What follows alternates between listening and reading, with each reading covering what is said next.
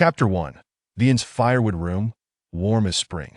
Time passes swiftly, and the news of Halley's comet traversing the land of Kyushu has become little more than idle gossip, with few realizing that their world once teetered precariously close to destruction. The inhabitants of Kanglan country are transfixed by a singular event.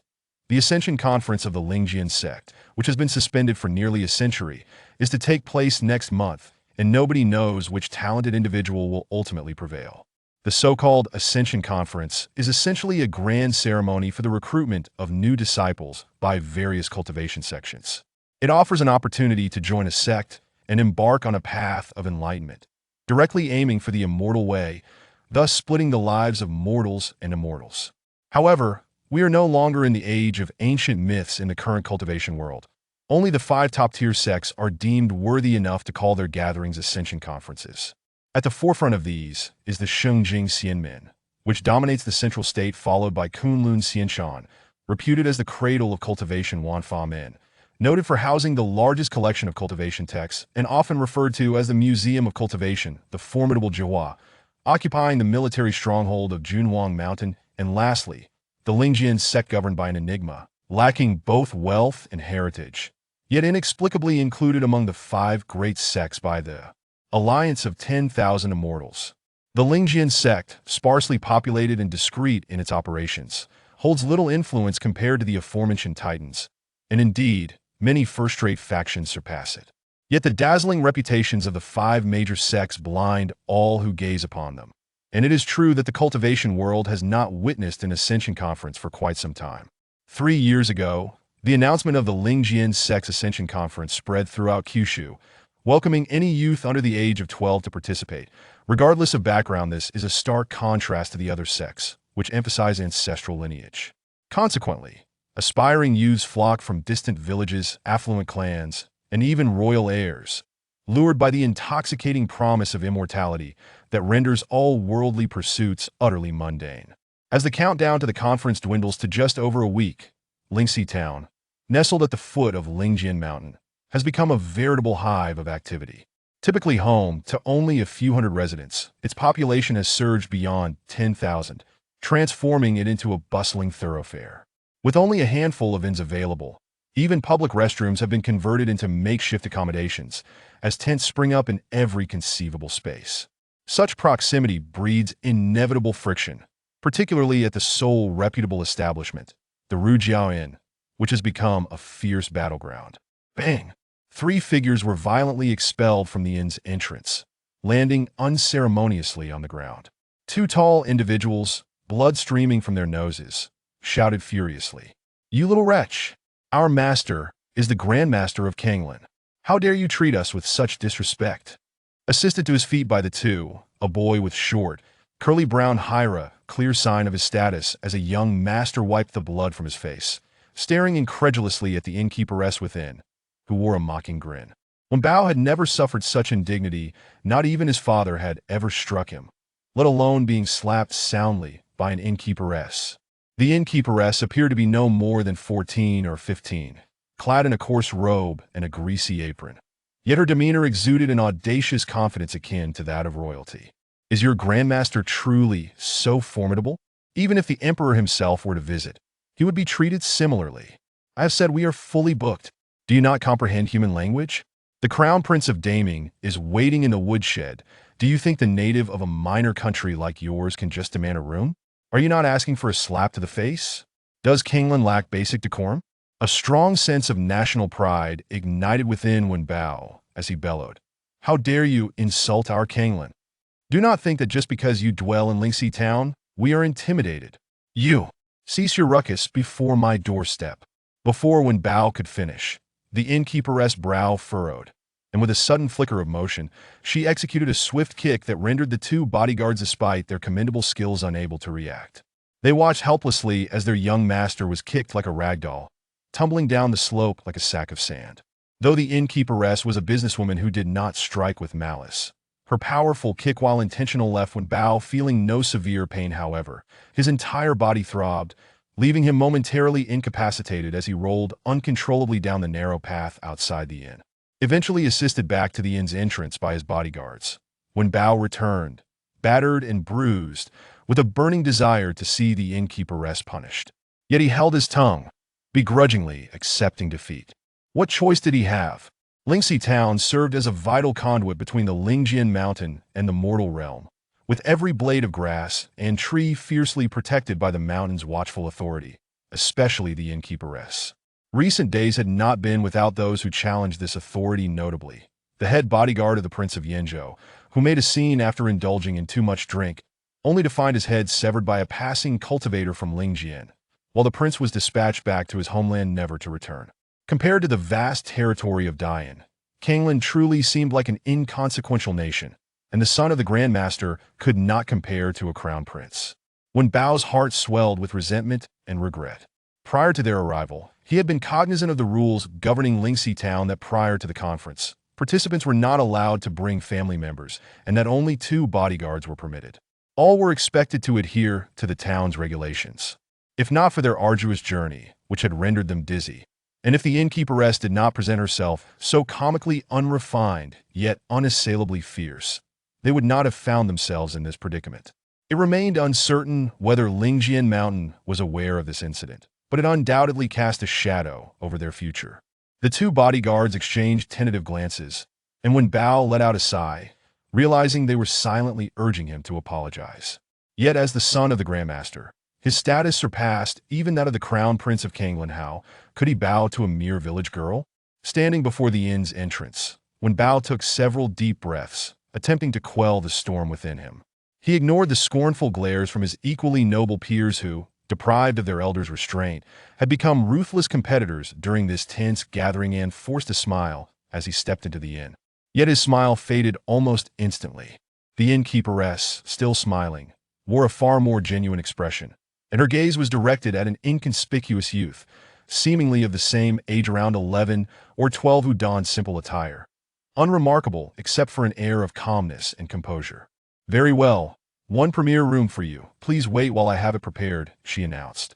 When Bao felt a surge of betrayal and indignation. A premier room? Had she not just claimed that they were fully booked? Even the Crown Prince of Daming was relegated to waiting in the woodshed. Before he could articulate his grievance, the rest of the hall erupted in outrage. "Innkeeper, what do you mean by this? Didn't you just claim that there were no premier rooms? I paid 1,000 taels and could not even secure a shed. What right does he have to a premier room? Surely, even the Lingjian Sect must adhere to reason? Innkeeper, provide us with an explanation." Amidst the clamor, the innkeeperess' professional smile transformed into a frosty glare. "What are you yelling about? If you don't wish to stay, then leave. Do you think I enjoy serving a bunch of useless fools?" Her disdainful demeanor incited indignation among the gathered patrons, and as a collective incident loomed, a passerby from the local town pointed at the sign outside. "You outsiders, if your eyes are not deceived, read it carefully." In an instant, several individuals rushed to the front to see the sign, which proudly read Rujiao Inn, with the inscription of Fengyin below it. Fengyin, when mentioned alone, is merely a somewhat poetic name, yet combined with the title Jinren, it refers to an illustrious immortal within the cultivation world. Just how renowned? The lofty heights of Lingjian Mountain are home to the sect's master. At its peak, this is Fengyin the Jinren. With the protection of the master of Lingjian, the crown princes suddenly found themselves mere shadows of insignificance, their faces flushed with embarrassment, now bereft of the courage to voice their indignation. However, their simmering resentment shifted swiftly towards the seemingly unremarkable youth at the counter, whose presence had drawn their ire. As he turned to acknowledge the uproar, his strikingly handsome features and otherworldly grace became apparent. Though his elegantly tailored silk robe lacked ostentation, it harmoniously complemented his persona.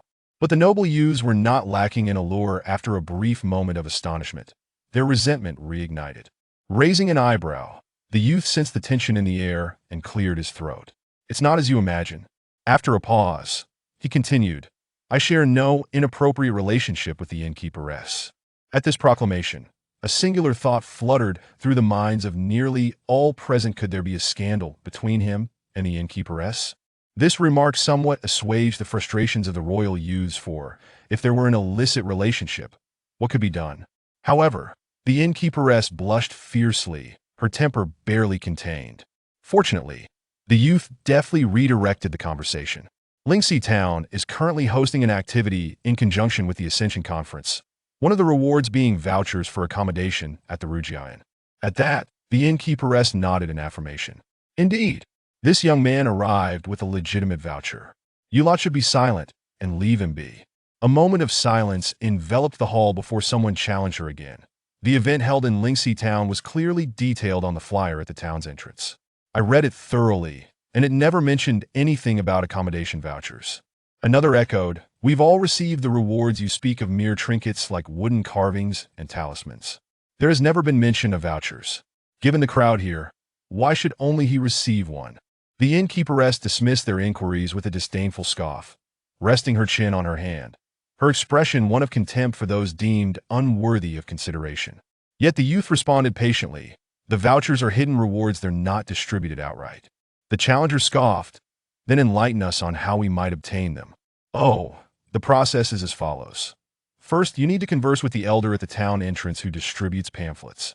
He will regale you with tales of this town and provide information about all facilities, including inns and shops. You must listen carefully to trigger the next step. At this explanation, the royal youths exchanged incredulous glances. For the cantankerous elder at the town entrance was notorious for his long-winded tales who had the time to endure a complete narrative about the town. However, exceptions exist in abundance. At the time, I listened intently, came a voice from the crowd. Many gasped, recognizing the speaker as the second prince from the Yun dynasty, Hai Yunfan. The Yun dynasty was one of the most powerful nations in Kyushu, and Hai Yunfan was the most promising among the emperor's many progeny. Even at 10, it was widely believed he would one day unseat the crown prince himself. Yet this second prince had forsaken an entire empire to seek immortality here. Hai Yunfan's gaze hardened. I listened to the elder's tale, yet there was no progression thereafter. The youth smiled knowingly. How could the various steps be laid out so plainly for you? You need to discern the process yourself. The elder will cough a few times after finishing his narrative, indicating thirst. It's then that you should offer him water. Hai Yunfan shook his head. I offered him water. The youth continued earnestly. Then the elder will remark that after drinking, he finds himself hungry. Indeed thus, I had my servants share some of my provisions with him.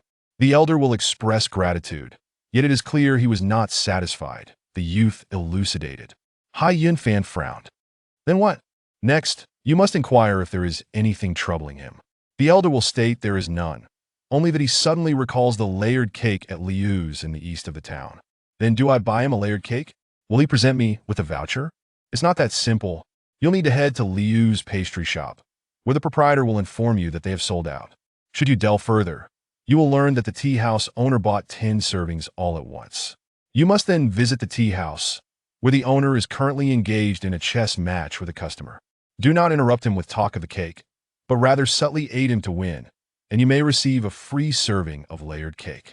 Present the cake to the elder at the entrance, who will grant you a letter of recommendation, permitting you to obtain a voucher for accommodation at the inn. As the youth concluded, the hall fell into an astonished silence, punctuated only by the rapid heartbeat of the royal youth. Hailing from varied backgrounds, all esteemed and accomplished, the youths present had encountered their fair share of extraordinary experiences. Yet, as they absorbed the youth's narrative regarding the elusive voucher, they found it utterly unfathomable. If this voucher were indeed a carefully constructed scheme by Lingxi Town, the schemer must have been a fool at least lacking in common sense. Such an extraordinarily convoluted endeavor was unparalleled. Even someone as astute as Hai Yunfan became embroiled at the second step, with more than a dozen additional steps to complete, each one more bizarre than the last. It was evident that this youth operated on a different level of reasoning for this accommodation voucher. He had traversed the town for an entire day. What's more, no one had informed him that such perseverance would yield a reward. Why should the task naturally come to fruition? Even Hai Yunfan was compelled to ask, did you know all of this beforehand? The youth raised an eyebrow. Why would I need to know in advance? When faced with a vast task chain, any competent adventurer would pursue it to completion. With that, he turned and ascended the stairs with the attendant, his exit marked by an air of effortless elegance. Hai Yunfan's brow furrowed, for while the youth's tone embodied such certainty, implying that only a fool would fail to comprehend, he himself had indeed failed to grasp the full scope of it. However, such matters had become secondary. A premier accommodation voucher was trivial in the grand scheme. What truly mattered was the origin of this enigmatic youth. At this moment, the assembly of youthful talents and scions in Lingxi town were, by any measure of reputation or skill, well-known figures, yet this youth was a complete unknown. It stood to reason that, based solely on his remarkable reasoning ability, he was no ordinary individual.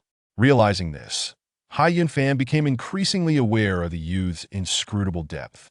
Rumors suggested that among those gathered here were not only the sons of worldly nobility, but also the scions of immortal families. Could he perhaps?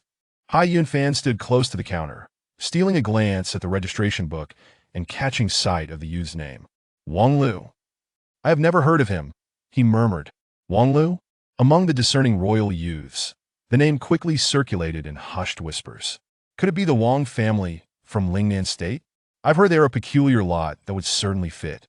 No, I've heard that the Lingjian family bears a grudge against the Lingjian Sect, and no immortal family would ever allow their descendants to join it. Perhaps it is the Wang family from Shengjing? Why would they abandon the Shengjing Xianmen to seek initiation in the Lingjian Sect? Although the Shengjing Sect has not held an Ascension Conference in some time, the heirs of the Shengjing Wang family could easily gain admission. Alas, your discussions are but wishful thinking. We have no way of knowing if he is using his real name. Chapter 2. Local specialties from hometown. Wang Lu's remarkable performance captivated the audience, instantly making him the center of attention. Opinions varied widely, yet all were enveloped in a profound sense of apprehension towards him. Had his display occurred in a more commonplace setting, he would likely have been derided as insane. However, in the enchanting town of Lingxi, nestled at the foot of the Immortal Mountain, his lodging voucher took on a notably intricate significance. Do you suppose Wang Lu has connections in Lingjian Mountain? This speculation found some credence among a portion of the crowd, quickly spiraling into astonishing conjectures, such as the notion that Wang Lu might be the illegitimate son of an elder from the Heavenly Sword Hall. Behind the counter, the proprietress observed the scene with a cold gaze. And after a moment, she let out a barely audible scoff. A bunch of fools. Moments later, she muttered to herself, I might as well double the room rates. It's infuriating just to watch. At that precise moment, a commotion erupted outside the inn. Young master! Young master! The lobby of the inn was modest, yet it housed at least a dozen young masters. Everyone turned in unison to see a delicate-looking boy of around 10, stumbling in amidst the shouts. Upon seeing the youth, the crowd's interest was piqued, not due to any extraordinary beauty, but because of the robe he wore, identical in style to Wang Lu's, albeit of slightly inferior quality, suggesting he was merely a servant. Wang Lu himself appeared somewhat difficult to approach, but this young servant seemed far more approachable, that if one wished to glean insight into this conspicuous rival, this was the moment. This young brother. A perceptive servant coughed, capturing the boy's attention. Have you seen my young master? He is about my age. Ah, young brother, why not come over and elaborate? With so many people around, I wouldn't know which one you mean, the boy stammered, nodding in response. However, someone clearly wished to deny these privileged youths the opportunity to converse. The proprietress rapped the counter sharply. Your young master is named Wang Lu, correct? He has already gone upstairs. The third room on the left of the second floor. And remember, do not raise your voice here. The servant froze for a moment, then hurriedly expressed his gratitude to the proprietress before dashing up the stairs, his steps brimming with eagerness. Young master, I have arrived. The proprietress, now furious, slammed the counter. Did you not hear me tell you to be quiet? Then everyone in the lobby witnessed a jar of daughter red wine soar from behind the counter, crashing at the servant's feet on the staircase. The young boy was nearly struck speechless, instantly silenced and scurrying up the stairs in a disheartened manner. Yet the proprietress's anger was evidently not quelled. Her gaze swept across the lobby, swiftly identifying a certain noble son among the crowd. Ah, yes, the one I kicked out earlier. Did you just order a jar of daughter red? Come here and settle the bill. 1,000 taels for the jar. Thank you very much. When Bao was taken aback. When did I order daughter red? Just now, when I threw it at you. What? Do you wish to order another jar? With the proprietress already lifting a hefty jar of wine that stood over 2 feet tall. When Bao's face blanched. I'll pay. I'll pay right now." Collecting her ill-gotten gains, the proprietress displayed little joy, her gaze once again scanning the lobby as she sighed audibly. A bunch of good-for-nothings. On the second floor, the servant excitedly pushed open the young master's door. "Young master, I have arrived." Wang Lu looked up from his desk in surprise. "Oh, what brings you here? You must go back." The servant stood at the door, on the verge of tears, gazing pitifully at his young master. Wang Lu, equally exasperated, remarked, "I distinctly remember instructing you not to come." The servant, with a pained expression, replied, "The master sent me that he said it was unsafe for you to come alone to this ascension gathering. Bringing you along makes it safe. You don't even share the surname Du Sai. My father is ever so muddled. He should have told you not to follow his folly." The servant insisted, "It was the master who instructed me to come." Wang Lu sighed. "If he sent you, you could have broken your leg to excuse yourself from coming." The servant stammered, I don't want to resort to such drastic measures. Drinking castor oil would suffice." Wang Lu paused, noticing the servant's innocent, distressed expression, and helplessly shook his head. "Fine, come in." With a cheer, the servant hurried in, laden with various bags. Though simple-minded, he had accompanied Wang Lu for many years and knew well that his young master was all bark and no bite. Contrary to the imaginations of many privileged youths, the servant and the young master were not members of royalty nor celestial beings. They were merely a pair of ordinary farmers hailing from Wang family village in the northeastern corner of Dog-Ear Mountain, Wuhou County of the Daming Kingdom in Sanxi Prefecture. The young master, Wang Lu, was the son of the village's wealthiest man, Old Master Wang. Before the age of 9, he had been affectionately called Wang Tudi, a name rich in rustic charm, but later a learned individual simplified Tudi to Lu, bestowing upon him a semblance of elegance. The servant also bore the surname Wang, the son of a merchant in Wang family village. Following a tragic incident that left him orphaned, the benevolent Old Master Wang took him in, allowing him to study alongside Wang Lu for 7 years. As those years passed, the servant found his young master to be an enigma, perpetually astonishing and utterly incomprehensible. Over 2 years ago, Old Master Wang hired a renowned scholar from the capital, Hanzhong Academy, at an exorbitant fee to tutor Wang Lu. This elderly scholar, sporting a goatee, had purportedly educated several successful candidates and was a figure of considerable repute in the Daming Kingdom. Shortly after his arrival in the village, he altered Wang Lu's name, yet after only 2 years of instruction, he lamented that such innate talent as Wang Lu's was a rarity, declaring he had exhausted all he could teach and, fearing he would mislead his pupil, took his leave. Before departing, the scholar praised Wang Lu as a prodigy destined for greatness in the court. Much to Old Master Wang's delight, envisioning a future of glory for the Wang family. However, he also lamented having prepaid the scholar's salary for 10 years, unwilling to forfeit the remaining 8. Unfortunately, fate did not align with their hopes. Despite Wang Lu's exceptional talent, he exhibited no interest in poetry or scholarly pursuits, nor any ambition for an official career. Once the scholar departed, he buried his books in the courtyard, claiming he wished to provide energy for future generations millions of years hence, boldly declaring, "Those who consume meat are disdainful and uninterested in scheming." Well, if he disregarded the Daming court, when Old Master Wang, filled with curiosity, inquired about his son's aspirations, Wang Lu replied, "To cultivate immortality." To cultivate immortality?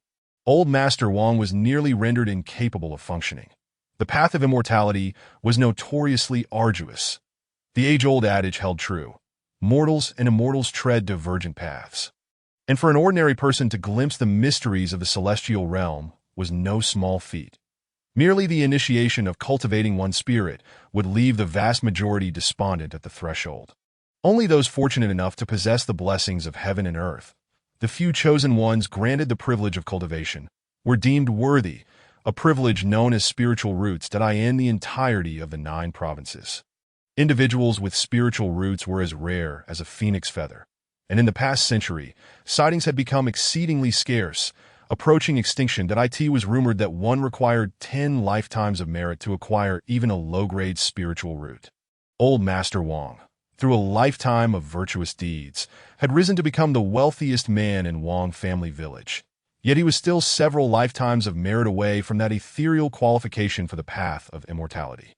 Nevertheless, when his son expressed such desires, what could a father do but muster all his strength to propel him toward the path of immortality? For an entire month, old Master Wang was consumed with worry, losing sleep and weight as he pondered how to support his son's ambitions. Finally, he discovered a potential solution. That it was widely known that the path to immortality was fraught with obstacles. However, legend spoke of miraculous elixirs that, when consumed, could bestow even mortals with a glimmer of celestial fortune, awakening their spiritual roots.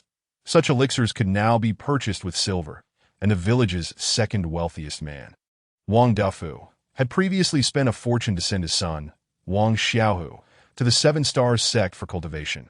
Old Master Wang, being frugal by nature, hesitated to part with his riches, yet he could not bear to disappoint his son. Thus, he expended his savings on cultivational resources: Peijian Ling, 6 harmony pills, 7 stars breathing techniques. He presented all the resources he could gather to his son. To his surprise, Wang Lu showed little interest. "Father, you do not understand cultivation. These things are useless."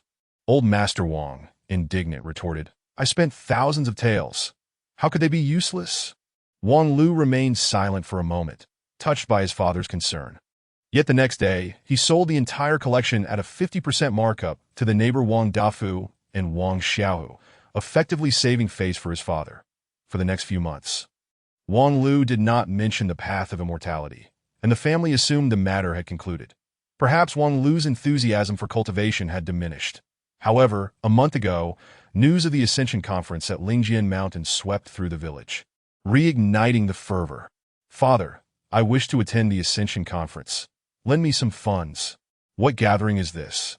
"It's not a fresh produce gathering. It's the Lingjian Sect's recruitment event. You still wish to cultivate immortality?" "I have never given up." In response to his son's persistence, old Master Wang opted to take a new concubine. There seemed little hope for Wang Lu to inherit the family business, so he might as well sire a new heir. Nevertheless, old Master Wang continued to offer unwavering support to Wang Lu. The little servant hastily followed Wang Lu to Lingjian Mountain, carrying a load worth no less than 200,000 taels.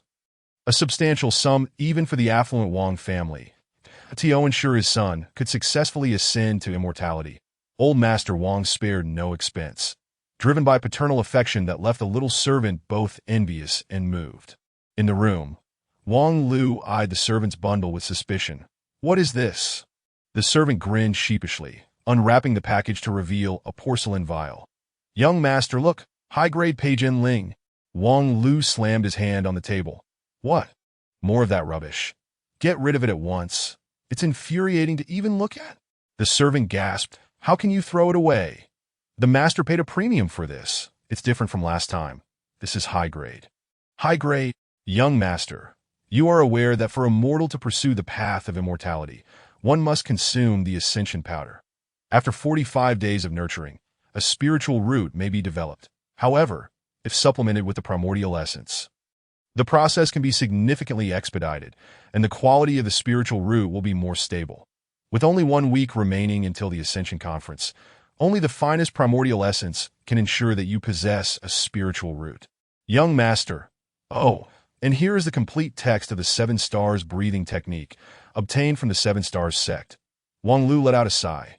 "Enough. There is no need to bring out that collection of mediocre techniques and strength potions. Take them away just as you brought them." The young attendant was taken aback for a long moment. Then, with a mournful expression, replied, "Young master, if you wish to cultivate, why do you refuse to take these elixirs? For mortals, this is the only path to immortality." Wang Lu sighed again. "Indeed. Why do you think that is?" The attendant tilted his head, blinking, eager to suggest that perhaps the young master should take the medicine. Yet aware of their hierarchical relationship, he refrained from speaking, instead preparing the primordial essence with warm water, filling the room with a fragrant aroma. The attendant praised, "Truly of fine quality." He continued to gaze at Wang Lu with great anticipation.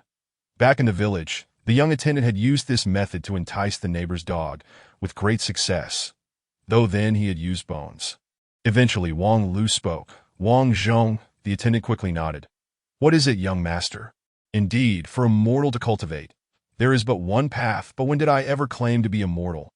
Chapter 3. My spiritual root is as large as a radish. The separation of immortals and mortals is an ancient adage that has been passed down through the ages in the 9 provinces. Mortals without the fortune of immortality can only gaze upon the path of transcendence from afar. However, the concept of mortals cultivating for immortality is a phenomenon that has only emerged in the last millennium. The breakthrough that pierced the barrier between the 2 realms was the miraculous invention of the 6 harmonies spiritual root, established 1,000 years ago by an individual from the immortal realm. The 6 harmonies spiritual root was conceived in the later years of the renowned Master Liuhe of the Lingjian Immortals Sect, the BY employing a unique cultivation method along with rare heavenly and earthly treasures. It was crafted into a powder. With continuous consumption for 45 days, even a mortal could possess the spiritual root necessary for cultivation, shattering the long-held belief that such talents were exceedingly rare. Unfortunately, the 6 harmonies spiritual root, while groundbreaking, proved inferior to the 5 elements spiritual root, often dismissed as a mere imitation. Even with basic practices, those with the 5 elements spiritual root could hope to establish a foundation after 50 years of diligent effort. In contrast, those with the 6 harmonies spiritual root often found themselves stagnating at the 8th or 9th level of qi cultivation, frequently mocked as trial version roots, castrated roots, or acorn roots.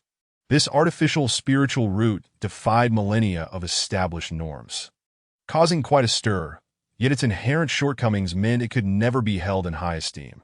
Even though the cultivation community gained a plethora of newcomers, the presence of a group of inept individuals who could not even establish a foundation was of little use. Thus, after an initial surge of interest, the matter was quickly forgotten. However, Liuhe himself did not abandon the pursuit. The 6 harmonies spiritual root was merely the beginning, concealing immense opportunities that others could not perceive. As the inventor, Master Liuhe was acutely aware of this. At the time, Master Liuhe had reached the pinnacle of the fusion stage, a mere step away from the ascendant phase, where one could enjoy an almost infinite lifespan.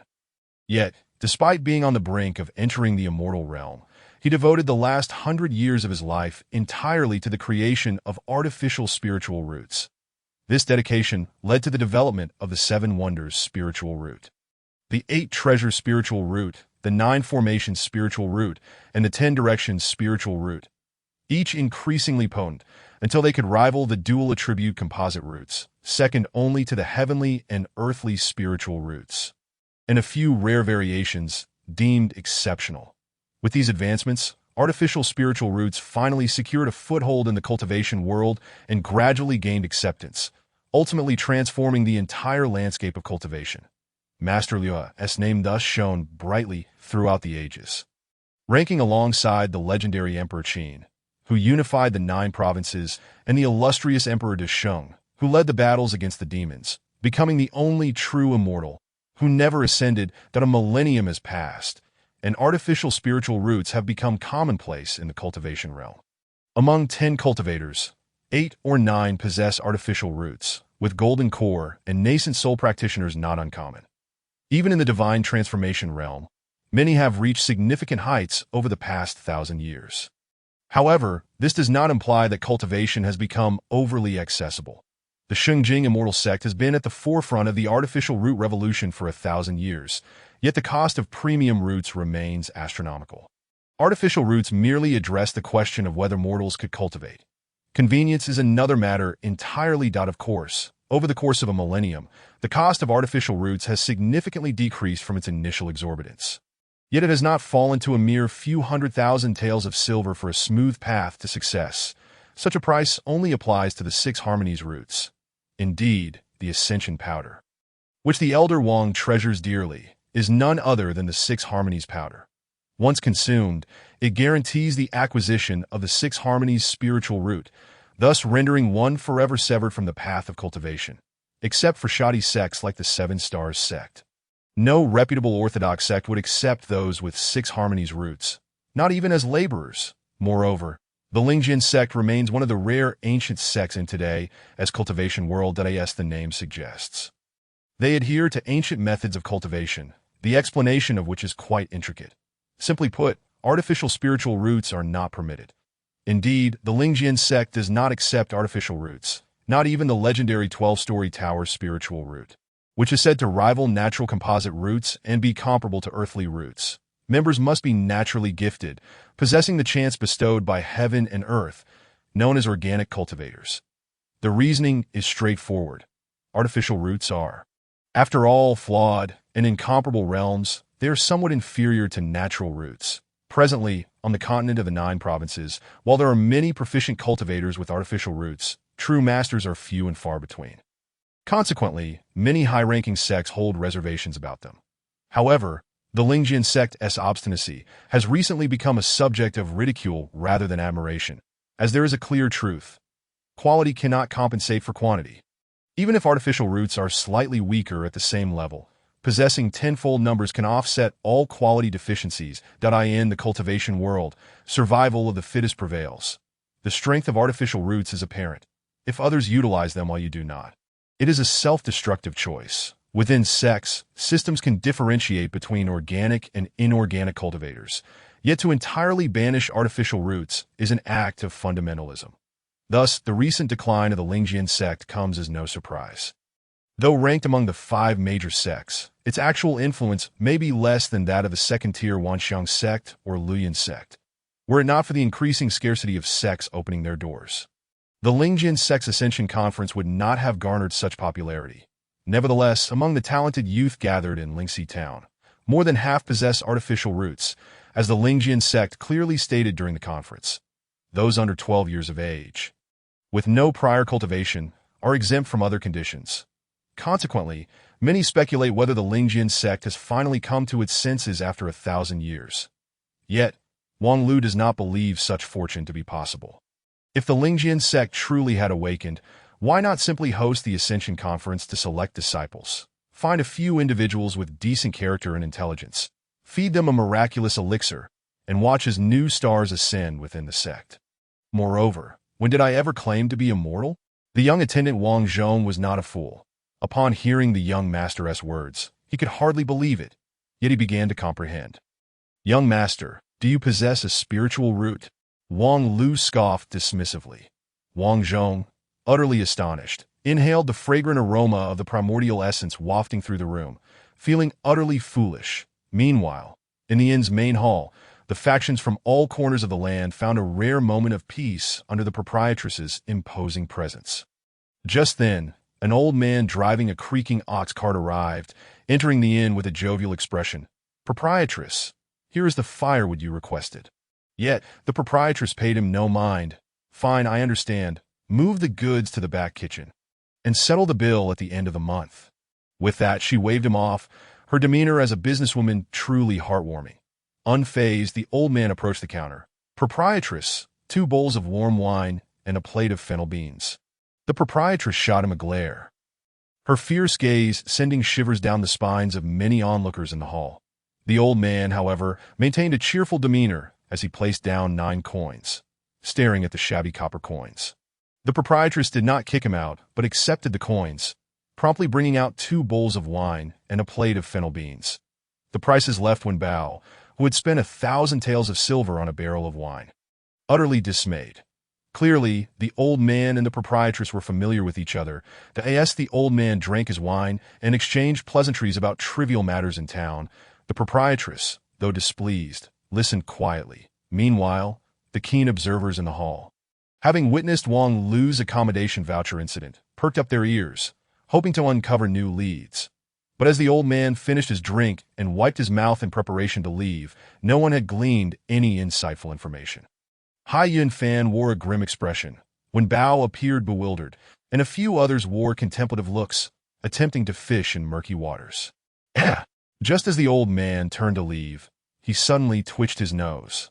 Glancing up towards the second floor, "What is that smell? Whose mischievous child is this? Truly, they dare to eat anything." The proprietress also furrowed her brow and sniffed. "Primordial essence, strange. How is it him? Ah, who is it?" The proprietress cast him a sidelong glance. "A certain esteemed guest residing in the upper room." Residing in the upper room?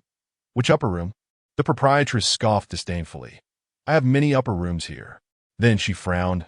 No, I must go take a look. The old man was taken aback. So serious? Surely not. The proprietress pondered for a moment. You are right. It would be inappropriate to go up without a reason, lest I be seen as intruding. How about this? I shall go up to promote my daughter's wine. With that, the proprietress extended her delicate fingers, securely lifting a large wine jar, and briskly ascended the stairs. The old man stared for a moment before following behind. Did I end the grand hall? The diners exchanged furtive glances, yet none dared to make a move to pursue. The half-man-high wine jar, if it were to strike someone, would surely be fatal. Indeed, there is but one path for mortals to cultivate immortality, but when did I ever claim to be merely immortal? Young master, do you possess a spiritual root? As the proprietress stepped outside, she had already overheard the conversation from the upper room. Her furrowed brow relaxed, and she chuckled to herself with a hint of self-deprecation. It seemed all was merely a misunderstanding. The formidable individual who had unraveled the 12-linked task chain would hardly stumble over a mere bacon spirit. How foolish she had been to overreact. Since it was a misunderstanding, there was no need to peddle that jar of daughter red worth 5,000 taels. Better to sell it to that gloomy fellow downstairs, Hai Yun Fan, who seemed to be harboring deep schemes. After all, why not take advantage if one could? Just as she turned to leave, she overheard the conversation within continue. Young master, may I inquire, what kind of spiritual root do you possess? Slowing her steps, curiosity piqued within the proprietress. Naturally, it is a celestial spiritual root. Her hand trembled, nearly dropping the wine jar on her foot. That a celestial spiritual root? Whirling around, the old man behind her also wore an expression of astonishment. In the next moment, he gazed deeply ahead, his murky eyes glimmering faintly like stars, before chuckling. Your talent is indeed remarkable, but a celestial spiritual root. Does he think that is a mere white radish? Chapter 4. The proprietress's radish. Is it truly a white radish? Wang Lu widened his eyes, incredulously staring at the contents of his bowl.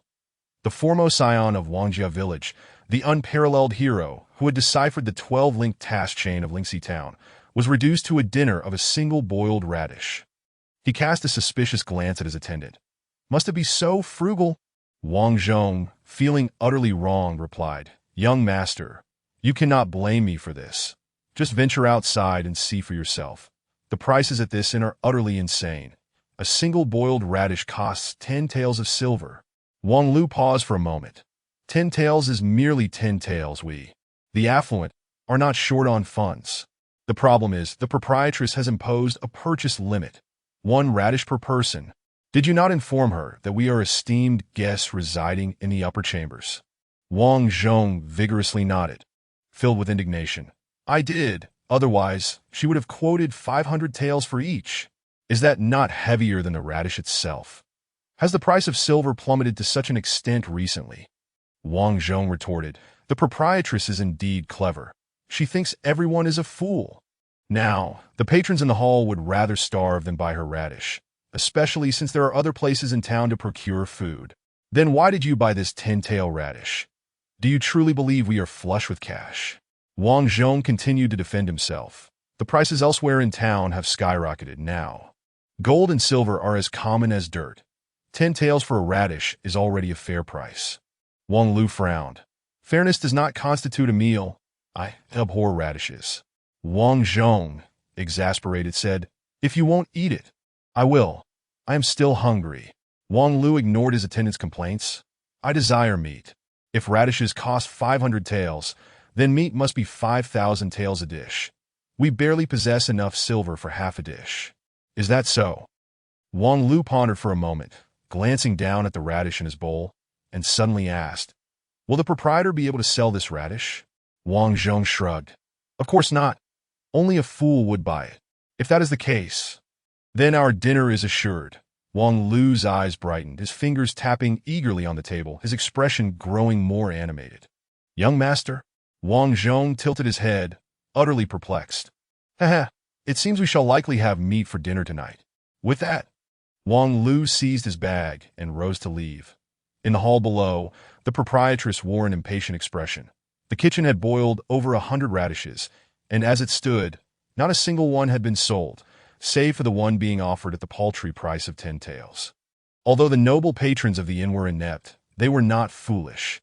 Even with fortunes in the millions, none would purchase her fair radish. From a cost perspective, the loss from the pot of radishes was negligible. Yet her pride as the proprietor of a respectable establishment could not endure such embarrassment, especially since she feared losing a wager. Alas, how tiresome! The proprietress stretched languorously, her gaze sweeping through the hall. TSK, the imposing figure from the kingdom of Kanglin, was absent. Otherwise, she could have persuaded him to buy dozens, just as she contemplated whether to implement aggressive sales tactics on the noble patrons in the hall. A sound of footsteps descended from the upper floor. The arrival made the proprietress's eyes light up. Wang Lu, who had deciphered the 12-link task chain, was back. Upon seeing him, she could not suppress a smile, particularly recalling how he had so effortlessly unraveled the task chain that she had sworn could never be broken. Wang Lu's demeanor suggested he had ulterior motives for coming down, yet alas, there were no tasks remaining. Proprietress, I have come to buy radishes. The proprietress smiled. The special price is only available once. No matter, I will buy at the original price. Buying at the original price. The proprietress's smile diminished slightly. How many would you like? Let us start with 5. And make sure they're the larger ones. Larger ones come at a premium. That is of no concern. We are not short on funds. Very well, that will be 3,500 taels. Please pay in advance. Without hesitation, Wang Lu tossed his entire fortune, dozens of silver notes from Sangxi Prefecture, onto the counter. The proprietress waved her hand at Wang Lu. I will send them up to you shortly. Please return. Wang Lu wasted no time, turning and ascending the stairs. Only then did the proprietress leisurely gather the pile of silver notes, counting them at a measured pace. What an amusing individual he was. No wonder he could unravel the 12-link task chain. His mindset differed entirely from that of the inept noble patrons in the hall. Someone who had been deemed an outcast on the mountain might have found kindred spirits here. Yes, she counted the money without haste by the time she finished with the last note. Several figures had gathered at the counter.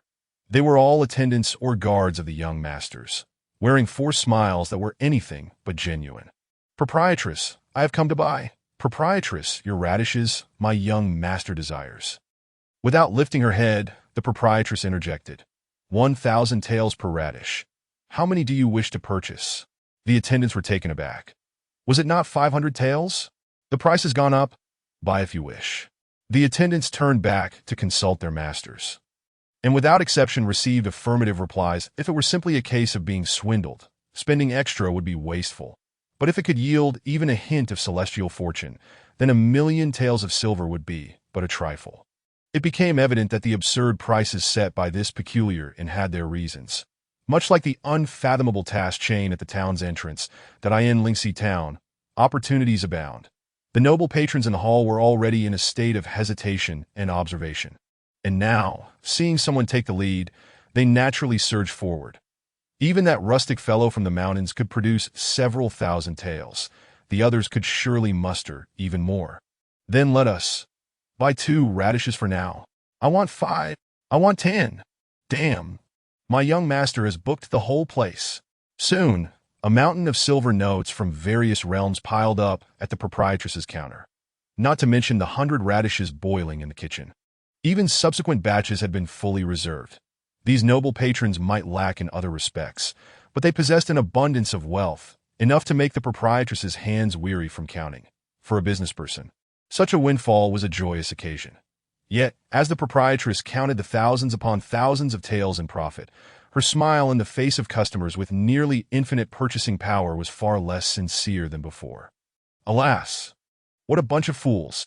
This time, she boldly voiced her thoughts. In the dead of night, accompanied by the gentle breeze outside the window, the soft sound of grumbling was particularly prominent. Young master, are you hungry? From one end of the room, Wang Zhong spoke softly. At the other end, the young master grunted irritably. Not hungry. Young master, there is still half a radish left that I haven't touched. If you are hungry, I would rather starve than eat a radish. Young master, man is iron, and food is steel. Since you are so concerned, go outside and dig up some wild vegetables, or hunt a wild boar. How could that possibly be done? Then be quiet. With that, Wang Lu rolled over. Ceasing further conversation, the attendant hesitated, then fell silent as well. Some words remained unspoken. The young master, filled with ambition, had wagered all his wealth, and now it appeared that he had not achieved the desired outcome. Far from any chicken, duck, or fish, even the promised 5 boiled radishes had vanished into thin air. For someone so proud and accustomed to success, this new experience was likely not pleasant. However, he was not a celestial being wielding a sword. Encountering setbacks in life was inevitable. The attendant shrugged slightly in bed, thinking that a lesson for the young master was not a bad thing. Otherwise, he might genuinely believe himself to be of celestial lineage, distinct from the mortal realm. Just then, a soft knock echoed at the door. In the moment of Wang Zhong's distraction, the young master had already risen from the bed. Opening the door, the proprietress's charming face greeted him, her small hands cradling an enormous food box cushioned with a towel. Standing at the threshold, Wang Lu grinned. "Proprietress, you have finally arrived." The proprietress returned a knowing smile. "I truly apologize for keeping you waiting. However, there was no choice. Those fools reserved 100 pots of radishes. And I just finished cooking them, so your dinner will have to be delayed a bit." As she spoke, the proprietress strode into the room, placing the heavy food box on the table, though the box remained closed. A rich and tantalizing aroma of meat wafted forth, making one's mouth water.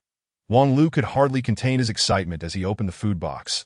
The dimly lit room was illuminated by flickering candlelight, and the glimmers of oil made his eyes dazzled. As he wiped his mouth in anticipation, he exclaimed, "The proprietress is truly a remarkable person, and an exceptionally skilled one at that." The proprietress clapped her hands, saying, "You've earned me over 10 million taels. What does this humble farmhouse fare amount to?" Although the food box was substantial, the dishes within were quite ordinary. Braised pork, pork stewed with vermicelli, mushu pork, and chicken wings. Yet at that moment, even with a fortune of millions, he could not exchange it for this box of rustic culinary delights. Wang Lu brought the dishes from the large bowl to the table, inviting the young scholar to join him in the feast. Both were at a growth spurt, their appetites formidable, and soon they had devoured a third of the contents of the food box. Wang Lu set down his chopsticks, feeling pleasantly full despite the discomfort in his stomach, and remarked, "Proprietress, please take the leftovers back. Let us not waste them." The proprietress raised an eyebrow, replying, "What are you saying? This is your food for the next week. I believe your recent gluttony was the real waste." "What do you mean by a week?" The proprietress explained matter-of-factly. "There are 6 days until the Ascension Conference. And I doubt you have much money left, do you? If you don't conserve your food, you'll be left with nothing but the cold winds in the final days."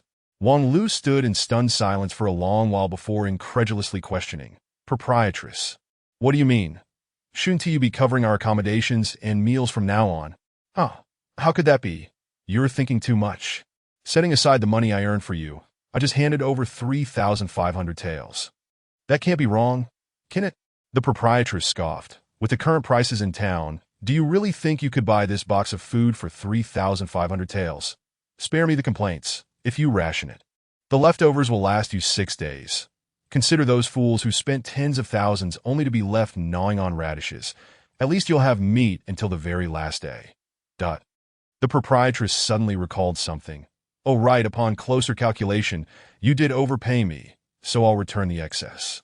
Moments later, she took her leave, and as Wang Lu gazed at the worn copper coin left on the table, he fell into deep contemplation.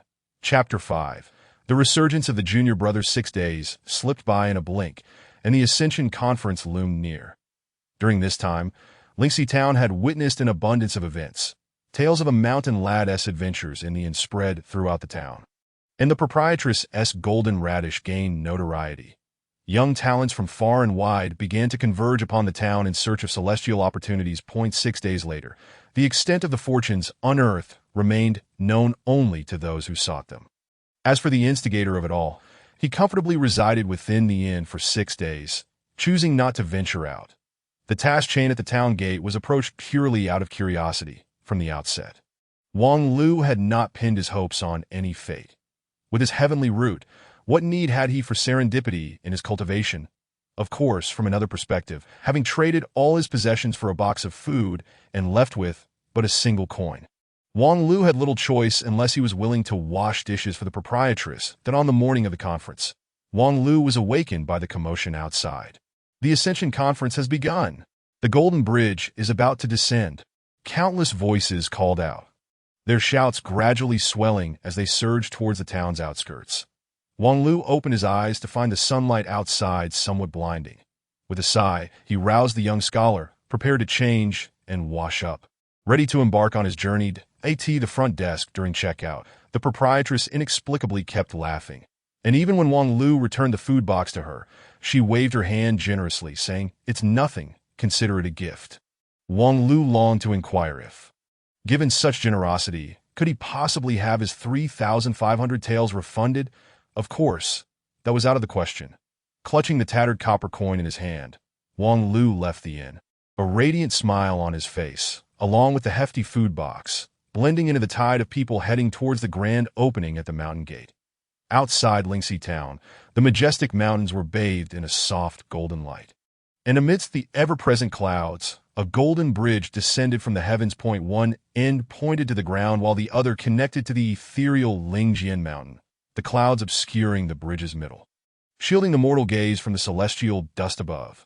The small clearing was now packed with thousands upon thousands of people, leaving no space for newcomers. Wang Lu, having risen late, found himself stuck on the road out of town, forced to stand on tiptoe to catch a glimpse. Fortunately, his vision was keen, allowing him to see the golden bridge gradually approaching the ground.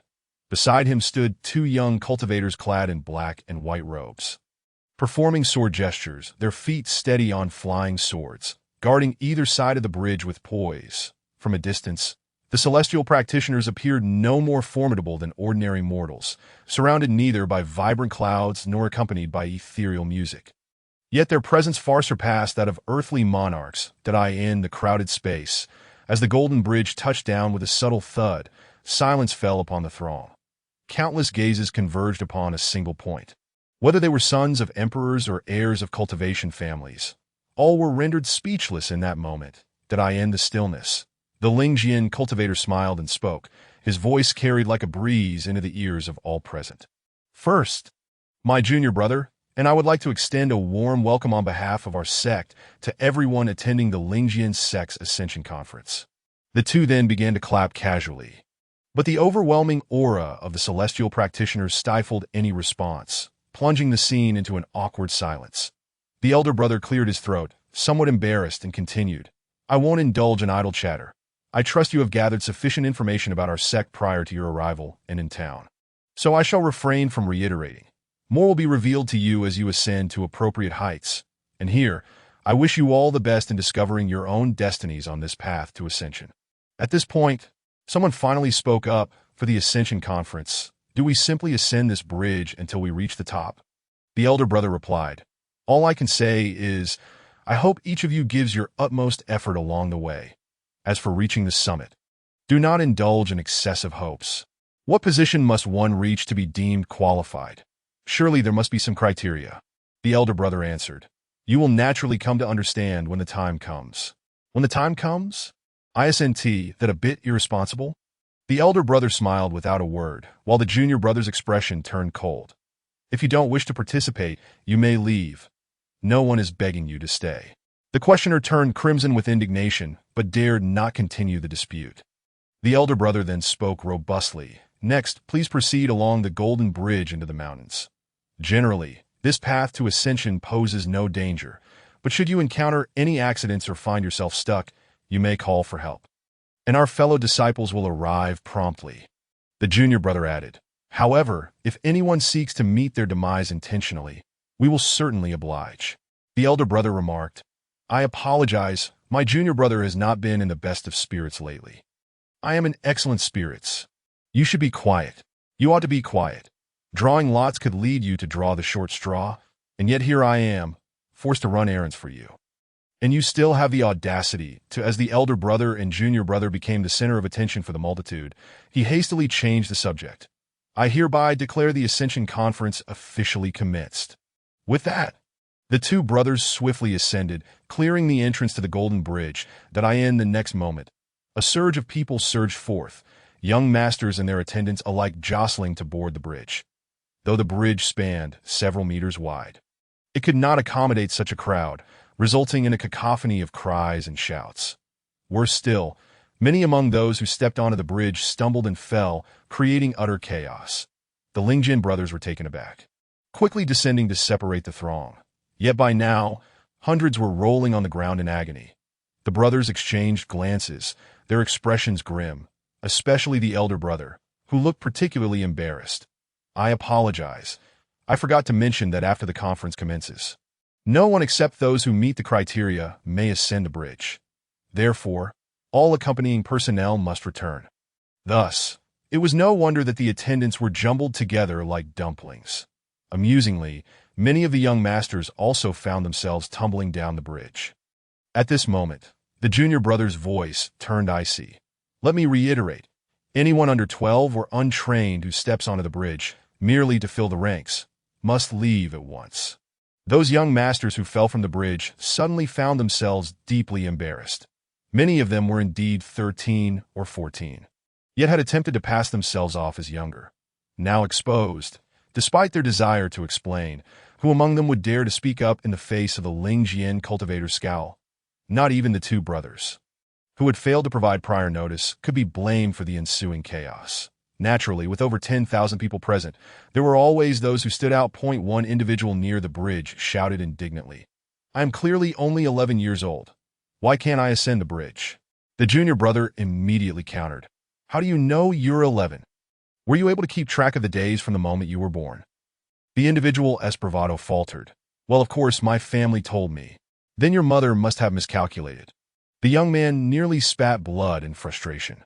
The elder brother, turning his gaze, inquired, "And who might you be?" "I am Lu Hanlong of the Lu family in Jiuzhou. I just celebrated my 11th birthday last month. And my mother, the head of Lingjian Sect, invited families from Jiuzhou and Lingjian Mountain to celebrate my birthday. This is well known among the people of Lingjian Mountain." The brothers exchanged perplexed glances. Lingjian Sect, Lingjian Mountain? After a moment of confusion, the elder brother skeptically retrieved a map from his sleeve and unfolded it, searching alongside his junior brother. After a lengthy search, the junior brother's expression grew colder. "What business does a minor sect, whose location I isn't even marked on the map, have in boasting? 17 families gather to celebrate the birthday of someone with an unclear existence. What kind of dilapidated household dares to call themselves a family?" As the junior disciple continued to speak increasingly absurd remarks, the senior brother swiftly interjected, "It is as follows. The Ascension Golden Bridge was meticulously crafted by our esteemed leader. If any of you have inquiries regarding the efficacy of the bridge, do not hesitate to approach the master for a face-to-face consultation." The junior disciple scoffed. "I am certain the esteemed elder will engage in a most congenial and lengthy discussion with you." A lengthy discussion? More like a long slumber. When the master's banner was wielded like a spiritual sword, the young master of the Lu family found himself utterly humiliated, quickly vanishing into the throng alongside his attendant. From that moment on, within the vast assembly of thousands, no dissenting voices remained. The two brothers exchanged nods, having established order, and ascended into the air, no longer concerning themselves with the trivialities at the bridge's entrance. The remaining crowd quietly began to move forward, although whispers and discussions were inevitable that a certain burdened scholar, clearly in a foul mood, sighed. Indeed, those of the celestial realm are distinctly different. Even the two gatekeepers carry themselves with such arrogance. Beside him, a young master chuckled. "Gatekeepers? Your eyes must be deceiving you, that if those two were to overhear your words, I'd be lighting incense for you this time next year. Did you not hear them say that only those who draw the short straw are assigned as gatekeepers?" Just moments ago, those two soared through the skies, effortlessly parting a crowd of over 1,000. Does your family's gatekeeper possess such grandeur? The scholar was momentarily taken aback, muttering, "Indeed, they do exhibit quite the display of might. Yet I can't shake the feeling that the Lingjian Sect is not particularly welcoming to us mortals. When you poured boiling water into an anthill as a child, did you show them any kindness? Celestial and mortal paths are vastly different. Mortals are but mere ants. Given their foul mood, their restraint in not unleashing a massacre is already a sign of benevolence. Do you realize we were merely inches from the gates of the underworld moments ago? The young scholar's face turned pale. Is that true? Of course not. How could you believe such a thing? They are neither a wicked sect nor demonic clan. How could they indiscriminately slay the innocent? Nevertheless, the Lingjian Sect is indeed fascinating. Unlike the typical, rigid and antiquated sects, it possesses an elusive charm that is hard to define, and I find it quite appealing. With a sigh, the scholar fell silently in a step behind the young master. The golden bridge of the Lingjian Sect had age restrictions, and as he had just celebrated his 12th birthday, he just barely qualified. There was no escaping the duty of carrying the young master's burdens on this journey. This moment, he had yet to consider that stepping onto the golden bridge signified embarking on the path of ascension, a path that recognizes only celestial affinities, disregarding status as master or servant. The journey of cultivation begins with the first step, Chapter 6. The unwanted little sea. The golden bridge was expansive, and the procession of over 1,000, excluding attendants, appeared sparse as they traversed its length. Wang Lu, accompanied by the scholar, ambled along, carefree and jovial, completely unperturbed by the anxious atmosphere surrounding them. The average quality of this 1,000-strong assembly was exceptionally high, predominantly composed of distinguished heirs, yet all stood in silent trepidation at the foot of Lingjian Mountain, walking the path of ascension with great caution. Maintaining composure was no small feat, and those who could do so with ease were few and far between. Following Wang Lu's impressive debut just a week prior, he had garnered the attention of many. While the majority hesitated and observed, there were those who boldly approached, greeting him as if they were longtime acquaintances. "By the way, I haven't seen you in a few days."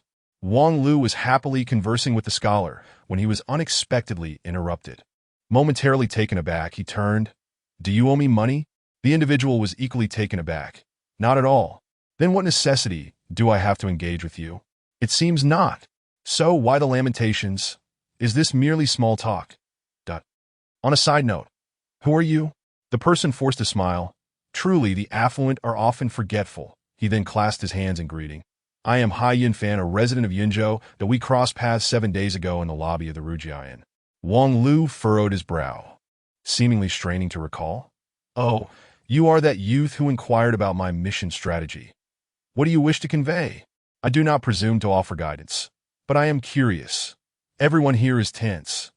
Yet you remain calm and collected, that I wish to understand the secret behind your composure." Wang Lu chuckled. "Are you asking for strategy again? This habit is quite improper. A competent adventurer should take pride in self-exploration. What flavor remains in chewing someone else's leftover sugarcane?" Upon hearing this, Hai Yunfan's eyes brightened. "So, you truly know the intricacies of the path to ascension?" "How could I possibly know? I have not perused any strategies." "Then," Wang Lu responded solemnly, "it is simply due to strength. When one possesses sufficient power, why concern oneself with such intricacies? The path of ascension is akin to a smooth road for me." Such grandiloquent proclamations left Hai Yunfan aghast, causing him to gaze skyward. Wang Lu also looked up. The sun shone brightly. The sky was clear with scattered clouds, and not a single bird soared above. What was there to behold? Hai Yunfan sighed. "I was wondering if a heavenly thunderbolt would descend upon us. To boast so brazenly before the gates of Lingjian Mountain, if it were to provoke divine retribution, I would not be surprised." Wang Lu was taken aback, then burst into laughter. "You are called Hai Yunfan? Good. I shall remember that. Once we enter the mountain, I shall ensure your safety." "That is agreeable." Hai Yunfan clasped his hands again, moving naturally closer to walk alongside Wang Lu, while the young scholar discreetly stepped back. Wang Lu paid little mind, continuing to inquire. "I recall you are the son of an official?" "Oh, that is to say, your father holds significant power." "Well, one could say that. He is the emperor of the Yuntai Empire." "Good heavens, does that mean you have 3,000 stepmothers?" "In any case, why have you forsaken the promising path of the crown prince to come here?" Hai Yunfan smiled. "Compared to the wonders of the celestial realm, what allure does mortal power hold? As for cultivation, with the might of the Yun Tai royal family, it is indeed not difficult to place me in an average sect within the Yun Tai territory. Baolong Temple and Tsiyun Mountain are both ranked among the fourth-tier sects within the 10,000 Immortal Alliance. He chuckled, a hint of derision in his smile. However, compared to the 5 top-tier sects of the 10,000 Immortal Alliance, mere fourth-tier status is as bland as chewing wax. Moreover, Hai Yunfan gazed skyward, lamenting, nowadays, apart from the 5 major sects, there are scarcely any sects capable of truly grasping the path to immortality. With over 10,000 sects within the 10,000 Immortal Alliance, only these 5 truly possess the knowledge of transcendence, that if one is to cultivate, naturally it is the path of transcendence one must pursue. Otherwise, one might as well enjoy a life of comfort as a sovereign. Wang Lu was astonished. You seem to possess quite a bit of knowledge. Once one has chosen this path, one must naturally seek to learn more. None of this is a secret. And moreover, who among those hastening to Lingjian Mountain in search of celestial fortune is not thoroughly prepared? Trembling in fear, Wang Lu shrugged and smiled, thinking to himself that he was not part of that group. A bold life should be taken as it comes, without unnecessary preparations. The two continued to walk side by side, the golden bridge ascending steeply before them. Yet neither felt fatigued, gradually advancing from the rear of the line. Observing the youths brushing past them, Hai Yunfan remarked, interestingly, prior to this ascension gathering at Lingjian Mountain, the 5 major sects had not opened their doors so widely in 100 years. Even when ascension gatherings did occur, they were heavily restricted, so this truly is a momentous occasion. Wang Lu turned to survey the surroundings. Indeed, many second-generation heirs are present. This gathering is worthy of a grand banquet. Hai Yunfan chuckled. Heh. These individuals are not merely distinguished. At least to my knowledge, over 80% possess natural spiritual roots, meaning they are organic cultivators. What? The young scholar, Wang Zhong, who had been trailing behind, exclaimed in astonishment. Unable to suppress his curiosity. How do you know this? Hai Yunfan glanced back and smiled. Do not underestimate me, a prince of the Yun Tai Empire. I can name most of these individuals. Furthermore, without some genuine ability, who would dare ascend Lingjian Mountain? Among the 5 major sects, Lingjian Mountain and Kunlun Xianshan are renowned ancient sects, and Lingjian Mountain's obstinacy surpasses even that of Kunlun.to date. There has never been an artificial spiritual root within its gates. Would it not be a humiliation for a mortal to ascend? As Hai Yunfan spoke, Wang Lu seemed unconcerned, but the young scholar's expression grew increasingly grim, clearly recalling the supplies he carried in his backpack. Thus, Hai Yunfan chuckled. However, it is worth mentioning that this time, the Lingjian Sect only requires participants to be under 12 years old, yet makes no mention of spiritual roots. Perhaps they have altered their rigid stance? Among these 1,000 individuals, the remaining 1 or 2 adults may just be gambling on a stroke of luck. He paused. Yet, I truly do not hold high hopes. As they conversed, the trio had already traversed a considerable distance along the Golden Bridge, gradually entering the mist, with the Lingxi town behind them shrinking to the size of a box. The young scholar, following closely behind the two, dared not glance back. Nevertheless, the Golden Bridge still showed no signs of an end, the path ahead shrouded in swirling mist, and more youths displaying signs of fatigue began to halt their progress. Wang Lu clicked his tongue repeatedly. You young masters really are delicate. Having walked only a short distance, you are already out of breath at such a young age. Have you all exhausted yourselves with indulgence? What was meant as mere jest struck Hai Yunfan with surprise, and he opened his mouth but did not respond. Instead, the young scholar, Wang Zhong, voiced his grievances. Young master, this journey feels particularly exhausting. I can barely keep going. Wang Lu frowned. At home, you have not lacked fish or meat at mealtimes. How is it that you are as weak as those inept fellows? Is it merely because you have to carry an extra food box? Must you complain so? Wang Zhong looked utterly aggrieved. It's not that. This path feels particularly strange that seems we haven't walked far. Yet I am gasping for air. Then breathe through your skin. Forget it. Give me the luggage. You shall proceed unburdened. As Wang Lu sighed, he effortlessly took over Wang Zhong's backpack and food box, shouldering them with ease. Strange, Why does it feel easier to walk than on flat ground? Young master, you have always been quite peculiar. As the master and servant conversed and moved forward, they failed to notice Hai Yunfan's solemn expression nearby. Without his luggage, Wang Zhong felt considerably lighter and quickly caught up with his young master's pace as they ascended. This time, they walked for an indeterminate duration, surrounded by a sea of clouds and mist. With even the brilliance of the Golden Bridge somewhat obscured, the three of them walked in the midst of it, unable to discern even the edges of the bridge clearly. Most of the previous travelers had been surpassed, with only a few remaining ahead, appearing equally breathless at this moment. Even Wang Lu sensed something amiss. Is this path perhaps a route of draining vitality? Those who have broken their pure young bodies seem to grow increasingly fatigued. By the way, Wang Zhong, when did you lose your virginity? I haven't. Then why are you drenched in sweat?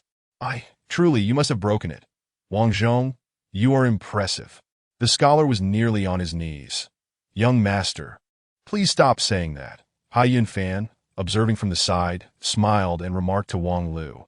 You and your scholar are no ordinary individuals, persisting all the way to this point.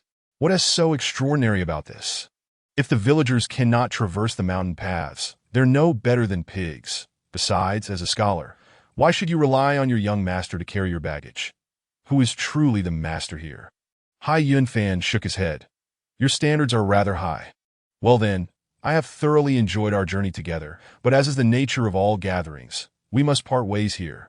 Huh? What do you mean? Wang Lu's eyes widened, filled with disappointment. Throughout this journey of conversation and laughter, it wasn't just Hai Yunfan who found joy. After living in Wangjia village for over a decade, this was the first time Wang Lu felt a connection with someone akin to a kindred spirit. When he previously joked about shielding Hai Yunfan after ascending the mountain, it was half jest and half sincere.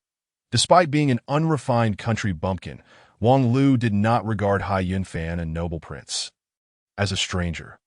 Hai Yunfan acknowledged Wang Lu's goodwill with a nod before explaining, "It's nothing much. I just feel there is no need to continue pushing forward. Reaching this point is sufficient." Wang Lu remained puzzled. If you do not understand, then so be it.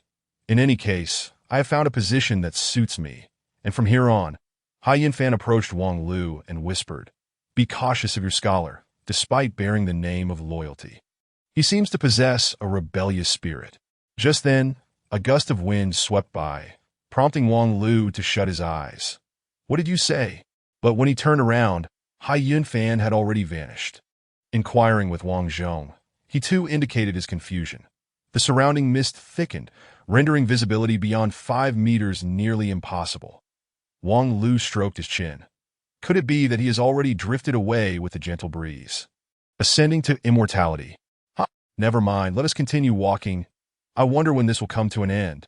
However, they did not walk much further. It was neither the end of their journey nor a result of Wang Lu's fatigue, but rather that the scholar could no longer proceed. Although all the luggage had been placed on Wang Lu's back, as they continued forward, the scholar's stamina waned rapidly, ultimately leaving him nearly collapsed on the ground. "I say, you!" Before Wang Lu could finish, the scholar hastily interjected. "Young master, you should go on ahead. Wang Zhong is incapable and can only accompany you this far. That's why I initially told you not to come. Now you're putting on this self-sacrificing act." Wang Lu looked at the nearly incapacitated Wang Zhong with a sense of helplessness, ultimately shaking his head. "Forget it. I can't just leave you here alone. I will stay and rest with you for a while." Alas, it seems only a handful of people remain ahead. Although I'm not sure what the benefit of reaching the front is, it's still an achievement. Wang Zhong felt even more ashamed, lowering his head in silence. Wang Lu said no more, placing the luggage down and sitting on the ground. Yet as soon as he settled, the clouds dispersed, the golden light dimmed, and a lush valley suddenly appeared beside the master and servant. Wang Lu gaped in astonishment at the abrupt transformation of their surroundings. Is this a transcending experience? Chapter 7. Such disciples are not desired. Congratulations to both of you. What the heck? Who are you? The sudden voice behind Wang Lu startled him, causing him to jump in alarm. Turning around, he discovered 2 young men in blue and white robes had appeared behind him, seemingly around 25 or 26 years old, although their robes were of different colors. Their style resembled that of the black and white brothers from the Golden Bridge, indicating they were disciples of the Lingjian Sect. The two disciples bore in different expressions, and the slightly older one cupped his hands in greeting towards Wang Lu and the scholar. Disciples of the Xiaoyao Peak from the Lingjian Sect. I am Zhang Ying, and this is El Ming. Wang Lu replied with an "Oh." Congratulations to both of you for climbing the Golden Bridge to this point. According to the sect's regulations, you may return to the mountain gate with us and enter Xiaoyao Peak to cultivate. Wang Lu furrowed his brow, remaining silent. Zhang Ying did not rush him, patiently awaiting his response. After a moment of silence, the scholar gently spoke up. Esteemed immortal, your meaning is, we have already been accepted by your sect. Zhang Ying nodded. Indeed, that is correct. El Ming added. The ascending immortal Golden Bridge was personally crafted by the sect's leader to assess the qualifications of cultivators. The better the aptitude, the further one can walk on the bridge that you have reached here means you have met the entry standard. The scholar was momentarily stunned, then ecstatic. Is this really true? Absolutely. Without a doubt. Young master, did you hear that? We succeeded. We have been accepted into the Lingjian Sect. Wang Lu, however, shook his head. May I ask, what about the two individuals who fell from the Golden Bridge earlier? Zhang Ying's expression grew somewhat awkward. They are disciples of the Piaomiao Peak. Piaomiao Peak. Xiaoyao Peak. What is the difference? Zhang Ying's face darkened. Why ask so many questions? El Ming, however, chuckled.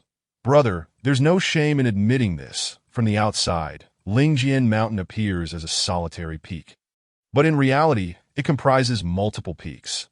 Xiaoyao Peak is essentially the outer sect, while Piaomiao Peak is where the inner sect resides. Those two brothers are not comparable to us. Wang Lu chuckled. I thought so. Those two in black and white clearly have a greater air of authority than you two in blue and white. He then expressed some skepticism. But does the Lingjian Sect accept newcomers solely based on that Golden Bridge? Reaching this point grants entry to the outer sect, and then what? Can one enter the inner sect just by reaching the end? El Ming replied, Of course not. The selection for the inner sect of the Lingjian Sect is exceedingly stringent. Qualifications, temperament, and celestial fate must all be above standard.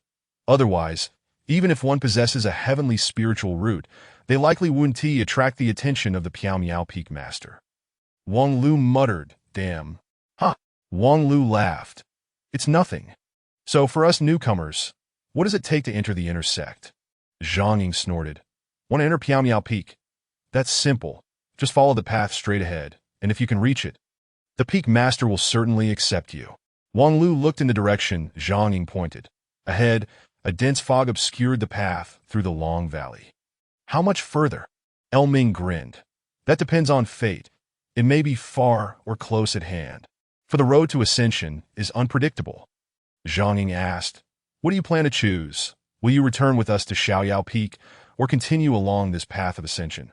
Just to be clear, once you leave this village, you won't find another shop. Wang Lu replied. So if we choose to continue, we must walk all the way to Piaomiao Peak. Zhang Ying smirked. Exactly. Either walk all the way to Piaomiao Peak to enter the Lingjian inner sect, or the path of ascension ends here and you return to your mundane world. Since you look down on Xiaoyao Peak, don't expect to use us as a safety net. Xiaoyao Peak, while being the outer sect, does not accept chewed sugarcane. Must you speak so harshly? I never thought of you as lowly third-class citizens of the Lingjian Sect. What did you say? Wang Lu shrugged. In any case, since we have come here and know the path of ascension is not yet complete, we shall press on. Don't regret it. Don't think that just because Xiaoyao Peak is the outer sect, it is inferior. Our master brother is not much less than true disciples. Among the 1,000 of you, only 1 in 10 has made it this far, so cherish your opportunity. At this point, the scholar nodded in agreement. Young master, why not? Head to Xiaoyao Peak. If you wish to go, then go. Why seek my permission? Ah! The scholar's face contorted with worry. Young master, I was specifically sent by the master to look after you. How could I leave you behind? Wang Lu chuckled, observing the scholar's furrowed brow, that he opened his mouth, but ultimately shook his head and said, In any case, I intend to move forward. If you wish to accompany me, then do so. Zhang shot a glance at the two. You two, don't regret it that I'll warn you now. The latter half of the path to ascension is far more arduous than you can imagine. There have been no successful cases in the past 300 years. In previous ascension gatherings, the disciples recruited have all stopped at Xiaoyao Peak. The way the Lingjian Sect recruits inner disciples is through the elders traveling to seek celestial fates that it may take 10 years, or even 100 years, to find a suitable candidate. However, the path of ascension is nearly impassable. That's fine. I've been adventuring professionally for decades, nicknamed the Ascension Opener. Why should I care for trivial difficulties? Zhang Ying tilted his head and remarked, I've said all I can, so you must look after yourself. Wang Lu laughed heartily and then waved farewell to LV Ming, saying, Well then, senior brother LV Ming, I look forward to our next meeting at the Mountain Gate. LV Ming chuckled in return. I have encountered a few newcomers before, but none have been as familiar as you. Nevertheless, allow me to impart one more piece of wisdom. The path to immortality is fraught with uncertainty. Every blade of grass and tree is a connection of fate. Are you mocking someone for being overly sentimental? Haha, the meaning is for you to comprehend on your own. If I say too much, my master will punish me. I wish you good fortune. Zhang Ying pulled his junior brother along, stating, Enough of this. I can no longer account for your actions. It appears the next wave is approaching. Prepare to welcome them. As they spoke, the two extended their hands to tear through the clouds and mist enveloping their ankles, then gradually soared away from the valley, disappearing from sight. In the valley, Wang Lu and his servant Wang Zhong exchanged glances. Young master, is it truly wise to give up just like that? Of course not. Who said I intend to give up? The trials behind Xiaoyao Peak have stymied the world's talents for over 300 years. How could I be content without witnessing it firsthand? The book boy nodded in a rather unhelpful manner. Content. Quite content indeed. I never dreamed you would come this far. When you mentioned participating in the Lingjian Sect's Ascension Conference, the villagers thought you were mad. Before I left, my father advised me that if you were eliminated, we could go to a nearby city to clear our heads. Who would have thought you truly made it this far? Which step? The genuine path to immortality has only just begun. Upon seeing the bewilderment in the book boy's eyes, Wang Lu made an exception and began to elucidate his strategic insights. There are 3 key points. The first, as those in blue and white mentioned earlier, is that the path to immortality tests multiple factors: aptitude, temperament, and opportunity. That we have merely passed the aptitude threshold, and not even a true test of aptitude. We have only crossed a necessary threshold. How can you dare claim to have reached this point on the path to immortality? But the gates of Xiaoyao Peak are already wide open. Don't be foolish. The second point is what the blue and white figures mentioned. The senior brother of Xiaoyao Peak is not significantly inferior to the true disciples. Even if there is some exaggeration, he must be an exceptional talent. Yet, why does such an outstanding senior brother remain at Xiaoyao Peak? Why not ascend to Piamyao Peak? Why? Just like those who reach this point and consider themselves remarkable, believing joining Xiaoyao Peak to be an unparalleled honor, because their potential reaches its limit here, that if you choose the easy path, do not complain about missing hidden narratives. Forget it. You wouldn't understand, even if I explained. Now, on to the third key point. Wang Lu lifted his gaze, his eyes growing profound amidst the clouds, as if flames flickered within his pupils. As a strategist, one must possess the audacity to pierce through the clouds and sky, overcoming all obstacles. In any case, I must continue forward. Whether you choose to follow or not, those two in blue and white have already departed. There's no turning back for you now, Wang Lu declared, once again picking up his luggage and striding ahead. Moreover, Wang Zhong, the journey ahead will likely be exceedingly long. Be prepared. The somewhat weary Wang Zhong inquired, how long will it be? If I were to liken it to a storybook, perhaps around 70 to 80,000 words. That truly is quite lengthy. The path of the ethereal is not as easy to traverse as the Golden Bridge. Above the vast sea of clouds, an elderly man with graying hair stroked his beard and mused. 12 years ago, the sect leader set this day for the gathering of the world's talents. And indeed, it is extraordinary. Nearly 100 individuals have traversed 4/5 of the Golden Bridge, all of whom are geniuses qualified by their spiritual roots to enter Xiaoyao Peak. A young man in black and white robes beside him chuckled. Master, have you already chosen someone of interest? The elder scoffed. Humph. Crossing the Golden Bridge only indicates a satisfactory quality of spiritual root. Gaining entry to Piaomiao Peak is no simple feat out of these 100. If 10 remain, that would be fortunate. Just then, another voice unexpectedly interjected from behind. Oh, there's no need to be so stringent. Both the elder and the young man were startled, and upon turning, their fear intensified. Sect leader? The figure who had suddenly appeared behind them was none other than the head of the Lingjian Sect, Master Fengyin. Oh, there's no need to be so tense. Master Fengyin smiled, waving his hand. I merely came to take a look. Beyond the Golden Bridge lies your Piaomiao Peak, which is the backbone of our mountain gate. Lu Xian's expression grew solemn as he bowed his head in response. In the past, my senior brother entrusted me with this important task. Lu Xian would never dare to be negligent. You have worked hard over the years.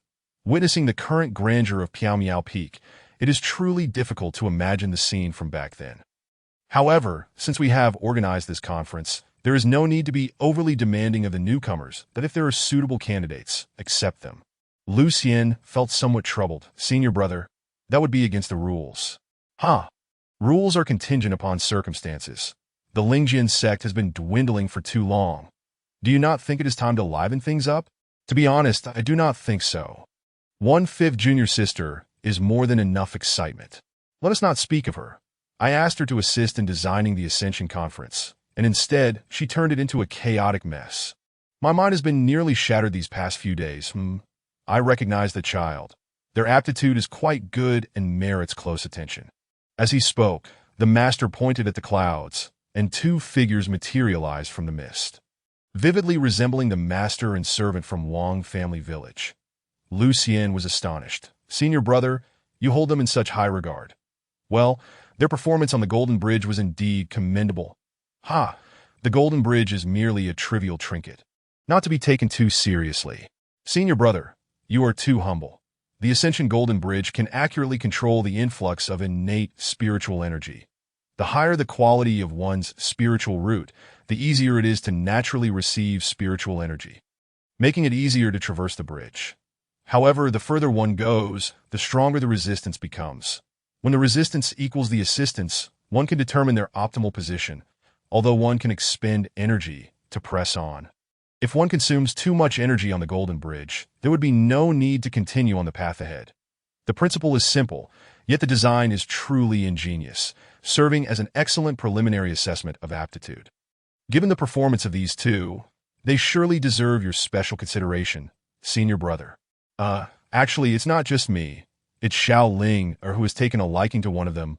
I heard they solved that perplexing task chain. As for their aptitude, it's about the same as I observed before, roughly between the 3rd and 4th grade.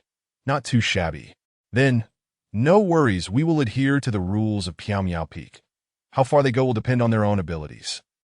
Just then, a burning sword talisman suddenly appeared, nearly singeing the sect leader's beard. Oh dear, who is so idle as to use the Lingjian Tianshu to seek me out?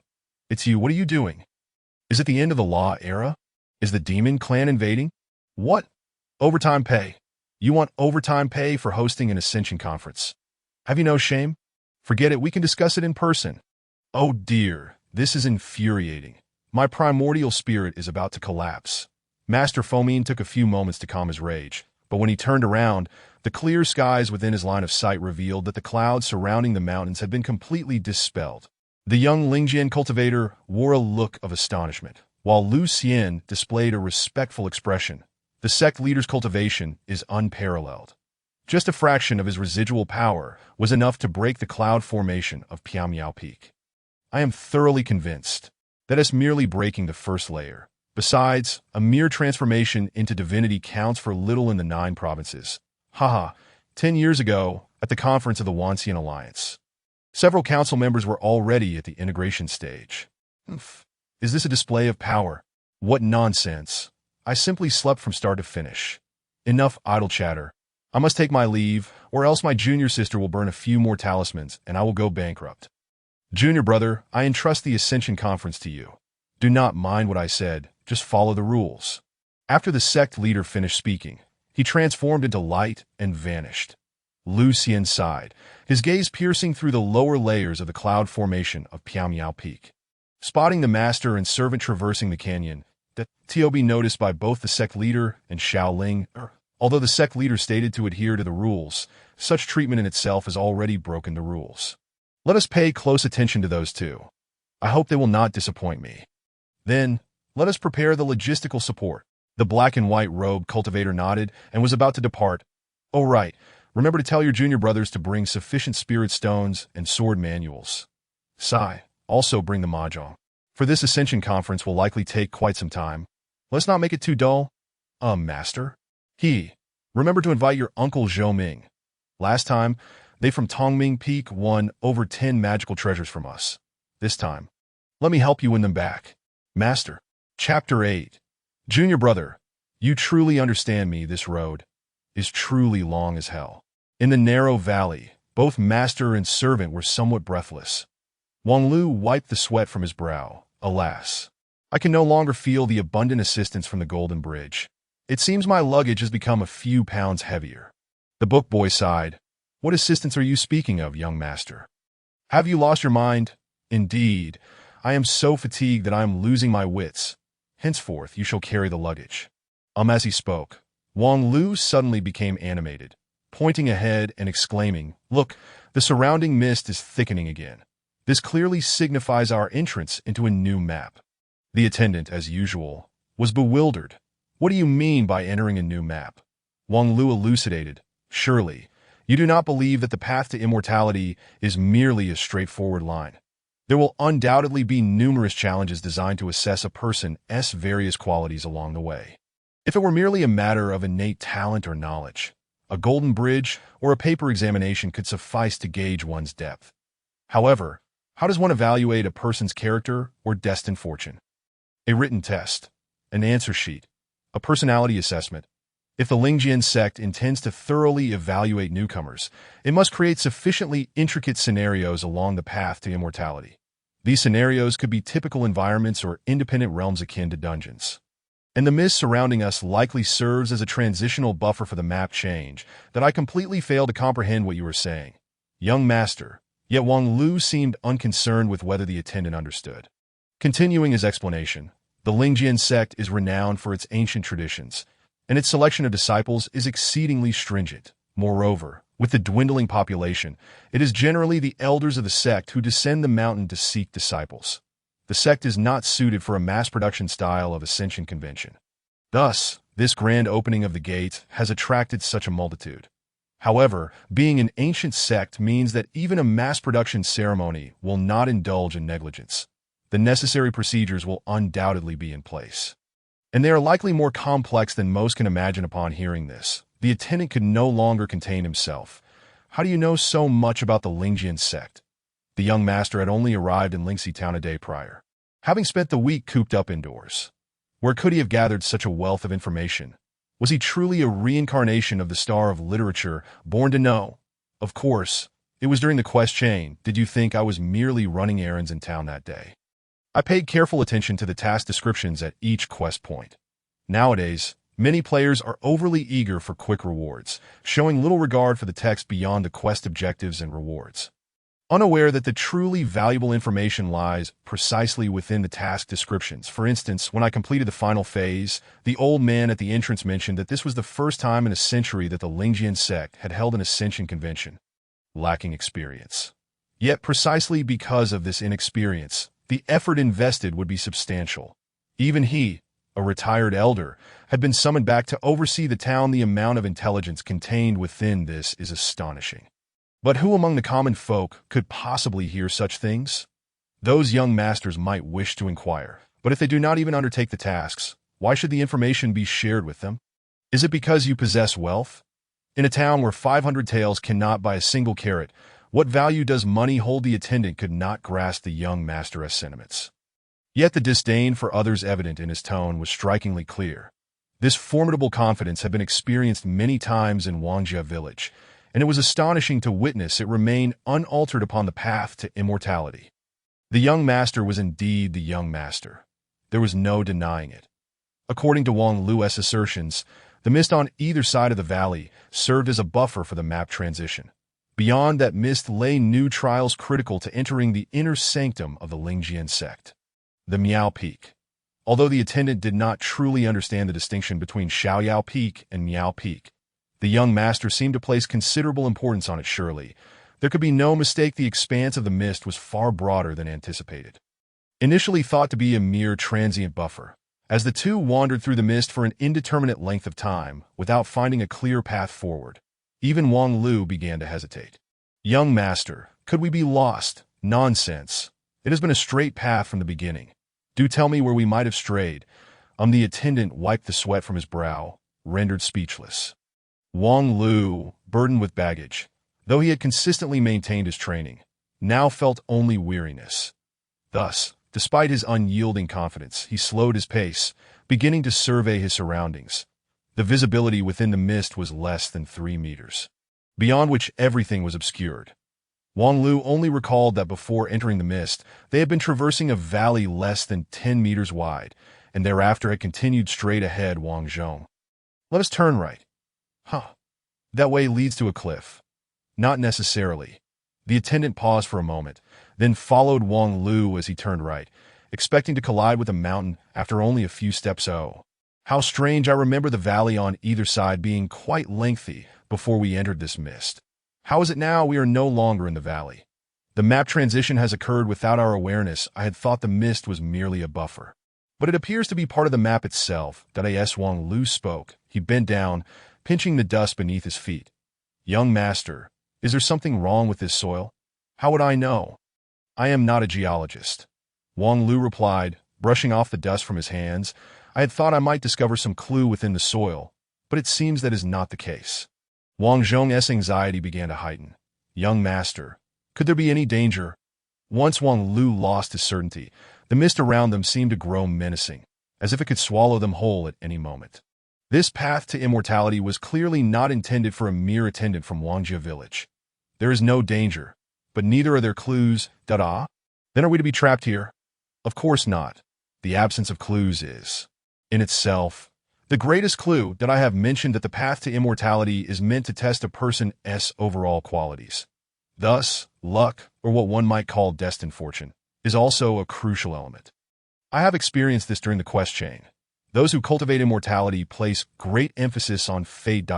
So you mean? Wang Lu smiled. What I mean is this path has no wrong turns. Each direction symbolizes a person's opportunities. In other words, as long as one is resolute in a direction, eventually a new map will manifest. Young master, how can you be so certain? Do you remember what those two blue and white figures said? Every blade of grass and every tree is a connection. Does that not imply that one can traverse any way? More importantly, if I were to design it, I would likely do it this way. When I was in Lingxi town, I felt that the designer of the Lingjian Sect Ascension Convention was quite professional. They should not disappoint. As he spoke, Wang Lu suddenly lifted his head, his gaze seemingly piercing through layers of mist to behold the mountain peak standing majestically among the clouds. Lingjian Sect, wait for me. Meanwhile, far above the valley clouds, Miao Peak had descended into chaos. What the devil? Why is Elder Zhongxing here? Quickly, notify the master and Uncle Zhou Ming to tidy things up. Those black and white figures, you go find Elder Zhongxing and delay him. Senior brother, you are the true disciple. This matter should fall to you. Cut it out. Elder Zhongxing is stricter with true disciples. If I go, I will surely be confined until I reach the nascent soul stage. Congratulations, senior brother. You will soon transform into a nascent soul old monster. Congratulations to your granduncle. I am just one step away from the void pill. If I am confined, I want to be out for 100 or 200 years. Stop wasting time and go block Elder Zhongxing. Who dares to stop me? Brother Lucien, Junior Brother Zhou Ming. What are you doing? Who is it? Who dares to impersonate Junior Brother Feng He? Such audacity. I shall report this to the sect master and have you punished. If you have the guts, stay right here and do not run. Brother Lucien, are you done causing a ruckus? And Junior Brother Zhou Ming, Do not think to escape using the splitting light and shadow sword. A starry shadow screen has already been set up. And you cannot flee. Brother Fengyin, the sect master has entrusted you with the Starry Sword Classic, not for you to use against your fellow disciples. As the elder of punishments, should my laws not apply to fellow disciples, but rather to the townspeople of Lingxi? You are all esteemed elders of the Heavenly Sword Hall, supervising today's important Ascension Convention. Yet you behave so irresponsibly, even openly violating sect rules by gambling in public. You according to sect regulations. You shall not leave the mountain for 100 years.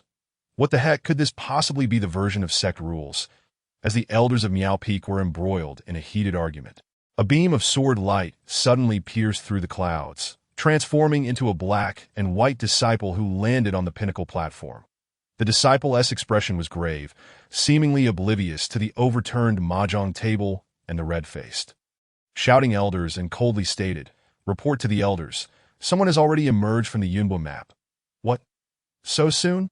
The Miao Peak master, who had been arguing vehemently with Elder Zhangxing, was taken aback, abandoning the dispute to stride to the cliff's edge. Gazing down at the ever-changing clouds with an even more astonished expression, that it is actually those two the master of Tongming Peak, Zhou Ming, stealthily tearing off the white strip on his face. Approached as well. What happened to those two? Do you know them? Their performance is commendable. They emerged from the Yunbo map in just 2 hours' wait. Only 2 hours? At that moment, even the typically stern Elder Zhangxing could not help but raise an eyebrow. 2 hours? Does that mean they navigated the enigma without any confusion? Those within the Yunbo map not only have their 5 senses obscured by the Great Array, but their innermost vulnerabilities are also magnified, unless one possesses absolute confidence. They are certain to become lost for quite some time. 2 hours. That is nearly a straight path with no twists. What extreme temperament. Lucian pondered for a moment. When was the last time I witnessed such swiftness? Zhou Ming shook his head. As far as I know, I have never seen it. Fengyin softly remarked. Haven't seen it. Zhou Ming, your memory seems to be deteriorating. We've all witnessed it. The last person to traverse the Yunbo map in just 2 hours. All seen it. In my recollection, the one who performed best at this stage was none other than our esteemed master brother, who took over 4 hours. And you were saying? Zhou Ming furrowed his brow as he spoke. Suddenly pausing. Fengyin, are you implying? Is there anyone else to speak of? A figure flashed through the minds of several, and they collectively sighed. After a moment, Lucian stated, truly deserving of master brother's admiration. This talent's aptitude is estimated to be between 3rd and 4th rank, yet their temperament might be at the 1st rank level. Fengyin shook his head. It is too early to reach such a conclusion. The Yunbo map is merely the preliminary test. The outcome is influenced not only by temperament but also by fortune. Let us first observe where their next challenge lies. Oh, brother, when did you design such a challenge at the Miao Peak? At that moment, the mist began to shift once more, and alongside the small cloud figures reflecting the main duo, dozens of structures resembling buildings emerged, forming what appeared to be a nascent village. Fengyin grew increasingly perplexed, following the Yunbo map. It should connect to one of the Chijishan, Bingfeng Valley, Qingyun Gorge, or the Yuming Path based on the tester's performance that if they managed to reach the end, they would qualify for entry into the Miao Peak. Yet, I do not recall such a stage. Could it be that brother has modified the Immortal Ascension Conference's segments? Lucian looked equally bewildered. You know me, junior brother. How could I casually alter the sect's rules? Fengyin glanced at the overturned mahjong table beside them, but chose not to respond. While brother may have slight shortcomings in manners, he is indeed not one to act arbitrarily, which implies, 5th junior sister, what on earth are you up to? Chapter 9. An exemplary disciple of comprehensive development young master. There is a village ahead. After the mist cleared, a village of moderate size came into view before the duo. The young scholar was momentarily taken aback, instinctively stepping back. Wang Lu patted his shoulder. What is wrong? Have you not been complaining for ages about being thirsty and hungry? This is a ready supply point. The scholar frowned, a look of trepidation on his face. Young master, don't you find it strange? How could there be a village here? After walking for 2 hours, weary and famished, it is only natural for a village to exist. Otherwise, Would we be destined to starve? But it still feels quite odd. Look, there are people in the village. The scholar pointed, and on the village path, an old woman carrying firewood was strolling leisurely. Why, young master, that old woman seems to be looking at us. And what of it? Did her gaze make your heart race? I am saying that she is a living person. Of course, if not a person, then what? A ghost. I can't shake the feeling that encountering a ghost in a place like this would be more normal than meeting a person. Then go over and greet her, calling her an old ghost. Wang Lu sighed. If you are afraid, just stick close to me, that I suspect this village has many stories to tell. Let us take it slow and not rush. The village concealed by the mist was not as mysterious and terrifying as the scholar had imagined.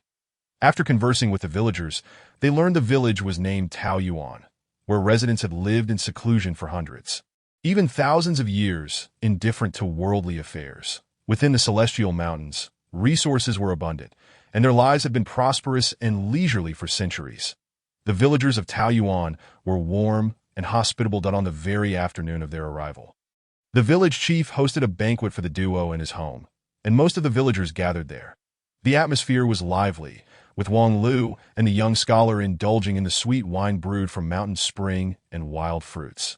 The fatigue from the Yunhua map dissipating entirely at the dining table. Amidst feasting and laughter, Wang Lu claimed it was a prime opportunity to gather intelligence. However, the peculiar insularity of Taoyuan village exceeded all expectations. Not only did the villagers know nothing of the vast Jiuzhou continent, but they were also oblivious to the fact that they resided within celestial mountains. The villagers, the surrounding verdant hills and waters constituted their entire world. Even more astonishing was the villagers' nonchalance towards the sudden appearance of outsiders. What? There are immortals outside. Flying immortals wielding swords are so impressive. Come, try this village's specialty, the yellow fish. The emperor? What is an emperor? Greater than the village chief? What? One must kneel before the emperor, or one might lose their head. What a barbaric village.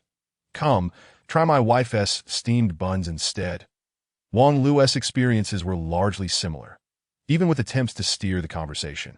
He found it impossible to expand upon any topics, for the villagers' minds seemed as stubborn as if they had gorged on Guanyin soil. That night, they stayed at the village chief's home, who had kindly prepared a spare room in the backyard, which was better than the upper rooms of local inns. However, both the master and servant felt somewhat distracted. The scholar was troubled. How could there be such lavish feasting on the road to ascension? In stories, impoverished youths always endured countless hardships to achieve their goals. Could one truly enter the Piaomiao Peak through mere indulgence? The two azure and white-clad figures from earlier seemed rather pitiable. As for Wang Lu, he was perplexed by the villagers' reactions during the day. Analyzing from the adventurer's perspective, if the road to immortality resembled an adventure, then Lingxi Town undoubtedly served as the novice village, while the Golden Bridge and Yunhua map represented the first major adventure. Following that, Taoyuan village would serve as a pivotal turning point, akin to the main city in many adventure tales. Yet the villagers' insular responses clearly eliminated any possibility of tasks arising. During the evening banquet, he conversed with most of the villagers, yet there were no signs of any tasks being initiated. Hey, is this the rhythm of a botched story? Wang Lu tossed and turned, unable to sleep. Until the next morning, while rinsing his mouth by the river, things took an unexpected turn. Truly, life is full of unforeseen encounters. Spotting someone emerging from the woods outside the village, Wang Lu nearly swallowed the mouthwash. Xiao Hai? Question mark? Hai Yunfan's smile suddenly turned a bit awkward. Xiao Hai? Just Xiao Hai, Wang Lu. Who would have thought I would encounter you here? Wang Lu set down his toothbrush and cup, a look of confusion on his face. I never expected to see you either. I thought this was merely a small side quest. Yet here you are, a mere passerby. Or have we unwittingly formed a team without realizing it? Meanwhile, the person in charge at Piaomiao Peak was on the verge of madness. Where did this Taoyuan village come from? Master, even if you asked me such a question, I couldn't possibly provide an answer. The disciple of Black and White, pressed by the master of Piaomiao Peak, was under immense pressure, almost compelled to summon their spirit sword to maintain their composure under the master's oppressive aura. Not long ago, a surge of anger from the sect leader had swept through the Yunhua formation. And now Lu Xian seemed to harbor a competitive spirit, unleashing his divine power, causing the entire Piamiao Wenjian Hall to tremble incessantly. The sea of clouds surrounding the mountain peak churned and roiled as if grasped and torn by countless invisible hands. Within 100 meters of Lu Xian, anyone below the Void Dan realm could hardly stand their ground. "Brother, calm down." Zhou Ming, also an elder of the sect, shook his head, placing a hand on Lu Xian's shoulder. A refreshing sword intent permeated, instantly clarifying Lu Xian's gaze. "Apologies, I lost my composure." Zhou Ming offered a wry smile. "It is no wonder you are upset. This Taoyuan village truly leaves one both amused and perplexed. Initially, they assumed the village was merely a prank by someone, but when the second wave of individuals emerged from the Yunbo map and were also sent to Taoyuan village, Lu Xian realized matters had spiraled beyond control. Someone with a penchant for mischief had entirely altered the ascension path, arrogantly inserting a bewildering village between the Yunbo map and the Yuming path, creating an insurmountable barrier, and no matter the choices made within the Yunbo map, all would find themselves heading to Taoyuan village next. While it was impressive that someone could surreptitiously modify the grand formation centered around Piamiao Peak, applying such talent to inconvenience the sect was truly infuriating. Zhou Ming sighed. "I wonder what Master Brother has to say about this." Lu Xian scoffed. "What is there to say? Over the years, has Master Brother ever truly addressed her concerns? Alas, I wonder what fifth senior sister is truly up to. This Taoyuan village appears increasingly peculiar."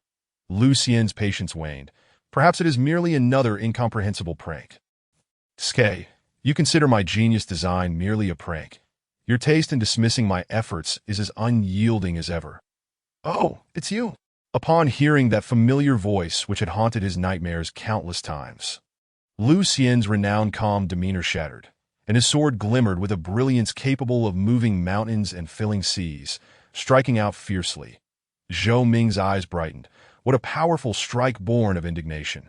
This Gungjin sword chi has surpassed the pinnacle of the Yuaning stage. It seems Brother will break through his realm within 50 years. Unfortunately, such an extraordinary sword energy met an ill-fated opponent. The blazing and sharp Gungjin sword chi dissipated before the white figure, as if melting snow. Settling into an eerie calm, the white-clad woman who walked up from the mountainside flicked her wrist. "Brother, what are you doing?" Demolition. Having delivered his strike, Lu Xian regained his composure, yet his anger remained unabated. "See what you have caused. The Immortal Ascension Conference has turned into a complete mess. From where does this conversation arise?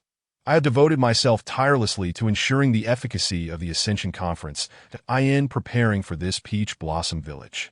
I even utilized my cherished high-grade spirit stones, which were drawn from my own pocket.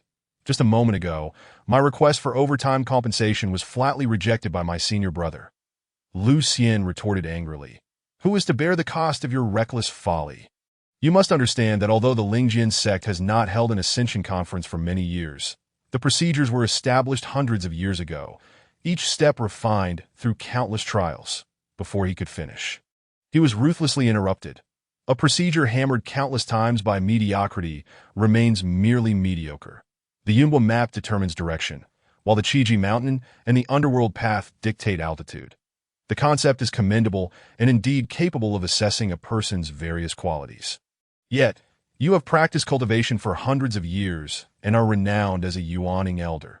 Do you not comprehend that the most vital aspect of cultivation is neither innate talent nor temperament and opportunity?" Faced with such a forthright rebuttal, Lu Xian's resolve weakened slightly. "Then what do you propose it is?" "It is, of course, emotional intelligence. We are no longer in an era of war between immortals and demons. The prevailing theme of the current Jiuzhou continent is peace and development. Bravery and brutality are outdated. Cultivating friendships is fundamental to establishing oneself in the realm of cultivation. I designed this Peach Blossom Village to test the interpersonal skills of newcomers, that if one cannot even coexist with the simple villagers of this quaint hamlet, what hope is there for surviving in the far more brutal world of cultivation? Surely, you all recall the tale of the unparalleled war god from a century ago on Junhuang Mountain. TSK. At the half-step Great Ascension stage, unmatched across Jiuzhou, yet he perished in a cloud of ash due to his multitude of enemies when the tribulation arrived. Without sufficient emotional intelligence, how does one expect to thrive? Beside them, Lucian and Zhou Ming stood dumbfounded. Emotional intelligence? Cultivating friendships? How dare you, akin to a street rat, speak such words? Moreover, my Peach Blossom Village is far from simplistic. The village receives results from the Yunbo map, and challengers will commence from varying starting points. Depending on their character and opportunities, they will trigger different task chains within the village, receiving diverse rewards based on their task completion. For instance, if one manages to fully raise the village chief's favorability, they could receive a reward that halves their stamina consumption when entering the Qiji Mountain route. Ah, are you all paying attention? In Peach Blossom Village, Hai Yunfan felt an overwhelming envy towards Wang Lu's fortunes. Having emerged from the Yunbo map's mist as the second wave to enter the village, Hai Yunfan's treatment was significantly inferior to that of Wang Lu, although he received a warm welcome from the villagers. The grand banquet was out of the question, and he was lodged in ordinary housing. Especially when walking alongside Wang Lu, the disparity became starkly apparent. The villagers' smiles were invariably directed at Wang Lu, while Hai Yunfan felt as though he were invisible. However, as long as I consider that the later arrivals will fare even worse than I, it does bring some balance to my heart. Wang Lu, on the other hand, wore a look of disgust. Are there more coming? Hai Yunfan chuckled. Surely, there must be 50 or 60 who can emerge from the Yunbo map. However, it appears that the longer one takes, the more difficult it becomes to navigate this village. How curious. What exactly is this village about? I have never heard of it. Upon hearing this, Wang Lu furrowed his brow. Hai Yunfan's insights into the path of ascension were too familiar. You know about the path to ascension? I have some understanding of the entire Ascension Conference.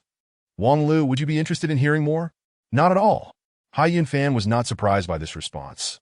Then, what is your opinion of this village? Previously, I had none, but now I possess a few clues.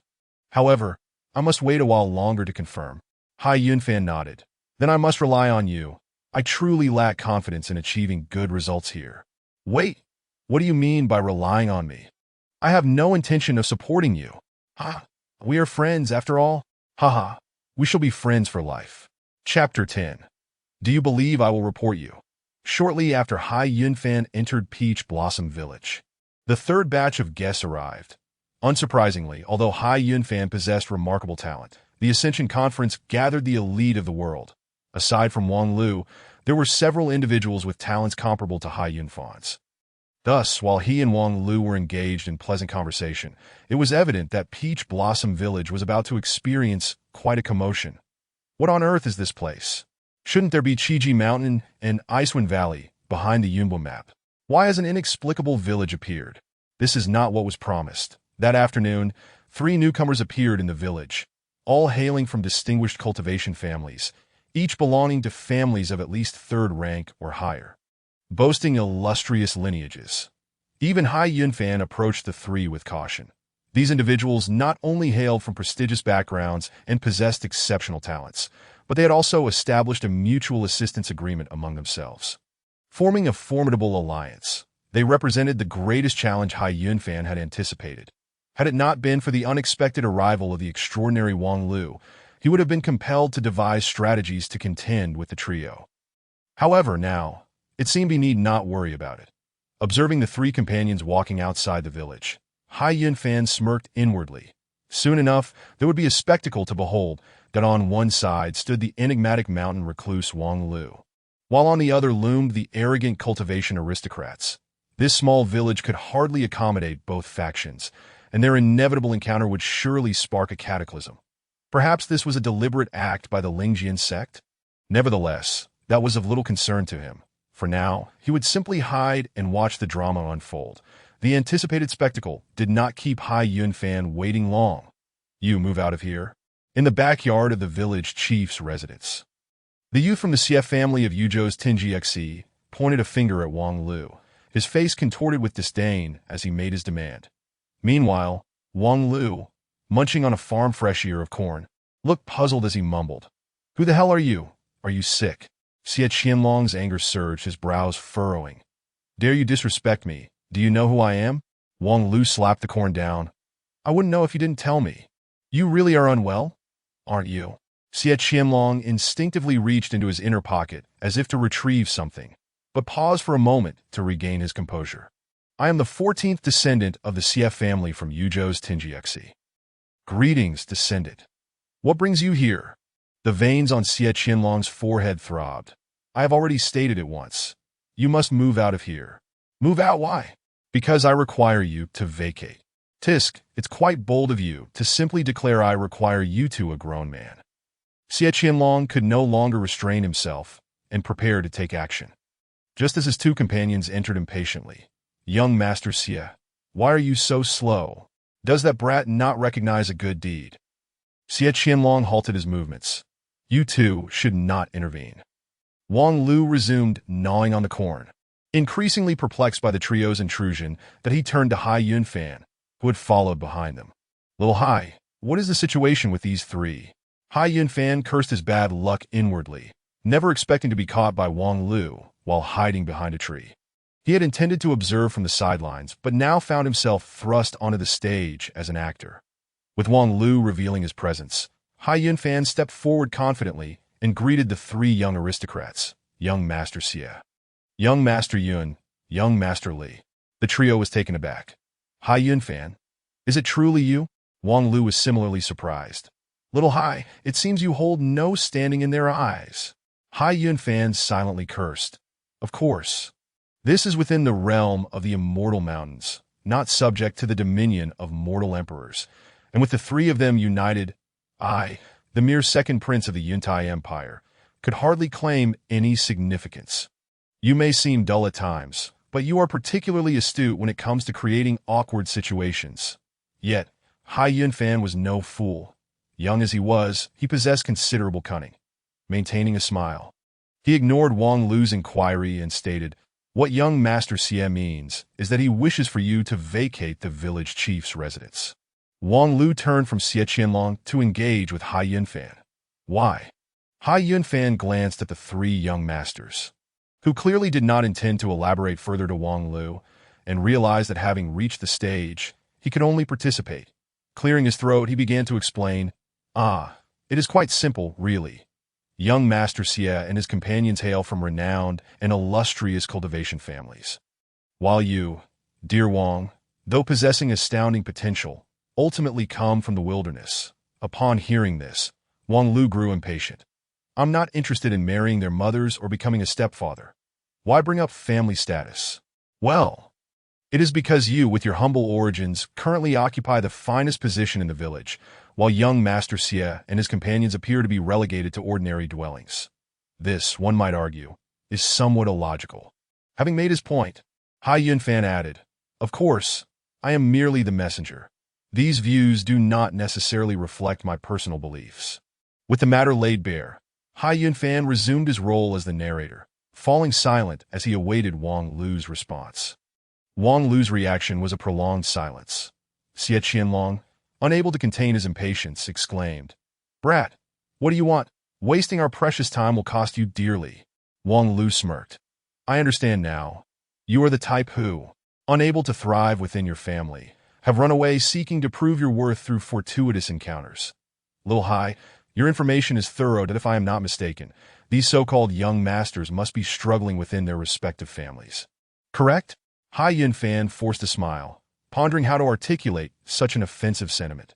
Moreover, it would be an exaggeration to describe their situation as bleak. Achieving their current results in the trials of the Lingjian Sect is already a testament to their rare talent. However, as Wang Lu noted, each of them is ensnared in their own predicaments, far from satisfactory. Xie Qianlong and his companions, seething with rage, could no longer endure. You little brat, if you seek your own demise, don't blame us. Utterly oblivious to your own fate. Just because you perform decently in the Yumbitu does not mean you can consider yourself extraordinary. The three of them assumed stances ready for combat. Xie Qianlong reached into his pocket. The young master of the Yun family formed a sword gesture, while the young master of the Li family stood with his hands clasped behind his back, his long hair swaying without any breeze. Hai Yunfan's heart trembled violently. Indeed, the children of these immortal clans are extraordinary, each bearing treasures bestowed by their families, And those treasures are remarkably advanced. What kind of place is Lingjian Mountain? How could they possibly bring celestial artifacts with them? On the Golden Bridge, even ordinary artifacts are rejected. To sneak past the Golden Bridge and in a Taiyuan village, they must possess not merely artifacts, but likely magical treasures. Even for a third-tier family, magical treasures are not commonly bestowed, indicating that the status of these three within their families is probably even higher than the intelligence report suggested. However, the crux of the matter is that these three children, merely 11 or 12 years old, wielding magical treasures, could annihilate 100 elite soldiers of the Yuntai Empire in an instant. How could Wang Lu possibly withstand such a threat? Hai Yunfan had no doubt about the ruthlessness of Xie Qianlong and his companions. The immortal clans have always viewed human life as insignificant as ants. Moreover, from what he recalled, the families of these three were among the most notorious, barely clinging to the righteous path, yet largely embodying its dark side. In their eyes, Wang Lu, lacking both lineage and strength, though possessing remarkable talent, was merely an obstacle to be removed, a matter of life and death. As for Wang Lu, he indeed possessed various extraordinary qualities, but ultimately, he hailed from an inconspicuous little mountain village and was still far from being on par with Xie Qianlong and the others. So, what could this fledgling genius possibly do in the face of such imminent danger? As an observer, Hai Yunfan found himself immensely curious. There were ways to avert this conflict, although Xie Qianlong and the others showed him little respect. Revealing his trump card might momentarily intimidate the scene. However, Wang Lu and he were not related, so there was no reason to reveal his hand for his sake, was there? Furthermore, if he couldn't even navigate this situation, it would only imply that he had misjudged Wang Lu, that his words were mere exaggerations, and he was not worth paying attention to, let alone befriending. Come now, Wang Lu, reveal your answer to me. Hai Yunfan stood by, deeply anticipating. Then he witnessed Wang Lu nonchalantly flicking the table with his fingers. Are you perhaps planning to overwhelm me with numbers? The three young masters exchanged glances, and both the young master of the Yun family and the young master of the Li family simultaneously withdrew their stances. Since Xie Qianlong instigated this matter, it was only fitting that he resolve it. While those of the immortal clans indeed regard mortals as mere ants, there are still rules to adhere to, given their status. To overwhelm one with many would be a source of mockery, that is for Xie Qianlong. After a moment of bewilderment, he could not help but chuckle. Brat, what difference does it make to you if it's one person or three? Do you think you have the right to engage me? Wang Lu chuckled in return. You all are rather impatient. In fact, I was suggesting that if you wish to overwhelm me with numbers, that would be splendid. It's far too troublesome to face you one by one. It would be better to take you all on at once. What did you say? Wang Lu's expression darkened. What I mean is, to deal with you three insignificant pests, I alone suffice, or rather, with just a single word, I could handle you all. Such a shocking declaration left the room enveloped in silence for quite some time. As an onlooker, Hai Yunfan distinctly felt his heartbeat quickening, a thrilling sensation of an impending climax engulfing him. Even if this was merely a display of bravado, Wang Lu's current demeanor was undeniably compelling. Moreover, Hai Yunfan did not believe Wang Lu was merely posturing. In other words, the three young masters were about to face misfortune, that is, for Xie Qianlong and the others. They were consumed by boundless shame and fury. To be humiliated in such a manner by a mere country bumpkin, it was no longer just a personal affront, but a tremendous disgrace to their families. Wang Lu, 100 deaths would be insufficient. Ice ceiling, sudden storm talisman, flowing clouds, formless sword, crimson blood vitality. The three simultaneously unleashed their magical treasures, and the room was immediately filled with murderous intent.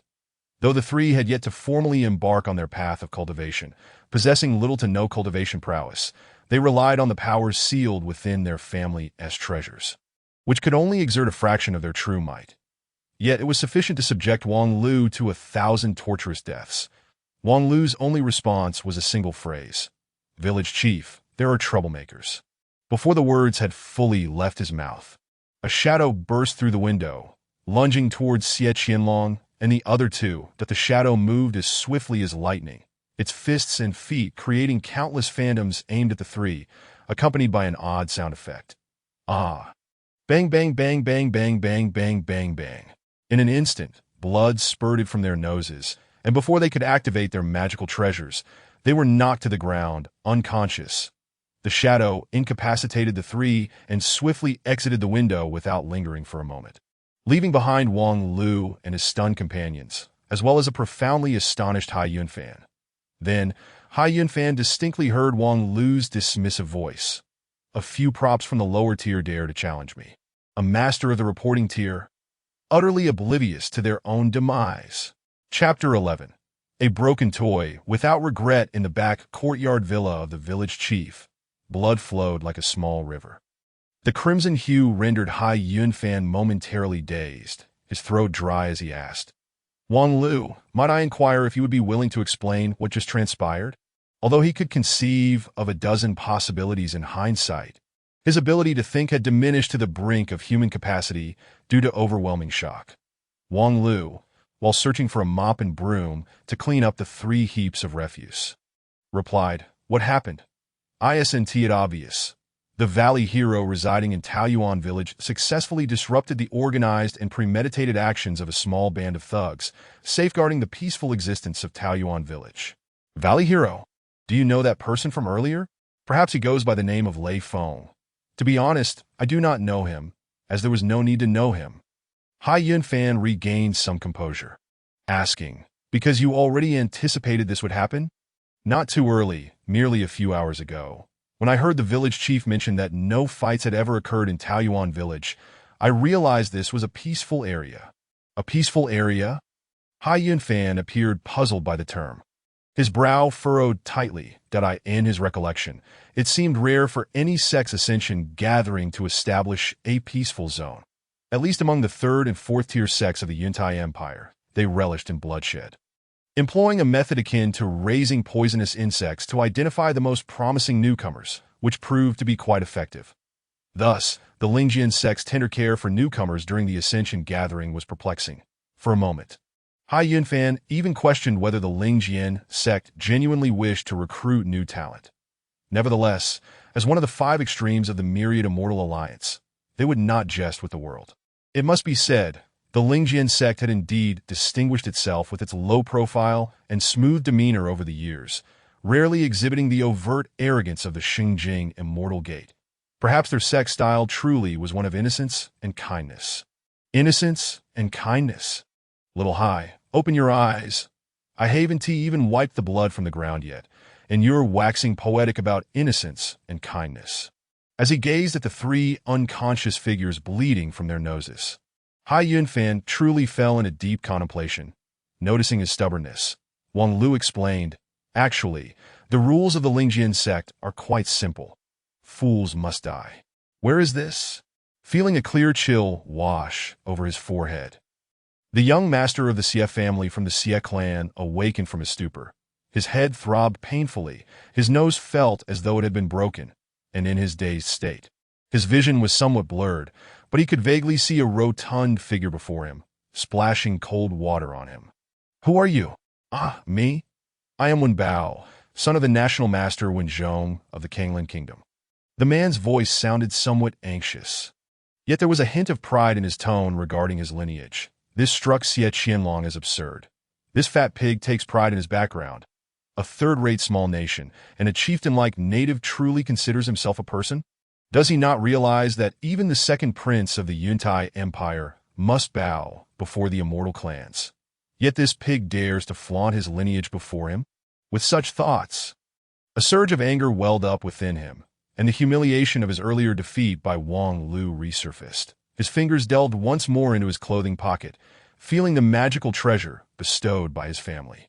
As for Wen Bao, he remained blissfully unaware of the impending crisis. While splashing cold water on the 2 companions of young Master Xie, he chuckled and wobbled his double chin, saying, I just emerged from that mist and was quite puzzled when I saw you 3 unconscious by the riverbank.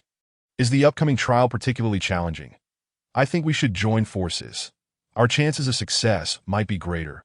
Earlier in the mist, I was considering that if we had more people, perhaps we wouldn't have been trapped for so long. Wen Bao was evidently oblivious to the true intentions of the Lingjian Mountains Yunbatu, naively rambling on, completely unaware that the more he expressed himself, the more repulsive he appeared in the eyes of young Master Xie. Just then, Wen Bao noticed the two companions of young Master Xie stirring. Sitting up. Ah, you're awake too? Wen Bao's face lit up with joy. If he could successfully ally with these three, his chances in the forthcoming challenges would certainly increase.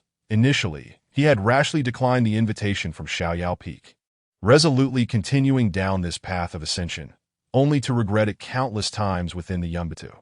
Now, he had no choice but to press onward.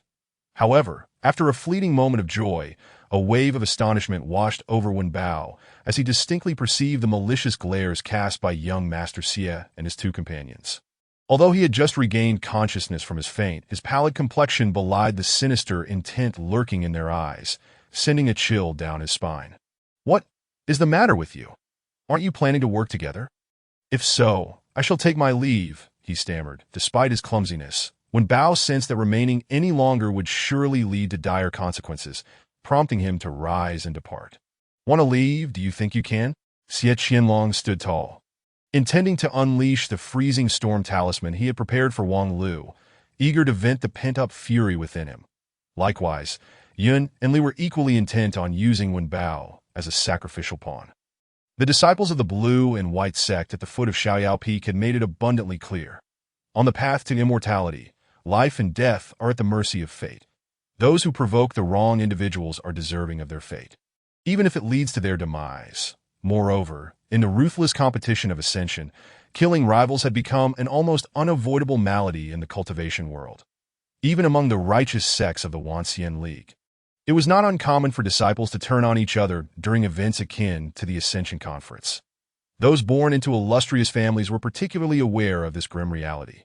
Even for Xie, Yun, and Li, perishing at the Ascension Conference would not be surprising. Thus, slaying the son of the Grand Master of Kanglan Kingdom was no different from squashing an ant. The overwhelming aura preceding the activation of the three magical artifacts instilled in Wen Bao an instinctive awareness of impending death. Unlike Wang Lu, the psychological fortitude of this son of the Grand Master was lacking, and in his terror he could not help but scream, "Help! Help! Help me!" His desperate cries brought a flicker of amusement to Xie Qianlong, who thought to himself that if the victim did not struggle, the game would lack interest. Nevertheless, his murderous intent remained undiminished. Scream all you like. I refuse to believe anyone here will intervene, Xie Qianlong sneered, his grip on the talisman tightening. Just then, a shadow descended from the heavens. Ah, attack, attack, attack. Wen Bao, who had narrowly escaped death, felt his back and trousers drenched in sweat. The shadow arrived swiftly and departed just as quickly, leaving no time for even a word of gratitude before vanishing without a trace. As he gazed at the three young masters lying unconscious by the riverbank, awaiting their fate, Wen Bao's heart raced with fear. Moments ago, he had been just a breath away from death. These three held no grudge against him, yet inexplicably sought to end his life to this day. He remained bewildered about what heinous act had drawn their ire. Did his plain appearance warrant such treatment? Was it the landlady of the family and who kicked him with undue force? Did the young masters on the Golden Bridge trample him underfoot? Did the two disciples of the Blue and White Sect regard him with disdain at Xiaoyao Peak? Or was this truly the unvarnished reality of the path to immortality? Murder and plunder. The ethereal pursuit of immortality paled in comparison to the stark reality of corpses strewn beneath one's feet. Having journeyed miles from his homeland to Lingjian Mountain, Wen Bao aspired to aid his father in achieving greater heights as an immortal. Yet no one had foreseen a bright future for him before his departure. Now, he felt a vague inkling of the reasons behind this. As the son of the Grand Master, he lacked not only his father's erudition and wisdom, but also a grasp of basic social niceties. The only support he had relied on was a passing immortal's compliment during his childhood. This child is destined for greatness among us. Regrettably, that immortal had vanished without a trace, leaving Wen Bao to endure a lengthy childhood under his father's disappointed gaze. Lost in thought, the sound of approaching footsteps sent a shiver through Wen Bao's body, causing his recently regained strength to wane once more. After enduring the ordeal posed by the scions of the Xie family, he had become hypervigilant. He felt utterly powerless, believing that even a wild boar leaping from the underbrush would spell his doom today. Oh, where did this heavenly marshal come from? The voice that reached his ears was laced with equal parts surprise and mockery, lacking in courtesy yet inexplicably imbued with a reassuring quality. When Bao let out a sigh of relief as the voice continued, "How could this fellow appear here? He should have been eliminated on the Golden Bridge." "Ah, Brother Wang, you are mistaken. The concept of fate is ever so peculiar. Many extraordinarily wise individuals find themselves at odds with the path to immortality, while many ordinary fools possess commendable cultivation potential. This one Bao seems to belong to the latter category." That makes sense.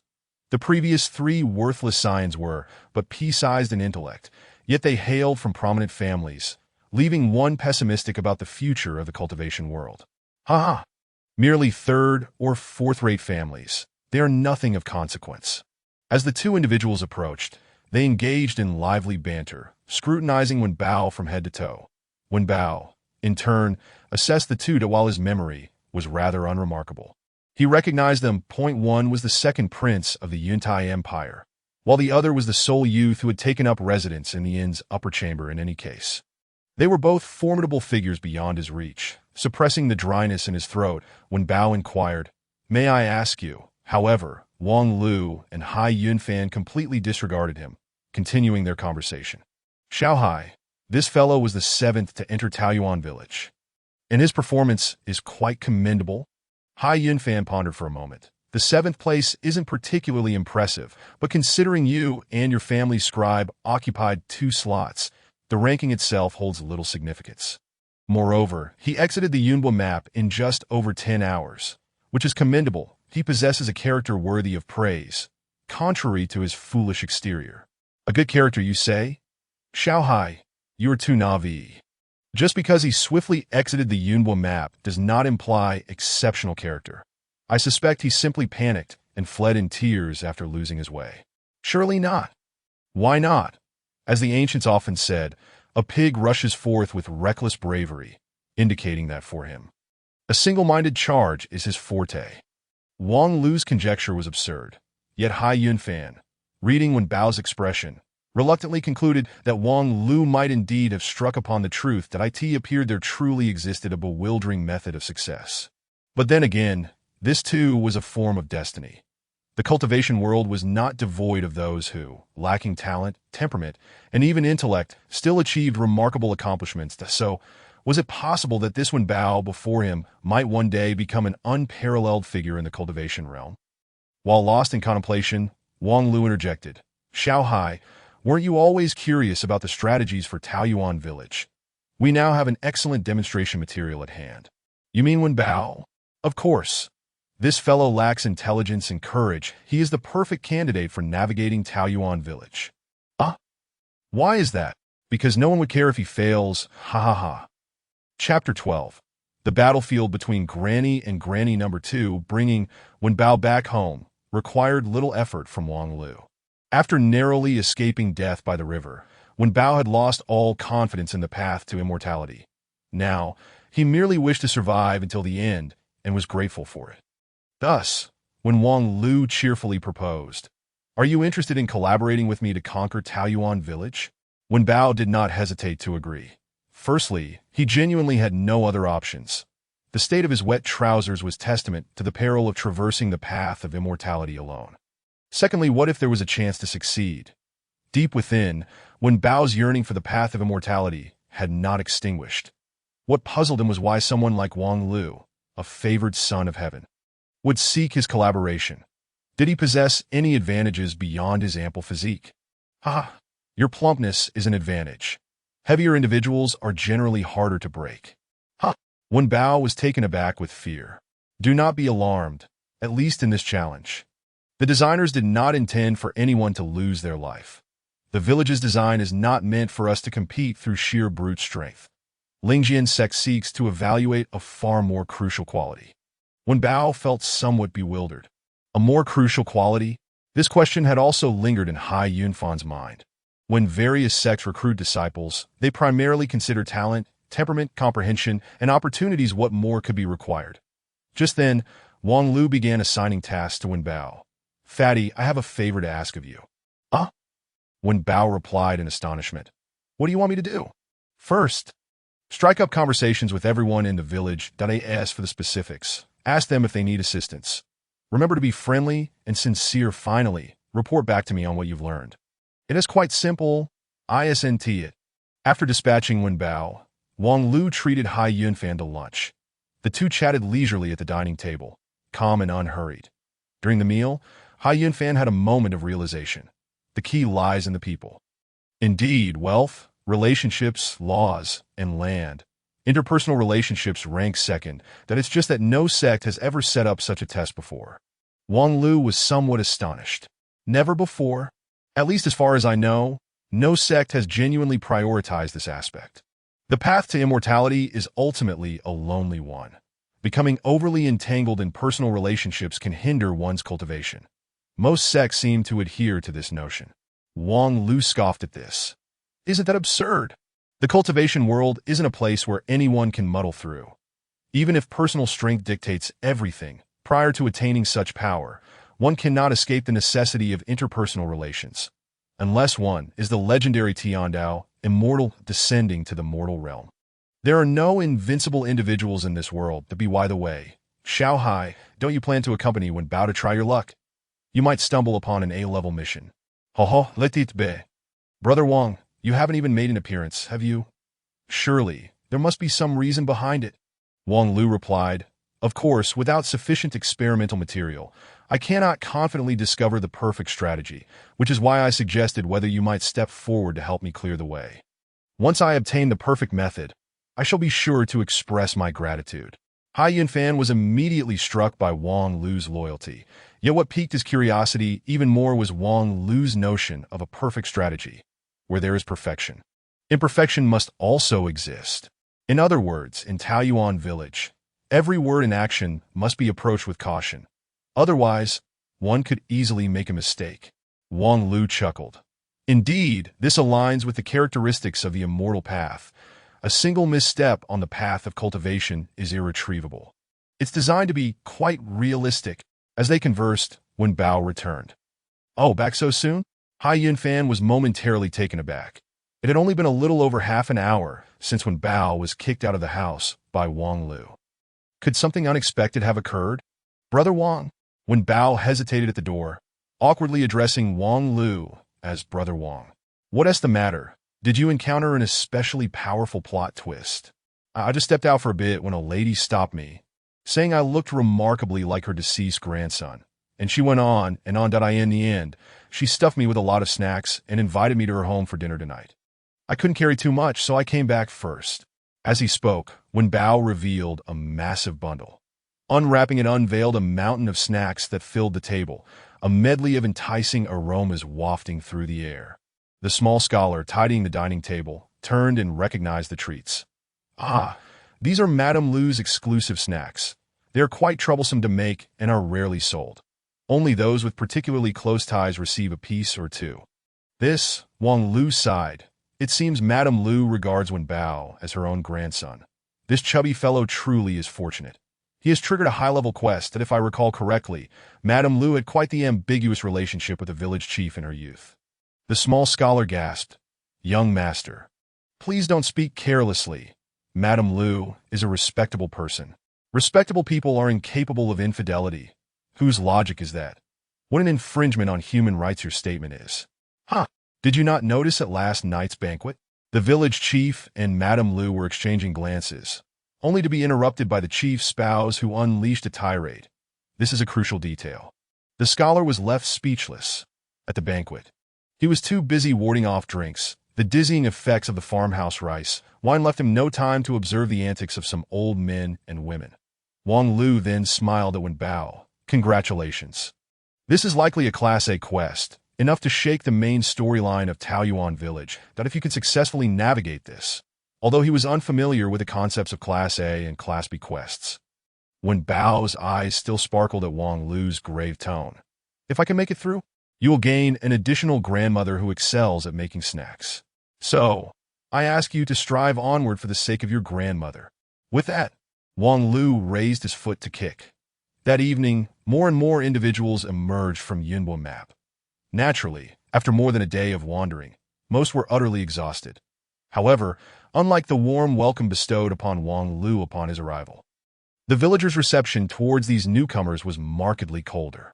"Is there food? Yes, there a place to stay?" Yes. Yet nothing came free of charge. Worse still, the external monetary system was utterly ineffective here. "What is this?" "This is a gold ingot." "Gold ingot. Can it be eaten?" "Well, swallowing gold is akin to committing suicide. You think to use this poison to buy my family's steamed buns? Dream on." "Hey, it seems your understanding is somewhat flawed." Such dialogues were commonplace. The villagers showed no interest in genuine gold and silver, leading many young masters who prided themselves on their wealth to meet defeat. However, soon enough, some discovered the currency that could circulate here: labor. "Want to eat? Simple. Help me clear the weeds in the backyard, then fill the water jar at the entrance." As long as one expended sufficient labor, they could receive rewards from the villagers, be it a delicious farmhouse meal or a modest yet cozy bedroom. Such exchanges were only possible through labor. In fact, this principle applied not only to the young masters participating in the trials, but also to the villagers themselves, who practiced barter and exchanged labor for their needs. In a village so primitive that a monetary system had yet to emerge, the young masters could only reluctantly accept reality, with these noble offspring shouldering hoes and carrying burdens. Fervently engaging in agricultural production, in Wang Lu's words, it was essential for these privileged youths to undergo re-education by the working class. Under these circumstances, Wang Lu and his peers' treatment was akin to hammering nails into the eyes of others, especially when most were still grappling with survival. Wang Lu was already directing Wen Bao to charge forward in the main quest by the morning of the third day. Wen Bao had already bowed to Madame Lu, declaring her his god-grandmother. As Wang Lu put it, "The flag has been raised. Hey, the chubby one is progressing quite smoothly, but others have already taken note of his actions, and imitators will soon spring into action." Wang Lu reclined on the bench beside the dining table, casually remarking, "However, I never intended to keep it hidden. The more participants in this stage of Taoyuan village, the better. Ideally, I would activate every villager's quest to grasp the essence of the perfect strategy." Hai Yunfan interjected, "But doing so would mean relinquishing all advantages." "I lack Brother Wang's insight. Yet by common reasoning, the quests you mentioned should possess uniqueness. For instance, Madame Lu cannot possibly accept a second god-grandson. Thus her resources are monopolized by Wen Bao. If your perfect strategy requires Madame Lu's assistance, how will you proceed?" "Well, that's my dilemma. Or perhaps, would you like to pursue a perfect strategy as well?" Hai Yunfan shook his head in denial. "I have never sought perfection, as long as I find a suitable position for myself. That suffices for success." "I like that sentiment. Should there come a day when I am bested, I shall invoke that statement to maintain my composure, appearing less defeated. In return, allow me to share a bit more. The climax of this Taoyuan village adventure lies ahead." "Do you think when Bao's progress is smooth now, he will surely return crying tonight?" "Wow, Lord Wang Lu, help me." That night, when Bao's wailing disrupted everyone's sleep. "Damn it, why are you crying?" Although he had anticipated such a scene, being roused from slumber in the dead of night left him with no choice but to feel anger, oblivious to his surroundings, when Bao continued to sob. "Lord Wang Lu, I've encountered trouble, Madame Lu." Wang Lu interrupted sharply. "Shut up, don't speak yet. I will fetch a stick to sort you out first." "Ah!" When Bao was taken aback, especially as he saw Wang Lu genuinely going to retrieve a door latch, preparing to swing it, and hurriedly wiped away his tears and snot, exclaiming, "Madame Lu got into a fight with the village chief's spouse. The village chief's spouse can't handle Madame Lu and wants to vent her anger on me, saying she will have the village chief expel me from the village. Lord Wang Lu, save me. Save you. You should be the one to leave. How can you not handle such a problem? What use are you?" But that is the village chief's spouse. Perhaps having been kicked too harshly by the innkeeper at the family inn, a seed of fear had taken root in Wen Bao's heart. although there were countless small villages like Taoyuan village in the country of Kanglan. A mere frown from him could spell disaster for the entire village. Yet, on this path to immortality, having weathered numerous trials, Wen Bao had long regarded himself as a creature of the lowest tier. You useless thing! What of the village chief's spouse? A spouse who cannot even control her own man is less than an inflatable doll. Why fear an inflatable doll? That's not how it is. That is precisely how it is. Do you think the tasks in Taoyuan village are truly that simple? Bowing to a god-grandmother and indulging in snacks until you become spherical will allow you to pass. You are underestimating the designer.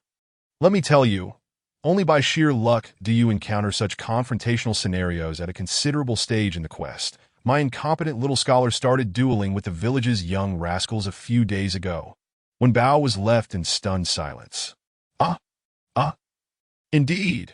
I've already stated, Taoyuan village assesses emotional intelligence. And the most effective measure of emotional intelligence is not how many people one can please, but how one responds to those who dislike them.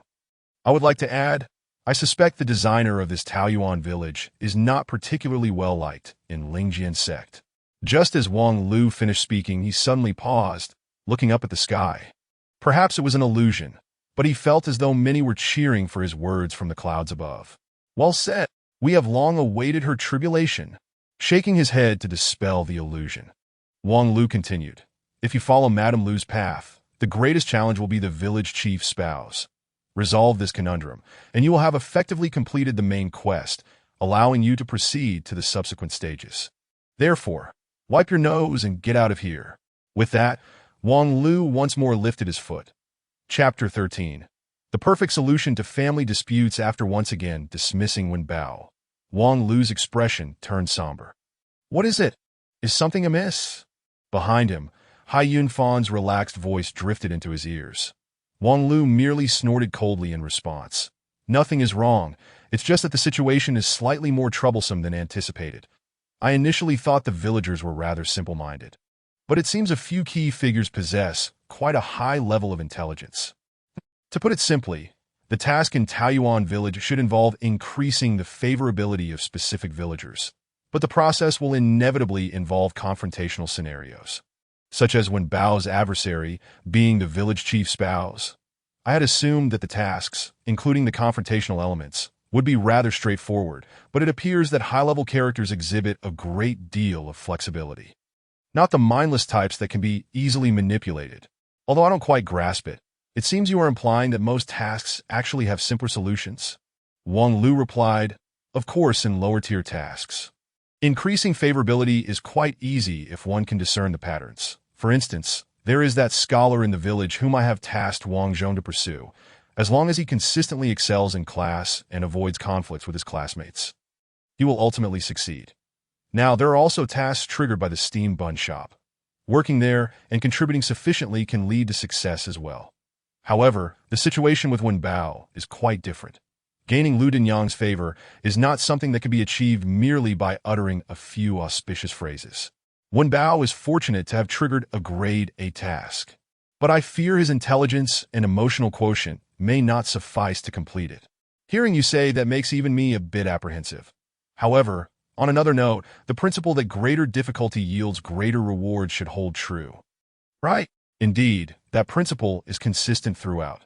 For example, I performed exceptionally well in the Yunbo map, which resulted in Taoyuan village treating me with the respect akin to that of a godfather to the village chief.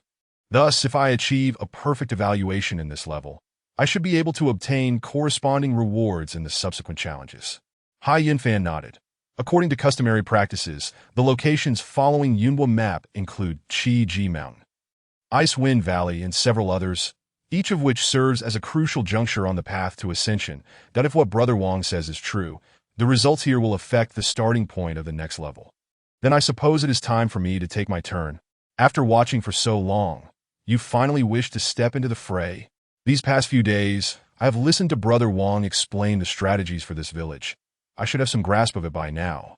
Or else it would be unfair to disregard your efforts over the past few days. Then, do you wish to attempt a perfect strategy? Haha, I shall leave that to a genius like Brother Wang. For me, simply finding a suitable position will suffice. Having said this, Hai Yunfan finally exited Wang Lu's room, that is a guest in Wang Lu's home. He had been enjoying the hospitality in the village chief's backyard like a child bride. But he could not remain a mere spectator forever.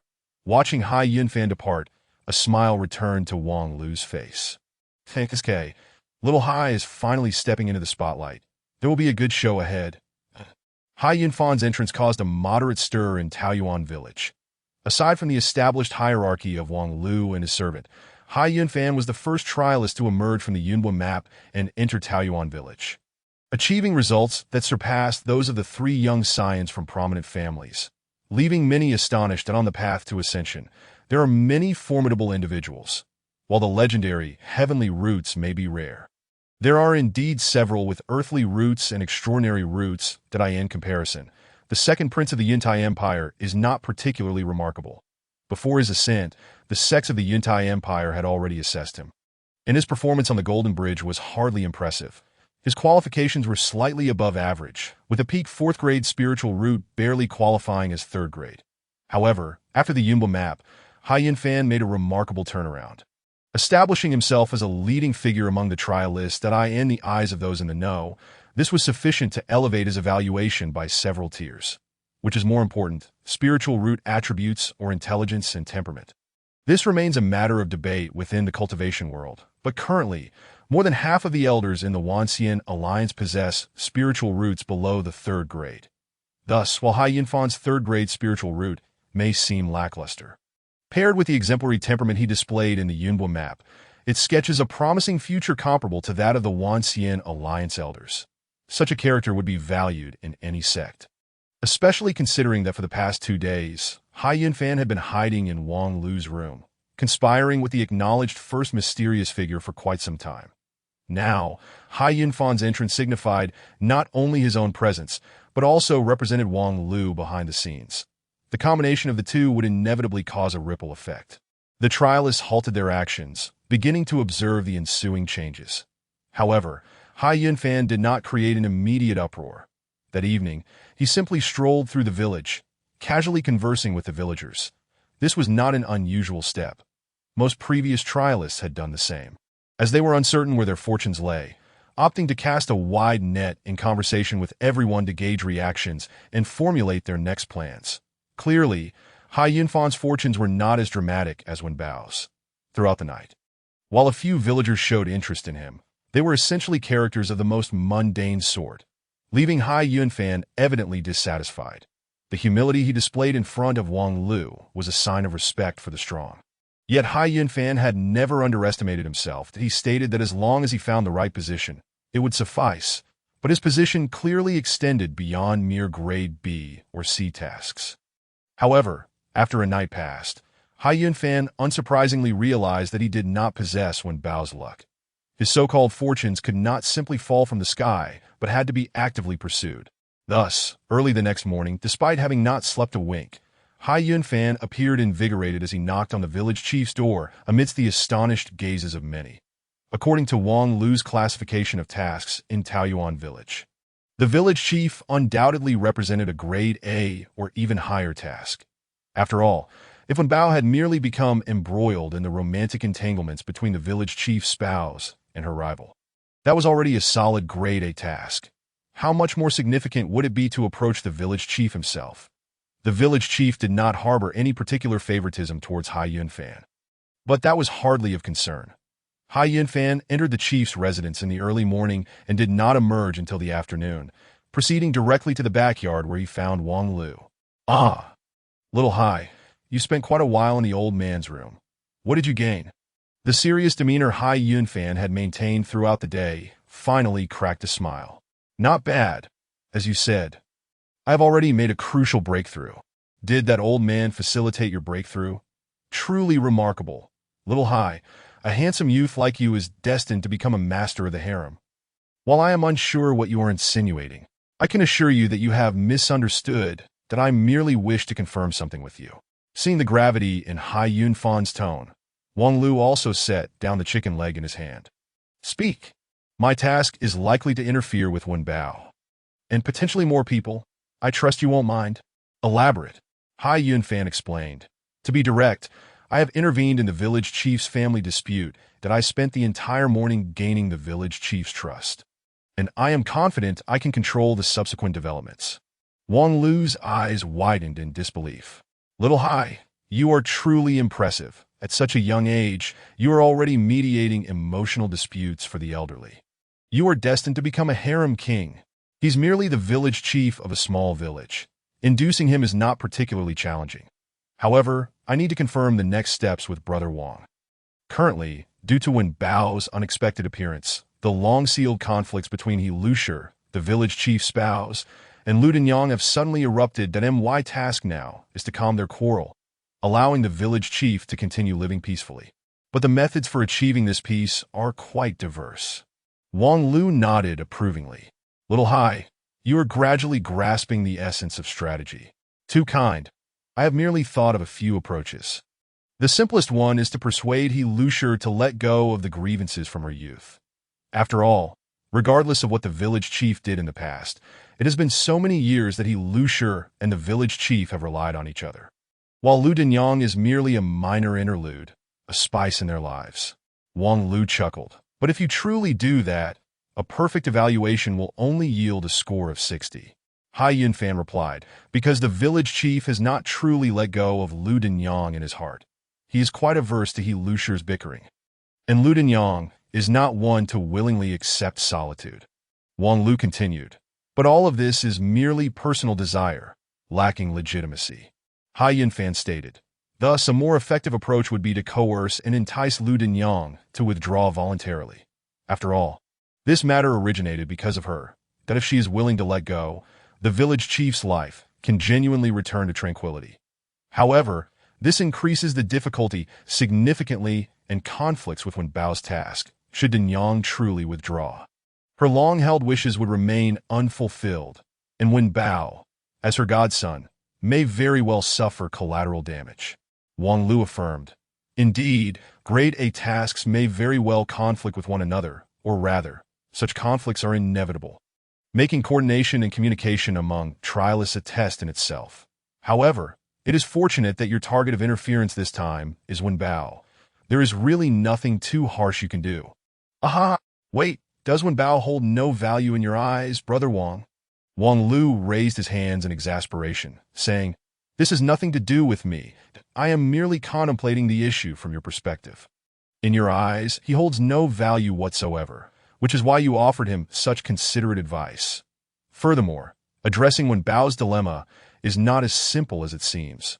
Why not have him and Lu Dinyang engage in a romance of twilight years to fill the emotional void? Clearing the hurdles would be a matter of mere moments. Now, returning to the crux of the matter, how do you wish to proceed? Hai Yunfan replied, I am not inclined to choose either of the aforementioned methods. Rather, I have a third proposal that I would like to seek Brother Wang's opinion on. A third proposal? It entails orchestrating a scheme to frame He Lushur, allowing the village chief to rightfully dismiss her and rekindle his old flames with Lu Dinyang. In this way, Wen Bao's task would be satisfactorily completed, and the village chief's long-held wish would be fulfilled, thus earning me an exceedingly high appraisal. The execution of this plan should not be overly complicated. But Wang Lu tilted his head. But such an approach is hardly befitting of a righteous individual in a sect with strict regulations. Even conceiving this plan would be considered a transgression. Therefore, I need to ascertain the mindset of the designer from Taoyuan village. Brother Wang, do you believe my proposal would garner his approval? Wang Lu pondered for a moment before replying. If I were the designer, I would undoubtedly award it a score exceeding 90. And then it no longer pertains to me. The level has been designed. The score allocated. What more is there to discuss? Hai Yunfan chuckled. Thank you for the reminder, Brother Wang. It seems my thoughts were rather superficial. Regardless of how that peculiar designer perceives things, the ultimate decision lies with the righteous Lingjian Sect. Thus, let us refrain from employing dubious methods. Lastly, Brother Wang, if it were you, how would you approach this? Me. Are you expressing interest in the perfect strategy? Hai Yunfan asserted. I have already resolved my approach and will not waver. Yet I am genuinely curious about how you would tackle it.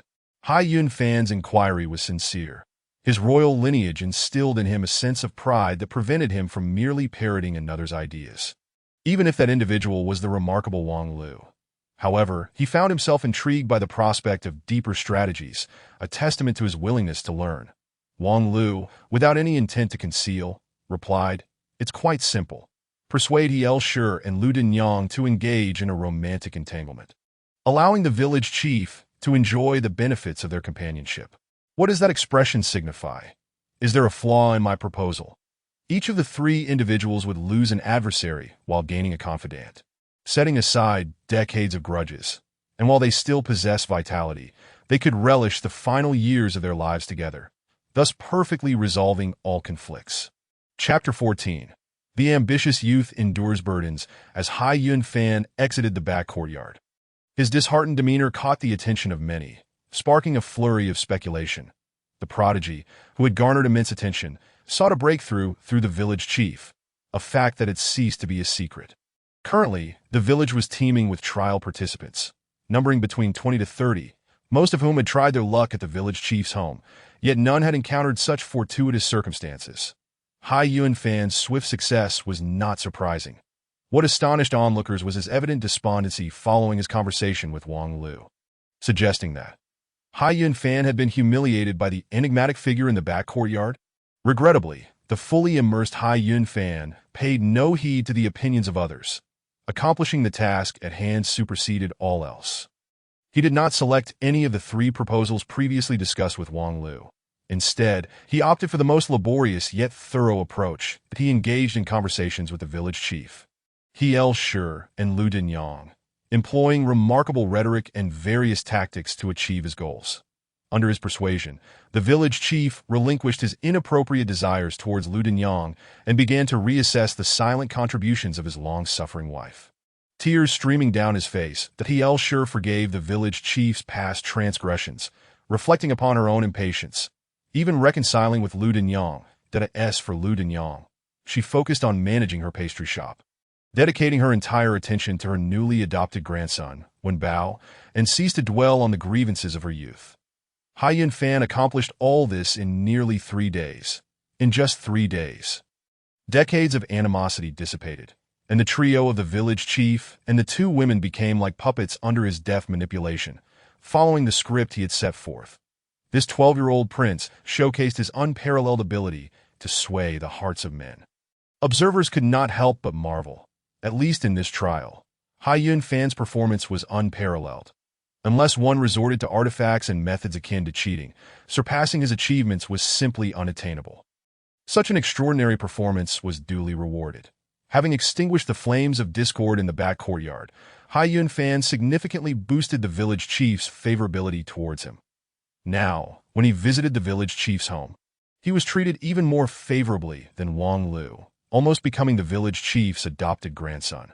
For someone with no foundational opportunities, achieving this was no small feat, and it was worth noting that he had also become exceptionally endearing in the eyes of Lu Dinyang and He El-Shur. However, despite completing such a pivotal segment, the trial in Taoyuan village was far from concluded, for Hai Yun Fan had yet to discover the entrance to the next challenge. Indeed, while the village chief's dilemma was resolved, and he had become a favored figure in the chief's eyes, the question remained, what next?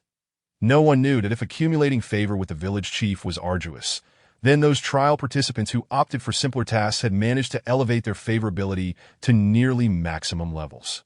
For instance, a youth enamored with an elder sister had persistently pursued a certain village maiden, and if one disregarded the maiden's staggering weight and her dense facial hair, it could indeed be considered a commendable match. Nevertheless, even so, no further hints for the next step were forthcoming. Thus, 2 days later, the burdened youth could no longer contain himself and knocked on Wang Lu's door with a pallid expression. "Lord Wang Lu, ibisu chiot assistance?" Despite remaining largely reclusive since entering the village, Wang Lu's reputation had spread like wildfire, thanks to the remarkable activities of Hai Yun Fan and Wenbao. Although both had yet to receive guidance for their next steps, their progress was astonishingly swift, evidently aided by someone of great wisdom. Even that little scholar had begun to take action in recent days. Therefore, when individuals found themselves at a loss, Wang Lu had become their beacon of hope. "Oh, You just claimed that the past 2 days have been more unbearable than being ravaged by a dog, yet you have not received the next clue, leading you to lose faith in life. Alas, I would advise you to seek a prompt resolution to your existence. Huh? Do you perhaps underestimate the journey to ascension? Indeed, Taoyuan Village is a place that essentially excludes all forms of violence, ensuring the safety of all. However, this security is not a benevolent gift from the Lingjian Sect. Rather, it is a means of increasing the difficulty, leaving you with no room for negotiation. This trial is exceedingly challenging. If you believe that simply being a duck for 2 days will suffice, you are gravely mistaken about this village. Then, what am I to do? 2 days are insufficient, so why not consider a decade? 10 years of being a poultry worker, and I wish you well on your journey to the afterlife. What do you mean by, Is this not a fair and reasonable condition? Just 10 years of being a duck, and you can continue your path to ascension. Such a proposition, if presented to the outside world, would have all the ducks weeping with gratitude. I am a royal scion in Jiuzhou. How can I be compared to mere ducks? TSK, I find your attitude rather unpalatable that as the saying goes. One should take pride in their profession. Are you not currently performing the duties of a duck? Why then, look down upon your fellow workers. How can you expect to receive the privileges of a prince? Furthermore, if you wish to expedite the process, it is quite simple. Learn from Xiao Hai and undertake some high-difficulty tasks. You could likely clear the trial in just a few months. The youth enamored with the elder sister left Wang Lu's room in despair. The prospect of a decade-long ordeal was utterly disheartening. Yet he carried with him a vital piece of information that a few months, according to Wang Lu's deductions. Even Hai Yunfan would require several months to progress, meaning others would likely need to count the passage of years. The trial in Taoyuan Village was indeed excessively prolonged. However, from another perspective, given the Lingjian Sect status within the Wanshan Alliance, it was not surprising to set such an arduous ascension challenge. Previously, the Gate of 10,000 Laws had subjected over 100 trial participants to survive in a swamp for 2 years.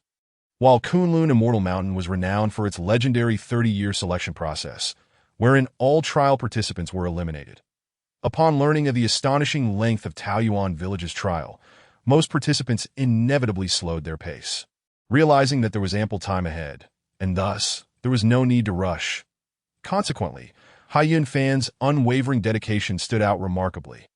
Having resolved the village chief's dilemma, Hai Yunfan continued to navigate between the 3 key figures, consistently expanding his influence. Certain matters required no prompting from Wang Lu.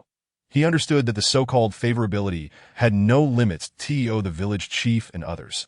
Hai Yunfan was merely a benefactor. Even less than the familial ties between Wen Bao and Lu Dinyang. Therefore, his lack of further instructions came as no surprise. As long as he persisted, success was merely a matter of time. This relentless effort consumed considerable mental energy, particularly for a 12-year-old child. Nevertheless, Hai Yunfan relished the challenge and remained steadfast. Tisk, mediocre talent, exceptional emotional intelligence, and extraordinary perseverance. Xiao Hai, you truly are a remarkable individual. Brother Wang, you flatter me. However, it is precisely because of this that we shall likely be parting ways soon. Hai Yunfan's eyes sparkled with intrigue. You mean, did you not say it would take several months? That refers to achieving a perfect clearance. Given your character, I doubt you will pursue that. I see. Recently, I have also sensed that the village chief seems eager to discuss something with me, but the time is not yet ripe. That must be the key to the next step. The next step for Hai Yunfan arrived swiftly that on the 15th day of his sojourn in Taoyuan Village, the village chief, deeply moved by him, finally spoke. Child, I believe it is time I revealed certain matters to you. Even Hai Yunfan, who was usually composed, could not suppress a smile. I have awaited this moment for quite some time. 3 days later, Hai Yunfan departed from Taoyuan Village, completing the endeavor in 18 days. Ranking first among the challengers, far exceeding the expectations of others. The reason was quite simple. Before his departure, Hai Yunfan had fully shared the intelligence he had acquired from his tasks with Wang Lu. This was a prior agreement between the two. According to Wang Lu's estimations, a village chief-level task would typically require several months for perfect completion. However, if one did not seek perfection and merely aimed for adequacy, fulfilling the main storyline of Taoyuan Village could significantly compress the timeline. Naturally, this approach would inevitably come with certain side effects. This conclusion was derived from Hai Yunfan's subtle inquiries around the village chief, contrasted with Wang Lu's insights that in simple terms, the results from Taoyuan Village would directly influence the starting point of the next challenge, just as the outcomes from Yunbitu would impact Taoyuan Village. Hai Yunfan had barely achieved a passing score, which meant his starting point would not be particularly elevated. However, as he had followed the village chief's path, the rewards would not be insignificant. Wang Lu speculated that Hai Yunfan's completion rate was at most 30%. Had he not rushed for immediate results and instead aimed for a perfect strategy, he would have gained immense advantages in the realm of the underworld, potentially allowing him to navigate that stage with ease. Yet, Hai Yunfan's haste had dashed all such prospects.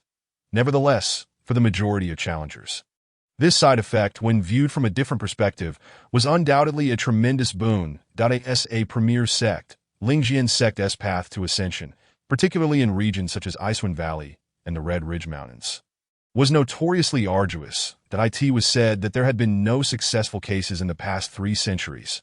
Previous ascension conferences had barely attracted a handful of individuals, mostly minor characters from the outer sect.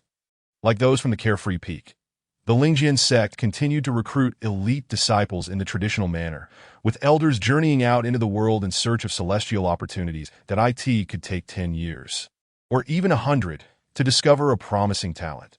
This time, however, while most of the procedures remained unchanged, the sudden appearance of Taoyuan Village perhaps indicated a deliberate effort by the Lingjian Sect to lower the difficulty level. Reflecting on this, Hai Yunfan, who had completed an A-grade task and departed early, became an enormous source of inspiration for others. With Hai Yunfan's barely passing score, the remaining challengers had no reason to be overly anxious. The Ascension Conference was not a race. As long as one could reach the finish line, they would succeed. Unfortunately, in practice, very few could achieve even a passing score. In the week following Hai Yunfan's departure, not only was there no one who could catch up to his pace, but 2 challengers also fell into a trap of their own making, losing all the hard-earned favor they had accrued overnight. For example, Xiaofang, let me explain. I truly love you. I don't mind your robust figure or your alluring stubble at all.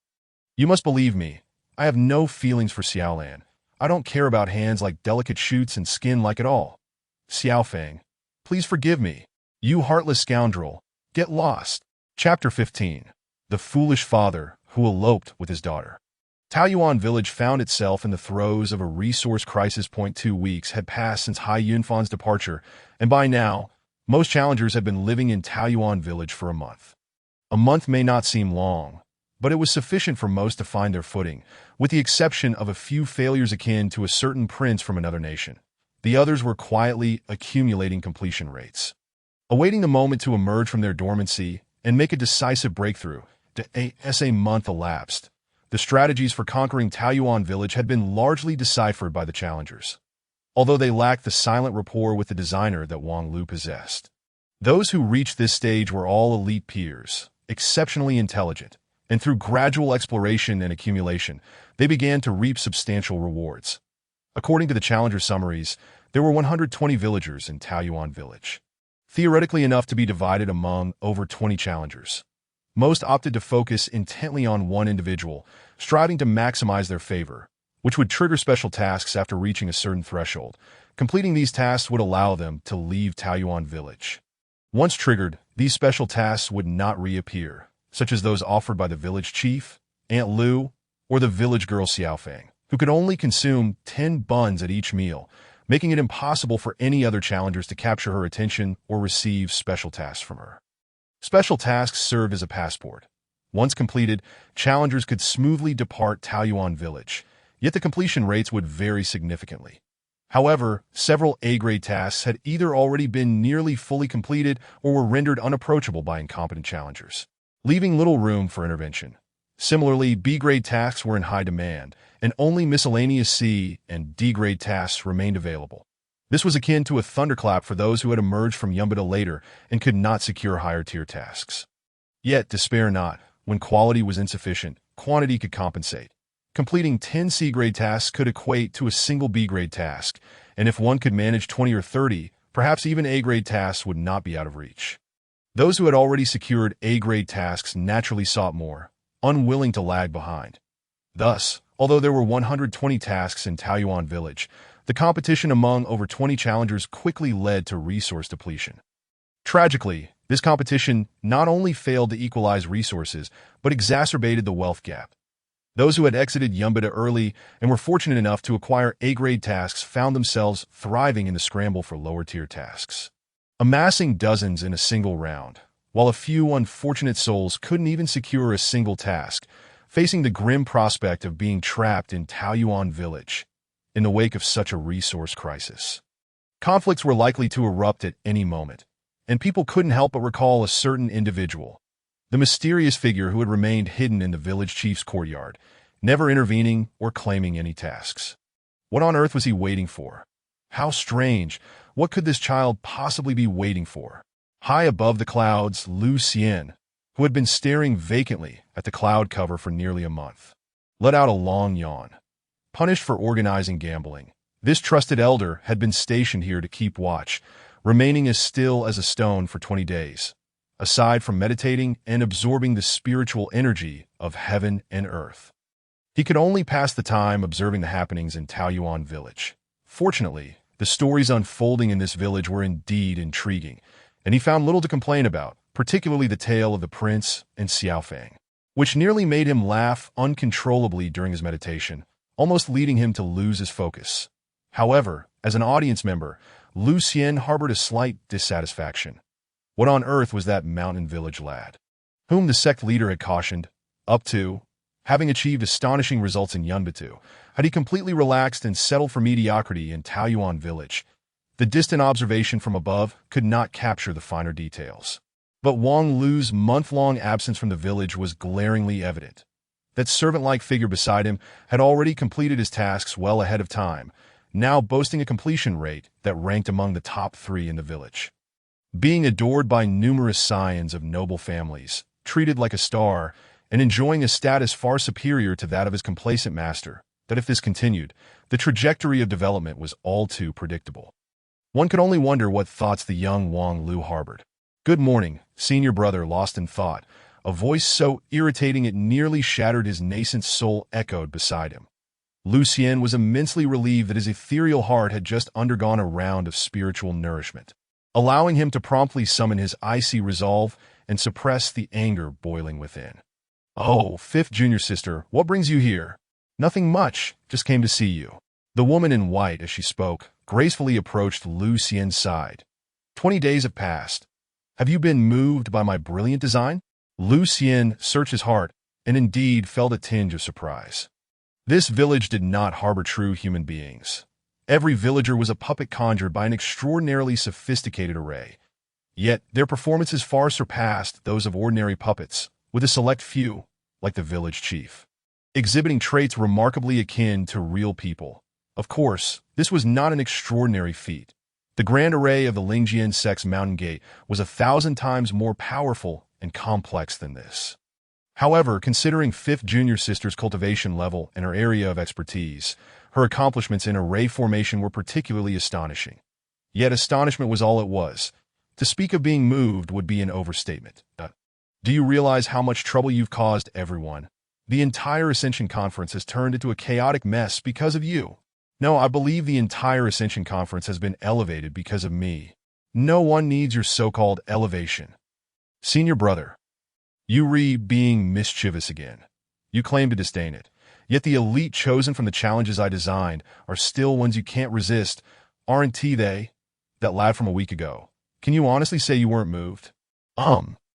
Reflecting on that individual from a week prior, Lu Xian could not remain indifferent. Exceptional temperament, unparalleled intelligence, and outstanding emotional intelligence.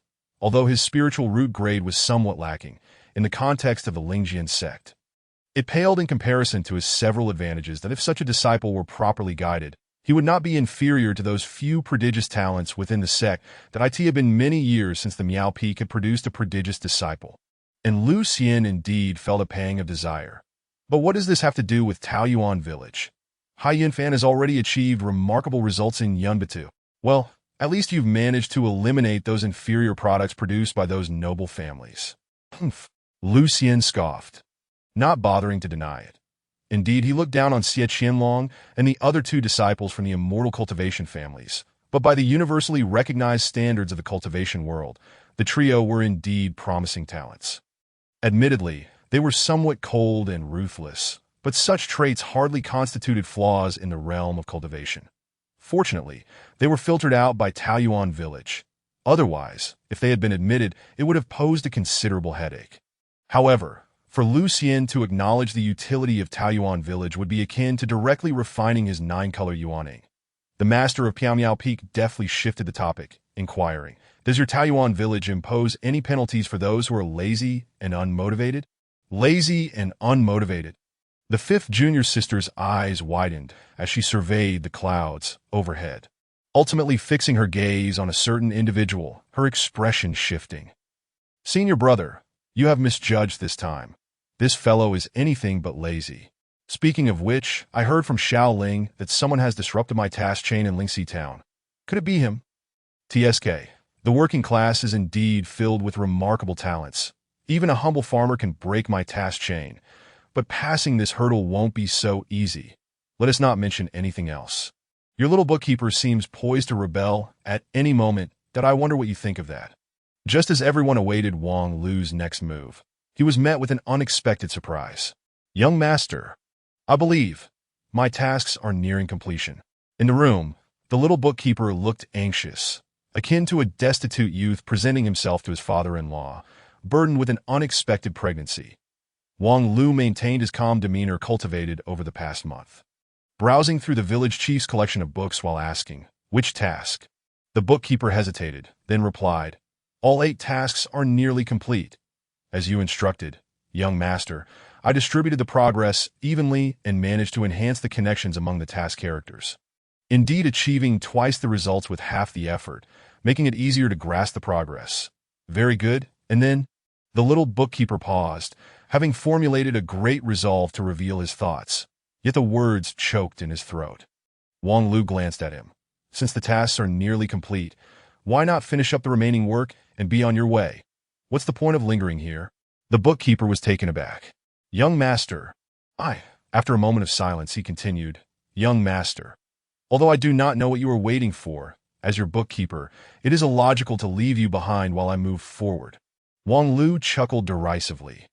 "Do you believe what you just said?" The little bookkeeper leapt 3 feet high in indignation. "I speak from the heart. Do not jump. Speaking nonsense may attract divine retribution. If you jump so high, do you wish for the thunder god to target you?" The bookkeeper was momentarily rendered speechless by Wang Lu's retort. After a long pause, he sighed, "Young master, 2 months ago, I could never have imagined I would find myself in this position, that a mere little bookkeeper from a mountain village has fortuitously grasped a thread of celestial fate, with the chance to become an inner disciple of a top-tier sect. I am fully aware that all this is your blessing. Without you, young master, I could never have arrived at this point. Your immense kindness, spare me the grandiose talk of kindness. A grain of rice nurtures a grain of resentment. Elevating it to great kindness would imply a debt of enmity that cannot be reconciled." Wang Lu teased with a smile. "In truth, you might as well be frank. Having spent a month in the village, you have conversed with many of the trial takers and should understand what it means to cross the Golden Bridge. Celestial fate is celestial fate. It is neither bestowed by me nor blown in by the wind. You possess innate celestial fate, and even without Lingjian Sect, there would eventually be a sect that finds you. The path of immortal cultivation is inevitable for you." The bookkeeper fell silent, for he had indeed convinced himself of this before deciding to reveal his thoughts to the young master. "Thus, you are on the verge of exiting Taoyuan Village with an astonishing completion rate, and it is highly likely you will pass the next hurdle straight to Piao Peak. Why waste time waiting for me?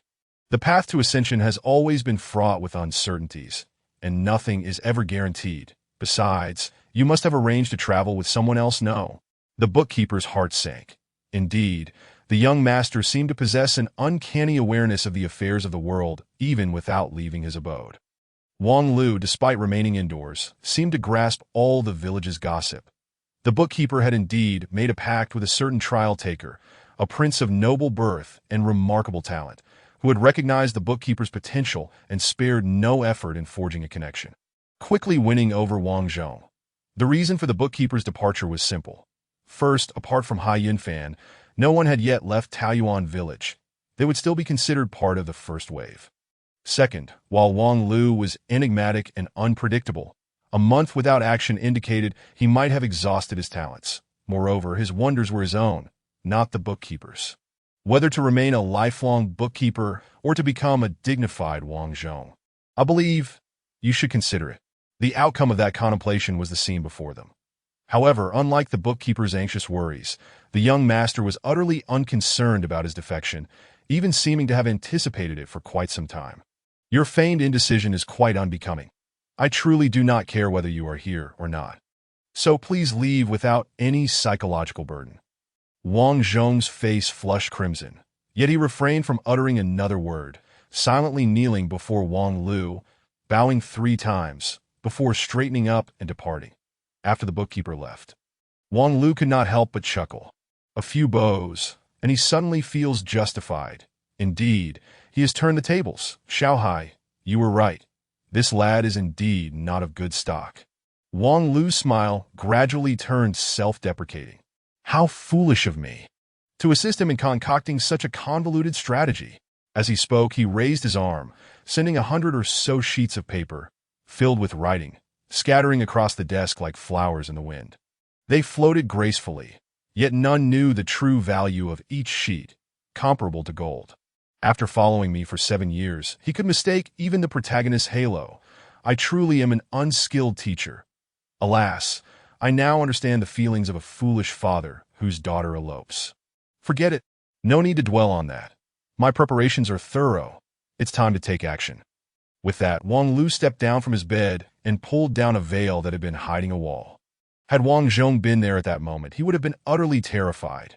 The wall was adorned with over 100 sheets of high-quality rice paper, each detailing a strategy for a character in the village. Richly illustrated and thoroughly documented, far more meticulous than the versions compiled by the village's mutual aid organization. Though he had not stepped outside for a month, it was not a month wasted. As a trial-taker who had emerged from Yunbo map with extraordinary results, Wang Lu had reaped benefits far beyond what the little bookkeeper had observed. His relationship with the village chief was far more complex than that of mere tenant and landlord. Chapter 16. The Rocket of the Gold Medal Substitute. Oh, Wang Lu is about to take action. Is that true? Hurry, call people to gather and watch. On the very morning when the little bookkeeper and his companions departed Taoyuan village with astounding completion rates, Wang Lu finally concluded his seclusion and stepped outside, attracting a crowd of onlookers. Oh, so this is Wang Lu. He doesn't seem so impressive after all that I expected him to be a towering figure. As you all discussed, Teske, a towering figure would likely be struck down by the heavens, right? Don't be deceived by appearances. This fellow was the first to exit the Yunbo map. He might just be lucky. He hasn't accomplished much in Taoyuan village. Accomplished much?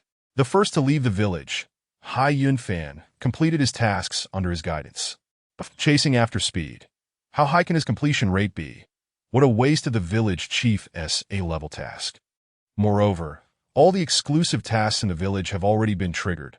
What can he achieve now that he has exited seclusion? Who knows? That's why everyone has come to watch, to see what he will do next. And indeed, what Wang Lu proceeded to do did not disappoint, that he went to help Grandma Huang from the east of the village fetch water. Hey, are you kidding? Grandma Huang's task is already completed. She can no longer recognize anyone as her godson. What water is she fetching? The trial taker who had taken over Grandma Huang's task was equally perplexed. Her task was likely only at the D-level standard, ranking among the bottom 3 in the village. Hardly valuable at all, that it was unexpected that the esteemed Wang Lu would choose this task as his opening act. It remained to be seen what his intentions were. Wang Lu ignored the onlookers. Focusing intently on fetching water, he had an average build but possessed great strength, and before long, he filled Grandma Huang's water tank to the brim. Ah, young man, thank you. Before Grandma could finish her sentence, Wang Lu interrupted. I wish to go to your son's school. Grandma was momentarily taken aback but nodded in agreement. Subsequently, Wang Lu exchanged no further pleasantries, placing down the yoke and striding towards the neighboring house. Next door lived Grandma Huang's son, Scholar Huang, whose task was significantly more valuable than his unremarkable mother Esther initially. It was merely a D-level task. Yet as it progressed, it had the potential to lead to a connection with a reclusive scholar residing in the village, which was an A-level task and the very task that little bookkeeper Wang Zhong had relied on to make a name for himself in the village. Now that Scholar Huang's task had been completed, and with the little bookkeeper gone, he showed no interest in others, while the other trial takers had little inclination to pay attention to this impoverished scholar of little value.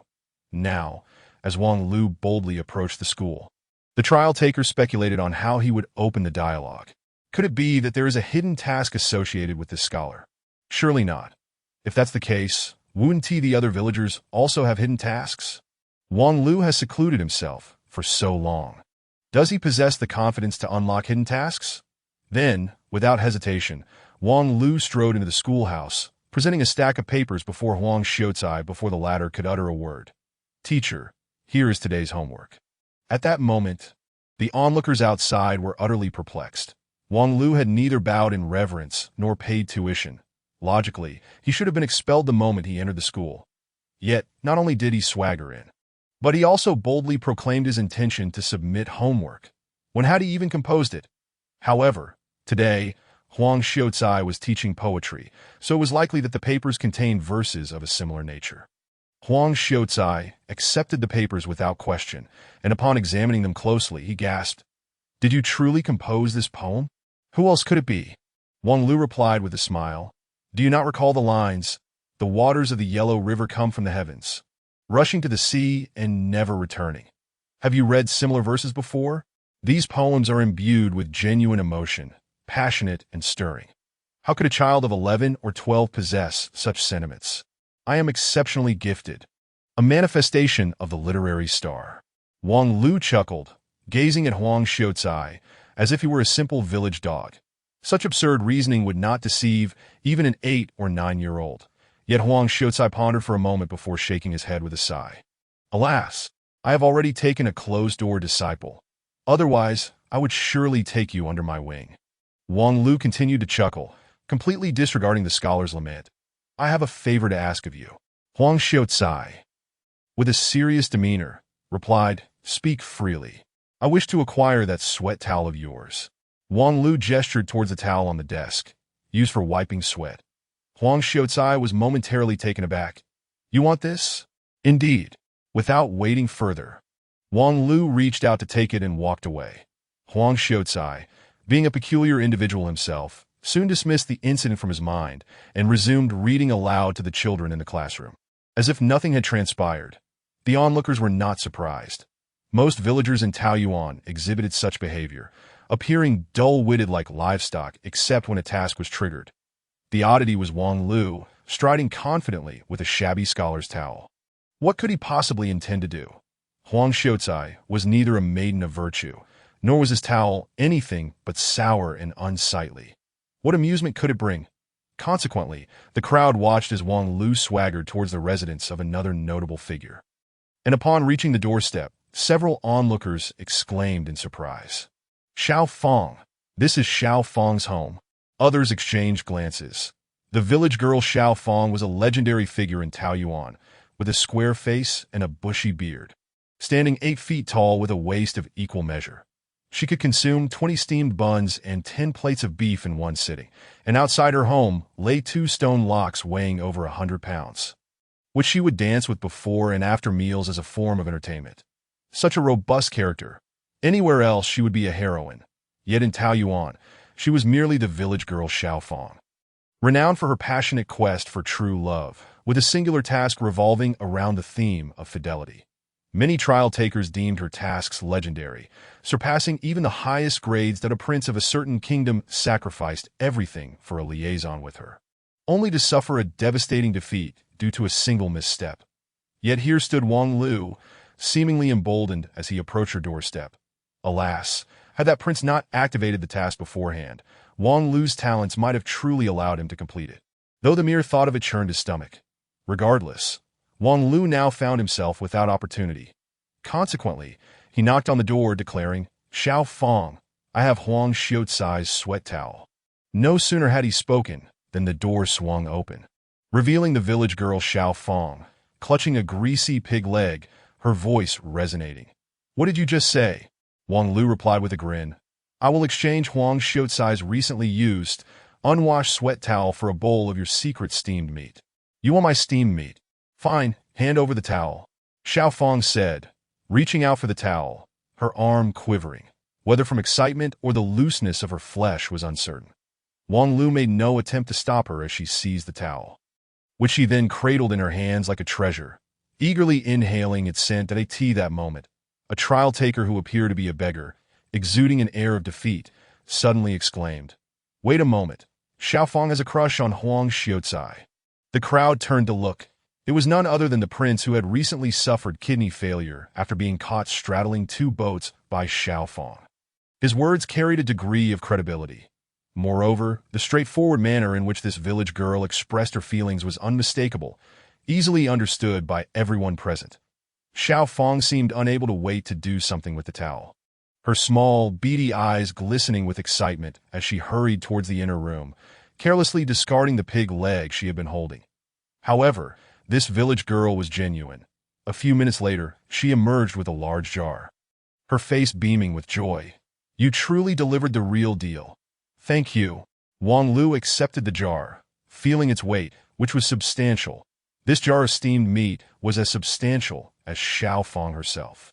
Although the jar was sealed, an irresistible aroma wafted from it, making one's mouth water that if there was any redeeming quality in village girl Xiao Fong, it was indeed her extraordinary culinary skills. "Thank you." Xiao Fong patted her chest, saying, "No need for pleasantries. If you come across anything good next time, do bring it to me that I have a secret recipe for ham waiting for you in exchange." Wang Lu chuckled. "Very well.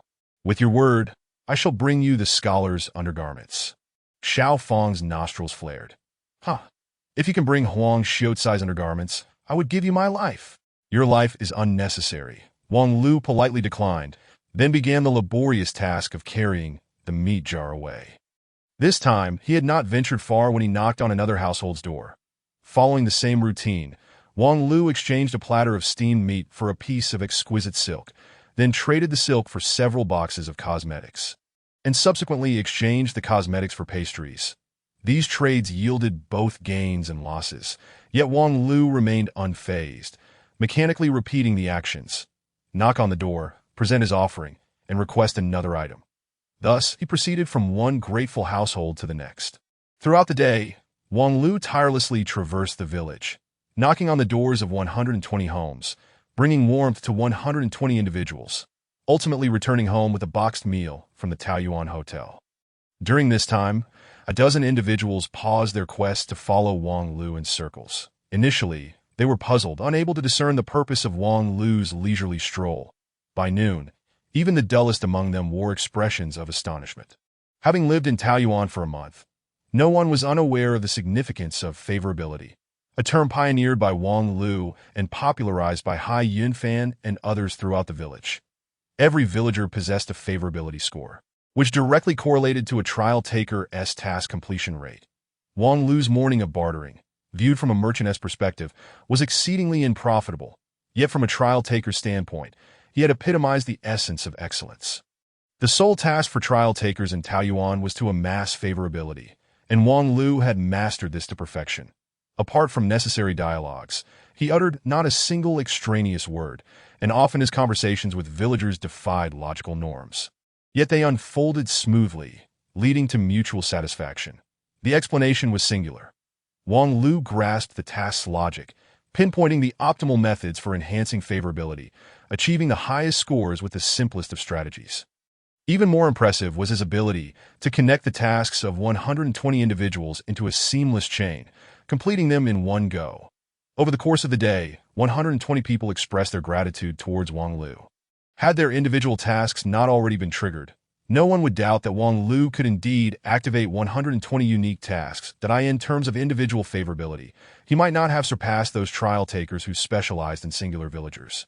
Yet the cumulative effect of 120 was formidable. Presently, The most favored trial takers typically managed a mere 10 or so tasks simultaneously, but navigating among such a multitude of villagers often led to oversight and confusion. Yet Wang Lu? He completed the chain of 120 without fail. Observers meticulously noted his movements, discovering he had hardly strayed from his path. More astonishing was his method of enhancing favorability, which could be repeated indefinitely, equating to a flawless command over 120 task lines, a realm beyond the comprehension of ordinary mortals. To expect one to wash their hands 120 times in a single day would drive anyone to madness. How much more so to complete 120 tasks? Yet Wang Lu was capable of achieving just that. But what significance does it hold? One trial taker remarked with a sarcastic smile, concealing his jealousy. Had he acted a month earlier, there would be no question. Everyone would have been pushed off the path to ascension, unable to secure a single task, forever trapped here. Yet now, it is he who is ensnared. Even if he can boost the favorability of 120 individuals, what use is it now? There are no more tasks available to him. Though this sentiment was blunt, it resonated with many. Wang Lu, you are indeed remarkable, but do you not realize you have turned your brilliance into folly? Wang Lu, of course, did not perceive it that way. The following morning, as he stepped out, he encountered a few disgruntled young men seeking to provoke him. Wang Lu, you toil so hard to enhance favorability. But alas, before he could finish, Wang Lu interrupted him. I know what you wish to say. To be honest, I truly did not expect you to be so foolish to believe that those 120 individuals comprised all of Taoyuan village. The words left the pale youths momentarily stunned, and they quickly began to count the villagers on their fingers from start to finish. Is there nothing left behind? A youth hesitated. Unless we count the child in Zhang Ma's womb. Otherwise, there are only 120 people in the village. Someone else pondered. Or perhaps the village includes the pigs and dogs as well. Their discussion was abruptly interrupted by Wang Lu, who remarked, You fools are indeed the products of inbreeding, aren't you?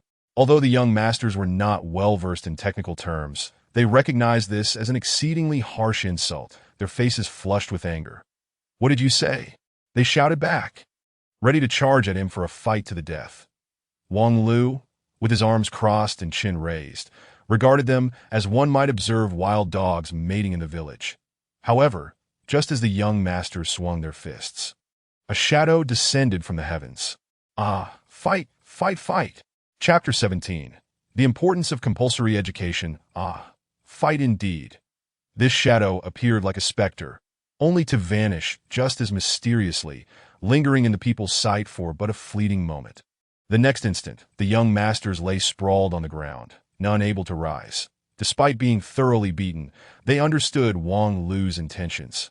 Indeed, 120 people did not constitute the entirety of Taoyuan village. How foolish of them to have forgotten such an obvious individual. The mysterious shadow, the guardian of order in Taoyuan village. Indeed, this shadow was, without question, the most enigmatic figure in the village. Whenever mentioned, others would naturally display a perplexed expression, as if questioning the absurdity of the topic, and would swiftly divert the conversation elsewhere that he appeared and vanished at will, having intervened in violent incidents on numerous occasions. Although he seemed indifferent to verbal assaults, allowing Wang Lu to gain numerous advantages. The most outrageous incident occurred when the already desperate Xie Qianlong and his companions set a trap to lure him, preemptively activating their magical artifacts. Yet when the shadow appeared, he effortlessly dismantled their freezing rain and cloudless sword, leaving the three young masters with bruised faces. After that encounter, no one dared to believe the shadow was a villager of Taoyuan. For how could a peaceful little village harbor a master capable of combating artifacts barehanded? Clearly, he must be a senior from the Lingjian Sect sent to monitor the village. But how could a senior be so easily conquered? Yet now it seemed, could it be? Indeed, upon this appearance, the shadow did not vanish immediately, but paused before Wang Lu. This allowed people to finally glimpse the shadow's true form. Alas, it was even less impressive than imagined. It was merely a mass of darkness, vaguely human-shaped, with details obscured in black mist. This figure hardly resembled a senior from the Lingjian Sect. Rather, it appeared akin to an elder of a sinister cult. Wang Lu, unfazed, wore an expression that suggested he had been waiting for this moment. "Hero, please come teach me your skills. That my unique physique and exceptional talent will surely enable me to uphold world peace." The shadow seemed taken aback by Wang Lu's forthrightness, hesitating before responding somewhat stiffly. "Your efforts to help others and build good relationships in the village are commendable, but to learn my skills, you are still lacking." With that, he vanished with a swish. Yet Wang Lu had already gleaned what he desired. The shadow's remark about being not enough clearly indicated that his favorability was insufficient. Although he had meticulously crafted a perfect strategy over the past month, he had only put it into practice for a single day, resulting in limited accumulation of goodwill. However, with a flawless strategy, it would not take long to go from 0 to full favorability. Those short-sighted trial takers believed that the villagers of Taoyuan, who had their exclusive tasks occupied, held no value, which was truly foolish. Indeed, after losing their tasks, those villagers could no longer assist the trial takers in escaping Taoyuan. But conversely, their methods of strategy would become exceedingly rigid and monotonous, just as Wang Lu had demonstrated yesterday, where simple bartering could yield substantial goodwill and could be attempted repeatedly, infinitely. The accumulation of goodwill would significantly influence a trial taker's overall evaluation. Currently, the trial takers lingering in the village had mostly secured their tickets to leave. Now, they merely sought to further enhance their passing evaluations. However, instead of utilizing the simplest methods, they insisted on seizing exclusive tasks, which, in Wang Lu's view, was yet another manifestation of inbreeding. To AS for Wang Lu, his objectives had diverged from those of the others from the very beginning to IN competitions of other fields. He held no confidence in surpassing these affluent elites of Jiuzhou. But this path to transcendence, it felt as if it had been tailor-made for him, with each challenge designed with utmost thoughtfulness.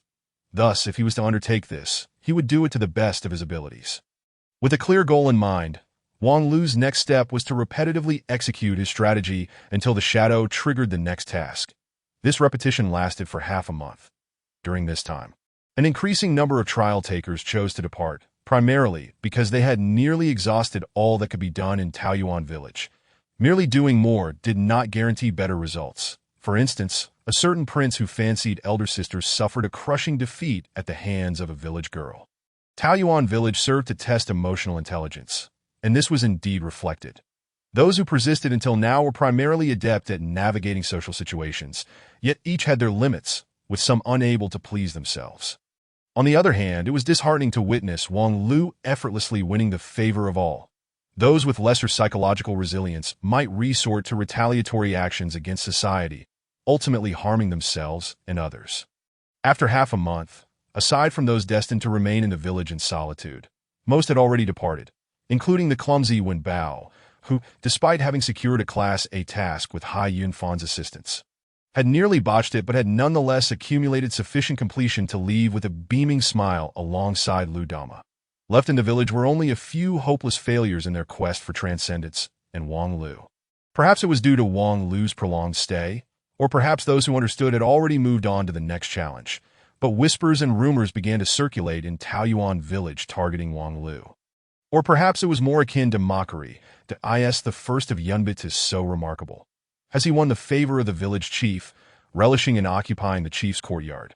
Does he feel a great sense of accomplishment in personally guiding Hai Yunfan to be the first to leave Taoyuan village? Is he truly invincible in raising the favorability of 120 individuals? And now, he lingers here, unwilling to leave, associating with us failures. How resentful, isn't it?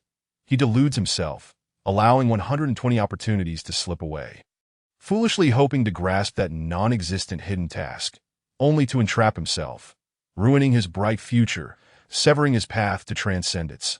Apart from residing in the village chief's courtyard until the trials conclude, how is he any different from us?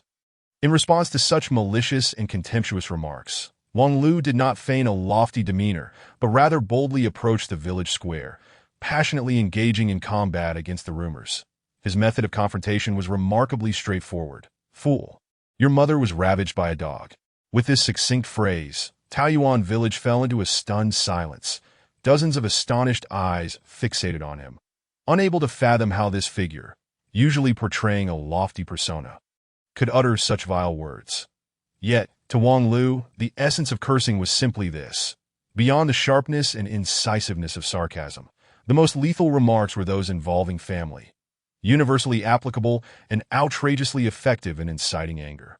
Indeed, those self-proclaimed noble young masters were all seething with indignation. Wang Lu, are you seeking death? You vile creature, don't think we fear you just because you have some crooked skills. I will make you wish you were alive, but cannot live. Wish you were dead, but cannot die. In an instant, the remaining 10 or so villagers surged forth in a collective attack, particularly one young master surnamed Xie, who was especially fervent. Wang Lu merely scoffed, not convinced. If you're not convinced, come prove it to me. You bunch of bastards, if you possess any extraordinary abilities, come and strike me, you bastards. Such provocation inevitably led to someone losing their composure, swinging their fists at Wang Lu.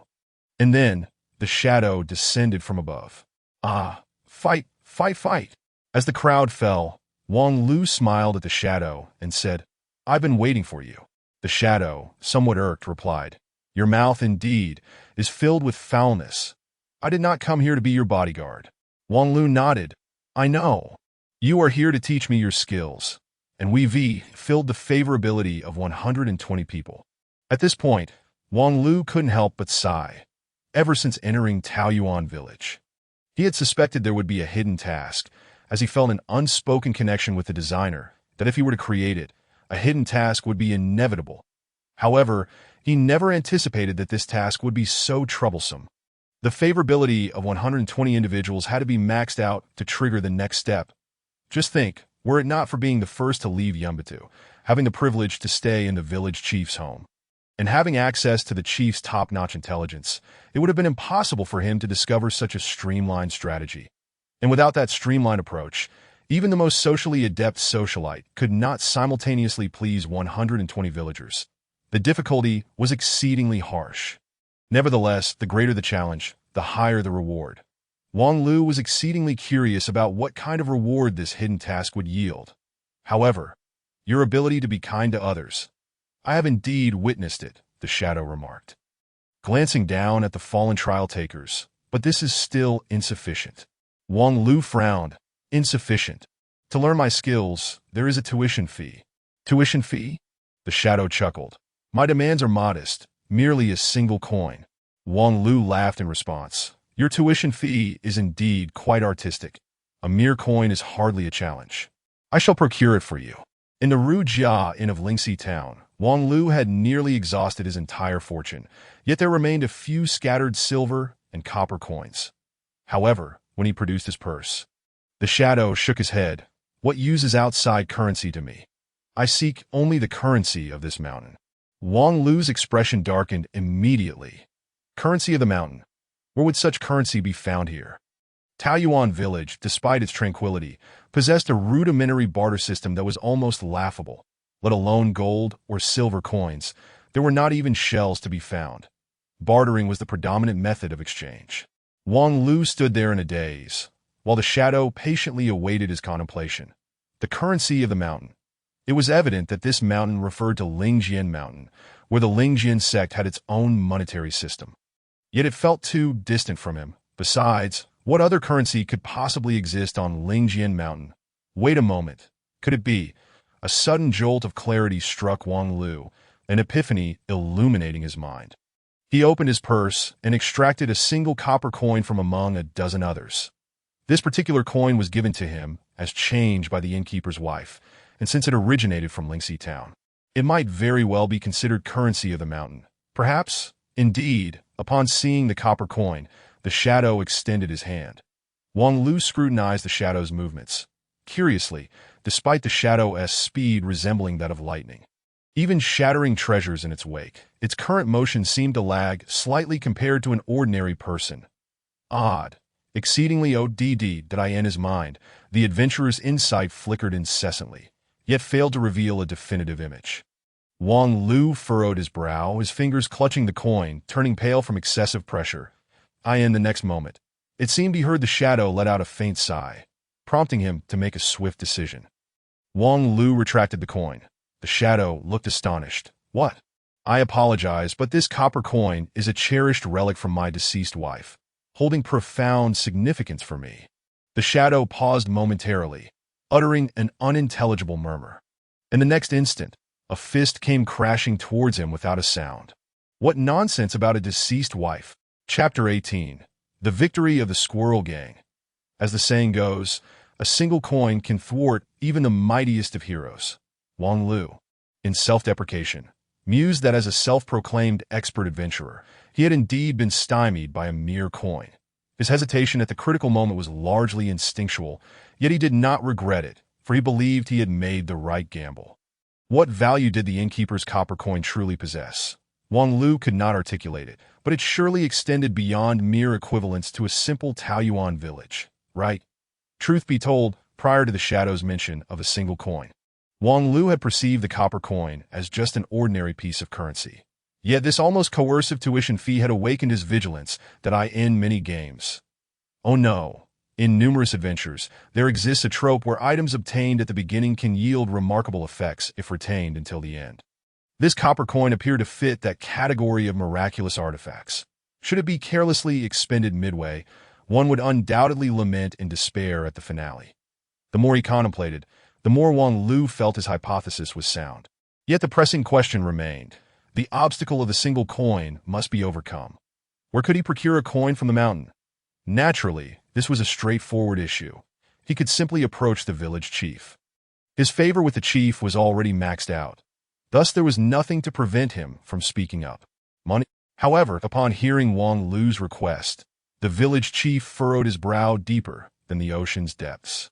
If you require anything else, that would be simple enough. But as for money, I regret to say I have never seen it in our village.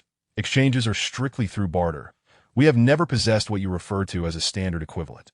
Wang Lu clicked his tongue, thinking to himself that this useless fellow was indeed unreliable. Thus, he resolved to rely on himself. Village chief, as for money, it's no trouble if we lack it. If we don't have it, we shall simply invent it. Ah! The village chief looked utterly perplexed. Wang Lu elaborated. Though the population of Taoyuan village is modest, its resources are abundant and transactions frequent. The absence of a standard equivalent can be quite inconvenient. Why not use your credit as collateral to issue a currency for everyone to utilize? The village chief was taken aback. Issue currency?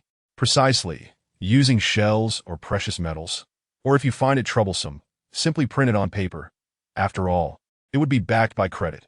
Once a currency system is established, the resource allocation within the village will become significantly more efficient, productivity will soar, and the quality of life for the people will reach new heights. All I require in exchange for facilitating such an economic miracle is a single coin. Wang Lu grew increasingly animated, thinking that this absurd task indeed required this absurd solution. Heaven knows where that task-related copper coin had been hidden away, and he could not be bothered to guess or search. He would take matters into his own hands to ensure his well-being. However, despite Wang Lu's lengthy and fervent discourse, the village chief shook his head after a prolonged silence. Impossible. Wang Lu nearly leaped up in disbelief. Impossible. Do you realize what you are saying? The village chief continued to shake his head. The issuance of currency is simply not feasible. What nonsense! How can it not be feasible? Did my words just go to waste? No matter, let us start anew. Wang Lu displayed remarkable patience. Wang Xiao, I understand everything you have said. The village chief sighed. But this matter truly cannot proceed. Give me a reason. This question seemed to stump the village chief as well. After a long pause, he hesitantly replied, The laws of our ancestors must not be altered. The laws of our ancestors must not be altered. Have you become constipated? Wang Lu exploded in frustration. How dare you utter such a foolish excuse? Did I not raise your favor to overflowing? The village chief added. I know all that you propose is splendid, but I simply do not wish to. I cannot believe you, an elderly man in his 50s or 60s, can act so childishly without fearing for your health. Whether the village chief would suffer a heart attack remained uncertain. But Wang Lu was certainly on the verge of one. An adventurer who shared a tacit understanding with the level designer. He possessed overwhelming advantages on the path to ascension. Yet, at this moment, the designer's reasoning had suddenly diverged from his, which was excruciatingly painful. What was even more torturous was that the current situation clearly suggested the designer was being mischievous. The village chief usually exhibited a reasonable level of intelligence. Yet now he could hardly articulate coherent speech, appearing as if he had been rendered foolish by the machinations of Lu Dinyang, and he lshi.to suggests there was no underlying scheme. All right, let us stop going in circles. State your desires plainly. The village chief looked utterly bewildered. What desires? Wang Lu frowned, remaining silent for a long while, his gaze sweeping over the village chief, rendering the old man quite uncomfortable. Forget it. Let today be a day I never visited. Meanwhile, high above in the clouds, I feel this course of action may not be wise. A shadow observed the shifting clouds of the illusory Taoyuan with hesitation. Wang Lu and the village chief's dialogue was crystal clear here. Yet on the other side, a woman in white sneered. For a child who enjoys cheating, not directly eliminating him is already showing leniency. The shadow could hardly contain itself. How can you accuse him of cheating? It is clearly the design of your Taoyuan village that has flaws, which he has merely uncovered. The woman in white awkwardly replied, What flaws? Little Ling, do not speak carelessly. The elder's flaws, can they even be called flaws? The shadow merely scoffed. To unilaterally alter the path to ascension, then boast before the elders that the meticulousness of this level is on par with the sect's 1,000-year-old Yunbo map and the Netherway, only to quietly intervene when problems arise. Hey, little Linger, why are you siding with him? Have you forgotten our sisterhood of many years? He helped me win that bet. Naturally, I must speak in his favor.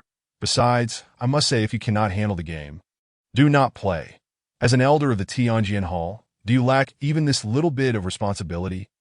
The woman in white immediately bristled with indignation. Tianjian Hall? The sect leader has yet to send me any subsidies from Tianjian Hall. Why should I feel any responsibility towards it?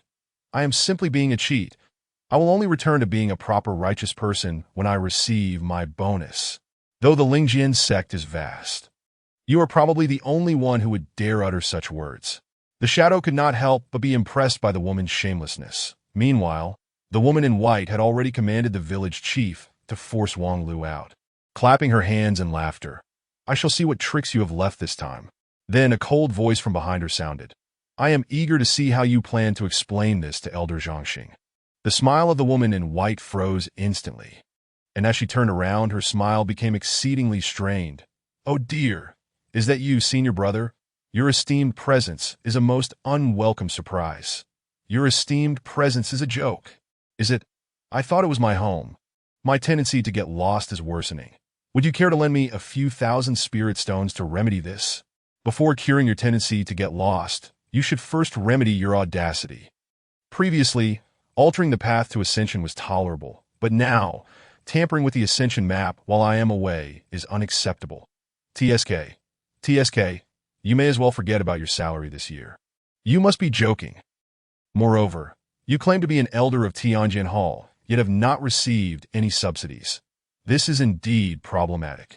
The woman in white rekindled her hopes, so, you should cease pretending to be an elder and simply focus on your cultivation at your Wuxiang Peak. When you reach the Yuaning realm, I shall reopen Tianjian Hall, and at that time, you will receive your full subsidy. Alas, senior brother, I assure you, my intentions are solely for the good of our sect, and I am considering your welfare as well. Moreover, I have even deducted from the basic offerings of your sect. Senior brother, you fail to discern right from wrong and indulge this scoundrel's deceit. You shall surely regret it in the future. After expelling the disruptive figure in white, the esteemed leader of the Lingjian Sect turned back, only to discover that the shadow had vanished without a trace. With a sigh of resignation, he realized there was nothing more to be done and redirected his attention to the ascension diagram, a celestial artifact that governs the entire path to immortality, now thrown into disarray by the white-clad woman. Nevertheless, with a wave of his hand, he erased the remnants she had left behind. Yet, after a moment of contemplation, he added some details to the ascension diagram. Although my junior sister enjoys causing mischief, if there truly exists a flaw, it is indeed prudent to seal it. However, the copper coin seems rather familiar. Oh well, without my glasses, I shan't dwell on it. Meanwhile, Wang Lu, whose surefire method had been forcibly thwarted, realized that this path was blocked. Though he held the Lingjian Sect's underhanded tactics in disdain, he understood that if the route of opportunism was impassable, he would not hang his hopes on a single tree. Then, let me deliberate on a proper offensive strategy. What other means are there to acquire the money from the mountains? To obtain that money, it must first exist. Could it be that there are clues I have overlooked in this village? Surely, that cannot be the case. I am a professional. Wang Lu slammed his hand on the table, exuding confidence in his expertise. After a month of meticulous preparation in Taoyuan village, he felt he had mastered every detail within, leaving no stone unturned. Otherwise, he could not have devised a streamlined strategy. Yet now, it was evident he had reached a dead end. If he could not uncover a glimmer of hope, his path to immortality would come to an abrupt halt. Damn it, the money from the mountains. The money from the mountains, where could it possibly be? This village has been thoroughly searched. Could it be? Suddenly, a spark of inspiration flashed through Wang Lu's mind. Ah, how could I have forgotten that person? My professional integrity is weeping. He stepped out of the courtyard with a self-deprecating smile, just in time to see two defeated trial participants pass by. What a coincidence. Hey, you two relatives, before he could finish. A shadow descended from the sky, seizing Wang Lu and whisking him back into the house like a gust of wind. I must say, enough already. You need not provoke bystanders with your foul language every time you wish to meet me. Wang Lu remarked, it's not as if I desired this. The task design in Taoyuan village is fundamentally flawed. The shadow nodded in agreement. Indeed. I can relate that so. You seek me now. Have you perhaps come to a realization? Wang Lu chuckled. You could say that. I have already located the money from the mountains. Oh, at first I was indeed misled, thinking that the money from the mountains could only be found in Taoyuan village. Later I realized my folly. The key to the hidden task lies in you, an outsider to the village. I had not considered such a simple truth. Even if Taoyuan village has no concept of money, you who demand tuition fees from me must certainly possess some. The shadow chuckled. That is indeed the case. Thus, my task is to extract a single coin from you. Your reasoning is sound. However, that coin is not easily obtained. Even if you were to offer 1,000 taels of silver, I would not exchange it. Rest assured, I could not possibly produce 1,000 taels, but as Wang Lu spoke, he began to smile again, rummaging beneath the bed to retrieve an item that a finely crafted redwood food box. Upon seeing the box, the shadow appeared utterly astonished, frozen in place. Witnessing this, Wang Lu's confidence soared from 8 to 10 that this challenge was finally surmountable. The food box was no ordinary item, despite its exquisite craftsmanship and high-quality materials. A mere food box, even if it were an antique from a bygone dynasty, could not fetch 1,000 taels of silver, let alone be exchanged for a coin in Lingjian Mountain, that I in truth. A coin in Lingjian Mountain is priceless, not to mention the gold and silver of the mortal realm. Even someone like Xie Qianlong, a scion of a cultivation family, would not be able to exchange his treasured artifact for a coin. Would he? Clearly not. With this realization, Wang Lu quickly understood that only items from the mountains could be exchanged for the mountain's money, and they could not be ordinary objects, as such would hold no value here. The food box, however, was indeed an extraordinary item. Its function, though seemingly mundane, was remarkable. Any food placed within would retain its flavor, aroma, and appearance, irrespective of the passage of time. In essence, it was a super preservation box. It paled in comparison to certain lavish treasures, but certainly would not be worth 1,000 taels of silver. Even after consuming the food within, the box would hold no practical value. Yet, in Taoyuan village, it was the key to passing the challenge. When the innkeeper initially gifted him the box, he had failed to grasp its hidden significance. However, he later recalled the innkeeper's clues, which had been glaringly obvious. A box of food was meant to last a week. Without preservation, would one resort to moldy dishes? Furthermore, since completing that task chain and aiding the innkeeper in making a substantial profit, everything the innkeeper provided him was beyond mere commodities. That seemingly trivial coin now appeared to be intricately linked to the hidden task along the path to immortality. And how could the food box merely be an ordinary box? With a casual pad on the extraordinary food box, Wang Lu declared, I shall sell you this item for a mere coin. At a fair price. You wouldn't refuse, would you? The shadow remained silent for a long moment, its features obscured by the shroud of darkness. After a while, the shadow inquired, I did not expect you to find it. I will accept this food box. With its acceptance, Wang Lu had successfully navigated this challenge, and the self-proclaimed professional adventurer could not contain his laughter. The shadow chuckled. I am merely curious. Did you truly anticipate this outcome from the beginning? Of course not. I am merely a professional adventurer, not a seer. Without prior knowledge of the strategy, who would have guessed this food box held secrets? I consumed its contents within 2 or 3 days, and then spent the remaining days languishing in hunger. The shadow inquired. Oh, if you had not discovered the box's significance earlier, why did you carry it so far? Because every qualified professional adventurer is a member of the Squirrel faction. Chapter 19. Brave Little Hai. Go create miracles. As Wang Lu departed Taoyuan village, he found himself the sole inhabitant, truly a solitary figure. Stepping out of the village chief's courtyard, he gazed upon the desolate village, lost in thought. After a brief period of contemplation, he felt a tap on his back, and the shadow remarked with a smile, What are you pondering? The deadline for the Taoyuan village task has already passed. Those who could not clear it have long been expelled. After all, the Lingjian Sect cannot sustain them for eternity. With the task concluded, there is no longer a need for others to remain. Maintaining the formation costs money. Meeting Wang Lu's astonished gaze, the shadow casually explained, You were fortunate to barely make it by the deadline. Had you arrived even a moment later, I would have had to expel you. Wang Lu, intrigued, asked, Are you a senior of the Lingjian Sect? The shadow, however, did not respond, instead saying, You have passed the Taoyuan village challenge. As your witness, I shall escort you to the next challenge. Follow me. With that, it swiftly walked towards the village exit, prompting Wang Lu to hurriedly follow, leaving behind his belongings and snacks without a second thought. The shadow led the way with a stride that was both leisurely yet urgent. And before long, they exited the village and ventured deep into a range of mountains. This mountainous area, prior to the conclusion of the Taoyuan village task, had been an unsolvable maze where, no matter the path taken, one would ultimately return to the starting point of Taoyuan village. Yet, the shadow had not walked long before finding a way through. Wang Lu struggled to keep up, panting heavily, his mind brimming with questions he could not articulate. The shadow seemed to intend this, dragging Wang Lu along while saying, After the conclusion of Taoyuan village, rewards will be granted based on completion. You seem to have anticipated this, so I shan't elaborate. However, remember to put considerable thought into your reward selection. The subsequent challenges will not be so easily navigated.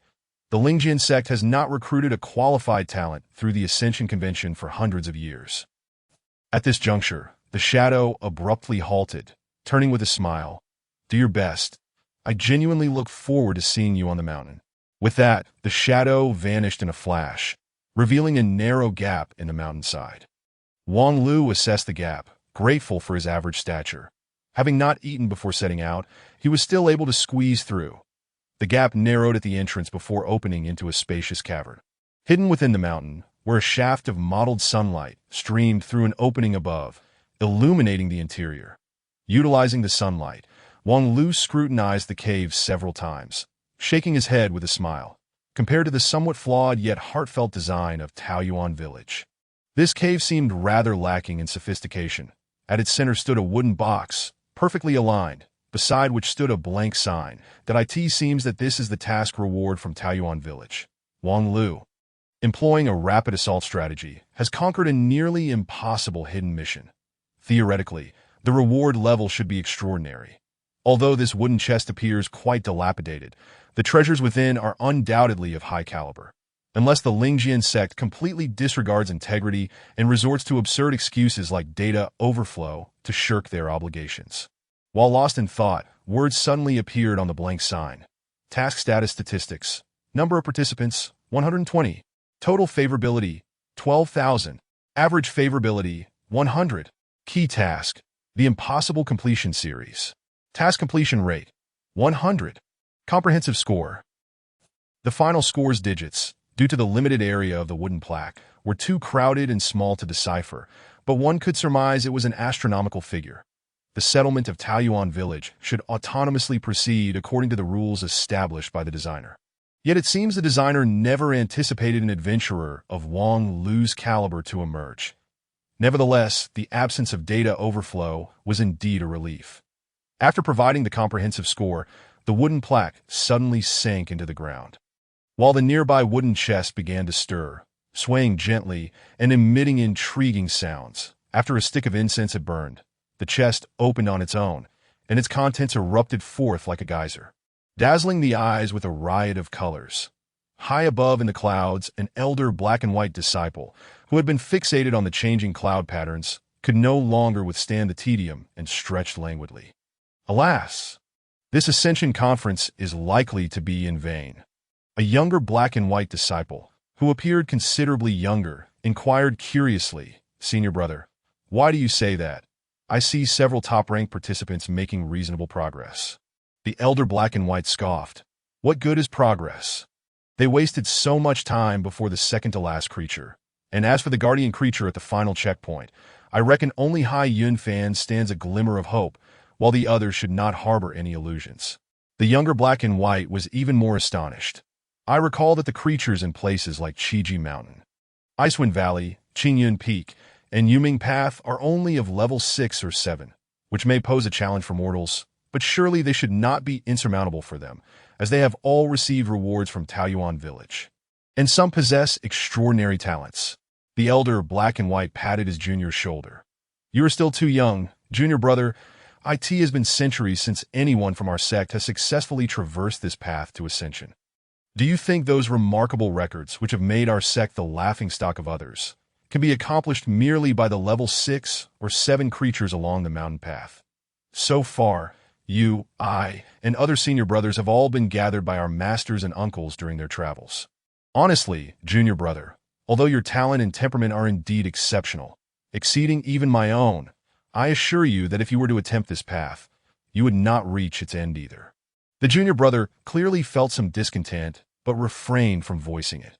The senior brother gave his shoulder another pat. If you do not believe me, then continue watching. Look, it seems that this Hai Yun Fan is not far from the final checkpoint, as Hai Yun Fan traversed the Yuming path. He was indeed nearing the endpoint. Since departing from Taoyuan village over 2 weeks ago, he was finally on the verge of penetrating the Icewind Valley. However, as the saying goes, the journey of 100 miles begins with the first 90, and Hai Yun Fan, instead of relaxing, doubled his caution that he was acutely aware of what awaited him in the rear. The ascension path of the Lingjian Sect, which had remained untraversed for centuries, was not something he could easily conquer. Unlike Wang Lu, who was a natural prodigy, Hai Yun Fan had a clear understanding of his own capabilities: third-grade talent, second-grade temperament, first-grade comprehension, and an extraordinary ability for discernment. This was the only trait he deemed worthy of reliance. His earlier departure from Taoyuan village was also due to this very discernment. Leaving too early would indeed diminish task completion, but being the first to exit could potentially yield additional rewards. After careful consideration, Hai Yun Fan made his judgment, and at the onset of Icewind Valley, he realized he had made the right bet. The reward was quite straightforward. During the trial period on the path to ascension, he would possess unlimited stamina, along with a complementary 7th-grade magical artifact, the Curse Doll, which could significantly weaken enemies, limited to 3 uses. The journey through Icewind Valley was indeed arduous, not only possessing the inherent rejection towards those lacking talent akin to the Golden Bridge of Ascension, but also filled with illusions. Much like the Cloud Wave map, adept at bewildering the mind, test takers might encounter a plethora of circumstances, some requiring discreet avoidance, while others demanded brave confrontation. This was a comprehensive test of the trial takers, no matter how extraordinary one might be.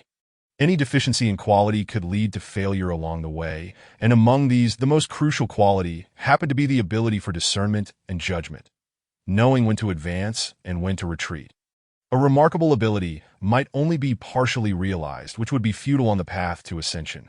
Fortunately, Hai Yun Fan excelled in discernment and judgment, coupled with a stroke of luck. He successfully navigated the more than 10 formidable obstacles of Icewind Valley, even without resorting to the Cursed Doll. Of course, this was intentional.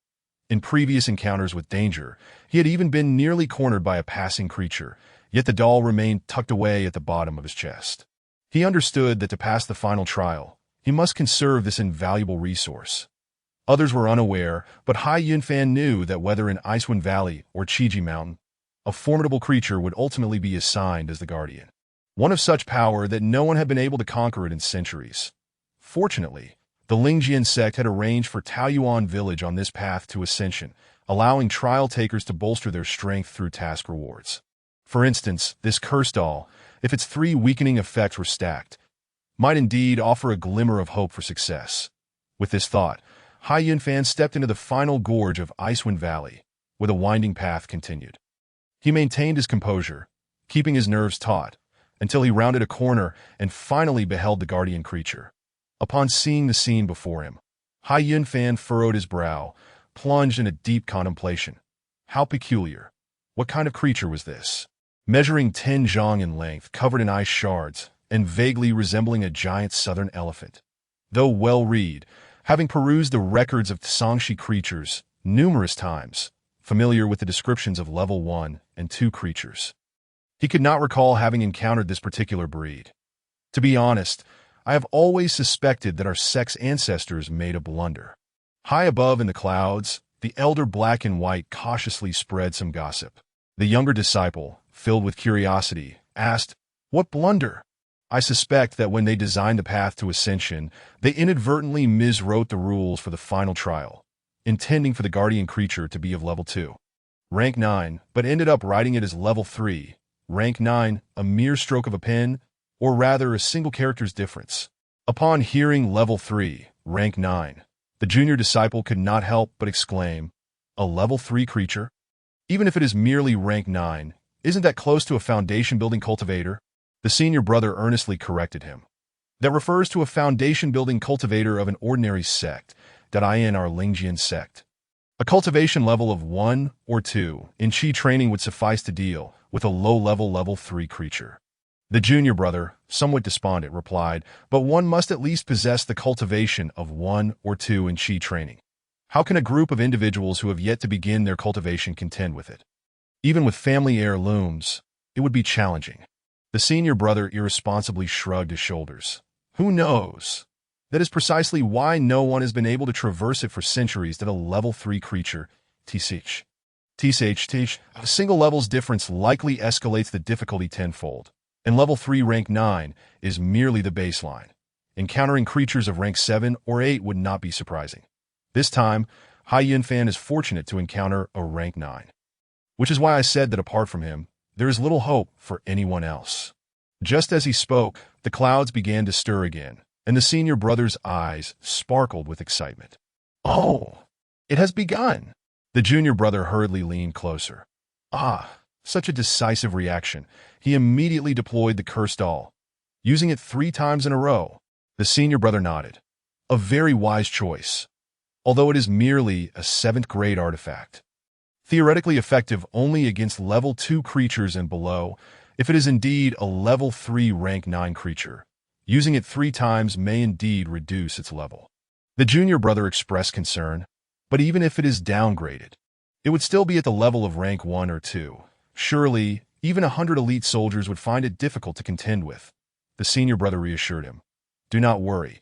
This Hai Yunfan surely has hidden cards up his sleeve." The junior brother continued to fret. "Even if he has hidden treasures, it would be of little use. For those who have not undergone cultivation, the higher the grade of the artifact, the more difficult it is to realize its effects. For instance, those who secretly brought artifacts of grade 6 or 7 would find them less effective than a rank 9 artifact, making them the laughingstock of others." The senior brother wholeheartedly agreed. "Indeed, it is simply embarrassing for us cultivators. Nonetheless, Hai Yunfan is not on the same level as that group of inept individuals. Let us continue to observe." Hai Yunfan was indeed not on the same level as the likes of Xie Qianlong. While Xie Qianlong and his companions still benefited from their family's support, Hai Yunfan had none. Although the identity of Prince Yuntai was illustrious, it was merely immortal prominence. The Yuntai royal family maintained good relations with various cultivation sects, but it was not to the extent of exchanging mortal resources for celestial artifacts. Perhaps artifacts could be exchanged casually. But magical treasures were truly difficult to procure. Of course, In a millennium-old empire, one might find some magical treasures. But for those who had not cultivated, what good would it do them to possess such artifacts? Apart from the legendary few exceptional magical artifacts that rival the celestial treasures, other magical instruments remain impractical for ordinary individuals, and alas, these instruments cannot be taken into the mountains. Unlike Wang Lu, who was a master of sealing techniques and adept at exploiting loopholes on the path to ascension, Hai Yunfan's journey forward is not bolstered by hidden cards or deceit, but solely by relentless effort. Yet, can unwavering perseverance truly create miracles? Hai Yunfan sincerely hopes so, for without a miracle, his demise would be inevitable. Though not a cultivator, he cannot accurately gauge the level of the spirit creature, but having encountered the small straw man thrice, he deduces that the colossal beast before him has merely regressed from a height of 10 zhang to 7 to by this reckoning. His fate may very well transform from a heap of flesh into mere fragments. On the perilous road to ascension, where life and death are inconsequential, confronting such a behemoth would render even 100 lives insufficient. However, Hai Yunfan boldly unsheathes his ancestral sword and bravely points it at his adversary. Chapter 20. Strength in numbers. The Misty Sword Sect's Piaomiao Peak boasts a commendable tradition. The larger the spectacle, the merrier the occasion. Initially, it was merely two bored black and white brothers perched on the clouds, idly mocking the performance of those traversing the path to ascension. Yet, as Hai Yunfan boldly stepped into the final trial, engaging in fierce combat with the third-level, 9th-grade spirit creature, a sizable gathering of onlookers soon amassed, eagerly gesturing and pontificating. Oh, this young master is remarkably swift. He has reached the final stage in just over 10 days. What does speed matter? No one has traversed this path for centuries. The faster he goes, the closer he draws to failure. The final trial appears to involve a third-level, 9th-grade spirit creature. Oh, isn't that a foreign mammoth from the western continent? Who brought it here? This beast is among the most formidable in its class. A third-level, 9th-grade creature that rivals others at the 7th or 8th level. What chance does he stand? That's debatable. After 3 rounds of diminishing, the mammoth's prowess has already been reduced by 30%. Lowering its grade? What good does that do? If the sect leader were to demote a level and face you, what odds would you have? Stop being contrary. Look, Hai Yunfan is making a move. Oh! He dares to wield that toothpick-like sword against the thick-skinned, muscular mammoth. Such courage is commendable. Indeed, to swing his sword knowing full well the likelihood of death is truly admirable. It appears he has been knocked away. Oh, it seems he may plunge off the cliff. Has he genuinely fallen? No way. Let's wait. Perhaps he will soar back up and turn the tables. It's been quite some time, and there's been absolutely no movement. He lies motionless in the snow. What is going on? Where is that hidden card he boasted about? Where is the promised miraculous reversal? Could he truly be dead? Wasn't this fellow highly regarded by several uncles and aunts? Just days ago, the master praised him as the most promising talent to traverse the path to ascension, only to meet his end like this. Perhaps the master intended to teach us that anything is possible on the path of cultivation and to avoid arrogance and impatience. But, in any case, the show seems to be over. Everyone disperse. Within minutes, the gathered crowd dissipated, leaving only the 2 duty-bound brothers continuing their watch. After a moment, the younger brother expressed disbelief. Brother, do you think Hai Yunfan is truly dead? The elder brother, eyes fixed on the clouds, hesitated. I suspect he may have done so intentionally. His posture as he flew out seemed somewhat unnatural. Though the mist obscures my view, I cannot be entirely certain. However, considering he faces an opponent he cannot possibly defeat, perhaps leaping off the cliff presents a glimmer of hope. Brother, he is moving again? The younger brother exclaimed, pointing excitedly at the swirling clouds. Hai Yunfan had, of course, not perished. Were he to die, the years of arduous practice on the royal secret sword, the soft cloud sword technique, would have been in vain. The Ascension Conference does not accept practitioners who have embarked on the path of cultivation. And Hai Yunfan has merely practiced mundane martial arts. His cultivation aptitude stands at a mere 3rd tier, yet his martial arts talent is exceptional, that be why the age of 12. He He had already mastered the soft cloud sword to a considerable degree. And when wielding the soft cloud sword, one of the three divine weapons of Yuntai, he could withstand a force of immense magnitude. The mammoth's full-force strike far exceeds such power, but for the creature, Hai Yunfan, a mere insect, hardly warrants its full effort. With a swift flick of its trunk, akin to a massive stone pillar, it could obliterate him. If he survived, it would simply exert double the force for another strike. Hai Yunfan's soft cloud sword adeptly parried the mammoth's initial blow, and then, leveraging the momentum, he plummeted off the cliff. Any other escape route would have resulted in him being trampled underfoot by the beast. As for the fall, it posed little concern. The cliffs of Icewind Valley are perpetually blanketed in snow, and coupled with the soft cloud sword's ability to diffuse force, although the final recoil nearly caused him to spit blood. Preserving his life before a third level, 9th-grade giant spirit creature constitutes the greatest victory. When he staggered to his feet from the snowdrift, a smile graced his face, though he was unaware of the mixture of pride and bitterness it contained. Surviving his triumph. Yet after 3 rounds of diminishing, his opponent remains tantalizingly out of reach, and lacking any hidden cards. This journey on the path to ascension may very well come to an end. Nevertheless, thoughts aside, he must make one final effort. Hai Yunfan struggled to climb back up from the cliff's edge, and with the infinite stamina reward from Taoyuan Village, he finally returned to the starting point 3 days later. Just as the other challengers began to catch up to his astonishment, the one who followed was none other than Wang Lu's servant, Wang Zhong. Upon seeing Wang Zhong, Hai Yunfan could hardly recognize him. The last time they met, he was the timid little attendant trailing behind his master. But now, the young man bore an ominous demeanor. The innocence of his youth completely vanished. Hai Yunfan was not surprised, coming from a royal lineage. He had sensed Wang Zhong's rebellious spirit during their first encounter, that it was improbable that he would remain in a subordinate position on the path to ascension, and indeed, he had parted ways with Wang Lu as expected. No wonder he now appeared so haggard. Love truly matures individuals. When Hai Yunfan spotted Wang Zhong, the latter also recognized him, and in an instant his somber expression was replaced by a sincere and unpretentious smile. "Isn't this His Highness the Prince?" Hai Yunfan returned the smile, regardless of Wang Zhong and Wang Lu's quarrels. It bore no relation to him as a third party. They were all companions traversing the Icewind Valley, so why greet him with a sour face? "Wang Zhong, I never expected to see you here." Upon hearing his name correctly spoken, Wang Zhong's face reflected both surprise and a hint of nostalgia, but he quickly got to the point. "Is His Highness resting here?" Although the question was posed, Wang Zhong's gaze swept over Hai Yunfan, taking in his tattered outer garment and the mud caked upon him, all indicative of his dire state.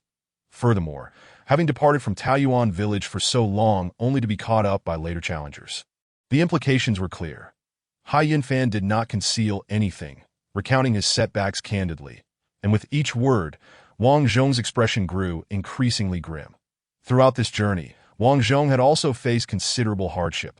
Half of the rewards obtained from Taoyuan Village had been spent, and he had hoped that the remaining portion would suffice for the final trial. However, upon hearing Hai Yunfan's account, he realized that the odds were bleak, that he did not hold back. "I received 5 invisibility talismans from Taoyuan Village, but they will be detected if one strays more than 3 meters away, and they cannot conceal scent or sound. If, as you say, that mammoth blocks the path behind, I fear the invisibility talismans will prove futile." Hai Yunfan replied, "Even if we evade that mammoth, it still won't suffice. I sense that this trial necessitates defeating it. Simple avoidance will not earn us recognition. Defeat it? Are you jesting? How could someone without cultivation possibly triumph over such a creature?" Wang Zhong exclaimed, struggling to believe.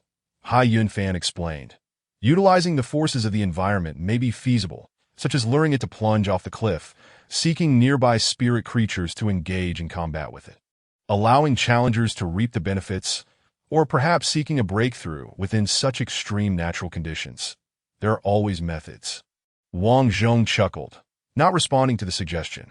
Hai Yunfan's words reminded him of his former master, stirring discomfort within him. Hai Yunfan continued, "However, I previously tested the waters. That mammoth is quite intelligent, and it has inhabited Icewind Valley far longer than we have. Designing traps for it would be incredibly challenging. And its strength far exceeds that of the other spirit creatures here. The idea of a lucky outsider profiting seems unrealistic. No wonder there have been no successful precedents in centuries. Wang Zhong could not help but interject. There has been no Taoyuan village trial in the past few centuries. This time, with the celestial artifacts rewarded from Taoyuan village, there may yet be a chance.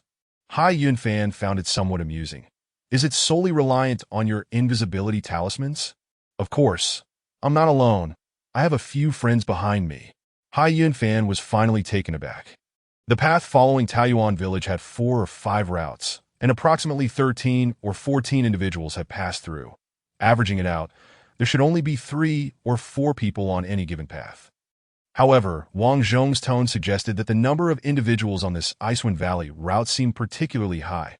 And have they already formed a group? No wonder he fell out with Wang Lu. It seems he feels invincible. Now appearing before me, he should be a scout. But who could compel Wang Zhong to abandon his original master? Before long, the answers would reveal themselves. Unexpected, yet entirely within reason. The one who lured Wang Zhong away was none other than Prince Zhu Qin of the Deming Kingdom in Sanxi Prefecture. On the continent of Jiuzhou, Deming could merely be classified as a 5th-tier nation. It pales in comparison to the Yuntai Empire, and even among Yuntai's vassal states, it does not rank within the top 3. Yet it is precisely this modestly powerful nation whose royal members excel in the art of interpersonal relations. Wang Zhong, hailing from Deming, instinctively harbors a sense of reverence for his homeland's royalty. Thus, if the prince were to deliberately court him, it would be an effortless endeavor for someone as young as Wang Zhong. The 2 individuals surrounding Prince Zhu Qin were also illustrious nobles from various nations, some even wielding more influence than Zhu Qin himself. Yet they willingly acknowledged him as their leader, a testament to Zhu Qin's capabilities. Naturally, regardless of Zhu Qin's prowess, he would still show deference to a formidable figure like Hai Yunfan. After a brief exchange of pleasantries, the parties delved directly into the matter at hand, discussing strategies. Zhu Qin proposed, let us consolidate our existing resources. 15 spirit sword talismans, 1 dream return bell, 3 invisibility talismans, 1 bag of soft stone powder, 100 birds flute. Oh, and a puppet made from exhausted curse grass. Hai Yunfan shrugged nonchalantly, gesturing for him to continue. In addition, each individual will receive unique personal rewards, such as boundless stamina and doubled strength. If one were to go solo, it would be miraculous for someone like His Highness Hai Yunfan to reach this point. However, if we unite our efforts, we may yet have a chance of success. Hai Yunfan nodded in agreement, adding, at least in this challenge, we do not find ourselves as rivals. Our goals are aligned. Indeed, as long as we can vanquish that colossal beast, we shall all become inner disciples of the Spirit Sword Sect. Any competition can be discussed later. After we enter, Wang Zhong chimed in with a smile. Moreover, it is truly fate that the 5 of us have crossed paths on this journey. Typically, such paths are traveled by only 2 or 3 individuals. With our numbers, we possess greater strength and will surely prevail. Haha, indeed, many hands make light work. With the tone set, the next step was to formulate a battle plan. The strategy was straightforward. All would engage simultaneously. Using the dream return bell for hypnosis, the soft stone powder to breach defenses, and the 100 birds flute to summon distractions. Subsequently, everyone would wield their spirit sword talismans, focusing their attacks on the beast's vital points. According to Hai Yunfan's calculations, this combined effort would yield a likelihood of over 70% for slaying the mammoth. After all, it had been downgraded by the cursed grass puppets that if it were a 3rd tier, 9th grade spirit creature, they would have no chance whatsoever. With the plan established, they could not afford to delay. Prolonged hesitation might cause the effects of the cursed technique to dissipate, leading to a bitter defeat. Hence, Hai Yunfan took the lead, and the 5 of them cautiously approached the mammoth's lair, following the same path. Turning a corner, when Hai Yunfan once again encountered the ice-and-snow behemoth that had forced him to leap off a cliff in a desperate bid for survival. Wait, am I seeing things? Hai Yunfan rubbed his eyes vigorously, nearly dislodging his eyeballs. Or perhaps the fall from the cliff has left me dizzy, distorting my perception? His astonishment was not unfounded, for at a distance of 100 meters, the creature occupying the cave seemed to have, astonishingly, doubled in size. Originally standing 10 zhang tall, its height had been reduced to 7 zhang under the influence of the cursed grass, yet now it towered over 15 zhang. Its icicles sharper than before, its long fur concealing muscles that appeared to have swelled substantially, rendering the beast even more formidable and aggressive. The others behind Hai Yunfan could not contain their exclamations upon witnessing this spectacle. What on earth is that? Are we really expected to confront such a behemoth? It would be akin to serving it refreshments. That soft stone powder wouldn't even be able to dissolve a single icicle. Would it?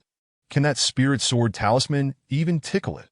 In their panic, Zhu Qin abruptly turned to seize Hai Yunfan.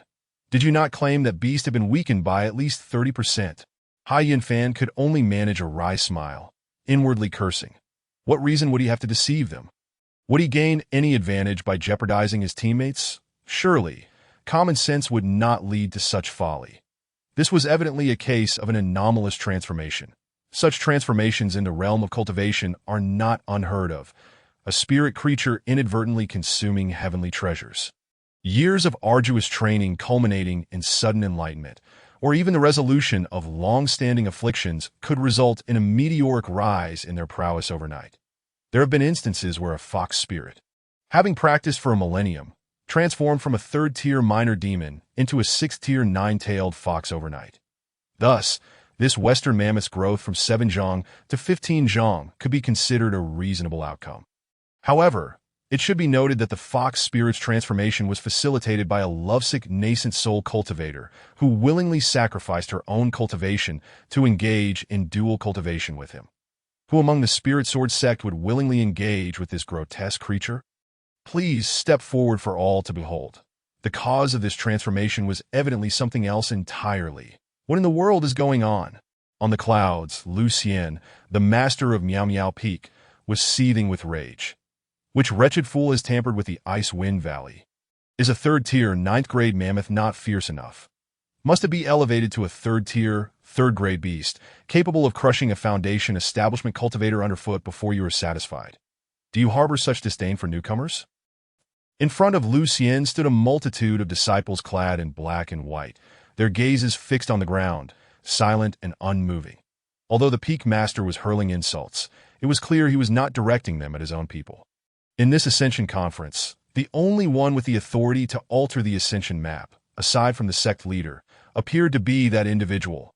Sure enough, as Lu Xian ranted, a disgruntled female voice echoed from behind him.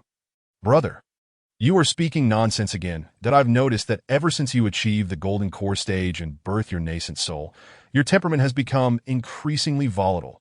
Could it be postpartum depression? Lu Xian was nearly driven to madness, spinning around to point an accusatory finger at the woman in white. If you do not clarify this matter to me today, I shall seek an explanation from the sect leader. The woman smirked coldly. An explanation?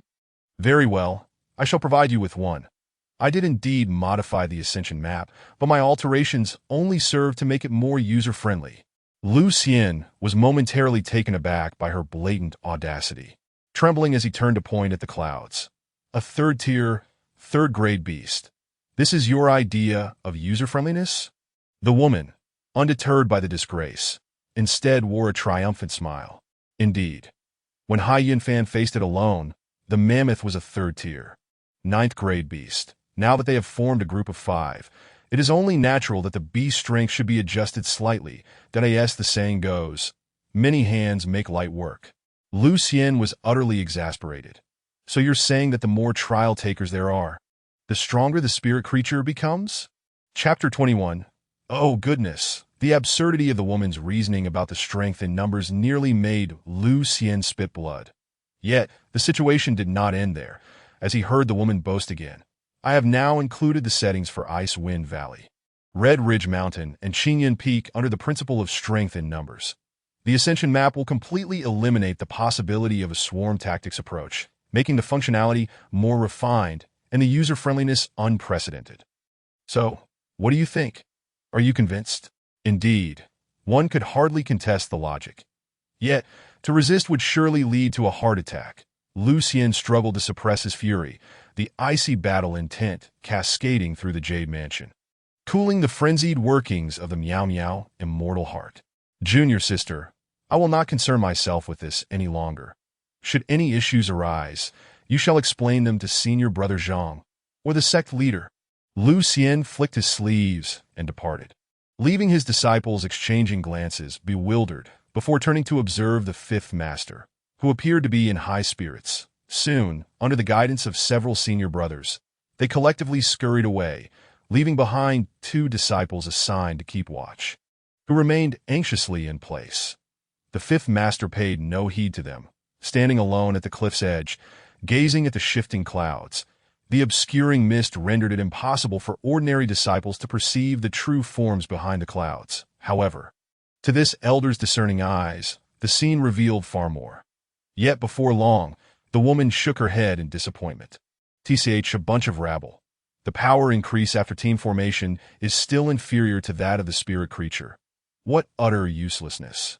The nearby disciples shuddered at her words, relieved that they had been taken under Master Lingjian's wing during his travels, avoiding this merciless path of ascension.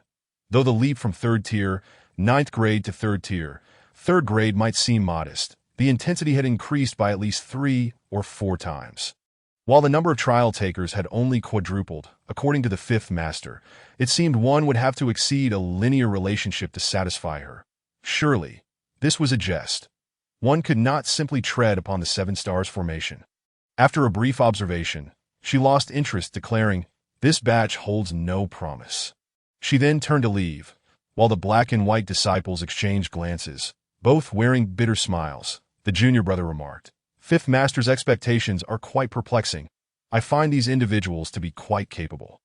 If she holds no hope for them, does that mean the Ascension Conference will be in vain?" The senior brother agreed. "Indeed, it's quite the shame that Fifth Master has been so actively involved. Running around.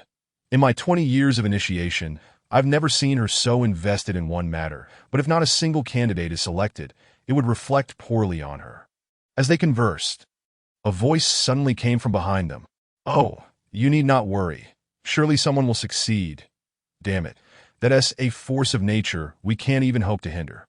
Upon hearing this voice, the black and white disciples nearly tumbled off the cliff in shock. Fifth Master. The woman paid no mind to the 2 juniors, lost in thought about that nearly transcendent young man, scratching her head in contemplation. The 2 disciples, relieved that Fifth Master showed no intention of reprimanding them, breathed a sigh of relief, and the senior brother mustered the courage to inquire, "Master, who is this formidable person you speak of?" "Who else could it be?" Fifth Master replied, "After watching for so long, can you not discern who is strong and who is weak? The disparity in strength is undeniably apparent. If individuals such as Zhu Qin are deemed formidable, then Hai Yunfan is evidently of an extraordinary caliber. As for a certain latecomer who has just emerged from Taoyuan village and fortuitously wandered into the trials of Icewind Valley, his strength is akin to that of cheating. Yet, irrespective of how powerful one may be, prior to any cultivation, how could one possibly defy the heavens when facing a 3rd tier, 3rd grade mammoth? Were it the case of Chijishan or Qinyan Peak, where certain creatures have not been enhanced, there might still be a glimmer of hope for passage. However, at this juncture, could it truly be fate? What foundation of confidence does the fifth martial uncle possess? Contemplating this, the junior disciple suddenly had a moment of enlightenment. "Martial uncle, could it be that you are referring to the rewards from Taoyuan village?" The fifth martial uncle cast a glance at him. "Need I spell it out? What else could it be? The entire path to ascension hinges upon Taoyuan village. Those ancient relics from centuries past were utterly misguided, mistakenly categorizing the 2nd tier as the 3rd, thereby completely severing the path to ascension. If they do not grant these young rascals some leniency, it will be 500 years before anyone manages to traverse IT. It is absurd how the predecessors made a fleeting mistake, while the subsequent generations of sect masters have proven themselves utterly foolish, knowingly perpetuating an error, clinging to the notion that the ancestral laws must remain unchanged. Which ancestor has ever decreed that the position of an elder of the Heavenly Sword Hall can simply be discarded? The fifth martial uncle is notorious for his audacity within the sect, yet the black and white duo lacked his commanding presence, promptly falling silent, too intimidated to speak. After a considerable pause, the junior disciple couldn't help but inquire, "Are those artifacts your own collection, martial uncle?" To the junior disciple, the white-clad woman, an esteemed elder of the sect, would naturally have no trouble acquiring these mere 7th or 8th grade artifacts. Little did he realize what sort of treasures could enable an untrained individual to contend against a third-tier, third-grade Western mammoth. To in response, the fifth martial uncle matter-of-factly replied, "How could it possibly come from my own pocket? Naturally, it connects directly to the sect's repository. That foolish sect master hasn't even provided me with elder subsidies. I am so impoverished that I nearly considered descending the mountain to rob." The two in black and white exchanged glances, each at a loss for words. The fifth elder of the sect, a figure both elusive and rarely seen by even the most senior disciples, was indeed the individual spoken of by their master. "That's someone. Then, martial uncle, according to your design, what kind of artifact can that fellow named Wang Lu obtain? To contend with a third-tier, third-grade mammoth, it must surely be a second-grade artifact, right? But how can an untrained person wield it?" The fifth martial uncle seemed somewhat perplexed. "I'm not entirely certain, as the foolish sect master does not permit me to access the sect's repository directly. Hence, I merely devised a scoring formula, which automatically extracts items from the repository based on points accrued. Currently, this ragtag group has scored mostly in the range of 3,000 to 5,000 points. As for that lad, I did not fully observe the latter part of his task, but it stands to reason he should have around 30,000 to 50,000 points. Not to mention second-grade artifacts. He could even exchange for 9th-grade treasures to at the level of treasures. Many can operate independently of their wielder's cultivation. Such items are invaluable down the mountain, yet within the inventory of the Lingjian Sect, they are as plentiful as cattle. That lad's luck isn't too shabby. He is bound to acquire 1 or 2 items. With some thoughtful strategy, his chances of surpassing that foolish mammoth should be around 70 to 80%. Hearing the designer's assessment, the disciples collectively gasped that a 70 to 80% chance may not sound significant, yet countless talented individuals have fallen short at this very juncture over the centuries. Yet, this lad hailing from the wilderness possesses a remarkable possibility of triumph. Indeed, he is one favored by fate. Should he truly gain entry into the sect and diligently cultivate for 10 or 20 years, it would not be outlandish to envision him becoming an inner disciple, or even a true disciple. At this thought, the black and white duo could not help but display expressions of envy. Just then, the clouds shifted once more, and the three observed intently as Wang Lu, who had lingered in Icewind Valley for quite some time, finally took a step forward. This single step traversed countless mountains and rivers, overcoming numerous perilous obstacles. And when he landed, Wang Lu found himself before the final barrier of Icewind Valley, the arduous journey that had taken predecessors 10 days or more to complete with the aid of artifacts. Wang Lu accomplished in a single stride. He arrived beside Hai Yunfan and others, who were currently convening an urgent battle meeting.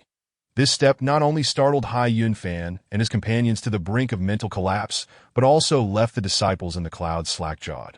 And even Wang Lu himself shuddered. "What the hell? Where is this?" Meanwhile, the fifth martial uncle, observing from the ethereal peak, had a sudden change in expression. "What the hell?" "The Cloudwalker boots." Simultaneously, the black and white duo exclaimed. "What the hell? The Cloudwalker boots?" Even the junior disciple, having only been initiated for 5 years, had heard of the legendary Cloudwalker boots, which are a treasured 5th-grade spiritual artifact of the Lingjian Sect. Spiritual artifacts hold a rank above treasures, capable of inciting fierce conflict among ordinary sects' golden core realms, let alone a 5th-grade spiritual artifact personally crafted by the ancestors of the Lingjian Sect, which ordinary cultivators without peak golden core cultivation would find nearly impossible to wield. However, before the disciples could ponder how Wang Lu, with no foundational cultivation, could activate a 5th-grade spiritual artifact, an anomaly occurred that in the valley. Wang Lu, with a single step, leaped across myriad mountains and rivers, only to find not only familiar faces like Hai Yunfan, but also a fearsome beast standing over 15 zhang tall. Currently in a state of rage, in the western continent, This mutated ice snow mammoth possesses the capability to raise cities and annihilate nations. Upon encountering this creature, Wang Lu was taken aback, hastily drawing a long sword from his waist in an attempt to defend himself. Then, the sword light flickered, dazzling everyone present. From the clouds, 3 exclamations of "What the hell?" rang out. The Xian Shuang sword? The Lingjian Sect possesses an abundance of swords, and though the Xian Shuang sword may not rank among the top few, it is nonetheless a renowned third-grade spiritual artifact in the Icewind Valley. Leveraging the advantages of time and geography, its power rivals that of a first-grade artifact, rendering it a prized possession of a third-grade sect. To their astonishment, Wang Lu effortlessly drew it. Fifth martial uncle, didn't you say the most it could be was a 9th-grade treasure? How did a spiritual artifact, let alone a third-grade one, come forth? The fifth martial uncle was equally flabbergasted. I too wish to know. Subsequently, Wang Lu, wielding the 3-foot-long sword, utterly oblivious to the fact that this weapon could cleave mountains and split stones, lightly swung it. A third-grade spiritual artifact in the hands of a mortal should, by rights, behave like mundane iron, unable to unleash any mystical prowess that if the artifact's creator did not impose restrictions, it could even swiftly drain the wielder's vitality, reducing them to a lifeless husk. Yet, as Wang Lu swung the sword, the ground before him was engulfed in a tempest, and the ice and snow surged wildly, amidst the howling winds and swirling snow. The brilliance of the Xian Shuang sword intensified, piercing through the blizzard and the dense frost. The ground where the mutated mammoth stood, comprised of the Icewind Valley's millennia-old frozen ice, began to crack under the onslaught of the sword light. Subsequently, the shattered ice and earth disintegrated into fine particles, which in turn transformed into even smaller fragments until they vanished entirely. This spectacle resembled the end of an era, as if heaven and earth had become disjointed. It is uncertain how much time passed, but when the storm subsided, the 15-jong-tall beast had long since vanished, as had the towering glacier and the endless expanse of snow in front of Wang Lu. The point where the sword had struck revealed a landscape of verdant mountains and flowing waters, shrouded in mist. Though its exact location remained a mystery, it was clear that it could not be the Icewind Valley. Chapter 22. What do you mean I've lost my salary for the next 20 years? In truth, the lush mountains and clear waters before Wang Lu were indeed not the scenery of Icewind Valley. Icewind Valley is a cave dwelling forged by the great masters of the Lingjian Sect, embedded within the ethereal peak, appearing boundless yet possessing defined limits. This place serves as a trial for those disciples who have not yet cultivated, with the strongest creatures within being merely third tier. The boundaries have not been constructed too robustly to conserve resources. Who could have anticipated that someone would wield a third-grade spiritual artifact and unleash its full power in this location? Thus, it is entirely reasonable for Wang Lu to find himself before a vast void. Under the full force of the Lingjian, the barriers of Icewind Valley shattered, revealing the scenery of the ethereal peak. The might of a single sword strike had reached a point where even Wang Lu himself could scarcely comprehend, gaping at the fractured interplay of space before him, utterly bewildered. Upon the opening of the treasure chest in Taoyuan village, he was certain that the contents would be remarkable weapons, given that it was the reward for flawlessly completing a hidden task. Yet, there exists a distinction between remarkable weapons and extraordinary divine artifacts. After all, he had merely breached the threshold of the Lingjian Sect. At most, he might acquire a minor artifact that if a Xinyuan sword were to emerge from that chest, it would undoubtedly be a mere dream. However, upon entering Icewind Valley, he realized that his dream had seemingly come true. With a single step across countless mountains and rivers, and a sword strike that annihilated the mutated mammoth, Wang Lu felt as though he had donned a magnificent battle robe, rendering him invincible on the path to ascension. However, having painstakingly earned a perfect evaluation in Taoyuan village, he was prepared to wield his newfound weapon and vanquish the upcoming trials, only to find that though this strike was exhilarating, it felt almost too swift, leaving him unsatisfied. Or could it be that this too is a facet of the path to ascension? Since ancient times, sages have often walked a lonely path. Is this an early experience of invincibility's solitude, meant to temper one's resolve toward the Tao? In In that case, the phrase, high places are cold, indeed evokes a sense of melancholy. With these thoughts swirling in his mind, Wang Lu felt a surge of emotions, relaxing his grip, causing the Xian Shuang sword to clatter to the ground. With a resonant clang, the sword's blade collided with the solid ice, and in the next moment, the once indomitable spiritual sword shattered into fragments. Wang Lu was taken aback, gazing at the remnants of the Xian Shuang sword. After a brief pause, he sighed and nodded that it was inherently improbable for such a world-destroying artifact to be genuinely bestowed upon him. After slaying the creature, it had exhausted its energy, disintegrating into shards. Clearly, this was a one-time use item, designed solely to ensure his successful passage, a task-specific artifact. This design, though somewhat extreme, was undeniably ingenious. The designer exhibited both inspiration and audacity. Consider, if you will, the audacity of entrusting such a cataclysmic artifact to the hands of a trial-taker. Is there not a fear of unforeseen complications arising? Today, what remarkable courage! I find it rather appealing. Just as I was musing upon this, a sudden flash of golden light emerged from the verdant mountains ahead, moving with astonishing speed that in the blink of an eye, a distant point of light transformed into the form of a young woman clad in a pristine white robe. She appeared to be around 26 or 27, embodying a charm that melded youthful innocence with a hint of mature allure. Though she was not breathtakingly beautiful, she was undeniably a rare gem. As Wang Lu was taking in her features and mentally praising the white-clad maiden, a chilling wail pierced the air. By the heavens, it is shattered. The woman, bereft of composure, knelt at Wang Lu's feet, cradling the remnants of the Shuang sword in her hands, tears welling in her eyes. This is the heavens conspiring against me. The spine-chilling lament nearly caused Wang Lu to collapse. What? Is she truly a fierce woman? Yet, before he could ponder further, the white-robed warrior sprang to her feet, seizing Wang Lu by the collar. Speak! Did that foolish sect leader send you here to toy with me? Wang Lu's mind raced, envisioning 100 wild horses trampling through his thoughts. This woman was indeed fierce, not merely bold, but brimming with a wild intensity, her incoherent speech reminiscent of a love-struck lunatic. Could it be that she was the public scapegoat of the Lingjian Sect? Noticing Wang Lu's bewilderment, the woman released him, and, with a gaze fixed on the shattered sword, her sorrowful demeanor gradually shifted to one of focus. Damn it, this matter must be publicized. Yes, let's blame Lu Xian for this misfortune. As for the rationale, allow me a moment to contemplate.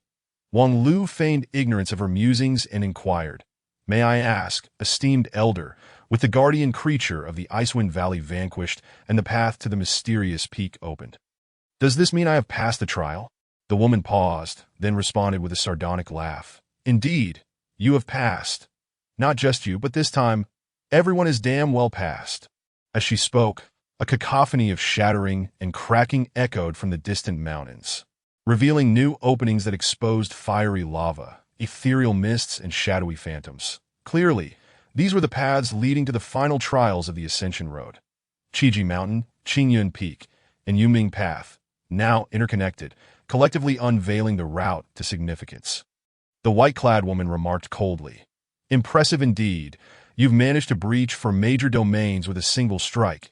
You've gained notoriety. At this juncture, Wang Lu realized something had gone awry and, perplexed, asked, Wasn't the rift we created by that strike an intentional design of the creator? To his surprise, the woman erupted in anger. What kind of lunatic would design such troublesome elements for themselves? Wang Lu was once again taken aback. The fierce woman before him was none other than the architect of the Ascension Road, with whom he felt an inexplicable kinship. Truly, the path to immortality is unpredictable, and one cannot judge by appearances. Yet confusion only multiplied as he inquired, Then if it wasn't your deliberate design, what exactly happened? The white-robed maiden bore a look of weariness and resignation. Heaven knows which fool placed the sect leader's golden seal in the storeroom. And heaven knows how you stumbled upon that token. Upon hearing this, Wang Lu's eyes gleamed as he retrieved a gold medal from his waist. Is this it? The woman trembled. Damn it, it truly is the sect leader's golden seal. I thought it impossible for you to summon a spiritual treasure. It turns out it was indeed the sect leader's seal. The golden seal of the sect leader bestows upon its bearer the authority, as if they were the leader in person, commanding the entire sect with unwavering obedience. The treasure possesses spirit. Hence, the spirit of the Lingjian Sect must respond to the dictates of the golden seal, with Wang Lu wielding the seal. The Xuanshuang sword, regardless of any lack of spiritual energy input, was compelled to strike. Moreover, it would not only strike, but do so with elegance and grandeur, creating a rift between heaven and earth. The Xuanshuang sword, a loyal blade of integrity, could not refuse its master's outrageous demands, even at the cost of irreparable damage to itself. Thus, the icy expanse transformed into nothingness, and the Xuanshuang sword was rendered into fragments. The mystery was unveiled. The reasoning was straightforward. The white-clad woman, quick-witted as she was, had recovered from her shock long ago. Wang Lu's possession of the golden seal indicated that he had achieved an extraordinarily high score in the trial of Taoyuan village. This was due in part to his own fortune, and certainly not without a slight oversight in her design formula. She ought to have included a scoring cap. Yet now, such concerns were trivial. What mattered was that within reach lay the gleaming golden seal. What did this signify? Quite simply, it meant that should she obtain the seal, she would become the sect leader. Of course, the actual sect leader. That fool was still alive, but what did that matter? The worst-case scenario would be a division of power, two factions governing. At the very least, she could contend for control over the sect's finances, or, to take a further step back, if she could not share the leadership, she could seize the opportunity to empty the sect's coffers before that fool could intervene. When calculated, the Lingjian Sect's reserves must surely be astronomical by now, with high-grade spirit stones as plentiful as the sands of the Ganges, that if she could get her hands on them, the ensuing centuries would be nothing short of idyllic. In the eyes of the white-robed woman, that golden seal had morphed into her envisioned life of luxury, beckoning her warmly. However, at that moment, Wang Lu suddenly exclaimed, as the golden seal transformed into a streak of light and soared away. The woman furrowed her brow. Attempting to flee? Dream on, you belong to me. In the next instant, a white light darted across the snowy expanse, trailing behind the golden light as it entered the realm of the mysterious peak. Damn it! A mere golden seal dares to fly so swiftly. Do you wish to revolt? Atop the mysterious peak, the white-clad woman, riding her flying sword, became a streak of light in hot pursuit of the golden seal, which symbolized her prosperous future, tantalizingly just out of reach. Her teeth clenched in frustration, for due to her cultivation technique, her speed on the sword was not exceptional. Yet, to be unable to outrun a mere golden seal was a profound humiliation. Of course, the concept of shame meant little to her. Her sole concern was that golden seal. Should it escape, she would lament for the next 20 years. One raced desperately, while the other pursued with unwavering determination, soon leaving the confines of the mysterious peak and ascending to even greater heights.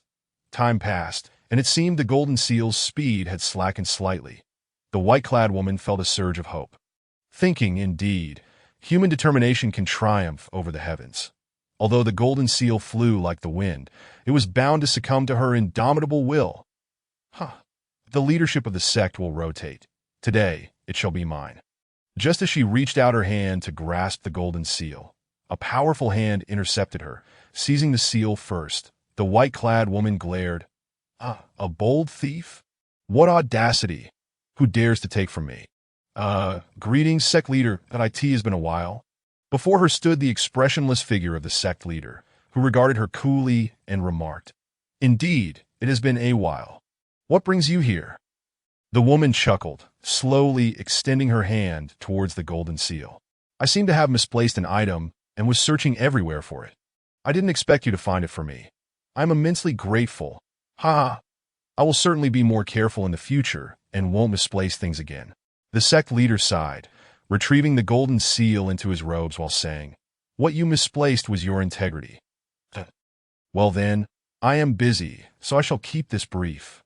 Please go ahead. According to preliminary estimates, due to the design flaws in your Taoyuan village, the Lingjian Sect currently faces losses amounting to severe damage to the 4 major domains: Icewind Valley, Qiji Mountain, Qingyun Peak, and Yuming Path. Total destruction of the third-grade spiritual treasure, the Xuanshuang sword, serious injury to the sword's spirit, Yinshuang, significant damage to the fifth-grade spiritual treasure, the Liyun boots, and the sealing of the artifact's spirit.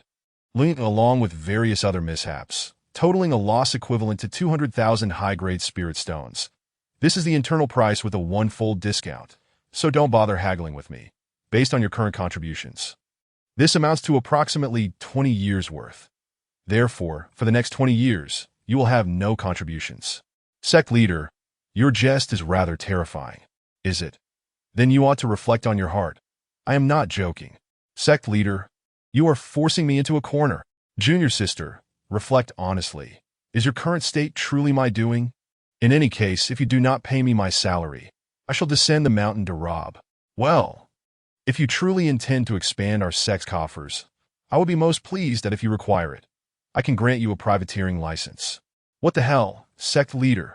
Have you lost your integrity as well? Chapter 23.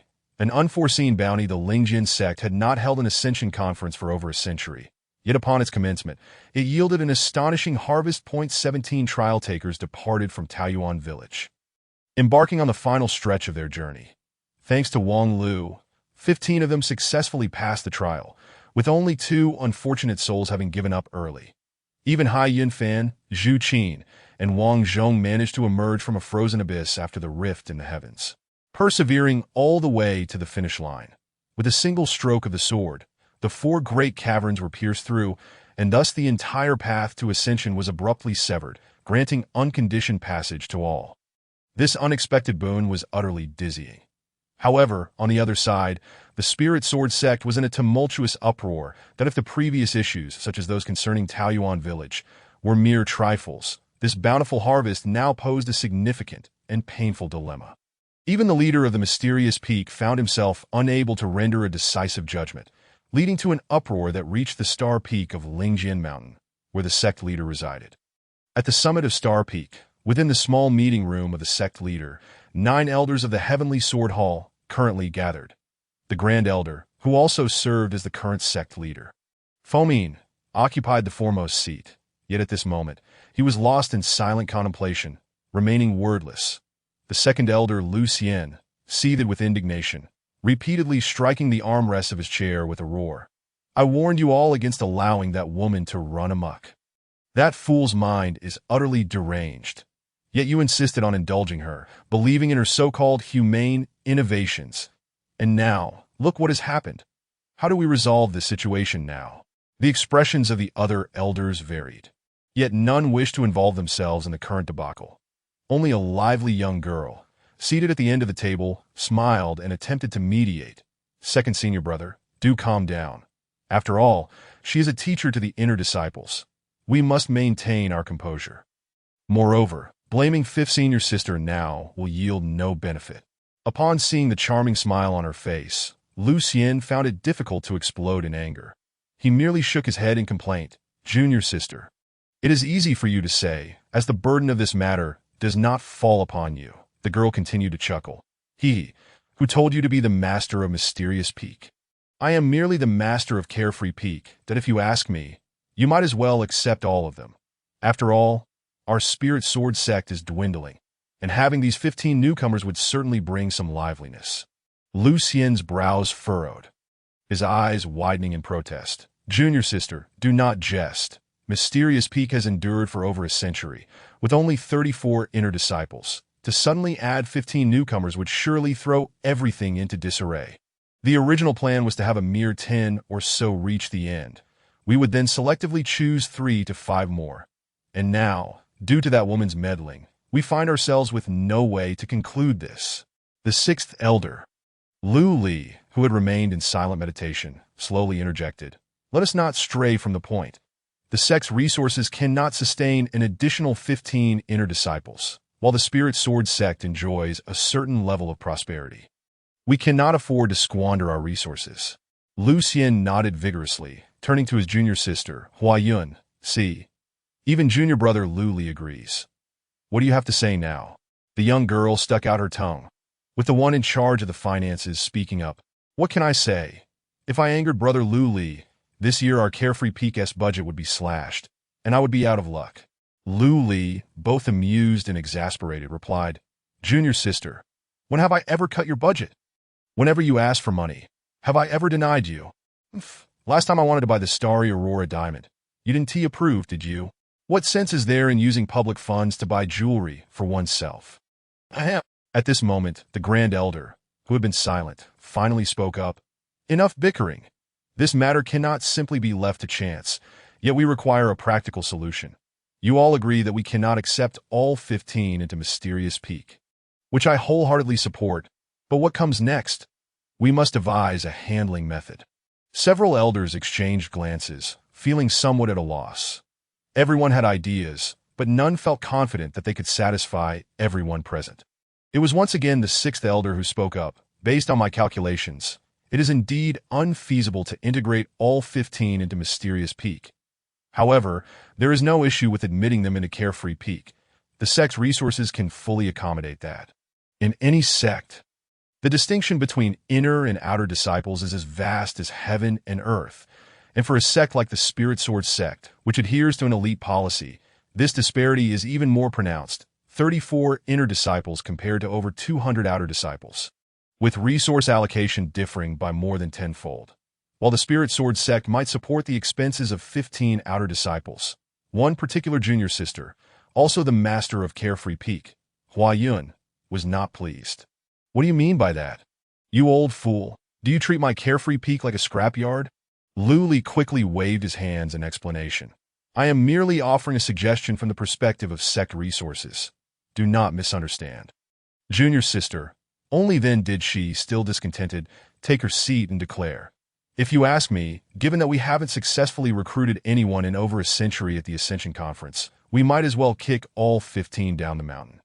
Having already angered Hua Yun, Lu Li wisely concurred. Indeed, that would save the sect a considerable amount of resources.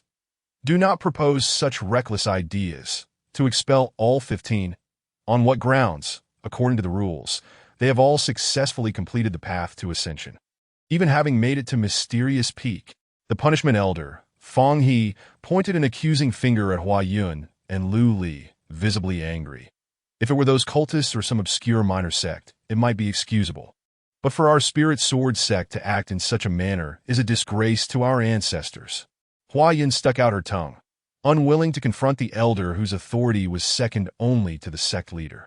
Yet after a moment, she tilted her head and murmured, a stubborn old fossil destined for solitude.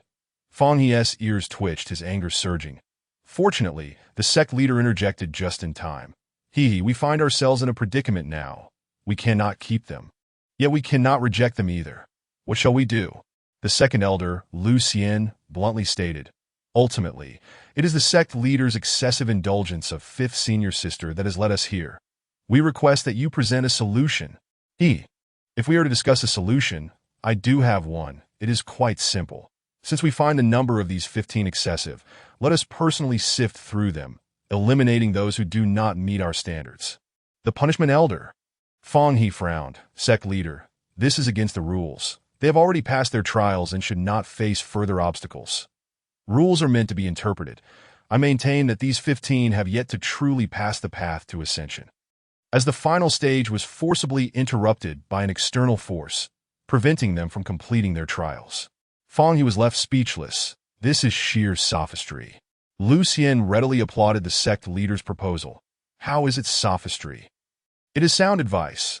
This time, the path to ascension has suffered multiple abnormalities. The sect leader's decision to not require them to start over is already exceedingly benevolent, with the top two elders of the Heavenly Sword Hall setting the tone. What could the others possibly say? Thus, the sect leaders' meeting came to an end. Half a day later, the elders of the Heavenly Sword Hall gathered at Mysterious Peak to examine the 15 trial takers who were expected to have passed. Most of the 15 trial takers assembled before the Xinyan Hall at Mysterious Peak were filled with indignation. This was, after all, a perfectly natural reaction. Just when they believed the gates to the immortal realm had opened for them, they were suddenly informed of an additional test. And judging by the composition of the examiners, the elimination rate for this supplementary test appeared quite considerable. This situation was akin to the night of a wedding, where just as one was prepared to consummate the union, They lifted the veil, only to find their father-in-law grinning like a Cheshire cat, demanding a hefty dowry, an utterly intolerable scenario, explaining their profound discontent. Yet, despite their grievances, they ultimately had to accept reality. After all, even the most qualified to protest, Wang Lu, remained silent, rendering the protests of others less than convincing. Wang Lu's silence deprived many of the opportunity to voice their frustrations. However, this supplementary test was the most unfair to him, for among the 15, he alone had persevered through every challenge to reach the end, while the others had merely ridden on his coattails. Yet, his name was conspicuously listed among the supplementary test participants, leaving Wang Lu puzzled about the Spirit Sword sect's intentions. Did they plan from the outset to reject all newcomers? Wang Lu was unconcerned with the sect's considerations. For him, the more trials the Spirit Sword sect presented, the more glorious his eventual victory would be. After all, with his heavenly spirit root in tow, who would dare to defy him? Thus, while others gathered in small groups in front of the Xinyan Hall to discuss countermeasures, Wang Lu stood alone beneath a tree, observing with a detached gaze to this moment. The Xinyan Hall had yet to open, the testing methods undecided. Even he, a seasoned adventurer, could not discern the next challenge. So what could be gleaned from discussions? It was merely an act of self-deception. Nevertheless, a sense of trepidation lingered, hinting that the road ahead might be fraught with unexpected twists as the youths mulled over their thoughts in front of the hall. Time ticked by, yet the doors of the Xinyan Hall remained firmly shut, leaving everyone to wait outside. Inside the hall, the elders of the Heavenly Sword Hall were becoming increasingly anxious. Everyone had arrived for the supplementary test. Yet the sect leader himself was nowhere to be found. Although it is customary for those in higher positions to arrive later, a tradition upheld across various fields, Fengyin was never one to indulge in such frivolous pageantry. His punctuality often made many disciples feel inadequate, especially the former fifth elder of the Heavenly Sword Hall. This time, however, the sect leader was late by nearly half an hour, leaving many perplexed. The fourth elder, Zhou Ming, whose temperament was somewhat impatient, instructed his personal disciple, Liu Li, go find out what the sect leader is up to and bring him here. A nearby female disciple nodded with a smile and swiftly took flight. After a brief interval, she returned, reporting to Master, I was unable to locate the sect leader. Where did you look? I do not know. Master did not specify earlier. You. Zhou Ming was momentarily speechless, finally shaking his head in resignation. Forget it. Take a seat. Yes. Chapter 24. A glimpse into the unpredictability of the immortal path. At the same time, on Star Peak, the master of the sect solemnly tapped the gleaming silver sword before him. Contemplating. Indeed, it must be among this batch. Fifth junior sister. What are your thoughts? On the opposite end of the bamboo chamber, a woman clad in white revealed a rare, serious expression. I can even ascertain the candidate. To break my task chain, it cannot be an ordinary person, the master responded. Little Ling has mentioned this to me, and I have observed it myself. I truly cannot discern any qualifications befitting the child of destiny. TSK. When did you become so fixated on qualifications? If we are to speak of talent, could you nurture someone with a heavenly root? In the face of her disdain, the master cleared his throat. It seems you have forgotten about Yao. Damn it, regardless, the person I have chosen, even if they possess the 5 elements root, no, even if they have the 6 harmonies root, there is no mistake. Moreover, in this age of dwindling magic, the notion of a child of destiny is something you, senior brother, have inexplicably introduced. That I am merely assisting you in designing a trial to identify special individuals. That if you harbor doubts, then the master hurriedly waved his hand. I do not doubt you. I merely find it somewhat peculiar. Well, since you say so, I should not be mistaken that I will pay closer attention to that child of destiny, and if necessary, I shall not hesitate to utilize the privileges of the sect master. The junior sister scoffed. If you are so reluctant to use your privileges, what is the point of your position as sect master? You might as well relinquish it to me, and I will demonstrate how to be a good sect master. However, the master paid her no heed, and with a thought, he vanished from sight. The woman in white pouted in disappointment, remaining stationary. For this additional trial, it seemed the presence of the elder from the Sword Hall was all that was required. As a former elder, she appeared to lack even the qualification to attend, and could only wait outside. Nevertheless, the woman scanned the room, revealing a greedy smile. Although her senior brother was known for his frugality, he was still the master of a sect. And this bamboo chamber, being his secluded place for cultivation, must harbor numerous treasures. Typically, the master would either impose restrictions to keep intruders at bay or personally guard the place, leaving the woman with no opportunity to act. But now, a golden opportunity had presented itself. Suddenly, she felt a blur before her eyes and found herself standing outside the bamboo chamber. It was evident that the internal formation had activated, forcibly ejecting her. Damn, so meticulous? You truly have a small heart. While she was lamenting, the woman unexpectedly noticed a shiny object on the table. Did that fool forget to wear his glasses again? In the blink of an eye, the master had already taken his seat in the Xianyan Hall.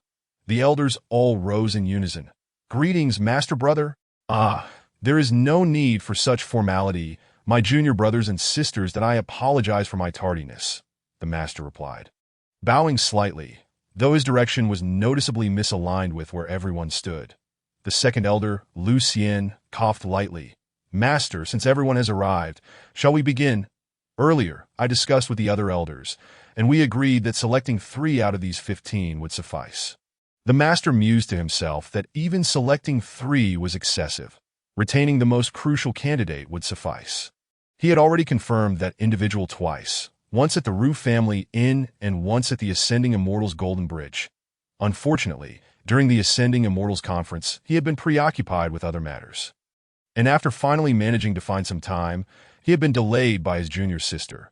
Otherwise, he would have kept a closer watch on such a significant matter. With a sigh, the master waved his hand. Let us commence. We must not waste any more time. Thus, the additional trial began. The method was rather unadorned. The doors of the Xianyan Hall swung open, enveloping the interior in a soft white light that a few disciples clad in black and white, polite yet distant, guided the trial participants to stand before the hall, awaiting their fate. Inside, 18 piercing gazes scrutinized the participants as if dissecting them into infinitesimal fragments, analyzing them thoroughly. This constituted the entirety of the trial. No more complex mechanisms were involved. Whether one succeeded or failed was entirely reliant on the elders' discerning eyes. Naturally, at this moment, the elders would also earnestly activate their spiritual sight to delve into the depths of the youth's qualifications. Although with their experience, they could generally gauge a person's aptitude by intuition. The Ascending Immortals Conference allowed for no oversight, and this time, even the master had activated the starry eye, capable of not only perceiving the present, but also glimpsing into the future. Thus, even the rarest of spiritual roots would not be misidentified. However, this was an excruciating experience for the trial participants. Aside from feeling like slaves on display, due to the barrier of white light, they could not perceive the happenings within the hall, remaining entirely ignorant of whether their trial results were favorable or unfavorable, leaving them perplexed about the standards of the Lingjian Sect. That in the midst of their anxiety, a black-clad disciple spoke. Next, please proceed one by one from the front of the hall. One by one? Was there no predetermined order? Should one walk ahead or behind? Is it better to move quickly or slowly? While others fretted over these questions, a determined youth had already strided confidently past the front of the hall.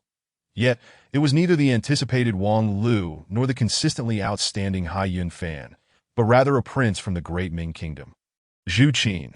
Zhu Qin was making a desperate bid. With luminaries like Wang Lu and Hai Yun Fan ahead, the opportunities for him to shine were dwindling. Indeed, Zhu Qin himself did not possess complete confidence. But he at least wanted to exhibit his decisiveness. His performance on the Yun Bo chart ranked him 10th. Not due to timidity, but because he had overexerted himself on the Golden Bridge, leading to exhaustion and necessitating a lengthy rest amidst the clouds that in retrospect, he regretted it immensely. Zhu Qin was determined not to leave a poor impression, having heard that the Lingjian Sect valued temperament. He was intent on demonstrating his character. 1 step, 2 steps, his gait was steady, betraying none of the intense nervousness within his heart. Yet, as he successfully passed through, the hall remained silent. Was it good or bad? There was no way to discern. Following Zhu Qin was Wang Zhong. This little scribe may not have possessed Zhu Qin's decisiveness, but he was sufficiently astute that he noticed that as Zhu Qin advanced, Wang Lu had seemed to be on the verge of stepping forward, albeit lethargically, not competing with Zhu Qin. That was fine. If Wang Lu would not compete, he would, although he had already become independent. Wang Zhong understood his master's capabilities well. His judgments, no matter how implausible, were likely correct. Thus, Wang Zhong followed closely behind and walked past the front of the hall, glancing back only to see Wang Lu seemingly smiling at him. Wang Zhong immediately averted his gaze, his heart racing to that moment. A faint sound emanated from within the hall. Though subtle, Wang Zhong, with his naturally sharp hearing, could barely make it out. "Oh, so it is indeed him. Master brother, do you consider this lad to be extraordinary? Indeed, he is somewhat different. However, in terms of qualifications, while commendable, it is not particularly remarkable. Let us not judge solely by qualifications." After that, Wang Zhong could no longer hear the ensuing dialogue. But those few exchanges sparked a tempest within his mind, leaving him in a daze. There is hope. There is hope. The master believes I am extraordinary, that I possess potential. A wave of euphoria washed over him. And in his daze, many had already passed through the front of the hall. Regaining his senses, he happened to see Hai Yun Fan smiling as he walked past. This time, it seemed someone spoke within the hall.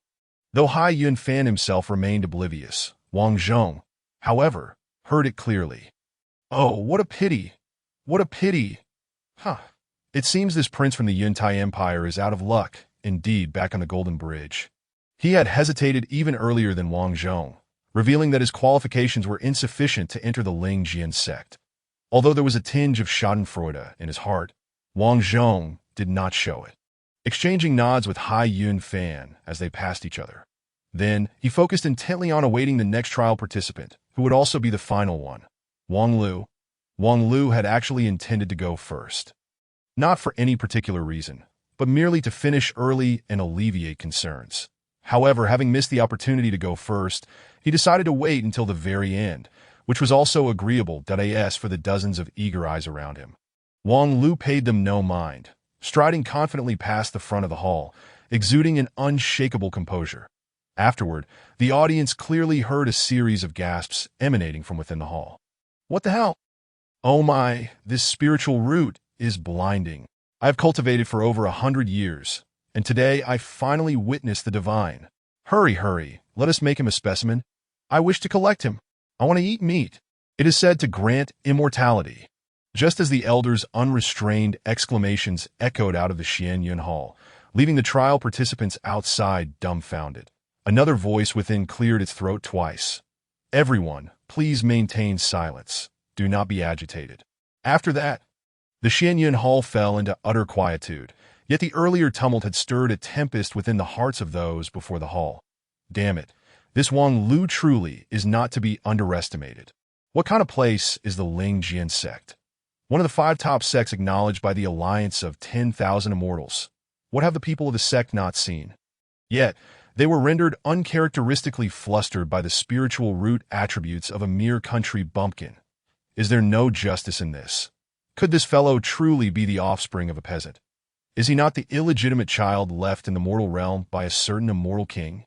As people engaged in fervent discussions regarding the matter, a striking young maiden adorned in a resplendent, multicolored gown emerged from the Xianyun Hall, clutching a piece of paper.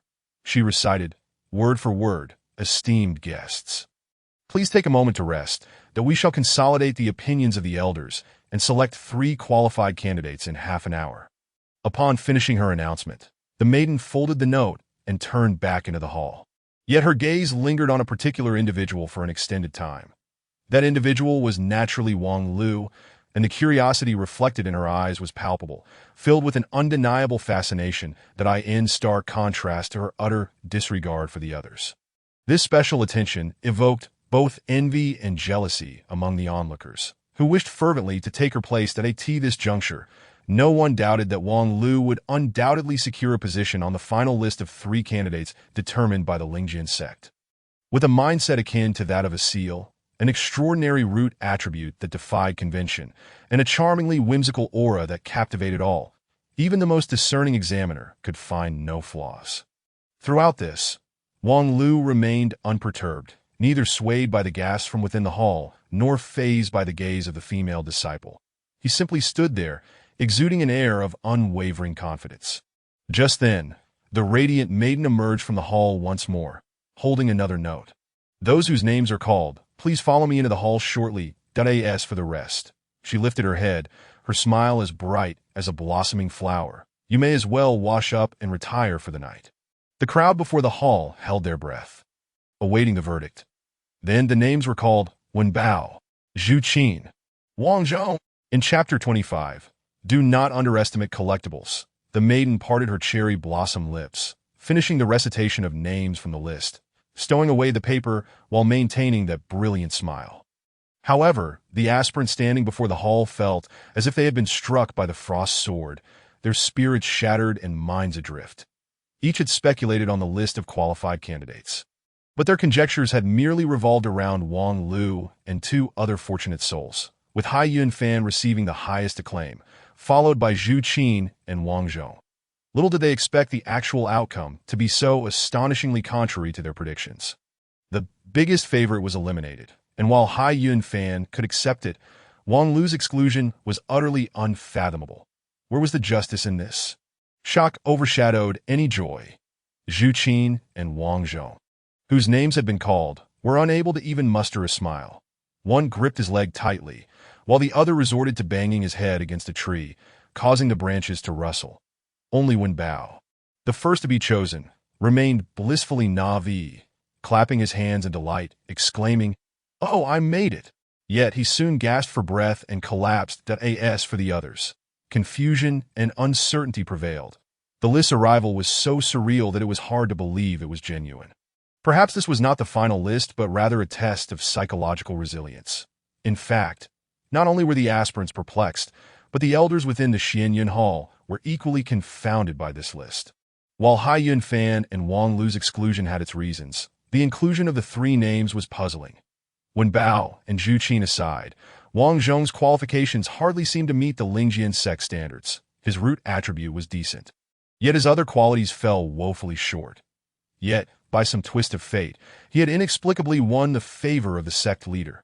The 9 elders of the Tiandao Hall were theoretically equal in status. The preferences of 1 or 2 elders should not sway the overall outcome. However, when the Grand Elder voiced his support for Wang Zhong, it became a foregone conclusion that his name would appear on the list. Those outside the hall remained oblivious to the sect's upper echelon's biased opinions and were still grappling with the authenticity of the list. Naturally, not everyone was so naive. "Brother Wang Lu, what do you make of this matter?" Hai Yunfan inquired with a grim expression. While others might still harbor hope, he instinctively felt that the maiden's list was undeniably legitimate. In other words, this was the final verdict. Both he and Wang Lu had been eliminated, while Zhu Qin and Wang Zhong had been granted the opportunity to embark on their cultivation journey. Wang Lu was equally baffled by the outcome. What the hell, this plot twist is a bit harsh. After such a rich build-up, to end with a cruel fate for the protagonist, being a literary enthusiast is a malady. I tell you, Hai Yunfan's heart sank even further. Wang Lu's reaction undoubtedly confirmed his suspicions that should we protest, Brother Wang Lu? Not merely protest. We should rally the Water Army to create a stir. Under my title as the Grand Commander of the Water Army, to gather 40 million fans and obliterate them. Brother Wang Lu, please calm down. Haha, I'm just joking. At this point, Wang Lu displayed a calm smile that left Hai Yunfan utterly convinced. In fact, this situation is rather favorable. Favorable? Hai Yunfan's eyes widened, desperately searching Wang Lu's face for any sign of optimism. Little Hai, this scenario is aptly termed a break-off tale, beginning with extreme suppression and absurdity to pave the way for the protagonist's grand emergence. Our top-tier results in this elimination are akin to the protagonists who suffer heartbreak in such narratives. The more tragic the present, the more splendid the future, that don't mention the failure at the Ascension Conference. It would be better if our entire families were slaughtered, our ancestral graves desecrated, and our wives and daughters subjected to torment. Such outcomes would yield even greater results. Rest assured, we shall undoubtedly ascend to the celestial realm and live as carefree, immortal kings. What the hell? Brother Wang Lu, wake up! Witnessing Wang Lu seemingly succumb to an inexplicable frenzy, Hai Yunfan was taken aback, when suddenly a sigh broke through the air beside them. "This is rather unbecoming, Brother Wang Lu, with your nonchalance. You should not be so disheartened." Wang Lu turned curiously. "And you are?" "Zhu Qin from the great Ming Kingdom." The youth clasped his hands together and continued, "I once received your kindness in Taoyuan village." Wang Lu responded with a hint of recognition. "Ah, I remember. You were the one who poached from our side in Taoyuan village." Zhu Qin was momentarily speechless, recalling how he had befriended Wang Zhong and encouraged him to establish his own faction. A rather underhanded tactic. Yet at that time, Wang Lu had been untouchable, making it impossible to approach him otherwise. "Moreover, it is thanks to you that I could traverse the Ice-Wind Valley to reach this place. I Zhu owe my achievements today to your assistance, Brother Wang Lu." Wang Lu chuckled. "On the path to ascension, all of us, including myself, have looked up to your figure through arduous trials. Brother Wang Lu, to speak candidly, while I admire you, I must confess to harboring considerable envy that we are both subjects of the great Ming Kingdom. I am a prince, and you are merely a commoner, yet on the road to ascension. I am unworthy even to carry your shoes." His eloquent words were heartfelt, yet Wang Lu merely chuckled in response. Zhu Qin, undeterred, continued, "As for the current outcome, it truly is unexpected. The path to immortality is indeed capricious. However, Brother Wang Lu, your brilliance will not be dulled by this turn of events, so take heart. Victory and defeat are commonplace in battle. With your talents, where could you not achieve greatness? Beyond the Lingjian Sect. There are countless sects as numerous as stars. It is not impossible for us to reunite on the path of immortality." Wang Lu continued to smile. Zhu Qin's performance was indeed commendable. Yet Wang Lu had encountered many more skilled actors in his time. "That is all I wish to convey. These are merely my heartfelt words as an aspirant in the Ascension trial. I hope Brother Wang Lu does not misconstrue my intentions." Wang Lu nodded. "I understand. It is merely a matter of the spring and autumn annals."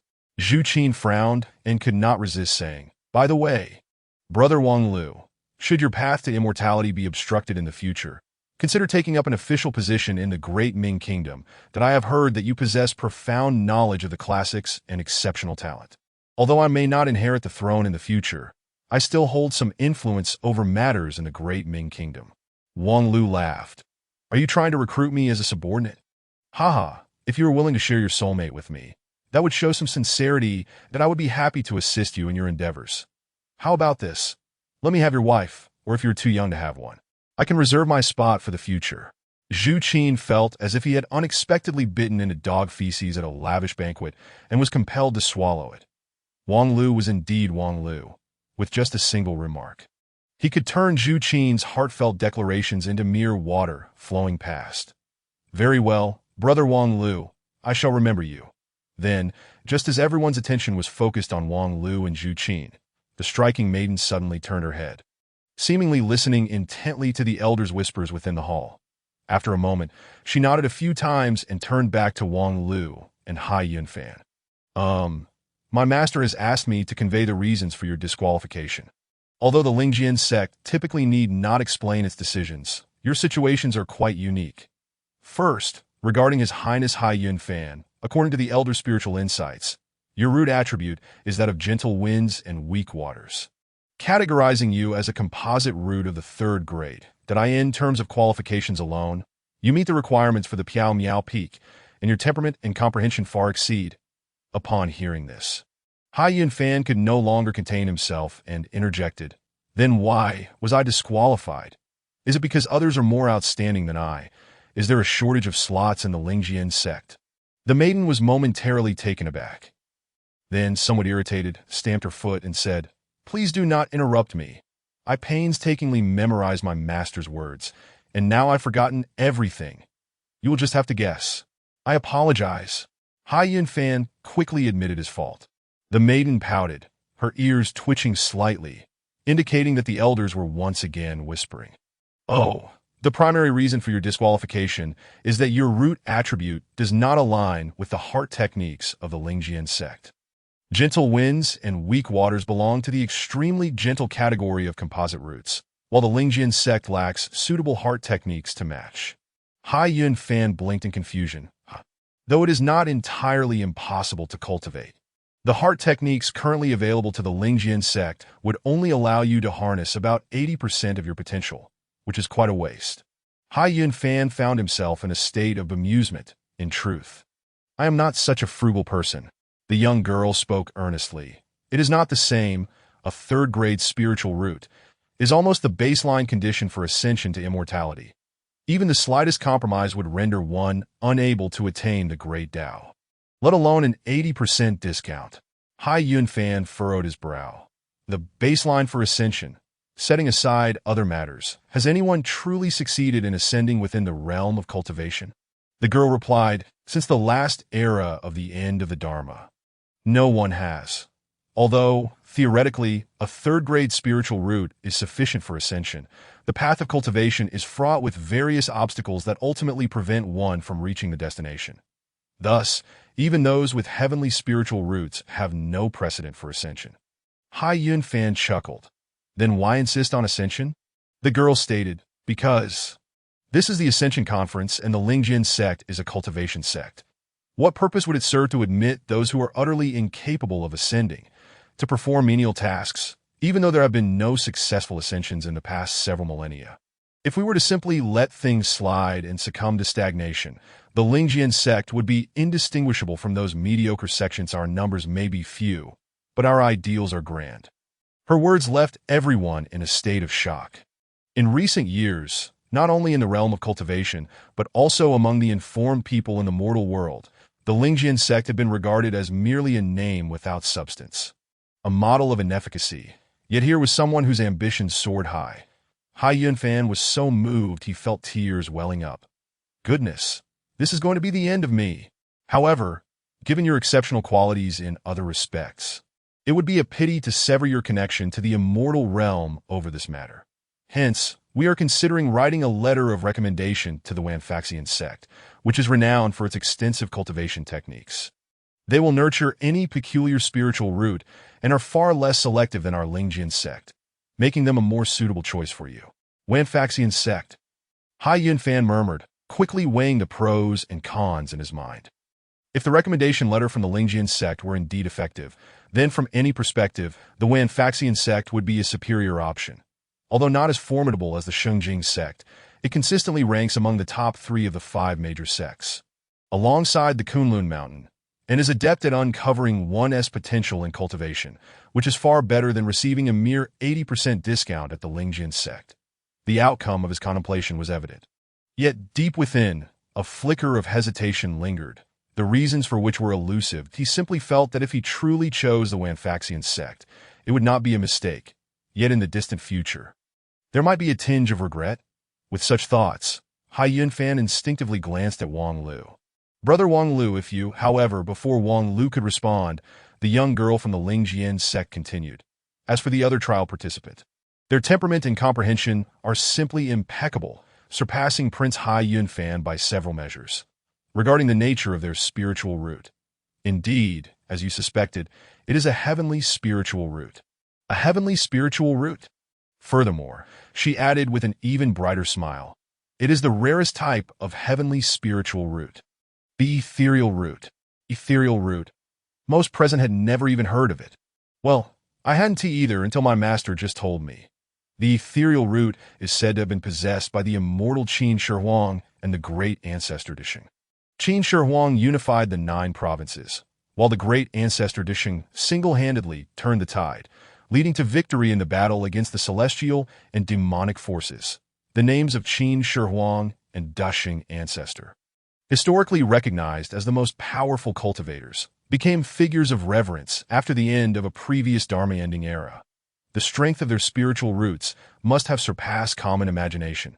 After the initial shock came confusion. If Wang Lu's spiritual root attributes were indeed comparable to those of those 2 celestial beings, with temperament and comprehension being beyond reproach, then what reason did the Lingjian Sect have to disqualify him? Were they planning to write a recommendation letter to the Jiuzhou Sect as well? No, this explaining is quite troublesome, the girl said, a hint of embarrassment creeping in. Master, I can't articulate it clearly. You explain it to them. Suddenly, she cradled her head, feigning pain. All right, I understand. Don't shout at me. To put it simply, the attributes of spiritual roots do not imply that the rarer they are, the stronger they become. On the contrary, the higher the grade of the spiritual root, the more stringent the requirements for cultivation. For instance, a heavenly spiritual root of the fire attribute can hardly cultivate water-based techniques, even if attempted. The effort would be disproportionately ineffective, and success in foundation establishment would be nearly impossible. Moreover, within fire-based techniques, only a few of the highest grade can fully harness the potential of the spiritual root. Additionally, the cultivation process cannot lack the assistance of rare materials and treasures, and even the application of magical artifacts is strictly limited. Therefore, in the current realm of cultivation, only sects of first grade or above can nurture cultivators with heavenly spiritual roots. At this point, many began to grasp the implications. The girl continued, however, this applies only to a few relatively common heavenly spiritual roots. Since the first era of the end of Dharma, many previously practiced methods have either been lost or abandoned due to changes in the spiritual energies of heaven and earth. Some methods for nurturing spiritual roots have been completely lost and cannot be reproduced. For example, Elder Dugu of the Lingjian Sect, despite possessing the extraordinarily rare tribulation spiritual root, has been unable to advance to the transformation stage for 300 years due to various limitations. If tribulation roots are thus limited, the ethereal root is even more so. Even before the end of the Dharma era, there were no corresponding techniques circulating outside. That it is said that Qin Shi Huang and Duxing ancestor embarked on their paths of cultivation only after receiving teachings from the celestial realm. And Duxing ancestor is documented to have sought enlightenment on Kunlun Mountain for a decade, yet could not draw energy into his body. Therefore, after a pause, the girl calmly articulated the harsh truth. Thus, not only the Lingjian Sect, but currently no sect in the realm of cultivation can nurture a cultivator with an ethereal root. The Tao speak of transforming into a nascent soul or achieving divine transformation is utterly impossible. The so-called ethereal root has become nothing more than a rare ornament after the end of the Dharma era. Possessing only collectible value. Chapter 26. You did this on purpose, didn't you? I want to impeach you. This is the explanation regarding the ethereal root that I apologize for our inability to provide more detailed information. I doubt any other place would have it, considering it has been a legend unseen for millennia. Once the details about the ethereal root were concluded, the girl fell silent, patiently waiting for the audience to digest the information. However, considering that you have indeed reached the end of your path to ascension, according to the regulations, you are entirely eligible to enter the sect. Yet, one must carefully contemplate the difficulties that may arise from joining a cultivation sect as an incapable practitioner. The best outcome would be to become a theoretical researcher. But lacking practical abilities, even with immense comprehension, it would be challenging to achieve significant expertise in the theory of immortal arts. The disparity would be quite uncomfortable. Of course, we can also issue a recommendation letter for you. The Wanfaxian sect, Kunlun Mountain, and even the Lingjian Sect might express interest. However, the nature of that interest hardly needs elaboration, and the problems we cannot resolve, they will find difficult as well. Oh, right, Uncle Joe just added that we could consider making you the mascot of the Lingjian Sect. After all, you possess the spiritual root of an ancient immortal emperor, which could at least overshadow the Lingjian Sect in terms of momentum. After saying this, even with the girl's natural disposition, she felt that Uncle Joe's suggestion was quite inappropriate and was about to say something when Wang Lu suddenly clapped his hands. All right, it's a deal. Huh, long live the mascot. I'm joining the Lingjian Sect. Wang Lu, renowned for setting records in the Yumbada trials, exhibited a swift change of stance and decisive courage that nearly frightened the bright young girl into a fit. Why you can't do that? The girl was utterly bewildered. Wang Lu's reaction was completely contrary to what her master had instructed. Her master had said he might fly into a rage, be despondent, become hysterical, or argue vehemently, but never that he would cheerfully accept being a mascot. Even Hai Yunfan beside her felt his jaw dislocating, suppressing the pain to snap it shut, while internally he began to rage. What happened to the plan to break off the engagement? What happened to starting anew? Brother Wang Lu, your image in my heart is collapsing far too quickly. At that moment, the elders in the hall also began to shift uncomfortably at a young woman's voice, tinged with panic, emerged. Esteemed warrior, I was merely joking. Please don't take it seriously. Wang Lu, however, grinned and asked, will your sect provide food and lodging? Food and lodging? Is there a position? Is there a commission? Is there pay vacation? The young woman in the hall was left speechless, unable to comprehend the implications. Then Wang Lu continued, since your sect has offered to make me a mascot, surely you wouldn't go back on your word. For a prestigious sect among the 5 major sects, being branded as untrustworthy and shameless would be a regrettable outcome. The girl in front appeared alarmed, her eyes wide with anxiety as she turned back and said, Uncle Jiu, it seems going back on one's word is not quite right. You fool, which side are you on? The girl then cradled her head, exclaiming, ouch, ouch, ouch, and was forcibly pulled back into the hall, rendered silent. A protracted silence enveloped the hall. The elders of the Xinyan Hall began to feel the weight of the current predicament that as a venerable sect of the righteous path, the Lingjian Sect's emphasis on reputation and integrity is something that other sects in the cultivation world cannot fathom.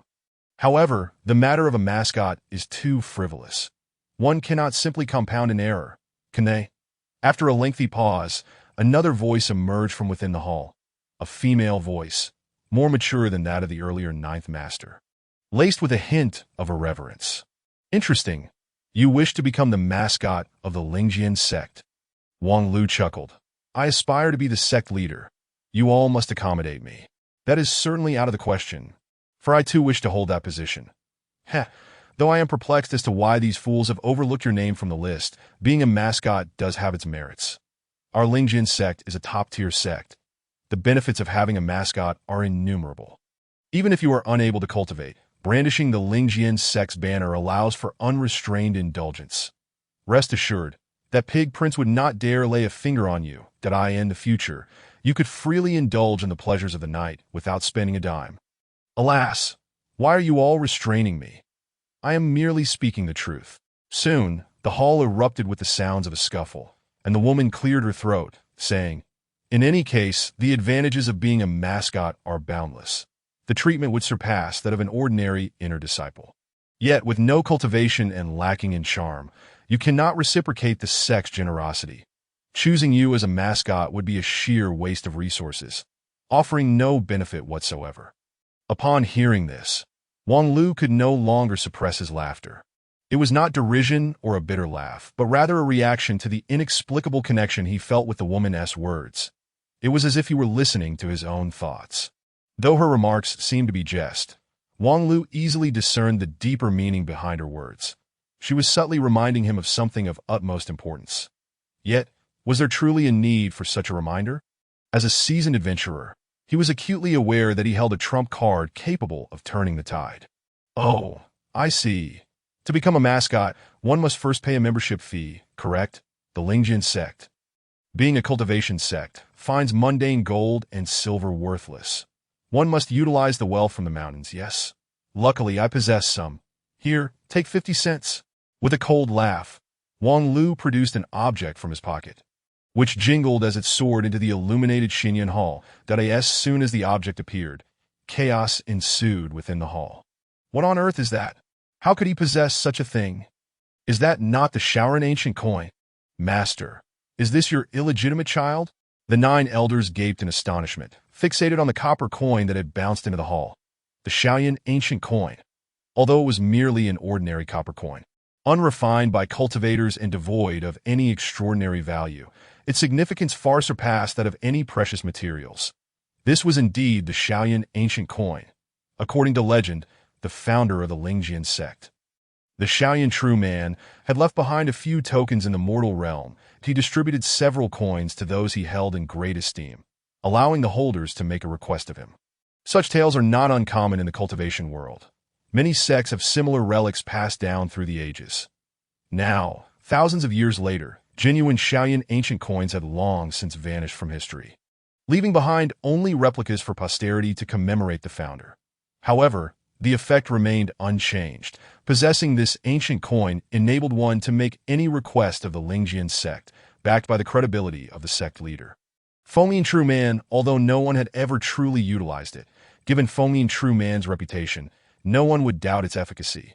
With the Shaoyan ancient coin in hand, not only could Wang Lu serve as the mascot of the Lingjian Sect, but theoretically, he could even demand the elders of the Tianjin Hall to take on such a role that, of course, should anyone make such an unreasonable demand, the sect leader would have no choice but to refuse.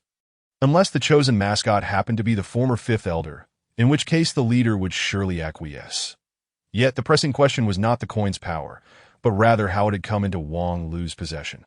The only known Shaoyan ancient coin should be in the hands of someone exceptionally close to the sect leader. Apart from that, the ninth junior sister, thoroughly perplexed, inquired, "Sect leader, senior brother, your illegitimate child?" The sect leader was equally baffled. He distinctly remembered giving that Shaoyan ancient coin to someone 3 years ago. But how had it ended up in Wang Lu's hands? This was quite the conundrum. However, it was of little concern. Such matters could surely be clarified by one person. With that thought, the sect leader seized a former elder who was watching the commotion at the door and swiftly transported them to the peak of the starry summit. "Pray tell, what is the meaning of this?" The former elder, caught off guard, who happened to be the sect leader's fifth junior sister, was equally bewildered. "What do you mean? What is the meaning of this?" The sect leader pressed. "It's about Wang Lu. How does he possess that ancient coin?" The fifth junior sister scoffed. "Of course. It was given to him by that little bell. Who else could have taken it? Given to him by that little bell. How could she possibly do that?" The sect leader appeared incredulous. "Even if she loathes me, surely she wouldn't go that far." The fifth junior sister continued to smirk. "Do you recall the wager you made with the little bell before the Ascension Conference? If she could earn 5 million taels before the commencement, you would not interfere with her running an inn in Lingxi town. Otherwise, she would have to live in the mountains. And as for the outcome of that bet, I need not elaborate. She won with that lad's assistance, and thus she holds him in high regard, yearning to meet him atop the mountain. Moreover, you are aware of her disdain for you. So what is a mere ancient coin to her? This." The sect leader was momentarily at a loss for words. After a pause, he queried, "And what of you? You simply allow that lad." Before he could finish, the fifth junior sister erupted. "I assent it because of your foolish meddling. I went to great lengths to recover the ancient coin, and yet you not only obstructed me, but also deducted my salary. Did you not? Sigh. Who would have thought you'd actually engage in serious matters? Your words sound nice, but you merely sought to deceive the little bell to claim the ancient coin for yourself." The fifth junior sister slammed the table in fury. "Damn it, don't know me so well. No, you shan't shift the blame for your mistakes." Indeed, the sect leader had erred in this matter, and he felt too embarrassed to argue further, opting instead to change the subject. "Speaking of which, Wang Lu is truly remarkable.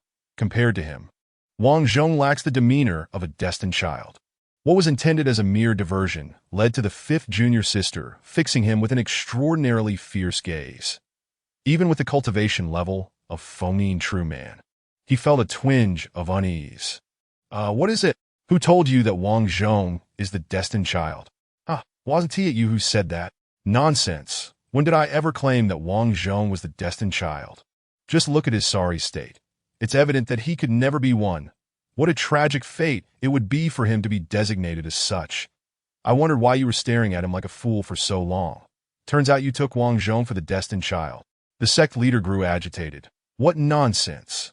Weren't you the one who insisted on designing the trials in Lingxi town, claiming that only the true destined child could pass?"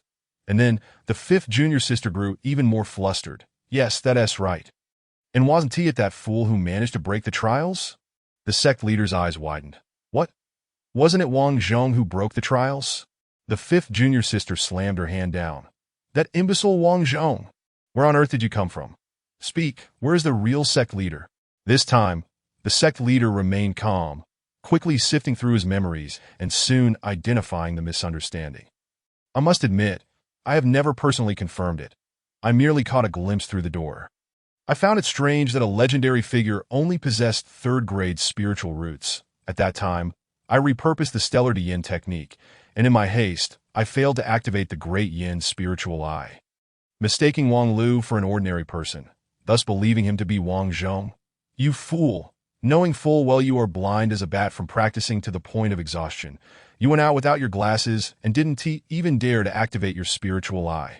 You must have done this on purpose. I will file a complaint against you." and I will continue to file complaints until the next sect leader is me. Chapter 27. A heartwarming revelation. The sect leader was certainly not acting with malice. While others busied themselves with the Ascension Conference, he was preoccupied with a pressing matter, and until now, his true self had not even returned to Lingjian Mountain. He had assumed the presence of his junior brothers and sisters would suffice, and his avatar could handle the situation, but an oversight nearly led to a catastrophe. It would have been one thing to inadvertently summon an undesirable individual. But if Wang Lu were to be misidentified, that would be a regret beyond measure. Although the results of the Stellar Yin technique had been ambiguous over the past 12 years, the significance of the so-called destined child had waned with time. There was no doubt that after Halley's comet passed, the cultivation world would enter a golden age that in these 12 years, extraordinary talents, previously seen only once in a century, had emerged in abundance. Just among those discovered and accepted into the Lingjian Sect, there were 2 or 3 individuals, and this Wang Lu. Junior sister, how confident are you? Damn it! Are you a goldfish with a 7-second memory? How many times have you asked this question without remembering the answer? I am, of course, 100% confident. I am always 100% confident. The sect leader sighed, fully aware that the junior sister could hardly possess absolute confidence. She had never been particularly reliable.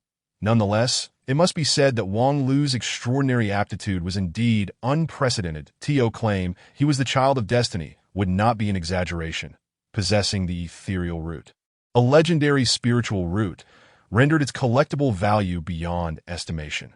Furthermore, considering the results of the stellar great transformation technique. Very well, let us admit him.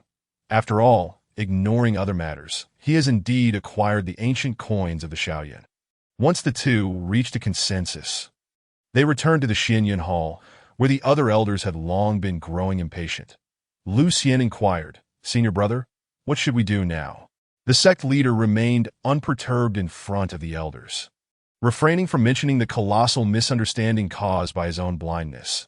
The Spirit Sword sect adheres to rules and regulations. The other elders shared similar sentiments. Given the situation, it was prudent to first hear the individual's thoughts, as there were no issues with his admission. However, Wang Lu's thought process was simply unfathomable. Can I really make any request I desire? Outside the Xianyun Hall, Wang Lu revealed a long-awaited smile. All right, then I wish to become the sect leader of the Spirit Sword sect. After a prolonged silence, a trembling voice emerged from within the hall. You should calm down and propose something more realistic. Then, a familiar female voice indignantly exclaimed, "That bald donkey dares to vie for the position of the matriarch with me?" Wang Lu queried, "TCH, does that mean the elder position is also out of the question?" A voice from within the hall replied, "If we were to grant you the elder position, you might not be able to hold it securely. The elders of the Spirit Sword sect are not for life. It is entirely possible to be dismissed." The woman's voice retorted, "Damn." Wang Lu continued to compromise. "Then I want a supreme-grade immortal artifact." "Sure. When one of us manages to refine such a miraculous item, we shall present it to you. The preliminary estimate is around 5,000 years, perhaps. This is unacceptable, and that is also out of the question." "Do you truly lack sincerity?" An elder within the hall grew furious.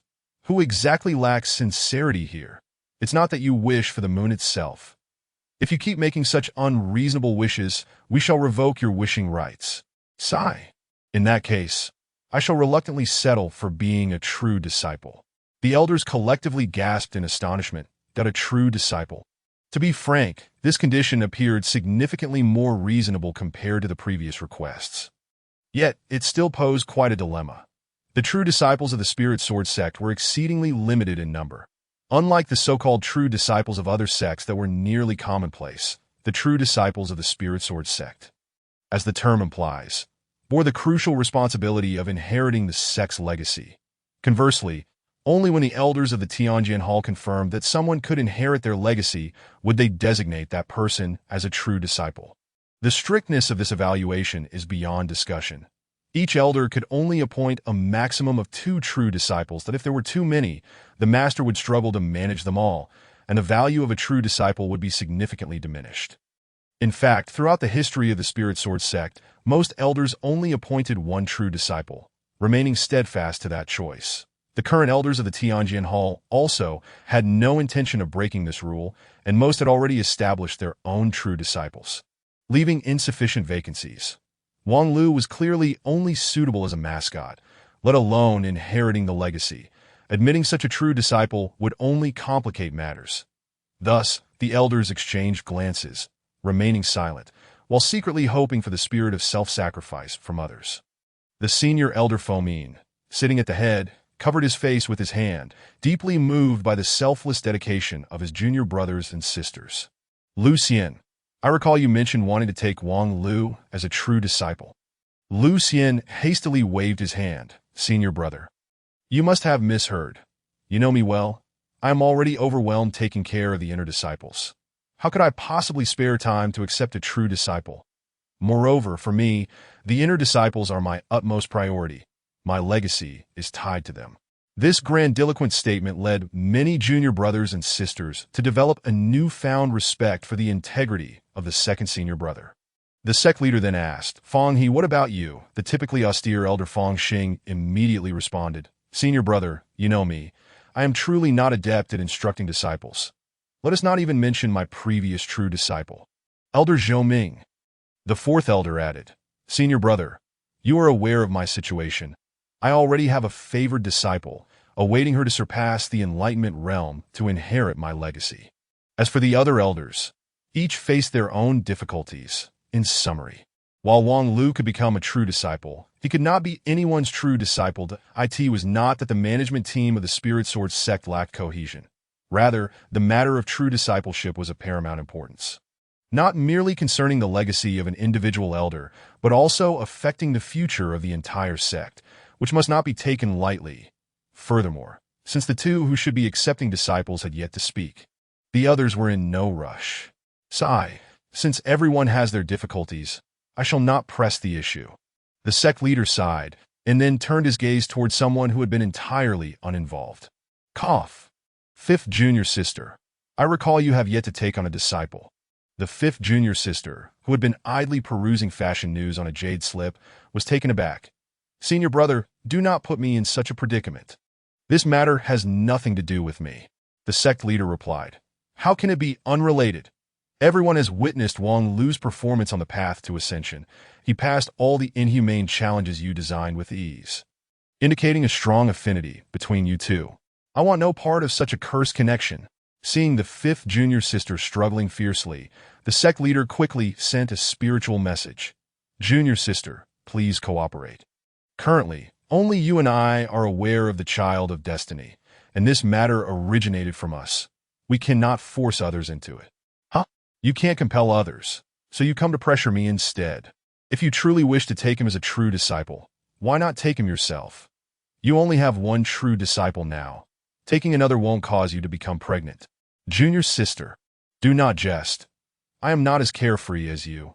Ultimately, only you are suitable to be his master in the Spirit Sword sect. His ethereal root almost severed his path of cultivation, and only you might be able to assist him.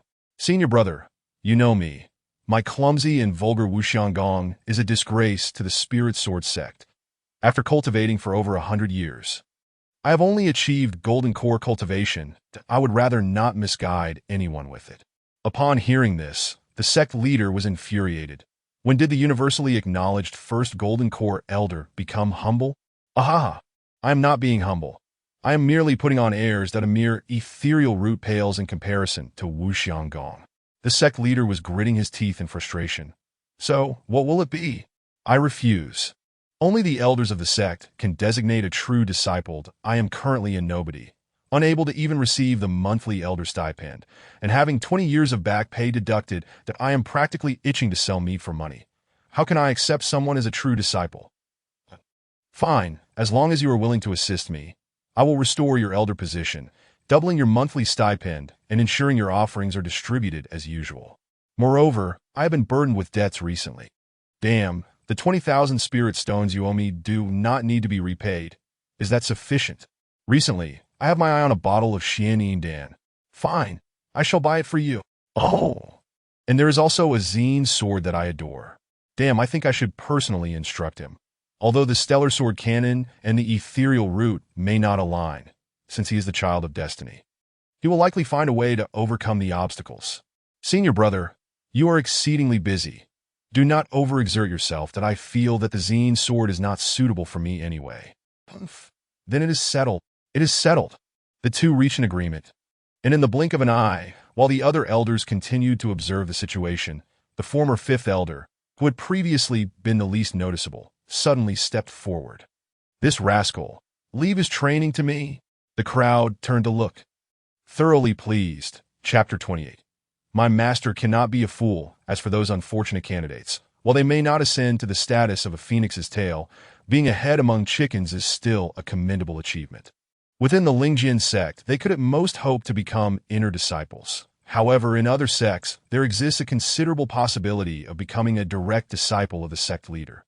Among these individuals, if one were to speak of extraordinary fortune, it would undoubtedly be Wang Lu.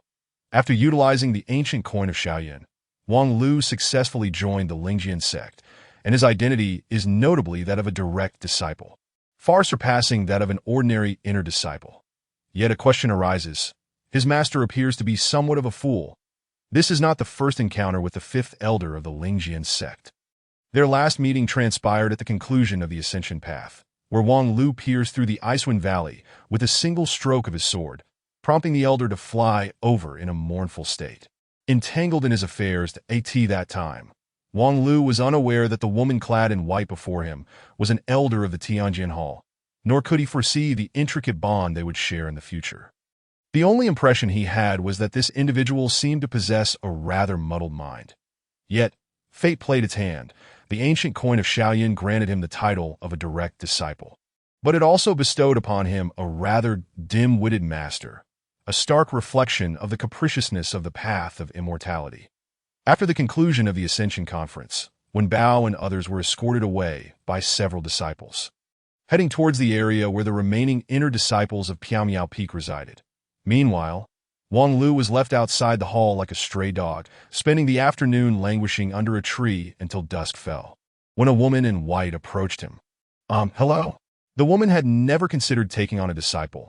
Her sect had never permitted her to entertain such thoughts, so she was at a loss for how to greet her new disciple. She awkwardly glanced at Wang Lu, who wore a cool demeanor, and scratched her head in embarrassment. According to the sect leader, I am now your master. However, this is my first time taking on a disciple, so please be gentle. Oh no, let's just make do with each other. Wang Lu stared at the fifth elder before him, beginning to speculate whether the Lingjian Sect had deliberately sent a simpleton to vex him. However, the fifth elder was not there to cause him trouble. On the contrary, she was determined to be a legendary master, vowing to guide Wang Lu toward ascension. Oh no, toward the heavens. If one were to summarize the fifth elder's flaws, the list would be extensive, yet she held a profound sense of commitment. Since she had promised her senior brother to personally mentor this fated child, she was resolute in her decision to cultivate Wang Lu into a prodigy, even if it meant renouncing alcohol and carnal pleasures. Despite Wang Lu's apparent lack of aptitude for cultivation, with such determination, the fifth elder approached Wang Lu, donning a facade of unnerving gentleness that would send shivers down the spines of her fellow disciples. If Wang Lu had understood the spell of the water curtain recording at that moment, he could have captured this scene, likely fetching a fortune of 10,000 spirit stones within the sect. Unfortunately, Wang Lu was oblivious to the value of the moment, merely observing his master as the awkward silence stretched on. The fifth elder chuckled coldly in her heart, but maintained her amiable expression. Well then, no need to just stand here foolishly. As she spoke, she unfastened the bamboo sword from her waist, the verdant blade transforming into a beam of light that lifted the woman into the air. Let's walk and talk. Come to my Wuxiang Peak. I've already arranged for your accommodations. From now on, you shall cultivate diligently under my guidance. With that, the woman extended her hand. Wang Lu sighed and posed a question. Cultivate? What exactly shall I cultivate? Given my spiritual root attribute, is it truly possible for me to cultivate? Although he had secured the identity of a direct disciple, such a change in status could not alter the reality of his spiritual root attribute. Having an empty spiritual root in the current realm of cultivation was akin to possessing a useless root. A professional adventurer cannot ignore the harsh truths of reality to indulge in fanciful dreams. Thus, even though Wang Lu had traded an ancient coin of Shaoyun for a miracle, what lay before him remained a path leading to an unfathomable abyss. As the crowd dispersed and unfamiliar faces found their respective abodes, Wang Lu's heart gradually cooled, once again confronting this insurmountable dilemma that it would not be an exaggeration to say he felt somewhat disheartened. He recalled being 3 years old when he first read about spiritual roots in an ancient tome. The book described individuals who could naturally sense the spiritual energy of the heavens and earth, a phenomenon that remained enigmatic and inscrutable to others, yet appeared vividly before their eyes. For them, cultivation was as natural as breathing. These were the holders of heavenly spiritual roots, a rarity in the post-end of Dharma era when talents for cultivation had nearly vanished. Coincidentally, Wang Lu had always been able to perceive this so-called heavenly spiritual energy, and his perception was even clearer than what was described in the book. He once believed this was a blessing bestowed by a comet. But now it seemed that if that comet was orchestrated by some unseen force, it was undoubtedly filled with malice. It granted him an unparalleled spiritual root, yet condemned him to be born in such an era. It was akin to arranging for oneself a stunning, gentle, and well-off fiancée, only to find oneself burdened with a homosexual identity. There is no greater tragedy in the world than this, and the only struggle left for him was that ancient coin of Shaoyun. Cultivation, with such a spiritual root, what could he possibly cultivate? An expert-level tutorial for auspicious mascots. Oh, it's rare to see such an audacious individual reveal a face of impotence. Wang Lu instantly retorted, "What the hell? You 100-year-old infatuated woman. What are you saying to a 12-year-old boy? Just cheering you on?" The woman in white smiled brightly, seemingly unfazed by Wang Lu's derogatory remark. "You need not worry about cultivation, since that foolish sect leader entrusted you to me. I will ensure you embark on the path of cultivation that a mere empty spiritual root shall not deter me." Although the white-clad woman had once led Wang Lu to believe she was somewhat dim-witted, hearing her comforting words did indeed lift his spirits slightly. "Well, I hope so. I am Wang Lu, and from now on, I shall cultivate alongside you." With that, Wang Lu firmly grasped the hand of the woman in white. The woman smiled radiantly. "I am Wang Wu, and from now on, I shall be your master." A bamboo sword transformed into a verdant light, carrying the master and disciple toward Wuxiang Peak. Though the flying sword was not swift, it afforded the master ample time to provide her disciple with a brief introduction. Standing upon the flying sword, the woman gestured downward, explaining, "Our Lingjian Sect occupies Lingjian Mountain, a convergence point of spiritual energy within Sanxi Prefecture.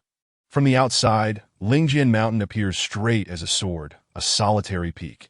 Yet internally it is divided into 12 peaks, each a coveted paradise for cultivators.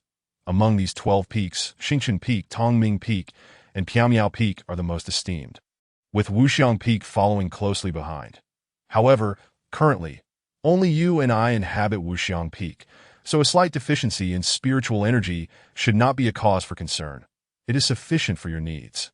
Upon hearing this, Wang Lu's heart sank. Whether the spiritual energy was abundant or not was one matter, but Wuxiang Peak only had the two of them. This meant that the woman had been isolated before the Ascension Conference. Even though the Lingjian Sect was known for its sparse population, her social standing must be appallingly low. Nevertheless, having more space per capita was not necessarily a bad thing, and Wang Lu did not think he would enjoy the company of many. A significant reason for choosing to participate in the Ascension Conference of the Lingjian Sect was precisely that it had the fewest people among the top 5 sections. The fifth elder's flying sword was not fast. Yet it soon soared over Piaomiao Peak, entering the territory of Wuxiang Peak. At first glance, one would be taken aback. People often say that the paradises of the cultivation world are breathtaking, and as Wang Lu journeyed from the Golden Bridge at the mountain's base along the Ascension Path, he had experienced the enchanting views of Shaoyao Peak and Piaomiao Peak, with verdant trees and misty clouds, truly resembling a celestial realm, that he had expected the solitary Wuxiang Peak to be even more serene and natural. Yet upon his arrival, he was met with a scene of utter desolation. What Wang Lu beheld was a patchy, chaotic, and bare mountain, stripped of the lush greenery that should have adorned its surface. As if devoured by some gluttonous beast, revealing ugly yellow-brown scars. Compared to the surrounding peaks, it resembled a desecrated corpse. Wang Lu stared for a long time, contemplating the implications of this scene. Was this meant to reaffirm the truth of the unpredictability of the immortal path? Or was it, oh, you mean the vegetation on the mountain? A few years ago, I was in debt and, in a fit of desperation, I sold off the spiritual plants from the mountain for money. The wholesale prices were cut so drastically that it became disheartening. When I returned, I couldn't be bothered to spend money on seeds to cultivate new ones, and thus it has become like this. But no need to worry, after a few hundred years, it will naturally recover. There's no rush. No rush, you say. So this dog-eaten peak is the result of your handiwork. As the master of a peak, you actually destroyed your own territory? This is akin to defecating in one's own home. It's no wonder no one wishes to accompany you, and a dignified elder has become a leftover woman. The fifth elder suddenly sneezed. Wang Lu, are you cursing me? Not at all. Your actions are so detestable that it's evident others are cursing you. Well, your analysis does hold some merit. Following the abominable mountain path, the two soon arrived at a flat area nestled between the valleys, where a modest little house stood solitary amidst the encircling mountains. Rather than a residence, it resembled a prison. Here, this is my home. And now it is also your home. You shall reside here from now on. The conditions are rather simple, but as cultivators, we shouldn't be too particular. The fifth elder's rationale was grandiose. Yet having endured the trials of the dog-eaten mountain, Wang Lu could guess that even if this had once been a luxurious little town, this woman would have squandered it all. Fortunately, although the remaining wooden cabin is rather rudimentary, it at least allows for the partitioning of several individual bedrooms, sparing the esteemed true disciple from having to sleep in the woodshed.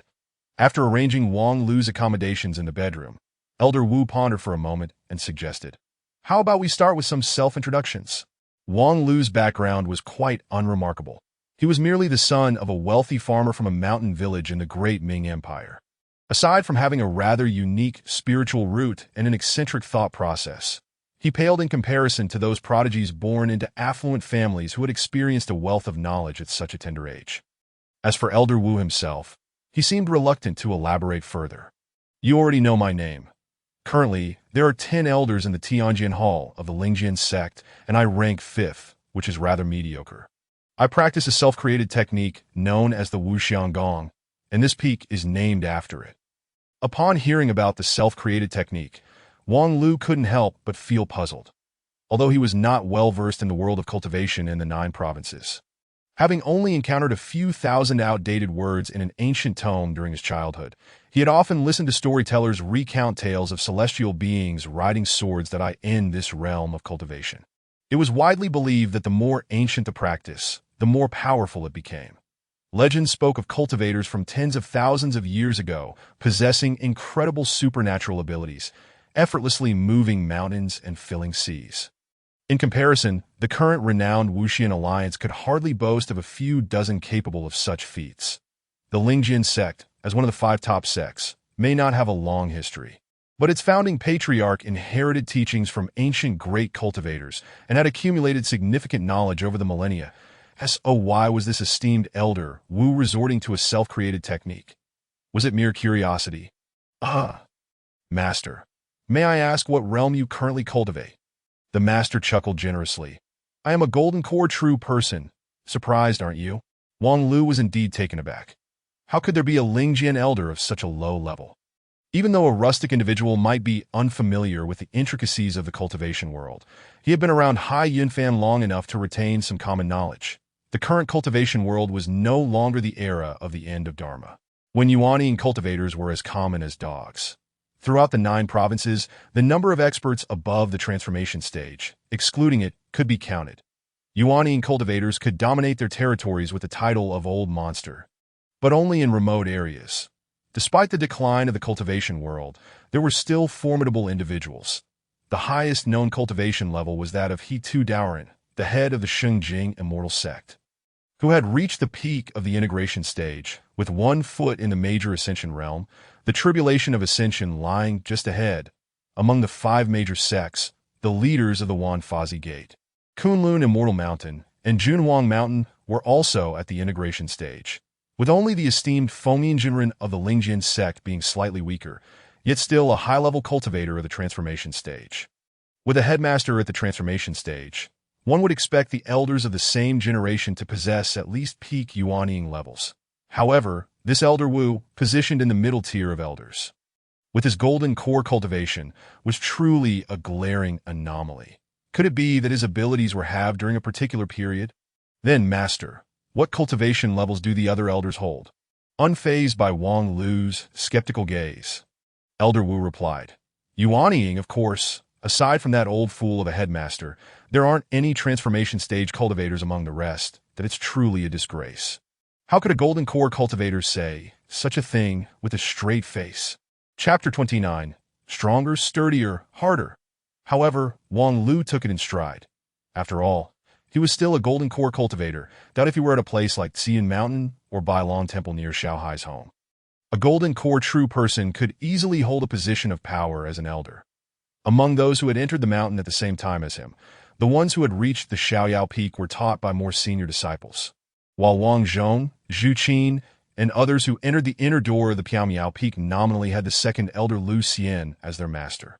Yet with Lu Xian responsible for 37 inner disciples, the efficiency was predictable. The daily lessons were primarily conducted by several seasoned black and white disciples, making them less competent than the golden core elder before him. After completing their self-introductions, the master continued, according to the rules, we should now engage in a rather troublesome apprenticeship ceremony, which usually involves bowing and taking oaths. Are you interested? With sincere intentions, Wang Lu replied, not at all. Well then, neither am I. Let us skip this step and move directly to the next phase. Curiously, Wang Lu asked, next phase? The master nodded earnestly. Yes, it's time to eat. Let's go have a meal. That transition was rather abrupt, wasn't it? Don't worry, at least today, I'm treating. Implying that tomorrow, I must fend for myself? Haha, our Wuxiang Peak is rich in resources. The mountains are home to wild chickens, ducks, rabbits, and boars. You want to starve. You must be practicing a wild man's technique. Then, thus, amidst their lively banter, the master took her newly accepted disciple and soared off Wuxiang Peak on a flying sword, wobbling toward Xiaoyao Peak. That it was a necessity. The master, claiming to possess golden core cultivation and having fasted for many years, had neither a kitchen nor culinary skills. Unless Wang Lu was willing to consume the wild boars and rabbits she hunted, they would have to scrounge for food at the bountiful Xiaoyao Peak. Wang Lu was unaware of whether this esteemed golden core elder would feel a blush of shame when she went to the outer disciples' training ground to mooch food, but as he dismounted from the flying sword and faced the multitude of curious gazes, he indeed felt a tinge of embarrassment. Look, that seems to be the newcomer recruited for this Ascension Conference. Weren't the previous newcomers taken away by the 9th elder? Who is this? Could they be an inner disciple? Oh, I know. I heard there is an extraordinary prodigy from this Ascension Conference who was directly promoted to a true disciple. The woman escorting him seems to be his master, also an elder of the sect. Wow! An elder and a true disciple. What business do such lofty figures have here? Who knows? Perhaps they wish to experience life among the common folk, or maybe it's some peculiar form of cultivation. Oh, look! They seem to be heading toward the back of the training ground. The back of the training ground? Isn't that the cafeteria? Look, they really went into the cafeteria. And they ordered dishes? 1 plate of fish-flavored shredded pork, 1 plate of stir-fried potato shreds, 1 plate of pot-wrapped meat, and 2 bowls of rice. What could this signify? Look, they're starting to eat. Using chopsticks, he picked up a chopstick of fish-flavored shredded pork. He removed all the carrot shreds. How unique. Oh, the elder is using chopsticks too. She is eating pot-wrapped meat. What could this signify? They've finished eating. The plates are spotless. Only the carrot shreds remain. They flew away. Their figures are so graceful. The atmosphere was filled with joy and surprise. And as the center of attention, Wang Lu felt as if he were under the scrutinizing gaze of countless onlookers, and strangely enough, it felt rather exhilarating, observing his master remain unfazed and composed. Wang Lu began to genuinely appreciate this white-clad woman. With such audacity, it was clear they shared a bond as master and disciple. After enjoying a free meal at the cafeteria of Xiaoyao Peak, they returned to the modest cabin at Wuxiang Peak under the cover of night. Having grown up in the mountains, Wang Lu had never experienced a rich nightlife and soon began to feel drowsy. However, just as he was about to fall asleep, his master stopped him. "Wait before sleeping, let's conduct a small test." "What? There are evening classes at Lingjian Mountain too?" "Don't worry, it will be quick, and I need to better tailor a cultivation plan for you. I must gain a more detailed understanding of you. Merely relying on your performance on the path to ascension is insufficient." Wang Lu thought this made sense. "Please proceed with the questions." "All right." Then his master seemingly produced a thick stack of paper from nowhere, filled with densely written words and intricate diagrams. "This is a carefully designed test, consisting of 2 parts, a comprehensive ability assessment and a personality evaluation, which will accurately gauge your potential for cultivation. Please complete the test within 1 hour. The timer starts now." As Wang Lu bowed his head to the desk and began reading through the questions, he was taken aback. What on earth is this?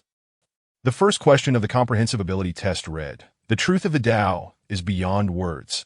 The ethereal path we pursue cannot be articulated directly. Past cultivators, including numerous true persons and patriarchs, often spoke in such a manner, their tone imbued with 7 parts and 3 parts. However, if one cannot accurately express it in words, how can the methods of cultivation be passed down and flourish? The most appropriate words to fill in the blanks are A. Pride and regret. B. Helplessness and sorrow. C. Sentimentality and blame. D. Arrogance and shame. This is utterly ridiculous. This question must be a familiar trap. It certainly must be the result of some vengeful spirit's meddling. Before encountering that comet, he had been tormented by this nonsense for an extended period. Little did he expect to find it lingering in the flourishing realm of cultivation in the 9 provinces. Or perhaps this world had already been seized by some early movers. "Master, how did you come up with this question?" "Oh, what's wrong? Is there an issue with this question? Most of the cultivation world operates like this. I merely added a slight twist." "Operates like this?" "When I studied the 4 books and 5 classics with my teacher, it was nothing like this. Alas, you have already traversed the path to ascension and become a disciple of an immortal sect. It's time to let go of that outdated knowledge from thousands of years ago. The cultivation world has its own rules, which cannot be compared to the mundane realm. The templates for these 2 sets of test questions have evolved over hundreds or even thousands of years. So just focus on completing them." Upon hearing the tales of centuries of exploration, Wang Lu felt a slight sense of relief. It appeared that the peculiarities of this realm of cultivation were not merely the result of certain extraordinary individuals, but rather attributable to systemic issues. Having calmed his mind, Wang Lu redirected his attention to the test questions. The familiar patterns stirred his long-dormant instincts, and before long, he entered a state of oblivion where both self and surroundings faded away. His brush danced across the paper with remarkable speed, deftly unraveling an array of intricate and bizarre questions, much to the astonishment of his observing master. After some time, as Wang Lu completed the majority of the comprehensive ability test, the expression on the white-clad woman's face turned grave. His speed and accuracy were astonishingly high, especially towards the end. He effortlessly deciphered the graphical reasoning and numerical calculation questions as if they flowed like water. This performance far exceeded the limits of an ordinary person. Despite his refined education from a renowned teacher in the mountain village, with mastery in classics and poetry, none of that knowledge proved useful in this particular test. Moreover, he lacked any profound cultivation. His spirit was weak, devoid of the extraordinary abilities that allow skilled practitioners to remember everything at a glance. So it seems one is born with knowledge. No wonder you are the destined child of the ethereal root. I truly did not misjudge, the white-clad woman mused, growing increasingly delighted. Initially, Wang Lu's ethereal root posed a considerable challenge, but with such brilliant aptitude, matters became much simpler. "That will be enough for now," she declared, placing her palm firmly on the paper, interrupting Wang Lu's enthusiastic journey through the sea of questions. Wang Lu looked up, his brow furrowing slightly. as though his enjoyment had been abruptly curtailed, harboring a sense of dissatisfaction. I have gathered sufficient understanding of your situation. There is no need to waste more time. Your talents are commendable, and you are indeed capable of inheriting my teachings. Wang Lu thought to himself, I am not particularly interested in inheriting your little golden core teachings. However, given my ethereal root, I suppose I must settle for the golden core. As the conversation shifted to cultivation, the woman's demeanor became particularly serious. She sat cross-legged before Wang Lu and asked earnestly, Wang Lu, what do you believe is the goal of cultivation? Instantly, several answers sprang to Wang Lu's mind, yet he was uncertain which to choose. Considering the unique nature of this fifth elder, he tentatively suggested, to be wildly powerful and cool, to which the master sprang to her feet, exclaiming, a kindred spirit. After a moment of pause, she corrected herself. Oh no, that is not right. How could it possibly be for such base purposes? Think carefully. Wang Lu ventured again. To ascend to the immortal realm? Alas, that is merely talk. Since the decline of the era of law, there has not been a single successful ascension, as so many remarkably talented individuals have failed. What hope is there for those with mediocre roots? Aren't they destined for futility?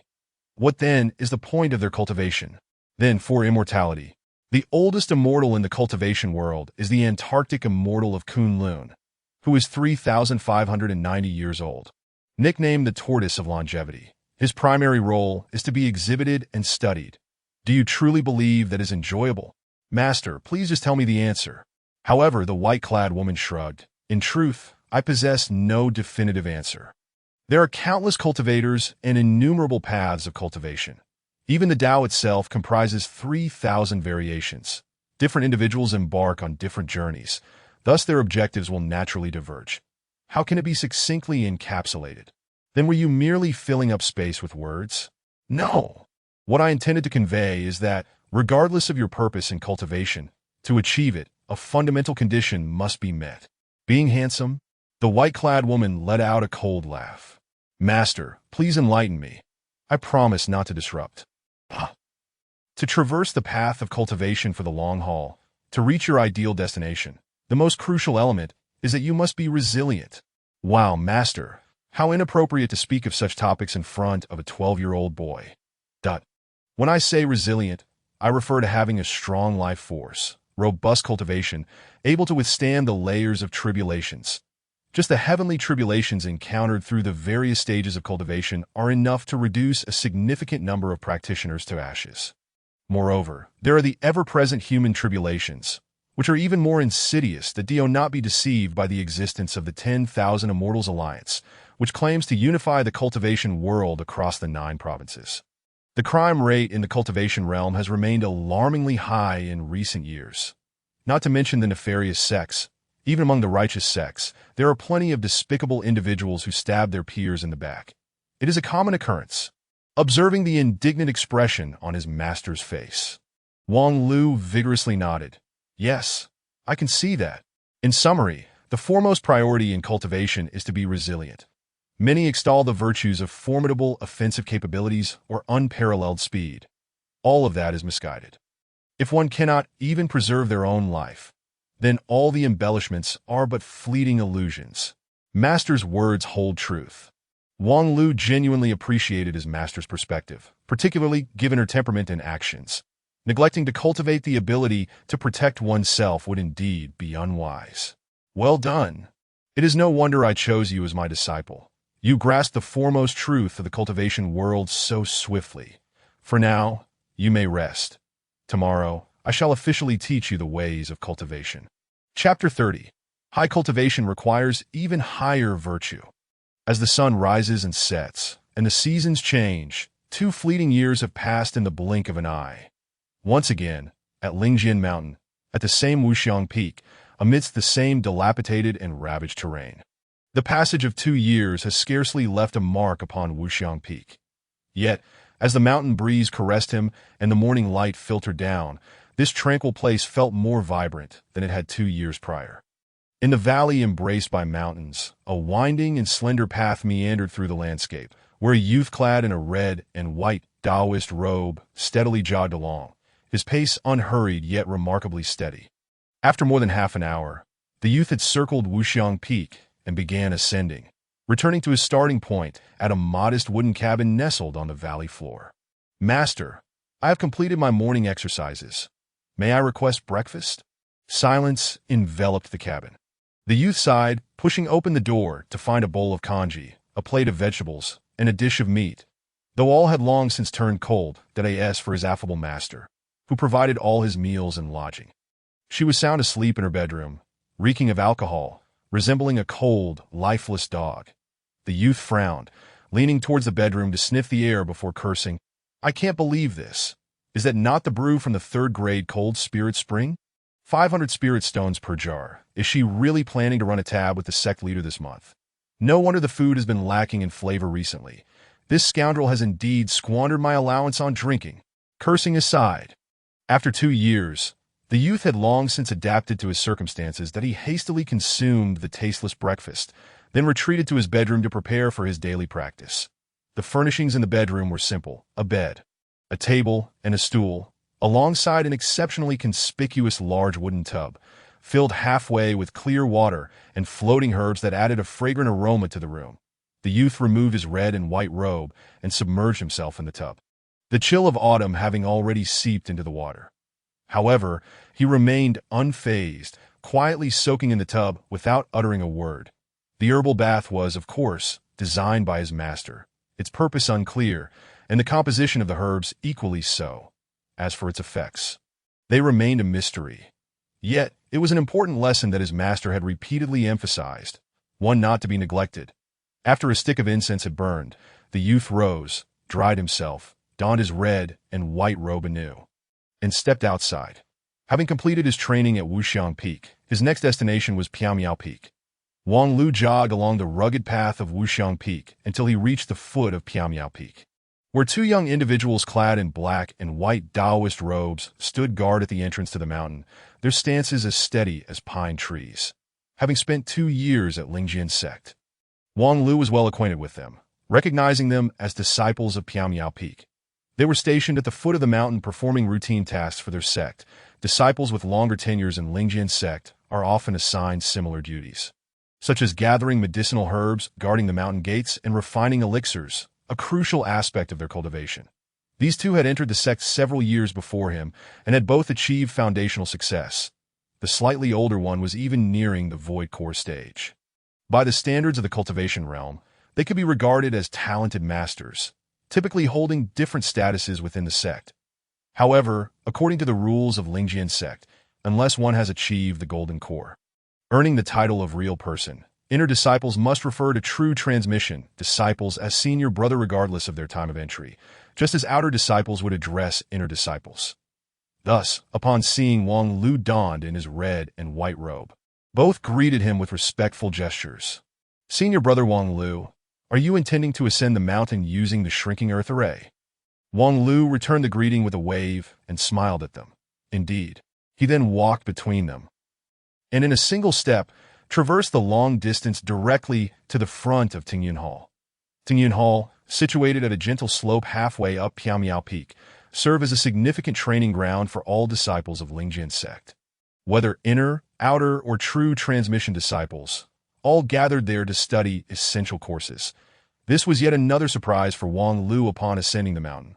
Once upon a time, in the imagination of his youth, the realm of cultivation seemed a brutal world of survival of the fittest, where sects would spare no effort to compel their disciples to train rigorously while scrambling for resources to bolster their power. Yet, as a member of Lingjian Sect, a once mighty faction now teetering on the brink of decline within the 10,000 Immortals Alliance, one would expect them to strive relentlessly in their cultivation pursuits. But the reality was far different.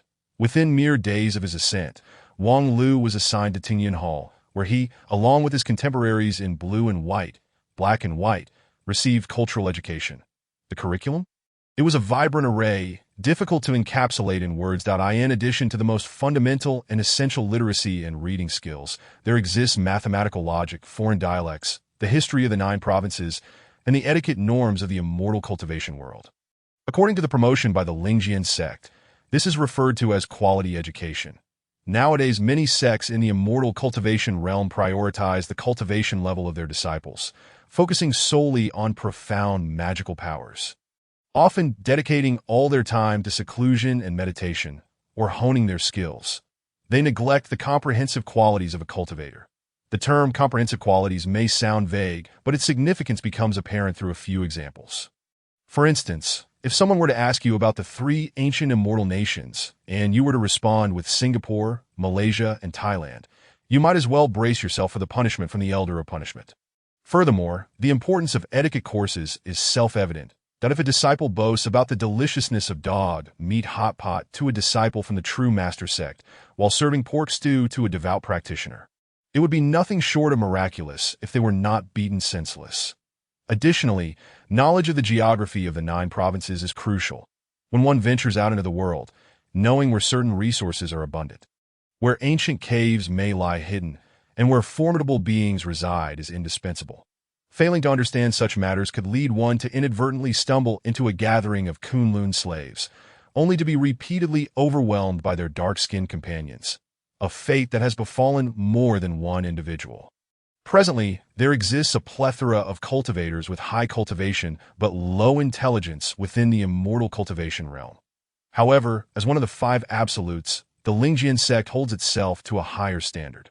As the sect leader often states, while cultivation must be high, one's qualities must soar even higher. In the words of the 5th elder, even if our disciples' cultivation levels do not match those of the esteemed Jing Kingdom or Kunlun Mountain, they can at least take pride in their comprehensive qualities, ensuring they do not embarrass themselves at the 10,000 Immortals Alliance Conference. Regardless, the Lingjian Sect has been vigorously promoting quality education for a century, implementing it comprehensively, and it has now developed into a rather mature educational system. Even if the disciples struggle to understand or even support it, they have no choice in the matter. Of course, Wang Lu personally finds great satisfaction in this. The reason? It is quite simple. As a disciple who entered the Tingyun Hall alongside his peers, Wang Lu's academic achievements over the past 2 years have been overwhelmingly impressive. Not to mention his mastery of poetry and classical texts, which he had mastered before the age of 10, even in subjects that cause many male disciples great distress, such as knitting. Wang Lu achieved top marks. In his own words, this is a testament to his dedication to excellence, while in the eyes of countless male classmates, it is seen as a despicable and shameless attempt to curry favor with senior sisters. In truth, there are many who vehemently oppose quality education. At least among the newcomers who entered the sect alongside Wang Lu, there are numerous grievances, particularly directed at Wang Lu, the academic prodigy of the Lingjian Sect, who is despised with gritted teeth. Some might argue that in a sect focused on cultivation, high cultivation is the paramount concern, rendering Wang Lu's academic success irrelevant. This could not be further from the truth, as academic performance is a reflection of one's intellect. Entering the sect at the same time, the stark contrast in academic achievements only serves to elevate Wang Lu above these so-called heavenly prodigies to the status of mere monkeys in comparison. Recently, I successfully entered the Qi refinement stage and am now a respectable Qi refinement cultivator. May I inquire about your cultivation level? Greetings, monkey. My master just bestowed upon me an 8th grade magical artifact. What has your master given you? Greetings, monkey. I have just learned a technique for swift movement. Greetings, monkey of swiftness. As a Lingjian academic star, Wang Lu has long been accustomed to this verbal sparring and relishes every moment of it. His greatest rival, of course, is a certain crown prince from the great Ming nation, who has also shone brightly since entering the sect. For the past 2 years, the two have engaged in a love-hate rivalry, with their exchanges surpassing all bounds. Fortunately, today, upon arriving at the Tingyun Hall, he did not encounter the likes of Zhu Qin and others. This is quite understandable, as today's class at the Tingyun Hall is on professional 9 provinces history. Only those who achieve a grade of A or higher in the advanced 9 provinces history course can continue their studies in this subject. Among the disciples of the same cohort, none have yet achieved such a high rating. Typically, they must repeat the advanced history course 2 or 3 times before obtaining an A grade, .as, for the more senior disciples in the sect. They are not lacking in historical expertise, that be why the time Wang Lu arrived. The Tingyun Hall had already gathered around 20 to 30 students, all enrolled in the professional history course, a rather impressive turnout. These individuals may not necessarily be true history enthusiasts, but the Lingjian Sect, which champions quality education, has established generous rewards for academic achievements. For example, passing the Professional 9 Provinces History course can yield 500 sect points, enough to exchange for a high-quality magical artifact. Furthermore, achieving an A rating could result in rewards exceeding 1,000 points, exceedingly generous. As Wang Lu calculated his rapidly accumulating points, he stepped inside, where rows of desks and cushions were neatly arranged, accommodating approximately 70 to 80 students. However, it was unlikely to reach full capacity. Aside from 3 or 4 inner disciples, most attendees were outer disciples from the Xiaoyao Peak, donned in blue and white robes. The inner disciples of the Lingjian Sect have more ways to earn points, resulting in a lesser emphasis on academic subjects compared to their outer counterparts. Although the sect mandates that inner disciples must pass assessments in many of their courses, they are not held to the professional standard. Those attending professional classes are either genuine history enthusiasts, eager outer disciples, or individuals like Wang Lu, seeking a sense of intellectual superiority and fulfillment. Before long, the front row of desks was nearly filled, yet the seats in the very front remained vacant, reserved for the esteemed true disciples. Unfortunately, today, Wang Lu was the sole occupant, as none of the other true disciples had appeared. In fact, over the past 2 years of classes, Wang Lu had encountered other true disciples fewer than 10 times, and those interactions were merely nods of acknowledgement. He could not even recall their names, being more familiar with several of the black and white and blue and white disciples. After all, the Lingjian Sect has the most lenient regulations regarding true disciples, and their numbers are exceedingly scarce. Nonetheless, this worked to Wang Lu's advantage, as he confidently took his place in the center of the front row and greeted his fellow disciples nearby. Soon after, the instructor gracefully arrived. Chapter 31. We love you, Teacher Hua. At Lingjian Mountain, atop the Miao Peak, the Professional 9 Provinces History class commenced punctually. The instructor entered precisely on time, stepping through the door as if walking on 7 colored rays of light, adorned in a radiant crystalline dress that dazzled the eyes. The moment she appeared, the hall erupted with enthusiastic applause and cheers. Greetings, Elder 9. Hello, Teacher Hua. We love you, Teacher Hua. The newcomer was none other than the head of Xiaoyao Peak, the 9th elder of the Sword Hall, and the youngest elder of the sect, Hua Yun. Though referred to as an elder, her youthful and lively appearance suggested she was only 16 or 17 years old. With a charming smile, she resembled a friendly neighbor girl, exuding warmth and approachability. Furthermore, Hua Yun's vivacious personality and lack of the typical airs of an elder have made her exceptionally popular among junior disciples, earning her unparalleled acclaim within the Lingjian Sect. This is also the primary reason why the professional history class attracts over 20 students, whereas the professional geography class taught by Lu Xian has only 5 or 6 attendees, a dismal turnout. Good morning, students. It's me again, here to teach you. The 9th elder greeted the disciples with a smile as she approached the podium, placing a thick volume before her. All right, everyone, please sit properly and quiet down. Those who haven't had breakfast may sneak to the back row to eat while I'm not looking. That if anyone needs to step out, feel free to do so, but please do not disturb your fellow classmates. Now, please open your textbooks. As she spoke, Hua Yun waved her delicate hand, and each disciple's desk was graced with a textbook titled Professional 9 Provinces History, with a subtitle indicating it was authored by the Lingjian Sect. Upon receiving their books, the disciples eagerly flipped to the designated pages, awaiting Hua Yun's explanation. In our last lesson, we concluded our discussion on the glorious demise and introduced a few ill-fated genius cultivators. The next chapter covers the end of the Law era, and the entire content of this chapter is rather somber. Many of the previously discussed popular heroic figures meet their end in this chapter, such as the Master of Penglai and the real person of the Wonderful Seal. Personally, I find it quite discomforting and heart-wrenching, so let us speed things up and try to get through their deaths today. In our next class, I will introduce the chapter on the resurrection of all things, featuring some new heroic figures, including our sect's founding ancestor. Following her remarks, the room erupted in applause. Wonderful. Long live Elder 9. We love you. Teacher Hua. Hua Yun beamed. I love you all too. I never expected that such a seemingly dull subject as professional nine provinces history would attract so many listeners that I am truly delighted and moved. However, our time is limited, so let us settle down and begin. Instantly, the Tingyun Hall fell silent, leaving only Hua Yun's sweet voice resonating in the air. The so-called end of the law era still lacks a definitive cause analysis to this day. The changes in the world during that time were too numerous to pinpoint which was the cause and which was the effect. Interested students may delve into the relevant materials in our sect's library, where many resources can be found. Nevertheless, this is not the focus of today's lesson. In summary, due to various reasons, over 6,000 years ago, the spiritual energy of the world on the nine provinces continent suddenly underwent a violently intense change, so severe that it was akin to the nine heavenly winds descending to sweep across the land. More critically, when cultivators reach a certain level, their connection with the world's spiritual energy is constant and unceasing. While external fluctuations can be resisted and adapted to through various means, the anomalies of the end of the law era were not only intense, but persisted for a full 200 years. After those 2 centuries, the spiritual energy of the world was depleted, and the environment for cultivation transformed dramatically. As she spoke, a trace of melancholy appeared on Hua Yun's face.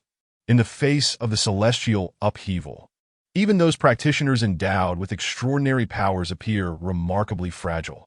The unparalleled geniuses born in the glorious twilight of the era, whom we discussed in our previous lesson, were among the first victims. They advanced in their cultivation at an unprecedented pace, mastering techniques of the highest caliber, of dreamlike quality, with an unparalleled ability to commune with the spiritual energies of the universe, promising boundless futures. Yet when the age of decline arrived, these very advantages became burdens. Once external changes occurred, they were the first to crumble. Moreover, as you can see in your textbooks, the esteemed Han Zishuang, whom you all admire, tragically perished in the first year of the decline, having just ascended to the integrated realm, at the pinnacle of her potential, celebrated as a near immortal. Hua Yun lifted her gaze and noticed a somber atmosphere enveloping the classroom, prompting her to sigh. All right, if I continue with this part, it will become too heart-wrenching, so I shall hasten the pace. Time in the classroom flew by, and soon, Hua Yun seamlessly reached the conclusion. Thus, the once mighty Qi Yinjinren, who had dominated the cultivation realm for a millennium, ended his illustrious life amidst despair and suffering. He was the last of the great cultivators to succumb to madness due to the depletion of spiritual energy in the post-decline era. Following Qi Yinjinren, no matter how much the practitioners deceived themselves, they had to acknowledge that after the transformation of the celestial energies, most dreamlike techniques became impossible to cultivate. Forcing oneself to practice would inevitably lead to madness. Beyond even the aid of immortals, that if even Qi Yinjinren could not escape this fate, there was no need for others to attempt it. Consequently, for the following century, there were no widespread instances of practitioners descending into madness. However, similarly, the top-tier techniques of the cultivation world were largely lost. While this may seem lamentable, it is perhaps for the best that techniques destined to lead to death have been lost. Now, let us conclude this chapter on the age of decline. At this juncture, a fervent applause erupted from the audience, commemorating the conclusion of this captivating history lesson. Teaching about the age of decline was no small feat. Over 6,000 years ago, the age of decline, which shattered the ancient cultivation world, endured for a full 2 centuries. During this time, the weather and spiritual energies were tumultuous, leading to the demise of countless practitioners who fell into madness, resulting in the collapse of the old order and widespread chaos in the cultivation realm, with suffering and devastation rampant. Within these 2 centuries, over 80% of practitioners perished, and more than 90% of sects turned to dust. Even today, 6,000 years later, the former glory has yet to be restored. However, merely stating this in abstract terms fails to convey the true horror of the age of decline, that a glimpse into its severity can be gleaned from just one point. In her effort to expedite the lesson, Hua Yun had highly condensed and compressed the textbook content. Ultimately, what should have been a lengthy chapter spanning over 100 pages, intended to be taught over 3 sessions with ample assignments for self-study, was transformed into a mere recital of the list of the deceased. Elder Ranyue, Master Fengyin, Taoist Fengyin, Zen Master Yun, Elder Ming Jiang, and Master Miao Shi. Despite this, the class still took a considerable half-hour. As an elder of the nascent soul stage, Huayun possessed a profound vitality, treating the reading as a mere formality. There was no need to elaborate on the grim nature of this list. In fact, this method of teaching was a necessary outcome of the Lingjian Sect's years of exploration. Initially, history lessons were conducted with large-scale illusions set by the elders, immersing students in the experience. However, during the Age of Decline, the harrowing and bloody history, even merely reproducing the images from that time, would leave students with severe psychological burdens, particularly 50 years ago when the fifth elder undertook teaching duties. He mischievously heightened the realism of the illusions to a level that would terrify students to the point of regression. After that lesson, even the three disciples of the Void Dance stage emerged from the classroom in a state of utter distress. And the other disciples fared no better. It was only after that incident that the fifth elder had his teaching qualifications revoked, and the relevant materials pertaining to the Age of Decline were greatly simplified. With over 80% of the content eliminated, that be why the time Huayun became the history teacher, the lesson had been distilled into a death list, which received widespread acclaim. After concluding the class, Huayun organized her lectern and stated, "Well then, next class I will present the chapter on the revival of all things, focusing on the heroes of the Dawn era, that I hope everyone continues to attend class punctually. As for the homework from this lesson, I shall forego assigning any, as long as you all prepare adequately. Until next time, class dismissed." With that, Huayun gracefully departed amidst the cheers and applause of the students. The morning session drew to a close, and the disciples began to leave in groups. Most of the blue and white disciples headed back to the blissful peak, while the black and white disciples took advantage of the midday break to meditate or engage in discussions and sparring with one another. As for Wang Lu, the esteemed disciple of the red and white sect, he found little joy in lingering here. Although, thanks to his master, he had secured a long-term meal ticket at the mysterious peak, allowing him unlimited access to food and drink. Being a true disciple who often dined there drew considerable attention. Each meal, he became the center of fascination, akin to a lucky charm, which even someone as shameless as Wang Lu found somewhat pressure-inducing. Furthermore, the dining hall at the mysterious peak was notorious. Many years ago, the chef seemed to harbor a grudge against the disciples, consistently preparing rare celestial vegetables and spiritual meats to a deplorable standard. When questioned about his culinary choices, he would deflect with claims of nutritional value, inciting the ire of many. Even more disgraceful, last year Lucien, the peak master of Mysterious Peak, resolved to overhaul the dining hall and improve the food quality. However, it is unclear whose influence it was, but he was persuaded to hire a renowned chef from the Western continent under the guise of reform and innovation, aiming to provide Western-style cuisine. This chef, highly dedicated, on his first day at the Lingjian Sect, learned that the sect's master resided on Star Peak and whimsically created a dish titled Gazing at the Stars as a welcoming gesture, an assortment of dead fish heads ominously skewered atop a pancake. A sight most appalling. Upon seeing the lifeless fish heads, Lucien's face mirrored that of the pancake, but there was no turning back, having hastily signed the contract. Each year, countless spirit stones were spent to hire a starry chef, resulting in a loss of face. Yet bound by the contract, they could not simply retract and tarnish the sect's reputation. Thus, he begrudgingly promoted the starry chef to head chef of the Mysterious Peak dining hall. Since then, it became increasingly common for black and white disciples to visit the blissful peak for meals, which inadvertently fostered internal exchanges within the sect. Conversely, the value of the long-term meal tickets at Mysterious Peak continued to plummet. Until one day, the fifth elder discovered the tickets had become so cheap that even she, who often accrued debts, felt tempted, thus relocating Wang Lu's dining spot to Mysterious Peak. Sigh, I wonder if today's menu will be fried fish with chips or chips with fried fish. For heaven's sake, let it not be stuffed lamb intestines. I truly cannot stomach that. Wang Lu silently prayed for today's fare to exhibit a modicum of humanity, yet recalling the starry chef's notorious style. He found it hard to remain optimistic, especially when he thought of the few peculiar brothers who had come from Blissful Peak recently, reveling in the most exotic dishes, such as gazing at the stars, stuffed lamb intestines and kidney pudding. They enjoyed themselves immensely. While dining, they cheered, delighting the starry chef, who promised to continue his efforts in presenting more traditional delicacies from the Western continent. By the heavens, do the inhabitants of the Western continent subsist on excrement? Just as he pondered this, a small stone suddenly flew towards his head. Wang Lu reacted quickly, catching the stone in his hand, pausing for a moment before bursting into laughter. That he glanced around and soon spotted a familiar figure beneath the tree. Clad in simple, coarse garments, the figure's modest attire could not conceal her enchanting beauty, her lively smile radiating a hint of wildness and freedom. Upon seeing her, Wang Lu's face lit up with joy. And with a quick lick of his lips, he strode over. Braised pork? Oh no, my dear boss lady, I have arrived. Chapter 32, Master, please allow your disciple to bow to you. Unbeknownst to him, Wang Lu had been at Lingjian Mountain for 2 years.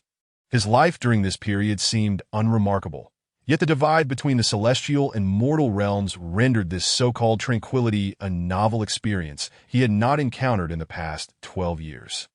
An overwhelming influx of new experiences flooded his mind, to the extent that even his once proud memory could scarcely accommodate the past.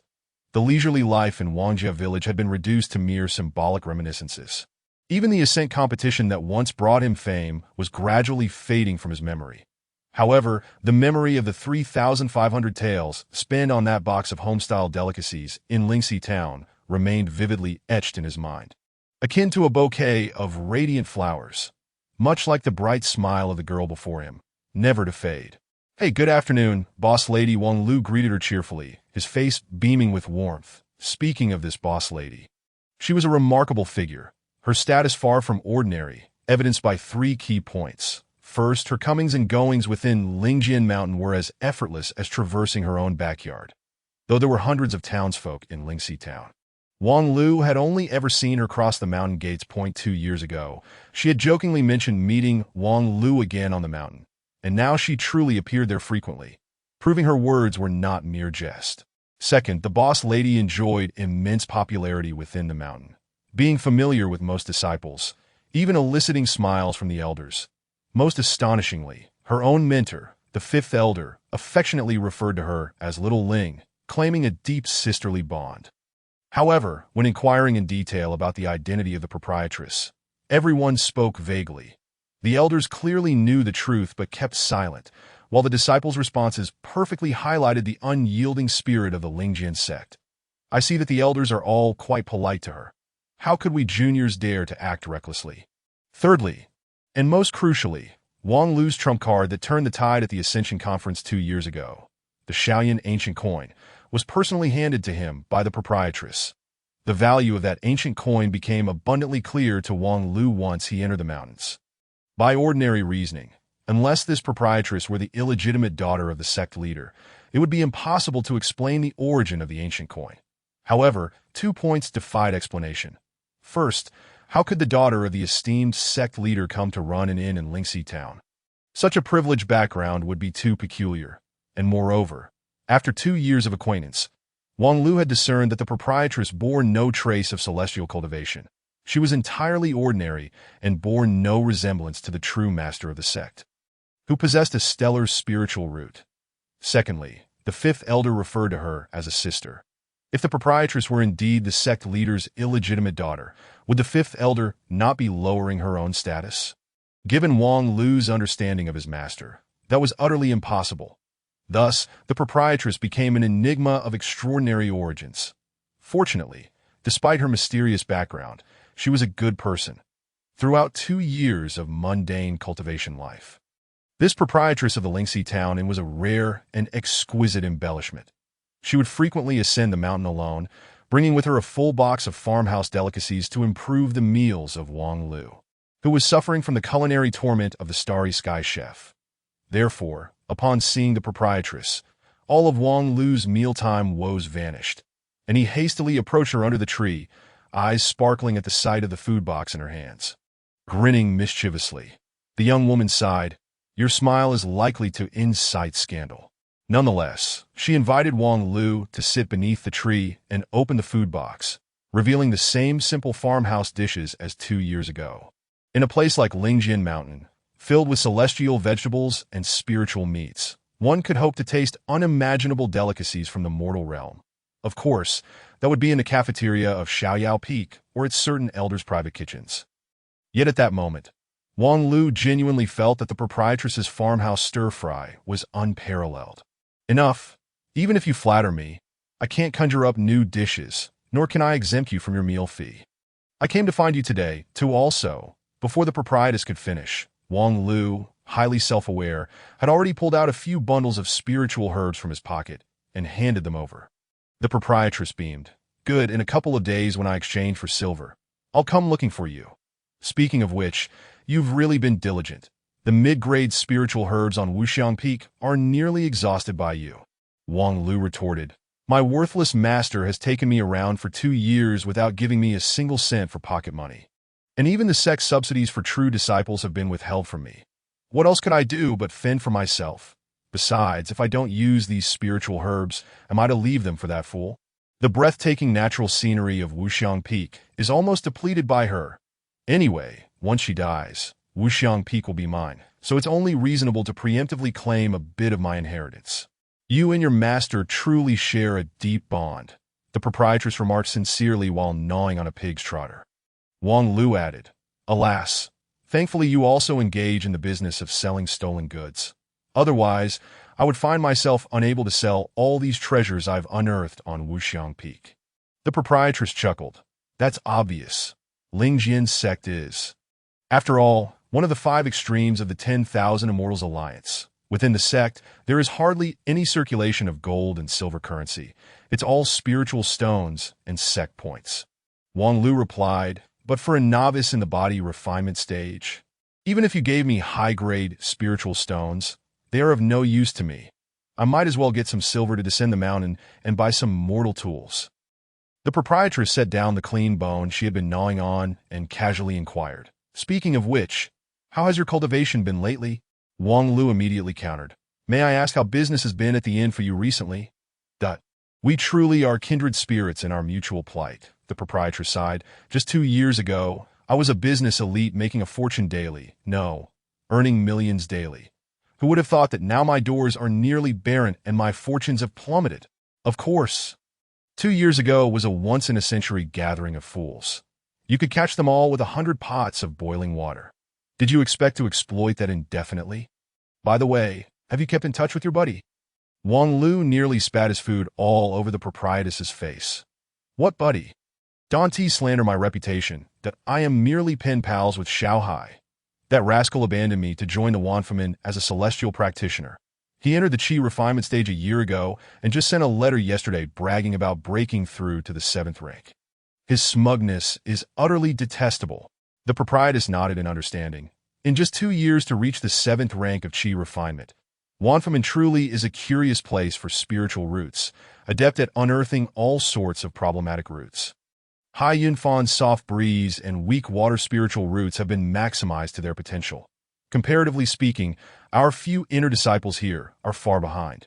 The fastest among them, Zhu Qin, has only just entered the Qi refinement stage. And he too possesses a 3rd-grade spiritual root that IT truly is a systemic issue. Lingjian Sect lives up to its reputation as the shame of the 5 extremes, clearly reflecting the sect leader's incompetence and debauchery. Wang Lu was astounded by the proprietress's insight. Your entire perspective sounds strikingly familiar. The proprietress pouted. Regardless, in comparison to your ethereal root that has merely run in place for 2 years, they're still somewhat commendable. Come on, I'm a top student, please show some respect. However, even Wang Lu himself could feel the lack of conviction in his words. In the realm of cultivation, no matter how much emphasis is placed on quality education, the foundation still lies in the practice of the celestial path, and Wang Lu's progress in cultivation was nothing short of dismal. Allow me to elaborate further. According to Wang Lu's initial expectations, as a true disciple of one of the 5 major sects, he should have been enjoying heavenly treasures at every meal, receiving assistance from senior elders to open his meridians after each meal, perusing top-tier scriptures and cultivating ancient celestial techniques of superior or even extraordinary grades. Then 3 years of Qi refinement, 3 years of foundation establishment, 3 years of void pill. After 10 years, he would transform into a golden core master. Yet, in reality, that was merely a daydream. The first step was entirely misguided. In the Lingjian Sect, the first 2 years of entry required an emphasis on foundational skills that is a renowned ancient sect in the cultivation world. Lingjian Sect held exceedingly rigorous standards for its disciples' foundational skills. Typically, cultivators in other sects begin their training directly from the qi refinement stage, channeling qi into their bodies, circulating it through their meridians, until they reach mastery in qi refinement, at which point they attempt foundation establishment. However, Lingjian Sect requires an additional body refinement stage before entering qi refinement. As the name suggests, it involves honing the physical body. Novice cultivators must refine their bodies to the level of innate martial artists before they can begin absorbing the spiritual energy of heaven and earth and officially start their cultivation. The rationale is simple: to solidify the foundation. This step is not uncommon among ancient sects. For instance, Kunlun Xianshan and certain deeply rooted sects follow this method, as it does not take long. In the mortal realm, even the top martial arts sects take a decade to train first-rate talents to the level of innate martial artists. However, in the realm of cultivation, the process is naturally much faster. And for the 5 extremes of the 10,000 Immortals Alliance, it is even quicker. The disciples of Piao Peak generally completed in 2 to 3 years. As for Wang Lu, being a true disciple of the Lingjian Sect, he should theoretically have a faster cultivation speed than ordinary disciples. Yet 2 years later, apart from his exceptional endurance and unwavering stamina, he seemed to have made no significant progress. He could neither shatter stone with his fists nor tread upon snow without leaving a trace. Nor could he cross rivers with ease. This is hardly surprising. Which martial hero emerges solely from long-distance running? At the very least, one must complete 100 push-ups and sit-ups before becoming a one-punch superhero. Right? Yet the absurdity lies in the fact that the other black and white disciples still receive guidance from the sect's senior disciples and occasionally have elders come to teach public classes on techniques like the demon-slaying Arhut Fist or the 8 Desolations and 6 Harmonies skill. The martial arts that mortals dream of are practically strewn all over Lingjian Mountain like potatoes and cabbages. Unfortunately, Wang Lu could not partake in any of this as a true disciple. Aside from cultural classes, the cultivation aspect was entirely under the purview of his master, the 5th Elder, and the 5th Elder's diligent teaching and nurturing was utterly impossible. Over the past 2 years, Wang Lu had witnessed his peers, those blue and white and black and white disciples, evolve step by step from juvenile novices to accomplished youths like Fang Shiyu. Recently, the fastest among them, Zhu Qin, had even mastered the 18 dragon-subduing palms, surpassing even ordinary innate martial artists in combat prowess. As for Wang Lu himself, his best achievement was incapacitating a wild monkey on Wuxiang Peak, solely through his unparalleled endurance and mountain trekking abilities. Regardless of whether this disparity arose from the incompetence of his master, the 5th Elder, or otherwise, the fact remained that among the disciples who entered the mountains in the year of the Jiuzhou Calendar 6343, Wang Lu had become a most peculiar existence that he held the highest status, yet possessed the lowest cultivation, while also being a top student. Amidst envy and jealousy, conflicts were inevitable, led by Zhu Qin. A small group mocked Wang Lu as a cultivation failure, while Wang Lu unreservedly criticized their lack of intellect, declaring that they were destined to serve as cauldrons or toilets for others. In essence, it was a mutual exchange of barbs. Naturally, when it came to verbal sparring, Wang Lu's record was far ahead, yet he found little enjoyment in it. By the way, has Zhu Qin been causing you trouble lately? After being thoroughly humiliated by me last time, he should be too traumatized to seek out more punishment for a while. Wang Lu mused, recalling the scene not long ago when he had eloquently reduced Zhu Qin and his minions to a state of bloodied unconsciousness. The proprietress set down her bowl. It is indeed amusing, knowing full well that provoking a true disciple would only lead to a bloody outcome. Why do they persist? Due to the mere difference in robe colors, their rapid progress in cultivation holds no significance. Should they provoke you to report to Elder Zhang Xing, it is they who would suffer greatly. Wang Lu, however, shook his head. It is not a matter of deep-seated enmity. It is merely a case of mutual disdain and verbal sparring. Nevertheless, relying solely on verbal confrontations for victory only serves to highlight our own inadequacies in cultivation. As for reporting them, that is even less worth mentioning. Over time, One's reputation could be irreparably damaged, and when the time comes for others to trample upon us, we would simply have to accept our misfortune. After all, the path of immortality ultimately relies on one's cultivation prowess. No matter how skilled one is in verbal duels, they cannot withstand a single strike from heavenly thunder. The proprietress expressed mild surprise. You seem quite astute. I had thought that after acquiring a genuine inheritance, you would consider yourself invincible. That would depend on whose genuine inheritance it is, wouldn't it? If it were the sect leader's genuine inheritance. That would be one thing, but being under such a master, I must admit I am quite concerned about being dragged down in the future. To be honest, I already sense that Master Lu Xian's attitude towards me has diminished somewhat. The proprietress nodded in agreement. Indeed, Lu Xian and Fong, he harbor a deep-seated loathing for your master. It is only natural that their resentment extends to you. Wait, aren't those two the most powerful elders in the sect aside from the sect leader? To make lifelong enemies of them, my esteemed master is quite formidable indeed. After expressing his admiration, Wang Lu sighed. This life is truly challenging. Upon hearing this, the proprietress felt a twinge of concern for Wang Lu's future. 2 years prior, when they first met, his youthful vigor had caught her attention, even as she had become accustomed to the so-called prodigies of the cultivation world. However, 2 years had passed, and Wang Lu's circumstances were genuinely disheartening. How about this? Why not train in martial arts with me? Train in martial arts. Wang Lu set down his bowl, furrowing his brow. What do you mean? The proprietress patiently explained. After all, you are still in the body-tempering stage and have yet to formally step into the realm of cultivation. By learning the martial arts of the mortal realm with me, you can enhance your physique and accelerate your body-tempering training. Moreover, when that group from Zhuqin comes to trouble you again, you will be able to fight back openly. Don't underestimate the fact that even though Zhuqin has already begun to channel qi into his body, facing a true martial arts master would be akin to stepping on an ant. Wang Lu had no doubts about the proprietress's grand claims. He would never forget her remarkable prowess as a young woman, effortlessly shattering treasures with her delicate fists. Over the course of their 2-year acquaintance, they had skillfully avoided discussing sensitive topics, but the proprietress's extraordinary skills were beyond question. Yet, Wang Lu hesitated slightly. Wouldn't this interfere with other aspects of my training? The proprietress confidently assured him. Rest assured, there will be no adverse effects. The martial arts I teach you are devoid of any harmful side effects. Train with confidence and strive to become an unparalleled master who can trample Zhuqin. If you truly manage to overpower him, it would be a victory for Wuxiang Peak over Piaomiao Peak, and you would restore your master's honor. What? I am training to become an unparalleled martial artist just to trample on dog feces for my master's sake. But since I have nothing better to do, very well, master, I humbly bow to you. Wang Lu said solemnly, placing his chopsticks upright in his bowl, and bowed deeply. Hey, don't go offering incense to me? Chapter 33. With a stunning beauty at hand. He instead engages in self-indulgence. The proprietress is a woman of her word.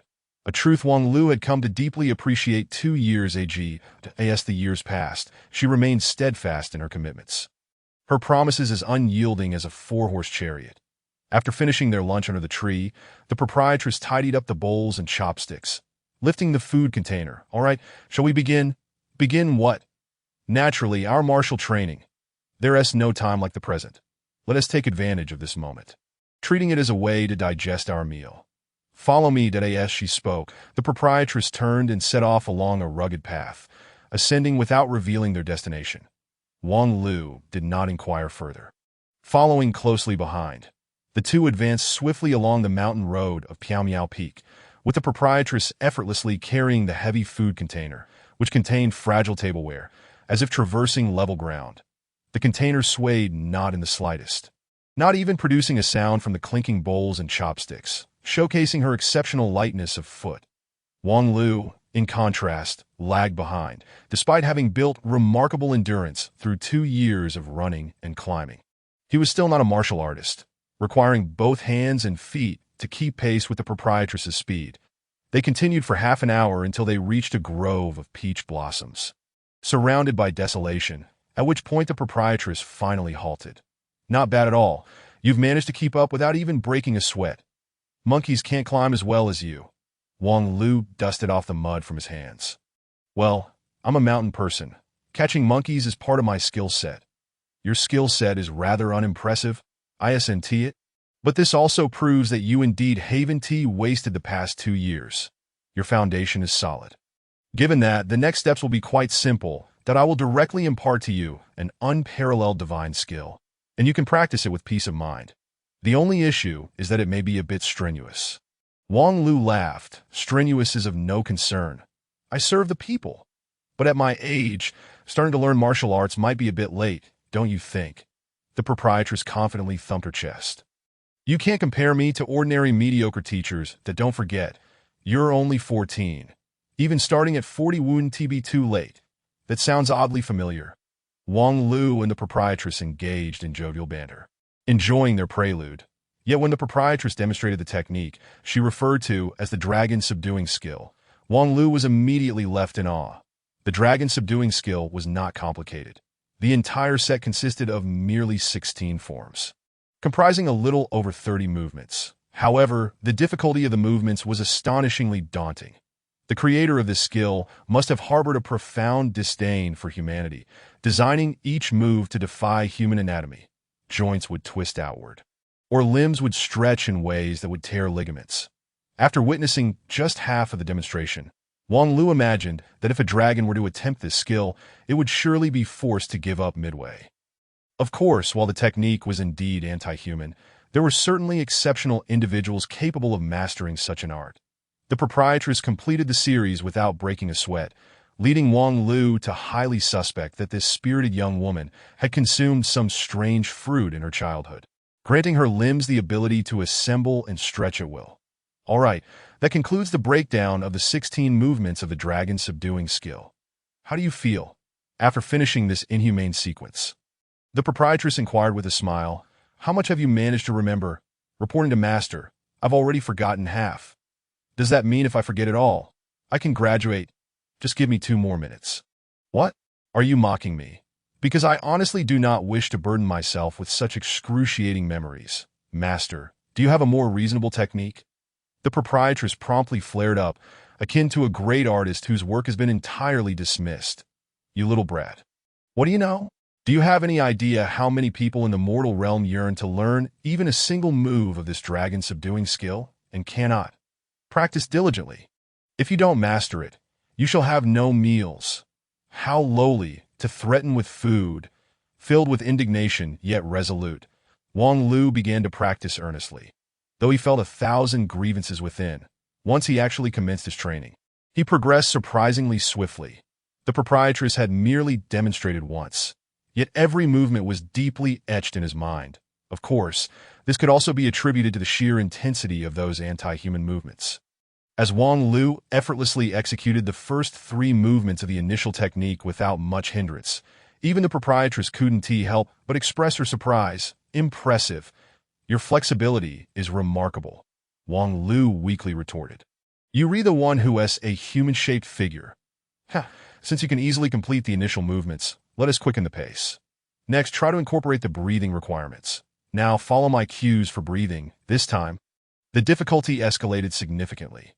Although Wang Lu's physical condition allowed him to perform the ludicrous movements of the dragon subduing skill without issue, when the proprietress led the breathing with her peculiar rhythm, he suddenly felt overwhelmed. Her cadence was entirely erratic, alternating between rapid and slow, with the fast sequences striking like a sudden hailstorm, leaving him breathless. When slow, the pace was intricate and prolonged, nearly suffocating, rather than a breathing exercise. It felt more like a game of torment. Yet before long, Wang Lu sensed a unique flow of energy within him, methodically coursing through his body under the proprietress's guidance. As the energy circulated, his muscles began to tremble and stretch slightly. Though the amplitude was modest, the collective movement of his muscles drained his stamina rapidly. Wang Lu could only endure for a brief moment before he was drenched in sweat, his heart racing uncontrollably. The proprietress noticed his profuse perspiration and exclaimed with intrigue, "Oh, such a swift response. Your sensitivity to qi is quite sharp. If you were in the mortal realm, you would be considered a rare martial talent." Wang Lu struggled to adapt to the breathing. "Come on, I am an ethereal root, a once-in-a-millennium genius in the world of cultivation. A once-in-a-millennium specimen, more like the proprietor scoffed. All right, let us call it a day. If I can tire you out, that's quite a sufficient training outcome. Return home to rest well. Once you have recovered, make time to practice. After you have mastered this set of the dragon subduing technique, I shall teach you several combat styles. With your innate talent and my expertise, within a month, you should be able to defeat Zhu Qin's lackeys in a one-on-one confrontation. I was taken aback to think that a month of arduous training would only enable me to triumph over a mere minion. How much have I fallen behind in these past 2 years, my esteemed master? Shouldn't you consider compensating me for the loss of my youth? That evening, weary and exhausted, Wang Lu returned to Wuxiang Peak and collapsed in a sleep. The next morning, he awoke, his body sore and yearning for relief. However, recalling that he had yet to eat breakfast, he struggled to rise, stumbling to the living room where he resolutely devoured the steamed buns, pickles, thin porridge, and sliced ham laid out on the table. After finishing his meal and washing the dishes, Wang Lu pushed open his master's door, only to be met with an overwhelming stench of alcohol. His master lay sprawled out, as usual, in a deep slumber. Her pristine white garments untouched by dust, yet her careless posture revealed far too much. Objectively speaking, if one were to assess the fifth elder, she could indeed be considered a rare beauty, though when her temperament and other factors are taken into account, she quickly devolves into a most unpleasant figure. It is the aspiration of countless young cultivators in the realm to have a beautiful master such as she. Unfortunately, after 2 years, Wang Lu had grown weary of this so-called allure. Glancing at her, he noted her continued existence and decided to disregard this exceptional master. Fortunately, there were no classes scheduled at Tingyun Hall today, allowing him to practice diligently at Wuxiang Peak. According to the innkeeper's advice, the more fatigued one felt, the more essential it was to persist in practicing the dragon subduing technique, as the effects could be doubled. As for the practice area, there was no need for high expectations. The open space outside would suffice. After a brief warm-up to ease his aching limbs, Wang Lu, despite the excruciating pain that felt as if his body were splintering, followed the innkeeper's instructions and began to practice the dragon subduing technique.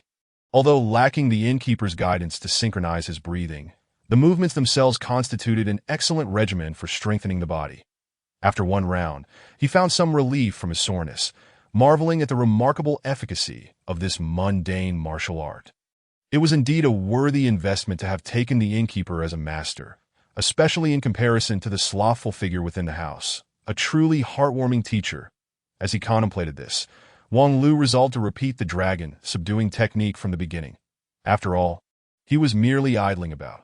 However, halfway through, a woman's languid moan drifted from within the house. My head hurts so much. A hangover, I see.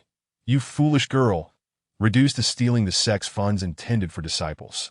Yet you squander your meager earnings on bottles of celestial brew priced in the hundreds of spirit stones. It's no wonder you feel like death. It would be truly satisfying if you were to become so intoxicated that you were reduced to a mindless husk, subjected to the whims of the Kunlun slaves.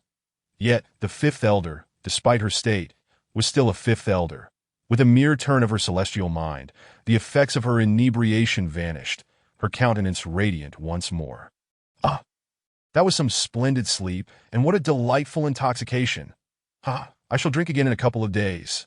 As she spoke, the woman strode out of the door, only to pause upon spotting Wang Lu practicing the dragon subduing technique.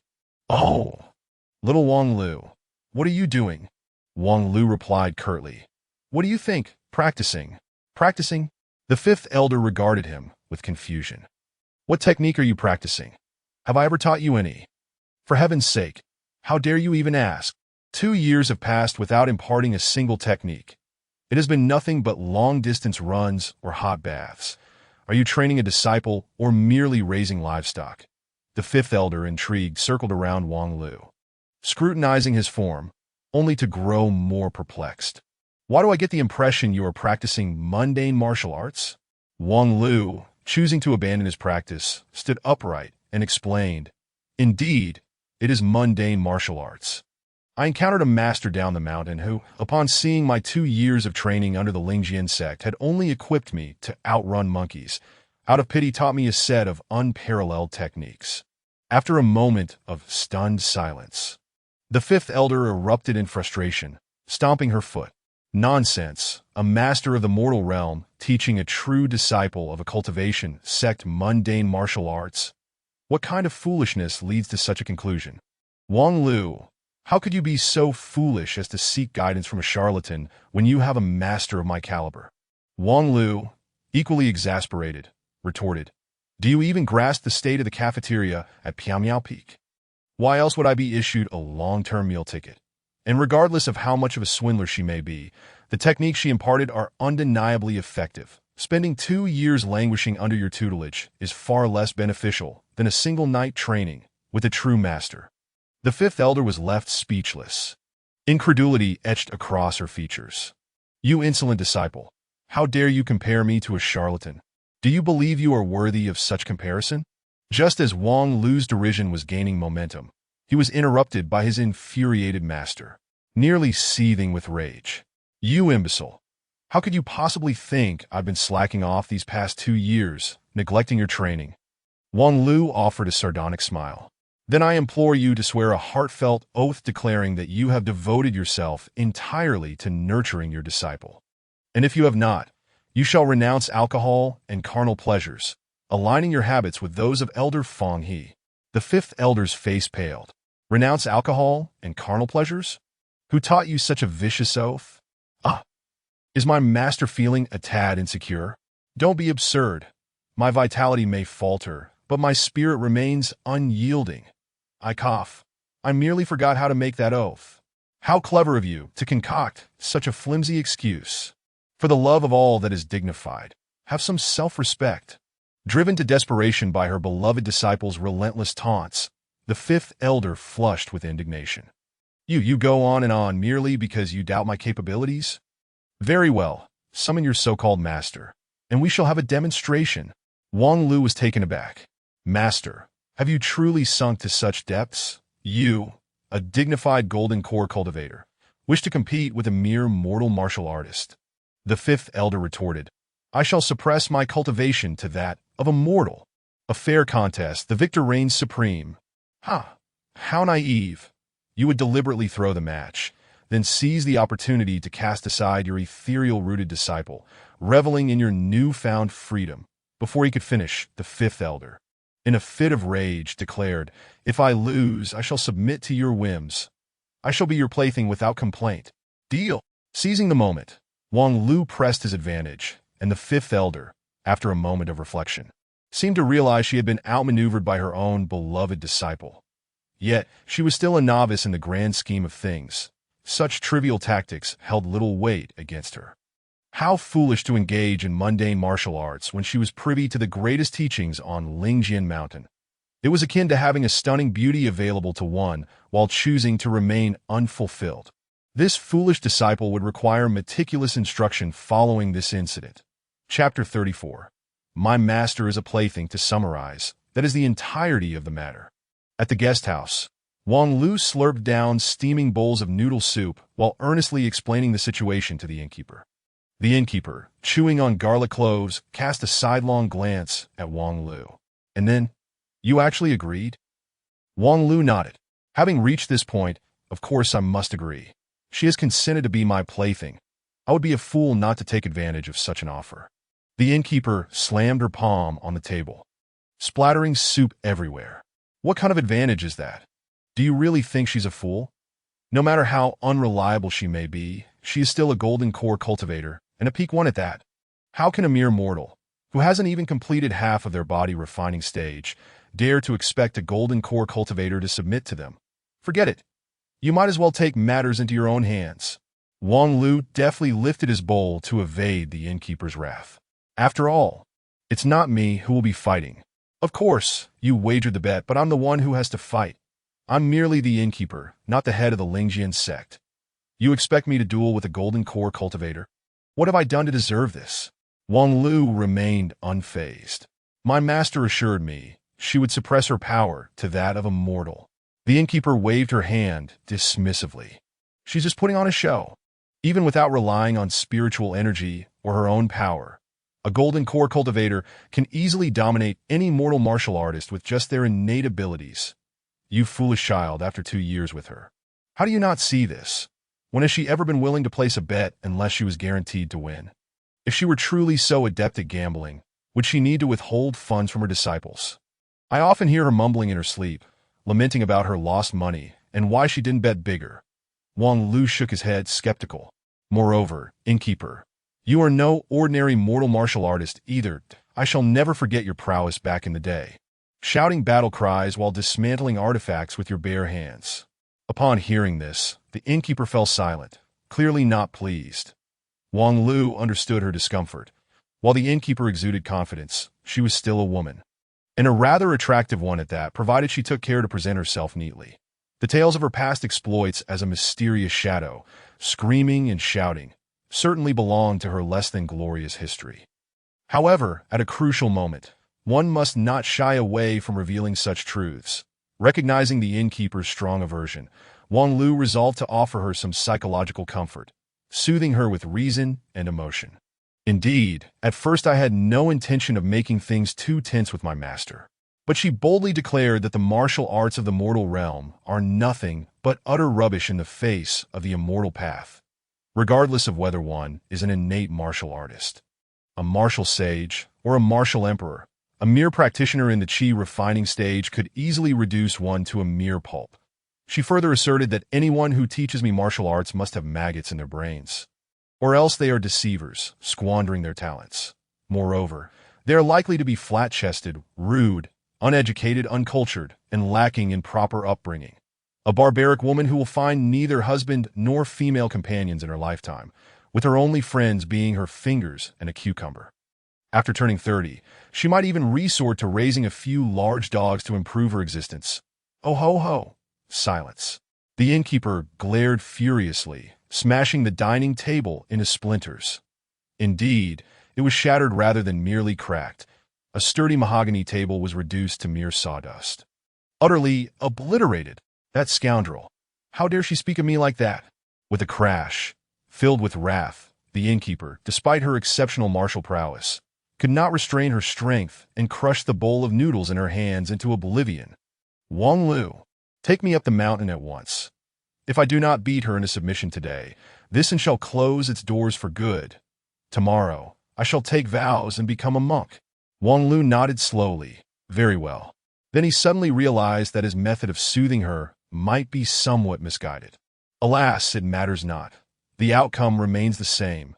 The righteous warrior innkeeper, filled with righteous indignation, resolved to confront the disgraceful elder Wu, and the script was simply splendid. How could one not offer a reward for such a tale? The innkeeper was a decisive person. Her mind was made up, and she immediately ascended the mountain, fueled by a boiling rage and accompanied by the onlooker, Wang Lu, the disciple stationed at the mountain gates, who typically exchanged pleasantries with the innkeeper, were now rendered mute in the presence of the girl with blood-red eyes, resembling a demonic queen of the underworld, that a mere glance from her silenced them, and they pretended to see nothing. Soon, the innkeeper and Wang Lu arrived at Wuxiang Peak, where the innkeeper boldly shouted, "Wang Wu, get out here!" Then came a thunderous echo of a retort. "Which wild dog is barking? Disturbing my peaceful slumber in the afternoon. Beware of heavenly retribution for your lack of virtue." Wang Lu was utterly astonished. What audacity this fool possesses, given her character.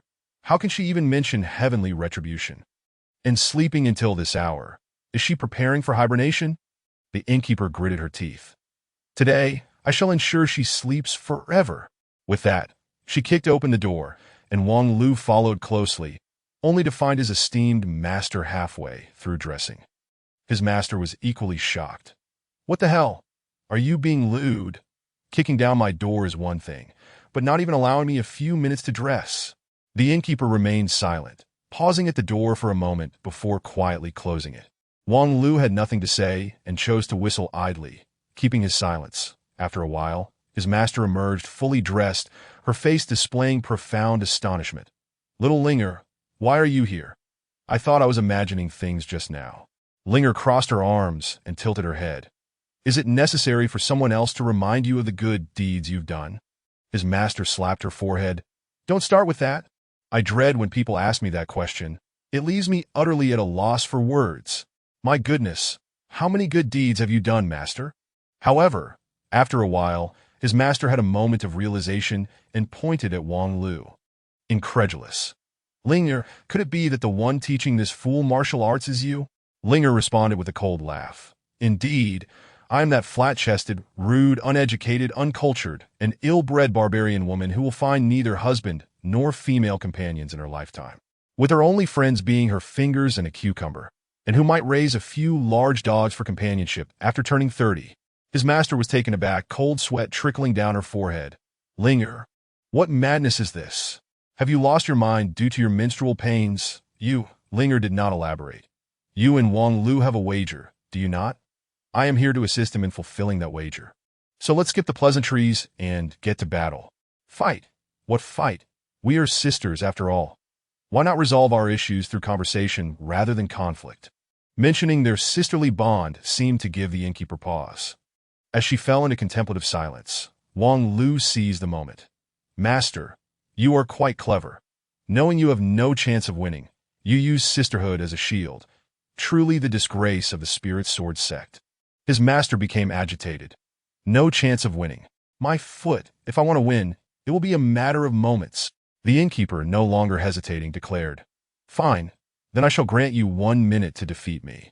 What the hell, dear sister, please don't pressure me like this. No matter. You shall resolve me in but a minute.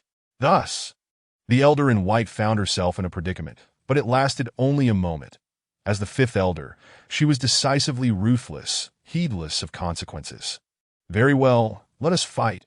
As the saying goes, striking is affection, and our mutual fondness has stagnated for far too long. After this bout, we may well be wed. My goodness, what a twist! I never expected you to be this kind of person, Master. I completely underestimated your depths. As for the innkeeper herself, she paid no heed to the elder's mutterings, silently rolling up her sleeves and preparing for the confrontation. Recognizing that this battle was inevitable, Wang Lu felt satisfied, silently complimenting himself for his coolness. Before discreetly finding a safe corner to observe the spectacle, his master, resigned to her fate, drew her emerald bamboo sword and pointed it at her opponent. Ready for combat this moment, she had suppressed her spiritual energy and sealed her powers, truly embodying the martial prowess of the mortal realm. Yet with a simple initial stance, she emanated an overwhelming aura that struck Wang Lu, who was observing from afar, with an undeniable force, though seated in a meditative posture. He felt his muscles quiver, rendered unresponsive. Is this the might of a golden core cultivator? Absolutely astounding. Wang Lu had practiced the dragon subduing divine art for 2 days, and considering his exceptional talent in martial arts, he believed himself to be a second-rate master of the mortal realm. Yet the residual force from his master's initial stance left him unable to rise. No wonder the innkeeper claimed that a golden core cultivator could annihilate mortals with just their celestial heart. The disparity was indeed vast. As the overwhelming aura of dominance surged, the mortal native could only bow in submission. However, this was of little consequence, as opposing his master was none other than the innkeeper, who could similarly obliterate the mortals. Wang Lu was unsure of the extent of the innkeeper's martial prowess. In any case, it was certainly leagues above that of any innate martial artist. Even if the legendary martial sage or emperor were to arrive, it was likely they would not withstand her fists capable of shattering treasures. Yet when faced with the emerald bamboo sword of the golden core cultivator, the innkeeper remained unfazed. Dear innkeeper, the strategy of transforming my master into a mere target relies entirely on you. The two sisters stood facing each other, and it was unclear how long they remained thus, but eventually, it was the master, who had only just awakened and had not yet had her lunch, who first lost her composure. The bamboo sword trembled, and a myriad of sword lights descended like rain, obscuring the trajectory while concealing deadly intent. Wang Lu's eyes lit up. What exquisite swordsmanship! Over the past 2 years, though his own cultivation had not advanced significantly, his perception had sharpened, honed by the performances of the numerous talented disciples within the sect. The Spirit Sword Sect, named for its swords, had swordsmanship as its foundation, with no one lacking in proficiency. Yet, To wield such a hidden yet lethal sword force with merely mortal cultivation was indeed rare within the Spirit Sword Sect. It seems that despite her foolishness, she possesses remarkable skill as the Fifth Elder. In response to the preemptive strike of the Golden Core Cultivator, the innkeeper's reaction was straightforward and even appeared brutish. She delivered a straight punch, targeting her opponent directly, devoid of flair or technique. Characterized solely by speed, accuracy, and ferocity. And then, it was time to witness a miracle that on one side lay the pinnacle of mortal swordsmanship, wielded with a clearly treasure-level emerald bamboo sword. On the other, the innkeeper's delicate pale fist. Wang Lu widened his eyes, pouring all his focus into capturing every detail. But in the blink of an eye, the outcome was decided. The emerald sword light shattered into countless stars, vanishing in an instant. Meanwhile, the elder in white was flung backward like a meteor, crashing into the mountain rock with a resounding thud, silent and gone. The innkeeper merely snorted, shaking her wrist, casting a glance at the debris without a hint of concern. Truly, what overwhelming dominance! Wang Lu was utterly dumbfounded. The dignified Golden Core Cultivator, who clearly possessed genuine skill, was treated like a punching bag by this innkeeper. I truly misjudged you, innkeeper. I always thought you were a hidden character in Lingxi Town. Yet the notion of a hidden character is an insult to you. You are the true game master, the creator deity. After a considerable time, the esteemed master finally emerged from the rubble. Not as disheveled as one might expect. Though she was inevitably dusted with some debris, her face bore no blush, nor did she pant as if injured. Instead, she stood with hands on her hips, sighing in resignation. Damn it, without immortal power, your ordinary attacks are indeed formidable. Linga, you are truly a force to be reckoned with. The innkeeper maintained her stoic demeanor, remaining silent. The esteemed master, with a fleeting gaze, chanced upon the fragments of the shattered emerald bamboo, sword strewn upon the ground. With a melancholic shake of his head, he lamented, "What a pity, my treasured sword." He then casually plucked a green bamboo stalk from the nearby grove, and, with a gentle flick of his wrist, summoned a radiant green light. Moments later, a perfectly identical emerald bamboo sword had taken form. Wang Lu, taken aback, thought to himself, I had presumed that the bamboo sword she never parted with would at least possess the qualities of a magical artifact. Alas, my expectations were indeed misplaced. This impoverished individual merely crafts her toys with ease. It stands to reason. With her miserly disposition, if she truly possessed a magical treasure, she would have long since sold it for wine. Nevertheless, he conceded defeat, exclaiming, "This time, I yield, Xiaoling. I leave your judgment to you." With that, the fifth elder adopted a grandiose posture of self-sacrifice, exuding an air of insincerity. The innkeeper could no longer maintain her composure. Exhaling a sigh, "You truly baffle me. Why must you go to such lengths?" The fifth elder, caught off guard by her inquiry, pondered indeed. "What am I doing? Knowing full well I cannot defeat you, why persist in the struggle? Oh right, is it for the sake of affection? Xiaoling, do you feel any love blossoming for me now?" Xiaoling coldly responded, "I sense that your previous punch seemed rather light. Moreover, according to our wager, the one who can dispose of you at will is not I, but your cherished disciple." Upon mentioning his disciple, the fifth elder finally grasped the situation. It was clear that he had been the architect of this entire affair. Truly, he thought, it was no wonder the sect leader had remarked that the two of them shared a special bond as master and disciple. Such a troublesome pupil. It was indeed poetic justice. He cursed his inebriation from a few days prior, which had left him in a stupor, leading him to fall into the trap laid by that boy. What to do now? Was he truly to become a mere plaything? Surely not. The lad was only 14, still in the throes of development. He would lack both the means and skill to be satisfying. Although he had never engaged with anyone before, he could certainly use his imagination to foresee the future. "Master, you need not worry. I have no interest in you," Wang Lu interjected, prompting the master to breathe a sigh of relief. "That is good to hear. There is no rush in such matters. Take your time. Indeed, while some matters may require patience, there are others that cannot be delayed. Master, I shall refrain from making further demands. I ask only this. Please take your teaching more seriously and impart some genuine skills to me." At this juncture, The master could not help but respond earnestly. You truly misunderstand my intentions. Do you think I take on a disciple merely for amusement? To say nothing of the fact that the sect leader has made a promise to me. Should I successfully teach you, wealth and beauty shall flow in abundance. Before he could finish, the innkeeper interjected with a cold tone, where, pray tell, does that old bachelor procure such beauties? Thus, the master fell into deep contemplation. Wang Lu, unable to proceed, redirected the conversation. Let us return to the topic of education. Master, please elaborate on your heartfelt dedication to my training. The master raised his head. First, help me ponder where that old fool might find such beauties. I believe it is better for you to be the plaything, Wang Lu retorted. Chapter 35. The ever-evolving Wuxiang sword bone. Under Wang Lu's insistence, the master begrudgingly steered clear of the topic of beauties and began to earnestly expound upon his educational philosophy. Is it truly necessary for me to elucidate such matters for you to comprehend? You have wounded my heart, child. Let us not even mention it. Do you have any idea how much I've spent on your daily medicinal baths over these 2 years? Wang Lu chuckled. Surely not more than your wine expenses.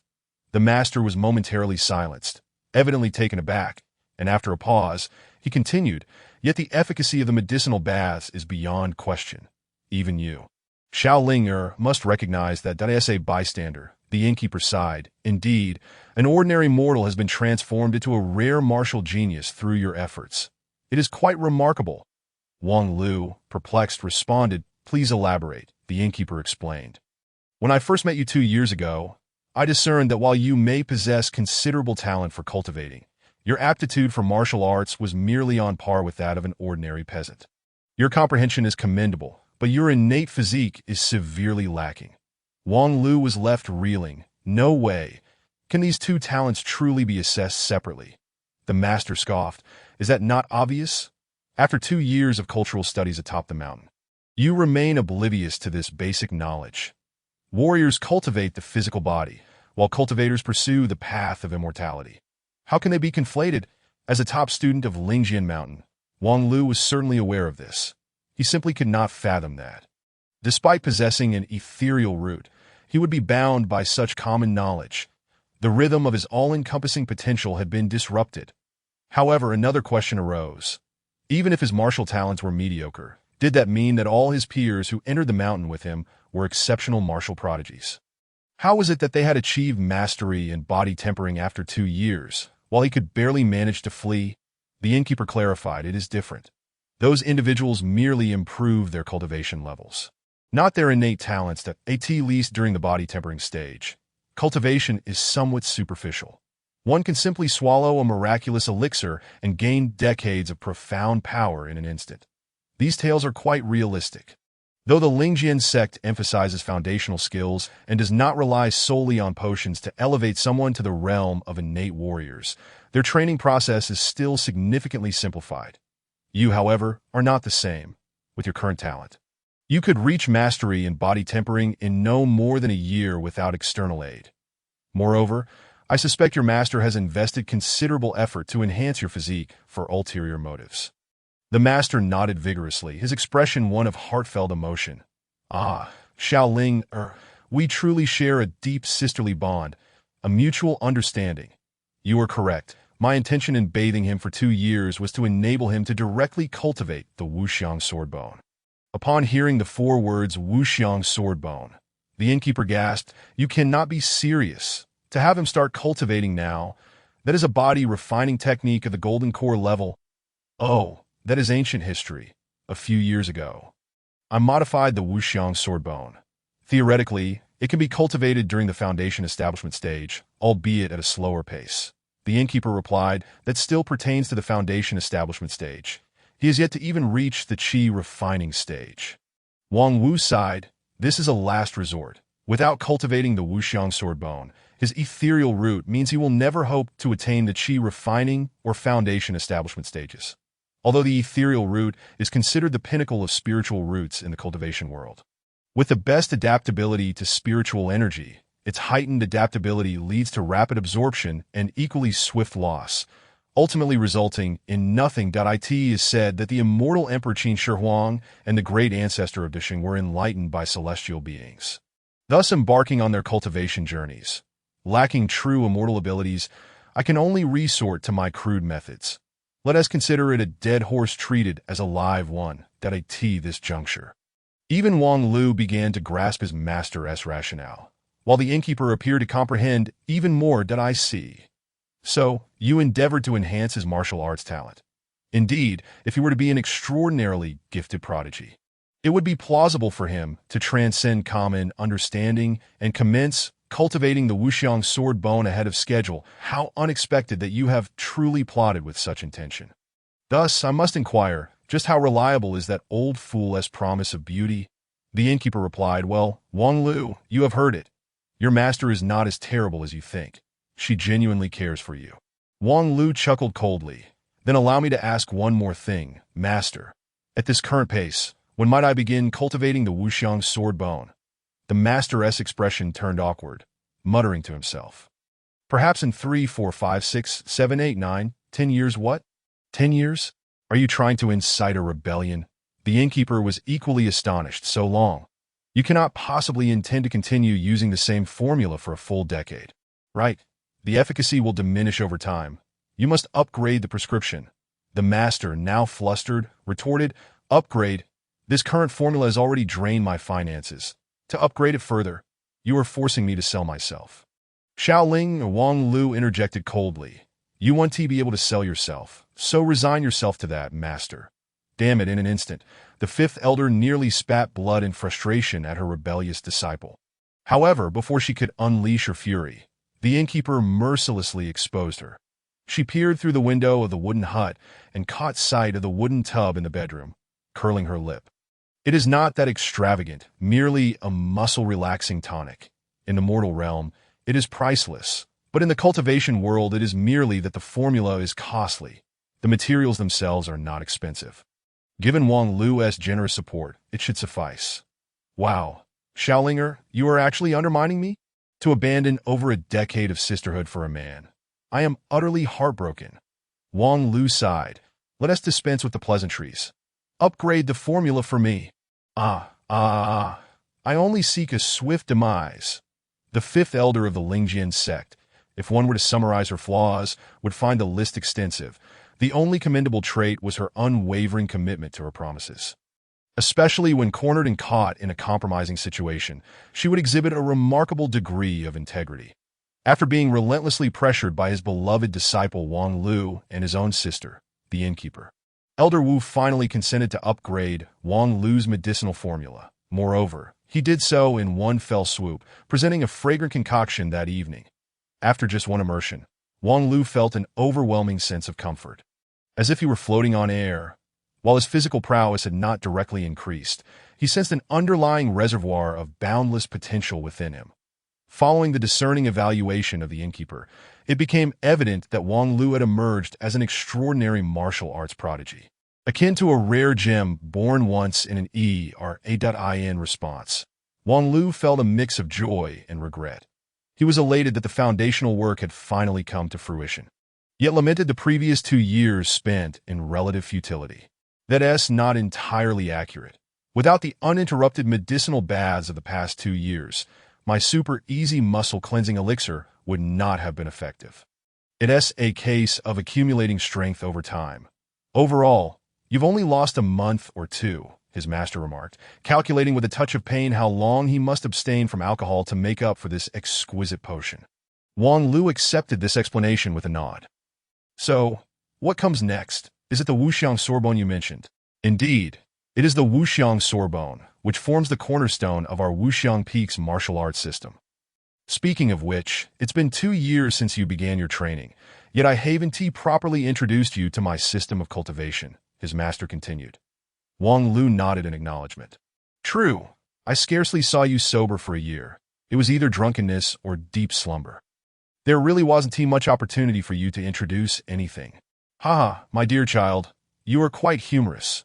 In any case, my foundational practice is the wuxiang technique, a creation of my own. I understand that many harbor prejudices against self-created techniques, believing that the older a practice is, the more formidable it becomes. However, the truth is that cultivation is a personal journey. No matter how exceptional others' techniques may be, They ultimately belong to someone else. Only that which is self-created is truly one's own. Wang Lu nodded, half understanding. This story teaches us that it is better to indulge oneself than to covet another's spouse, correct? If you can misinterpret it to that extent. I suppose you are correct. In any case, the wuxiang technique is the most suitable for my cultivation. Over the years, it has been continuously refined and now encompasses a series of branches, including the wuxiang sword technique, wuxiang swordbone, and wuxiang celestial heart, forming a complete system that rivals even the stellar sword canon. Chuckling, Wang Lu thought of his fellow disciples, the 10th elder of the Celestial Sword Hall, who boasted 8 nascent souls and 1 golden core. How can you boldly claim that the wuxiang technique rivals the stellar sword canon? Truly, you are an inspiring master, with depths that are unfathomable. How dare you question my knowledge?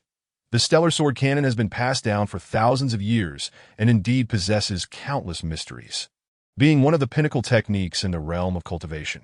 However, techniques are static. Their training routines are highly rigid.